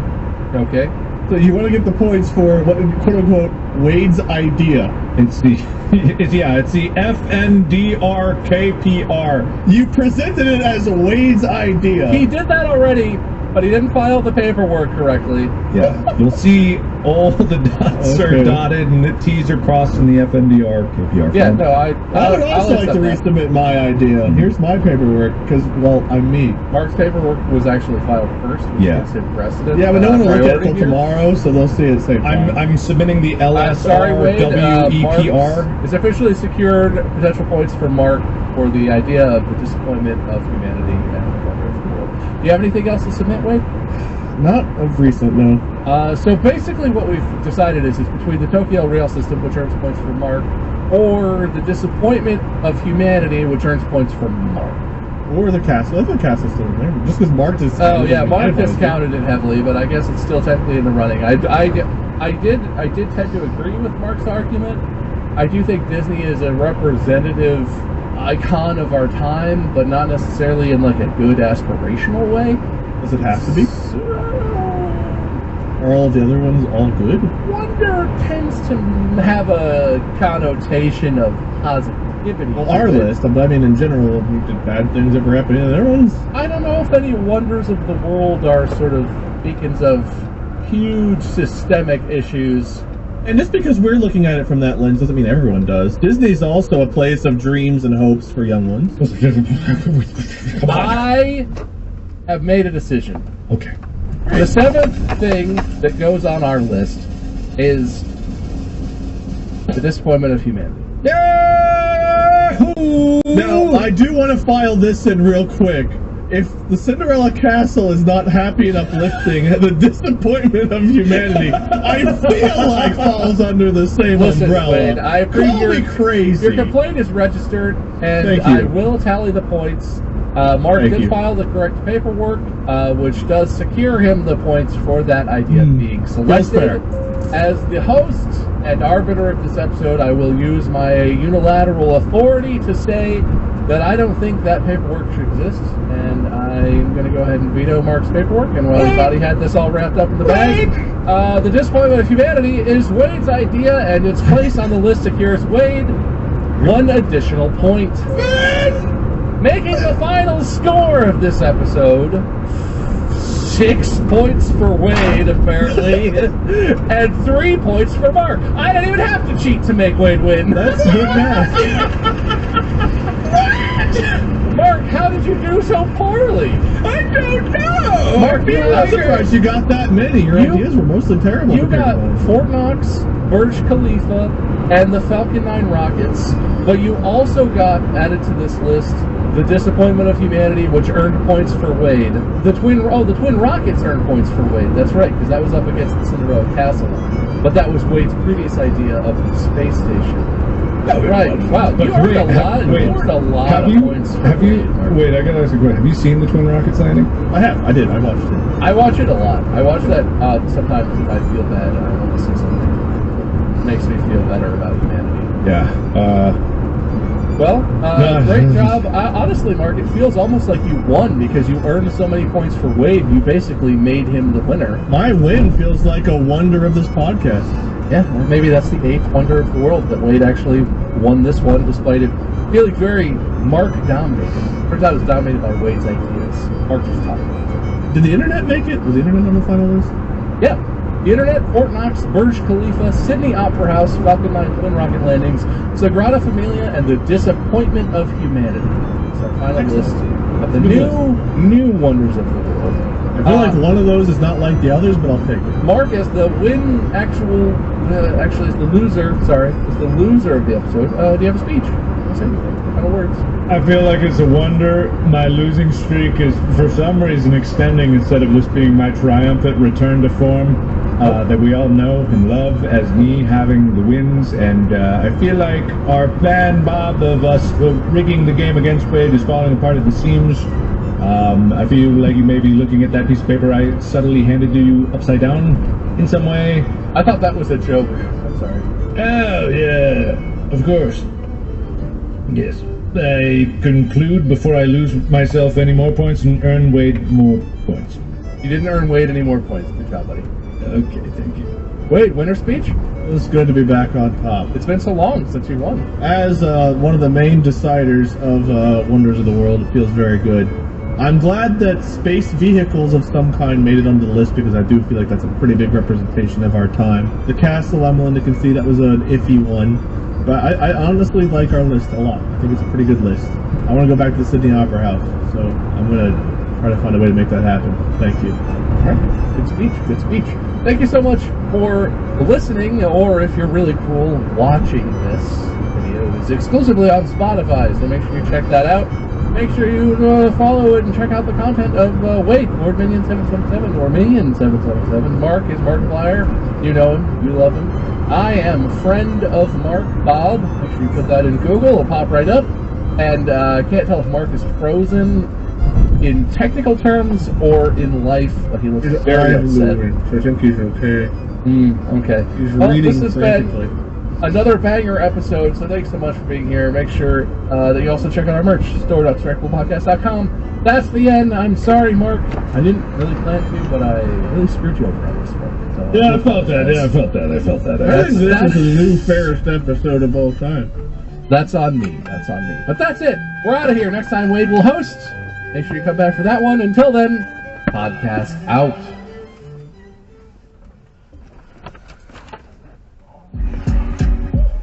Your next coffee break is brought to you by Twix. Some people start with the left Twix, others start with the right.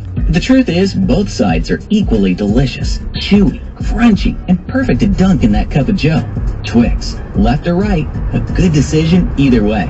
Grab Twix for your next coffee break at your local grocery or convenience store. Give your puppy the best foundation for a healthy life with Royal Canin's stage-based puppy growth program. Your puppy has unique needs at each stage of development. Support them with the right nutrition so they can grow into a strong, healthy dog, just like the magnificent dogs who compete at the AKC National Championship sponsored by Royal Canin. Tune in to the action on ABC January 1st. Good evening, gentle listener, and welcome to Distractable, a Willow production. This week, Bob judges and brings unenviable choices for the prospecting Jets. Mark may well be stinky feet, and Wade refuses worms and admits his potential southern draw.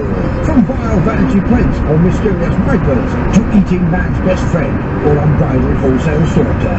Yes, it's time for Would You Rather? Now sit back and prepare to be distracted and enjoy the show. Hello, gentle listeners, and welcome to Distractable. I almost said welcome back. Some of you might be listening for your first time. In which case, what the hell are you doing with your life? Yeah. But anyway, welcome and stuff. No, we want you to be here. We're a little disappointed, but it's okay. We're not mad. We're just disappointed. This, for anyone who's new, is a show where one of us is the judge and two of us are the contestants. The judge for this week, that's why I'm doing the intro, because the judge is also the host. But I, Bob, am joined by my two competitors, Dave and Mark. I choose to be a competitor. Compete, competitors, and go! I shall be I slay. I'll destroy you. Can I cast magic missile? Attacking the markness. Wow. God. God, that brought back memories. I don't want to go to that place. PlayStation 2 era. Come back to us, Mark. Anyway, that's not how it works. As the judge, I'm supposed to give you some sort of topic, which I will. And then I'll give points and someone will win and they'll be judges. Today's points that hopefully you earn and don't lose, you usually earn points. Well, today those are brought to you and us and everyone collectively by Intel. Next. Yeah. Anyway, so you'll hear like the sound. You know the Intel sound. Hear that if you get it. Now you know how the game works. This episode of Distractable is sponsored by Mint Mobile. You guys know Mint Mobile is just $15 a month. You know, that sounds really cool, but the main selling point of this whole deal is that Ryan Reynolds is the owner of this company. You base your carrier and interest on who owns it. And there's so many other things to consider. $15 a month, like, for example. God, I don't know how you could be one step closer to Ryan Reynolds. That's cool. I think it's more impressive that Mint Mobile gives you the best price, whether you're buying for just yourself or you're going to do like a family plan. There's those 2 lines in that, which is nice. And they don't trap you into a 2-year contract or open the bill to find out crazy fees and things. No luring you into free subscriptions to streaming services. None of They that. could trap me for 2 years in a room with Ryan Reynolds. I don't like the tone of that laugh, gotta be honest. But I mean, look, if I could own a phone that was maybe touched by or sat upon by Ryan Reynolds, it might improve my day-to-day phone usage. And Mint Mobile would let me bring that phone because they let me bring your own. But like, I get maybe that. It's cool. I would accept that. Also, the unlimited talking text, Yes, the yes. high-speed data. Yes, Mint Mobile stands alone as great. Even without them. With them, better, sure.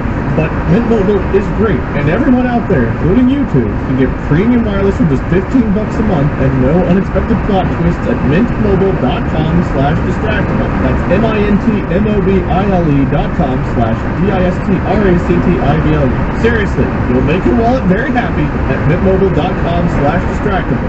This episode of Distractable is sponsored by Helix Sleep. When we moved to the new house a while ago, I thought it'd be cool to just like, get an internet mattress. So I just looked online and it was the first, mail to your house thing that I could find. It sucks, guys. So you didn't listen and go with Helix Sleep, did you? Are they all the same? Helix is a premium mattress. They provide tailored mattresses based on unique sleep preferences we all have. Why have options? Why have customization? We're all human. They're all the same. We're all human. We're all the same yoke, the same back, same sides. I knew I heard this somewhere. I was listening to Mark's advice when I bought this Don't mattress. listen to Mark's advice. The rock bed is the foundation of your connection to Mother Earth. Yeah, it's strong. The pain is actually the pain of your past. You melting out. And toxins leaving the body, Yes, right? yes, what yeah, that. If you want to know what mattress will work best for you, there is literally a very fast, easy to take Helix Sleep Quiz, which will match you to your perfect mattress in under 2 minutes. So you said they ship these Helix ones to my house. Did they send the forklift operator and the construction team? I bet they don't. So they can remove a wall from my bedroom? The mattress is shipped directly to your door. It's super easy and fast to set up. It doesn't even weigh a ton. It's pathetic mattress. I have a nice medium mattress for a side sleeper. It's perfect for me. But you know, I guess sleep on a rock if you would like. But if you're not, well, YouTube, Helix is offering up to $200 off all mattress orders and 2 free pillows for our listeners. All you have to do is go to helixsleep.com/distractible. With Helix, better sleep starts now. This episode of Distractable is sponsored by Tommy John.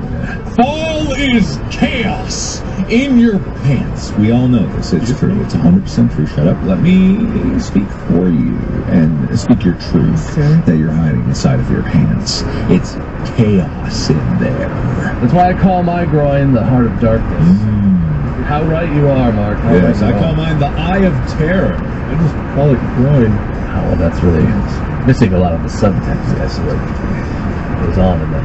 Okay. Yeah. What do we do about this chaos in our pants? I abstain from solving your problems. I've solved my problems, however, with Tommy John underwear. Because you're that much of a doctor. So you can do everything better. Everything. And I mean everything. That's good. Yeah, name a problem with other underwear. Itchy. They solved it. Smelly. Solved it. Folly downy. Oh, they solved it. Tommy John's breathable, lightweight fabric has 4 times the stretch of convenient brands. They come with a no wedgie guarantee, thanks to a non-rolling waistband and legs that never ride up. Plus, they feature a horizontal quick dry fly. Ooh, yeah. I have found that it sometimes takes me too long to whip it out. You got me at the no wedgie guarantee. Sitting at this desk, things right up like crazy. Go to TommyJohn.com/distractable right now for 20% off your first order. 20% off at TommyJohn.com/DISTRACTIBLE. TommyJohn.com/distractable. See the sight with your own eyes for details. Before we play the game, we usually like to have a little small chats, a little personal catch-em-up. So, how are we? I'm good. What's that word? Expound. I could have expounded you, but I couldn't think of the word. Expound on my goodness. Well, no, you don't have to. But I will. No, I'll be happy to. Yeah, no, I'm doing pretty good. Been working out a good bit. By now, maybe the OnlyFans is out. No, not yet, probably. But I've been working on it. Getting real. Around 7 days a week. Get cut. Getting the OnlyFans bod so I can Rid of that dad bod to get back in that fad bod. You know, I remember distinctly, Bob. I'm gonna call out just a little bit, but it's very funny. You remember back when I did the Tasteful News calendar for the first one, and I remember talking to you about it. I was like, "Yeah, I think I'm in the best shape of my life," and you're like, "Aren't you 28? Like, wouldn't the best shape of your life have been 5 years ago?" And I'm like, "Come on, man! Holy shit! Wow! You're gonna cut me deep." It was just like one of those moments where I'm like, oh, you could You don't have a chance now. Wouldn't it have been? I don't know. I mean, no, and that's the thing, because I was not in that good of shape in my early 20s. Absolutely not. Because I was out of all the sports that I was doing, and I wasn't, like, did no physical activity at all. So in reality, when I did, like, the first Tasteful News, that probably was the best shape of my life for a while there. Until now? Until now. Wasn't that like 5 years ago? Yeah. That was, no, actually, hey! Stop it! Hey, we're the surprise for you in 5 years. I got bad news in 5 years, don't worry. Stop it! You thought that, no? I don't know why that's the interval. You can't do that voice. The only person other than me who's allowed to do that voice is the sound on TikTok that happens where people keep finding goofy faces on cars and pumpkins, and it's all, okay, you wanna be scared? You have the weirdest TikTok recommendations. I'm not the same. Popular sound on TikTok. No, the popular sound on TikTok right now is the voice filter thing. Oh, yeah, where no, it replaces so- your voice. My TikTok app doesn't have that. I was playing with it. Well, it's funny because I saw that at Quarter, the form of that they've been using for a very long time now. It was like obviously some third-party stuff, and like different companies will have different versions. But it's the kind of thing that made Sam Gorski's voice into like an old British guy.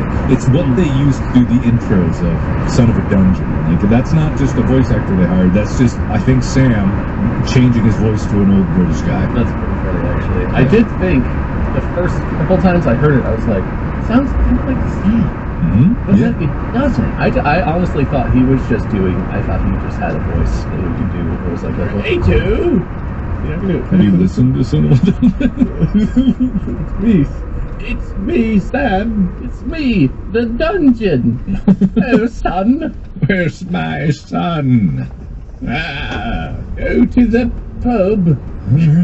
Good, yeah. This is. Is this what you were looking for, Bob, in terms of small talk? Sure. Good. So Mark's good. He was in the best shape of his life. How are you, Wade? I'm so scared of answering that question. But you don't have to talk about anything you don't want to, buddy. This year is so scary. Every time people ask how things are, they get weird. So, What's something that could never break and cause you immeasurable pain? How's your garage door, buddy? Working? it broke a few years ago. Oh, okay. Well, how's the back deck hanging on there? Still doing good? Sturdy as a rock? Oh, those wasps drilling into it. Oh, your windows all good, sealed up, nice? No, there's some, whenever it rains, we get that, like, the little fog in between the kind of fun when the seal's broken into replace them.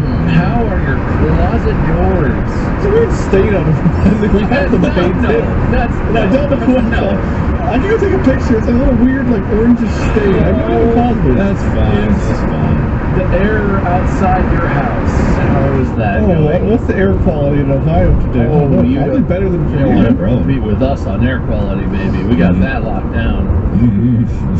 California knows about quality air. Yeah, if I hadn't left my watch at Hot Yoga, I'd be able to tell you. We are at 39, between 29 and 39 AQI. Is that good? 39 AQI. What's going on over in Ohio? Yeah, that's 29. not amazing. 29 to 39. That's not great. I don't know what part I'm in to see this. I think the 39 is closer to downtown. The 29 is closer to me. I mean, that makes sense. High on that is bad. High is bad. What is high? Oh, I see a chart. In the summertime, we get up into the 50, 60s, 70s. There's sometimes even 100 on days when the smog beast blows in. That's always a fun time. We're hovering around like high 20s, low 30s. It's not great, but you live. Yes. So I've got nothing good in life. I guess is the update. Everything is terrible. Got it. Everything is just is. Fridge? How's your fridge? Maybe. Oh, the fridge is fine. Thanks for asking. Oh God, no! What have I done? I don't know. You'll find out soon. You should have stuck with everything is awful. I can't believe you did that. You fell for the trap. But how are you, host? I'm pretty good. No one has to host. That's interesting. Yeah, you know what? I'm gonna give you a bonus point. Oh! Yes! God, why did I even point it out? Why did I point it out? Do I get a point? Hey, I notice things. Oh, you wouldn't have noticed it. You're not observant enough. I'm the observant one. Maybe this point is the only point that will matter this week. I'm offended, Mark. That's I take fair. from you. No, I'm not gonna take it. 1 point. And you guys will definitely be getting points this week. Don't worry about it. Okay. There's no way you won't get No, points. don't worry. I don't know how to take your tone. I'm being sincere. I know I sound sarcastic. This is as sincere as I get, fellas. There is a 100% chance that both of you will earn points this week. Actually, that's not true. One of you at least will earn points this week. Sorry, Well, I already have caveat one. that. Yeah, so there's a 100% chance that already had happened. Yes! Mark, you're smart. You'll probably earn a point. Okay. Say it. I have a victory speech prepared. My topic for today is a follow-on, but unrelated in almost every way, from my Big or Small episode, and I'm going to call this one "This or That." We'll put some game show music in Is that the there. name of a show? Probably. Yeah, I think it is. Isn't everything we talk about already a thing that we're stealing from? What's a song? This or that. This. It's also words that are commonly used, you know? I think we could just skate over the fact that it's everything else. No, there's a song. It is a phrase in the lexicon. Uh-huh. Many people know it because it's so commonly said. We shouldn't use English if we really want to make this work. Anyway, basically, this or that. This week, you will be picking your poison, which, to be clear, is the name of the board game that I'm using as an inspiration for this board game called Pick Your Poison. I will say, I opened it and I went through the cards, and some of them are a little homophobic, if I'm honest.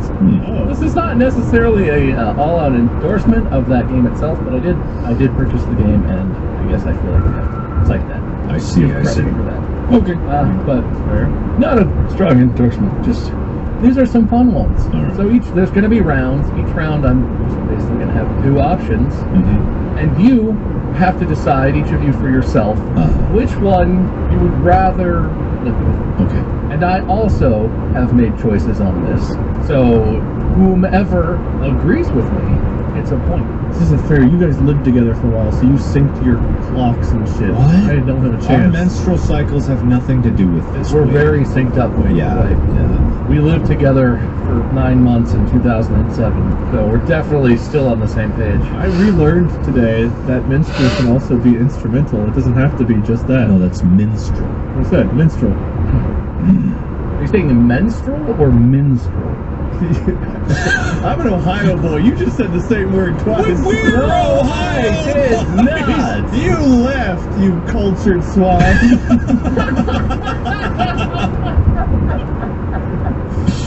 Y'all get out of here with that. Man, you know, it's so funny because every once in a while I'll make a tweet that has y'all in it, and people lose their minds. They're like, "What are you doing?" And I'm like, "I don't look, guys." It's like it's what I go to. Kentucky's just the other side of the river, y'all, so we say it all the time.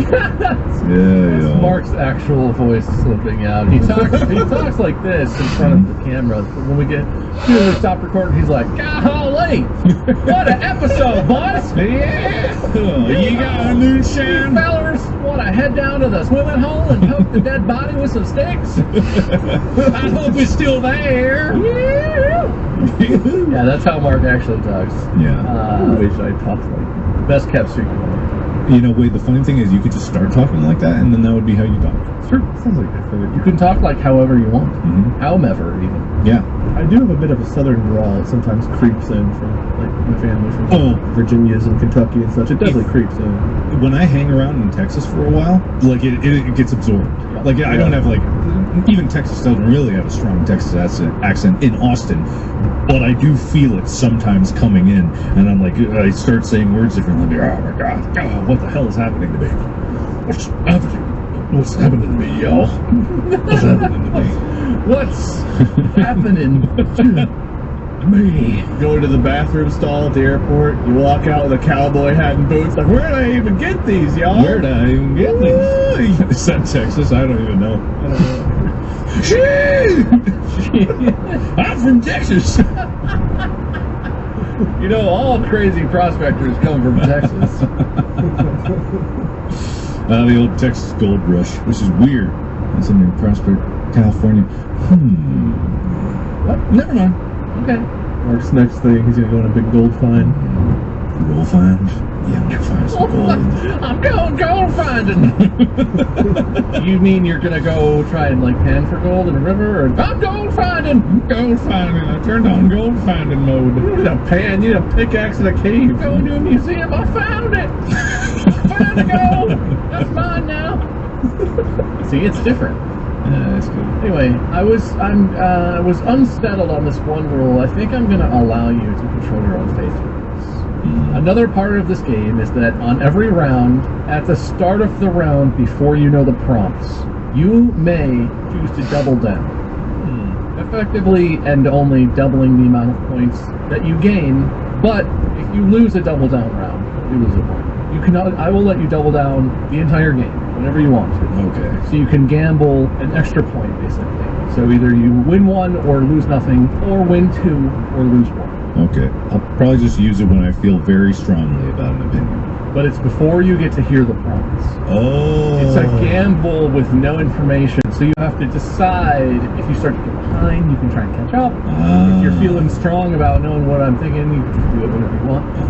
It's an equalizer, but it's a high risk, high reward type equalizer. All right. I'm gonna double down first one. Bold commitment, but I I'm appreciate already it. down, so I I can't let him pass me, so I too am going to double I down. feel like this decision is already backfiring. double down every round.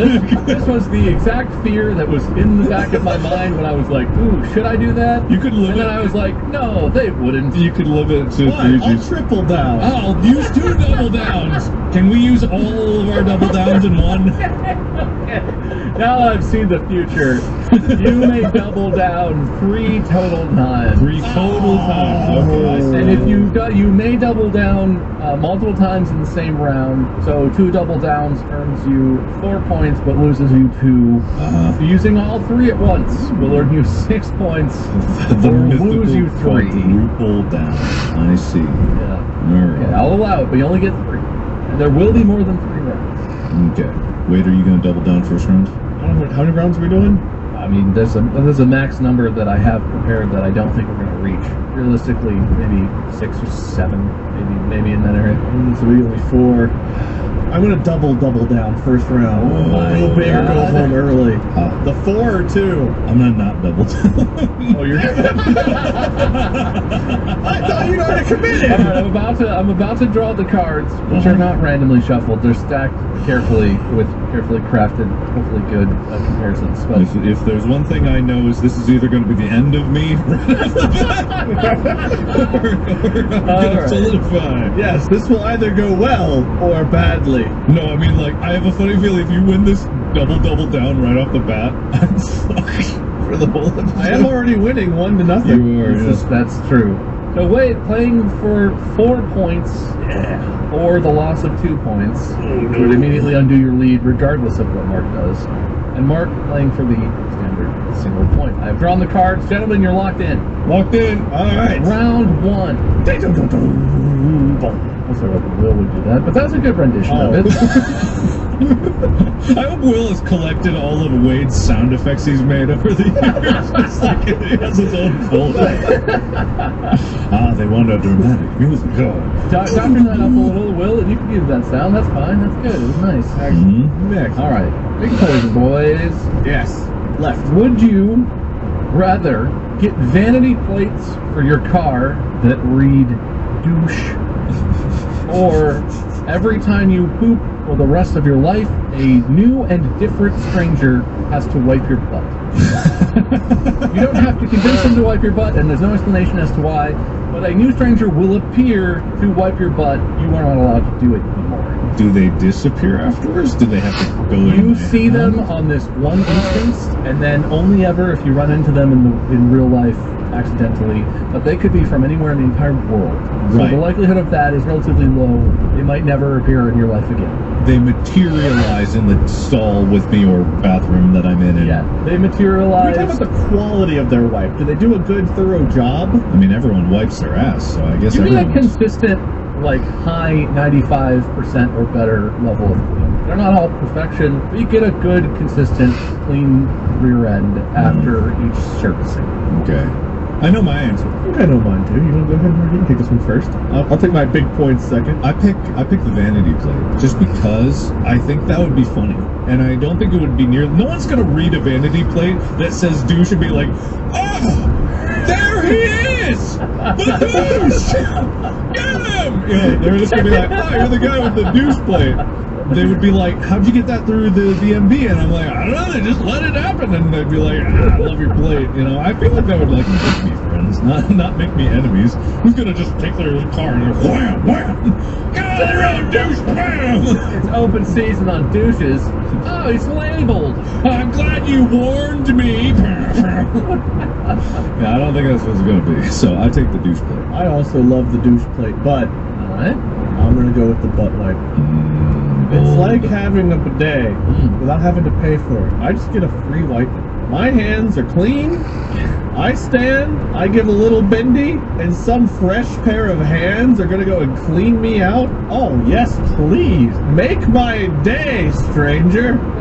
A little bit more to the left. Oh, perfect. Oh, can you flush it for me too? Oh, yeah, well, you don't get to assert any control over it, okay? It's a wipe that happens, but you don't get to make requests. Well, I can at least say it out loud. If they don't listen, I can be like, and then if they do actually go more to the left, it's like, oh, perfect. If they don't, it's like, not as good as Randy Handy yesterday. Maybe tomorrow we'll get someone good. I don't know, it's something exciting. It'd be horrifying the first couple of times probably, but after a while I'd be like, oh, what hands will I get? Who shall wipeth of mine cheek? I mean, yeah, sure. Okay, the douche plate, fun, funny, get some laughs out of it. But my God, the pampering and the hands-free experience of having my ass cleaned for me, Yes, please. Everyone wants hands-free. We got little little microphones or whatever on our face. We got our earbud in our ear, hands-free phones in our car. Hands-free ass wiping is a way of the future, and I will take it. Everything you described in that list of reasons hands-free is good is on my computers, except for the butt wiping. Could be an AI wiping your cheeks. I don't know the person. It could be. No, it's a person. It's a real human. Do robots be people? No AIs or robots or anything. It's just a person. Oh, okay. That's Another day. That's a different discussion. All right. So we're locked in. Mm-hmm. Have to say, Yeah. I fully agree with Mark's sentiment because it would be really funny and also easily explainable. You lost a bet. You were just trying to see if they would do it. You didn't think they would, but Wade is completely wrong in that way because that's a horrifying vision of my future. I like your version of it better. I guess the thing I ran into is when I envisioned that, I'm like sitting on the toilet, and I don't know how most people wipe, I guess, but I'm assuming it's some version of like, lean over a little, right? You shift your hips. I don't like stand up when I'm doing it wrong. Pucker my lips, I bend to my hips, and I look behind and go, oh, stayed the day. Will another hand come through the wall to wipe me? Now it can. But see, the bathroom is my private space, and I don't even like it when I don't like public bathrooms because I know people are out there. I don't even like it if I'm somewhere where it's me in a closed room and I hear someone walk by and I'm not alone. I would hate never being able to be alone in the bathroom and feel like I have some privacy to do that. Not ever having to wipe again, if it was a robot attached to the toilet, like a mechanical bidet situation, but it was physical wiping, yeah, I'm into that. A stranger coming into me just after I dropped a nasty deuce. If we're lucky, we'll live long enough where that'll happen to be our future anyway. Oh, yes, please. Can you imagine if you try to sneak out a fart in a public place, like you're in some seminar or movie theater, and you accidentally poop a little bit, and then your guy just, come on, drop your pants. Just quietly squeeze one out the theater and someone appears next to you, their hand just immediately goes down the back of your pants to clean it up. You're like made a popcorn bite and there's just a hand between your cheeks. This is the kind of foresight that Mark has into That's this even more situation. fun to explain. It's like, sorry, that's my wife, Jeannie.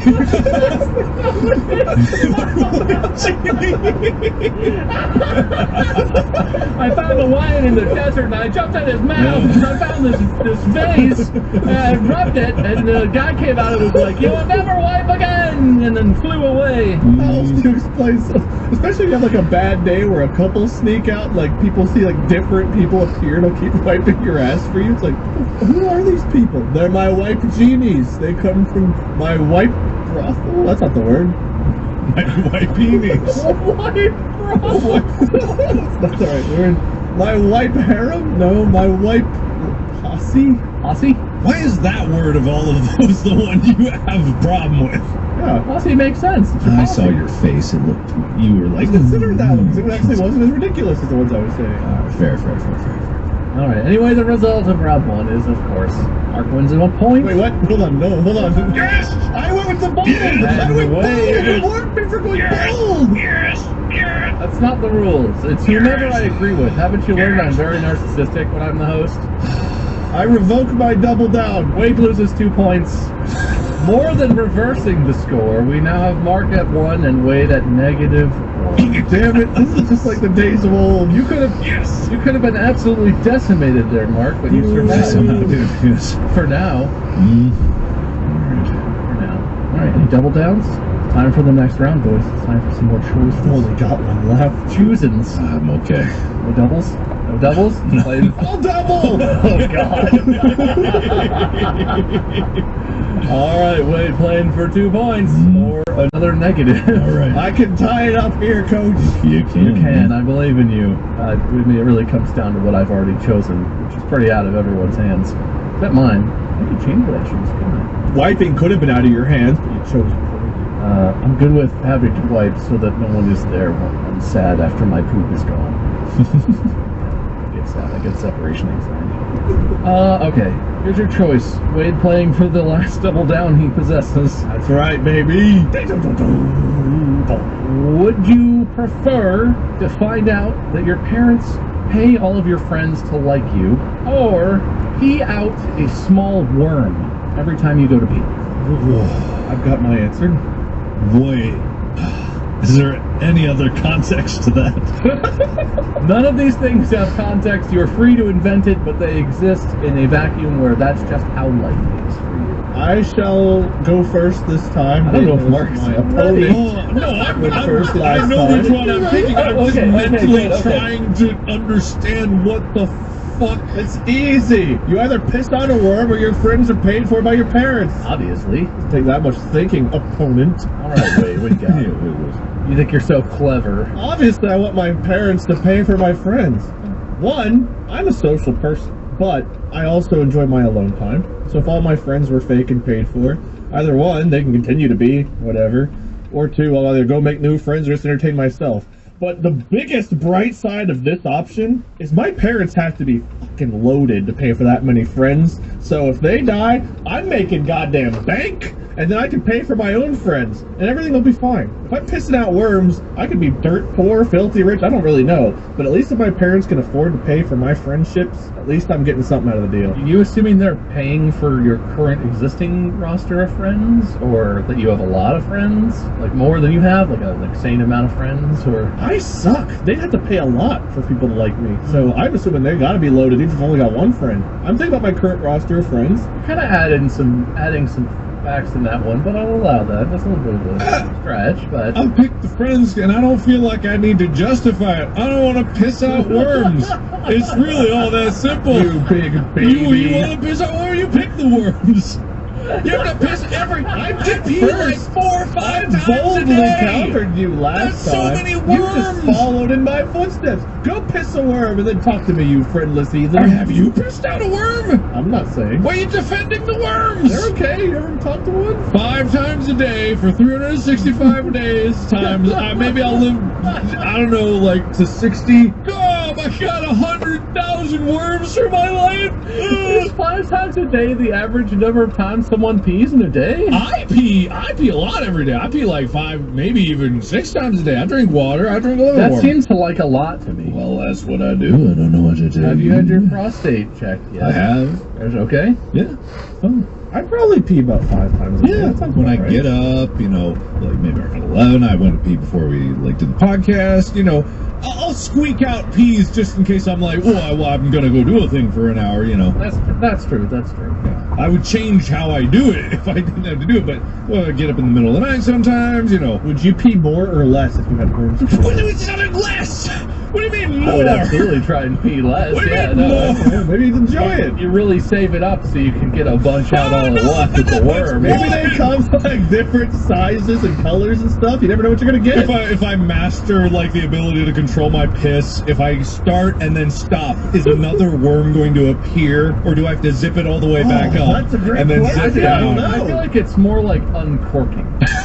You have a session. At the beginning of the session, you've got to break the seal. With as the it were. I see. The christening of the urine. Let me break the seal and allow my worms to come out. It's like the tequila with the worm in the bottle. That's what it is. I see. I picked the friend parent thing. Me too. Give me the rich parents. Well, that's what I picked as well, obviously, because this I hopefully it's the only one. But even if I was trying to make good ones, and I kind of like this one, but the worm is just not a thing. I think I could stomach. Yeah, I know. I think I would suffer a lot on that one. So Mark gets a point, and Wade gets 2 points. I'm still in the lead, right? 2-1. I'm coming back, baby. Yeah, Mr. Out of Double Downs. Mark is still in the lead, though. Yeah, Mark has all of his doublés. Wade has none of his doublés. Just wait till you lose your double down. You don't know what I'm gonna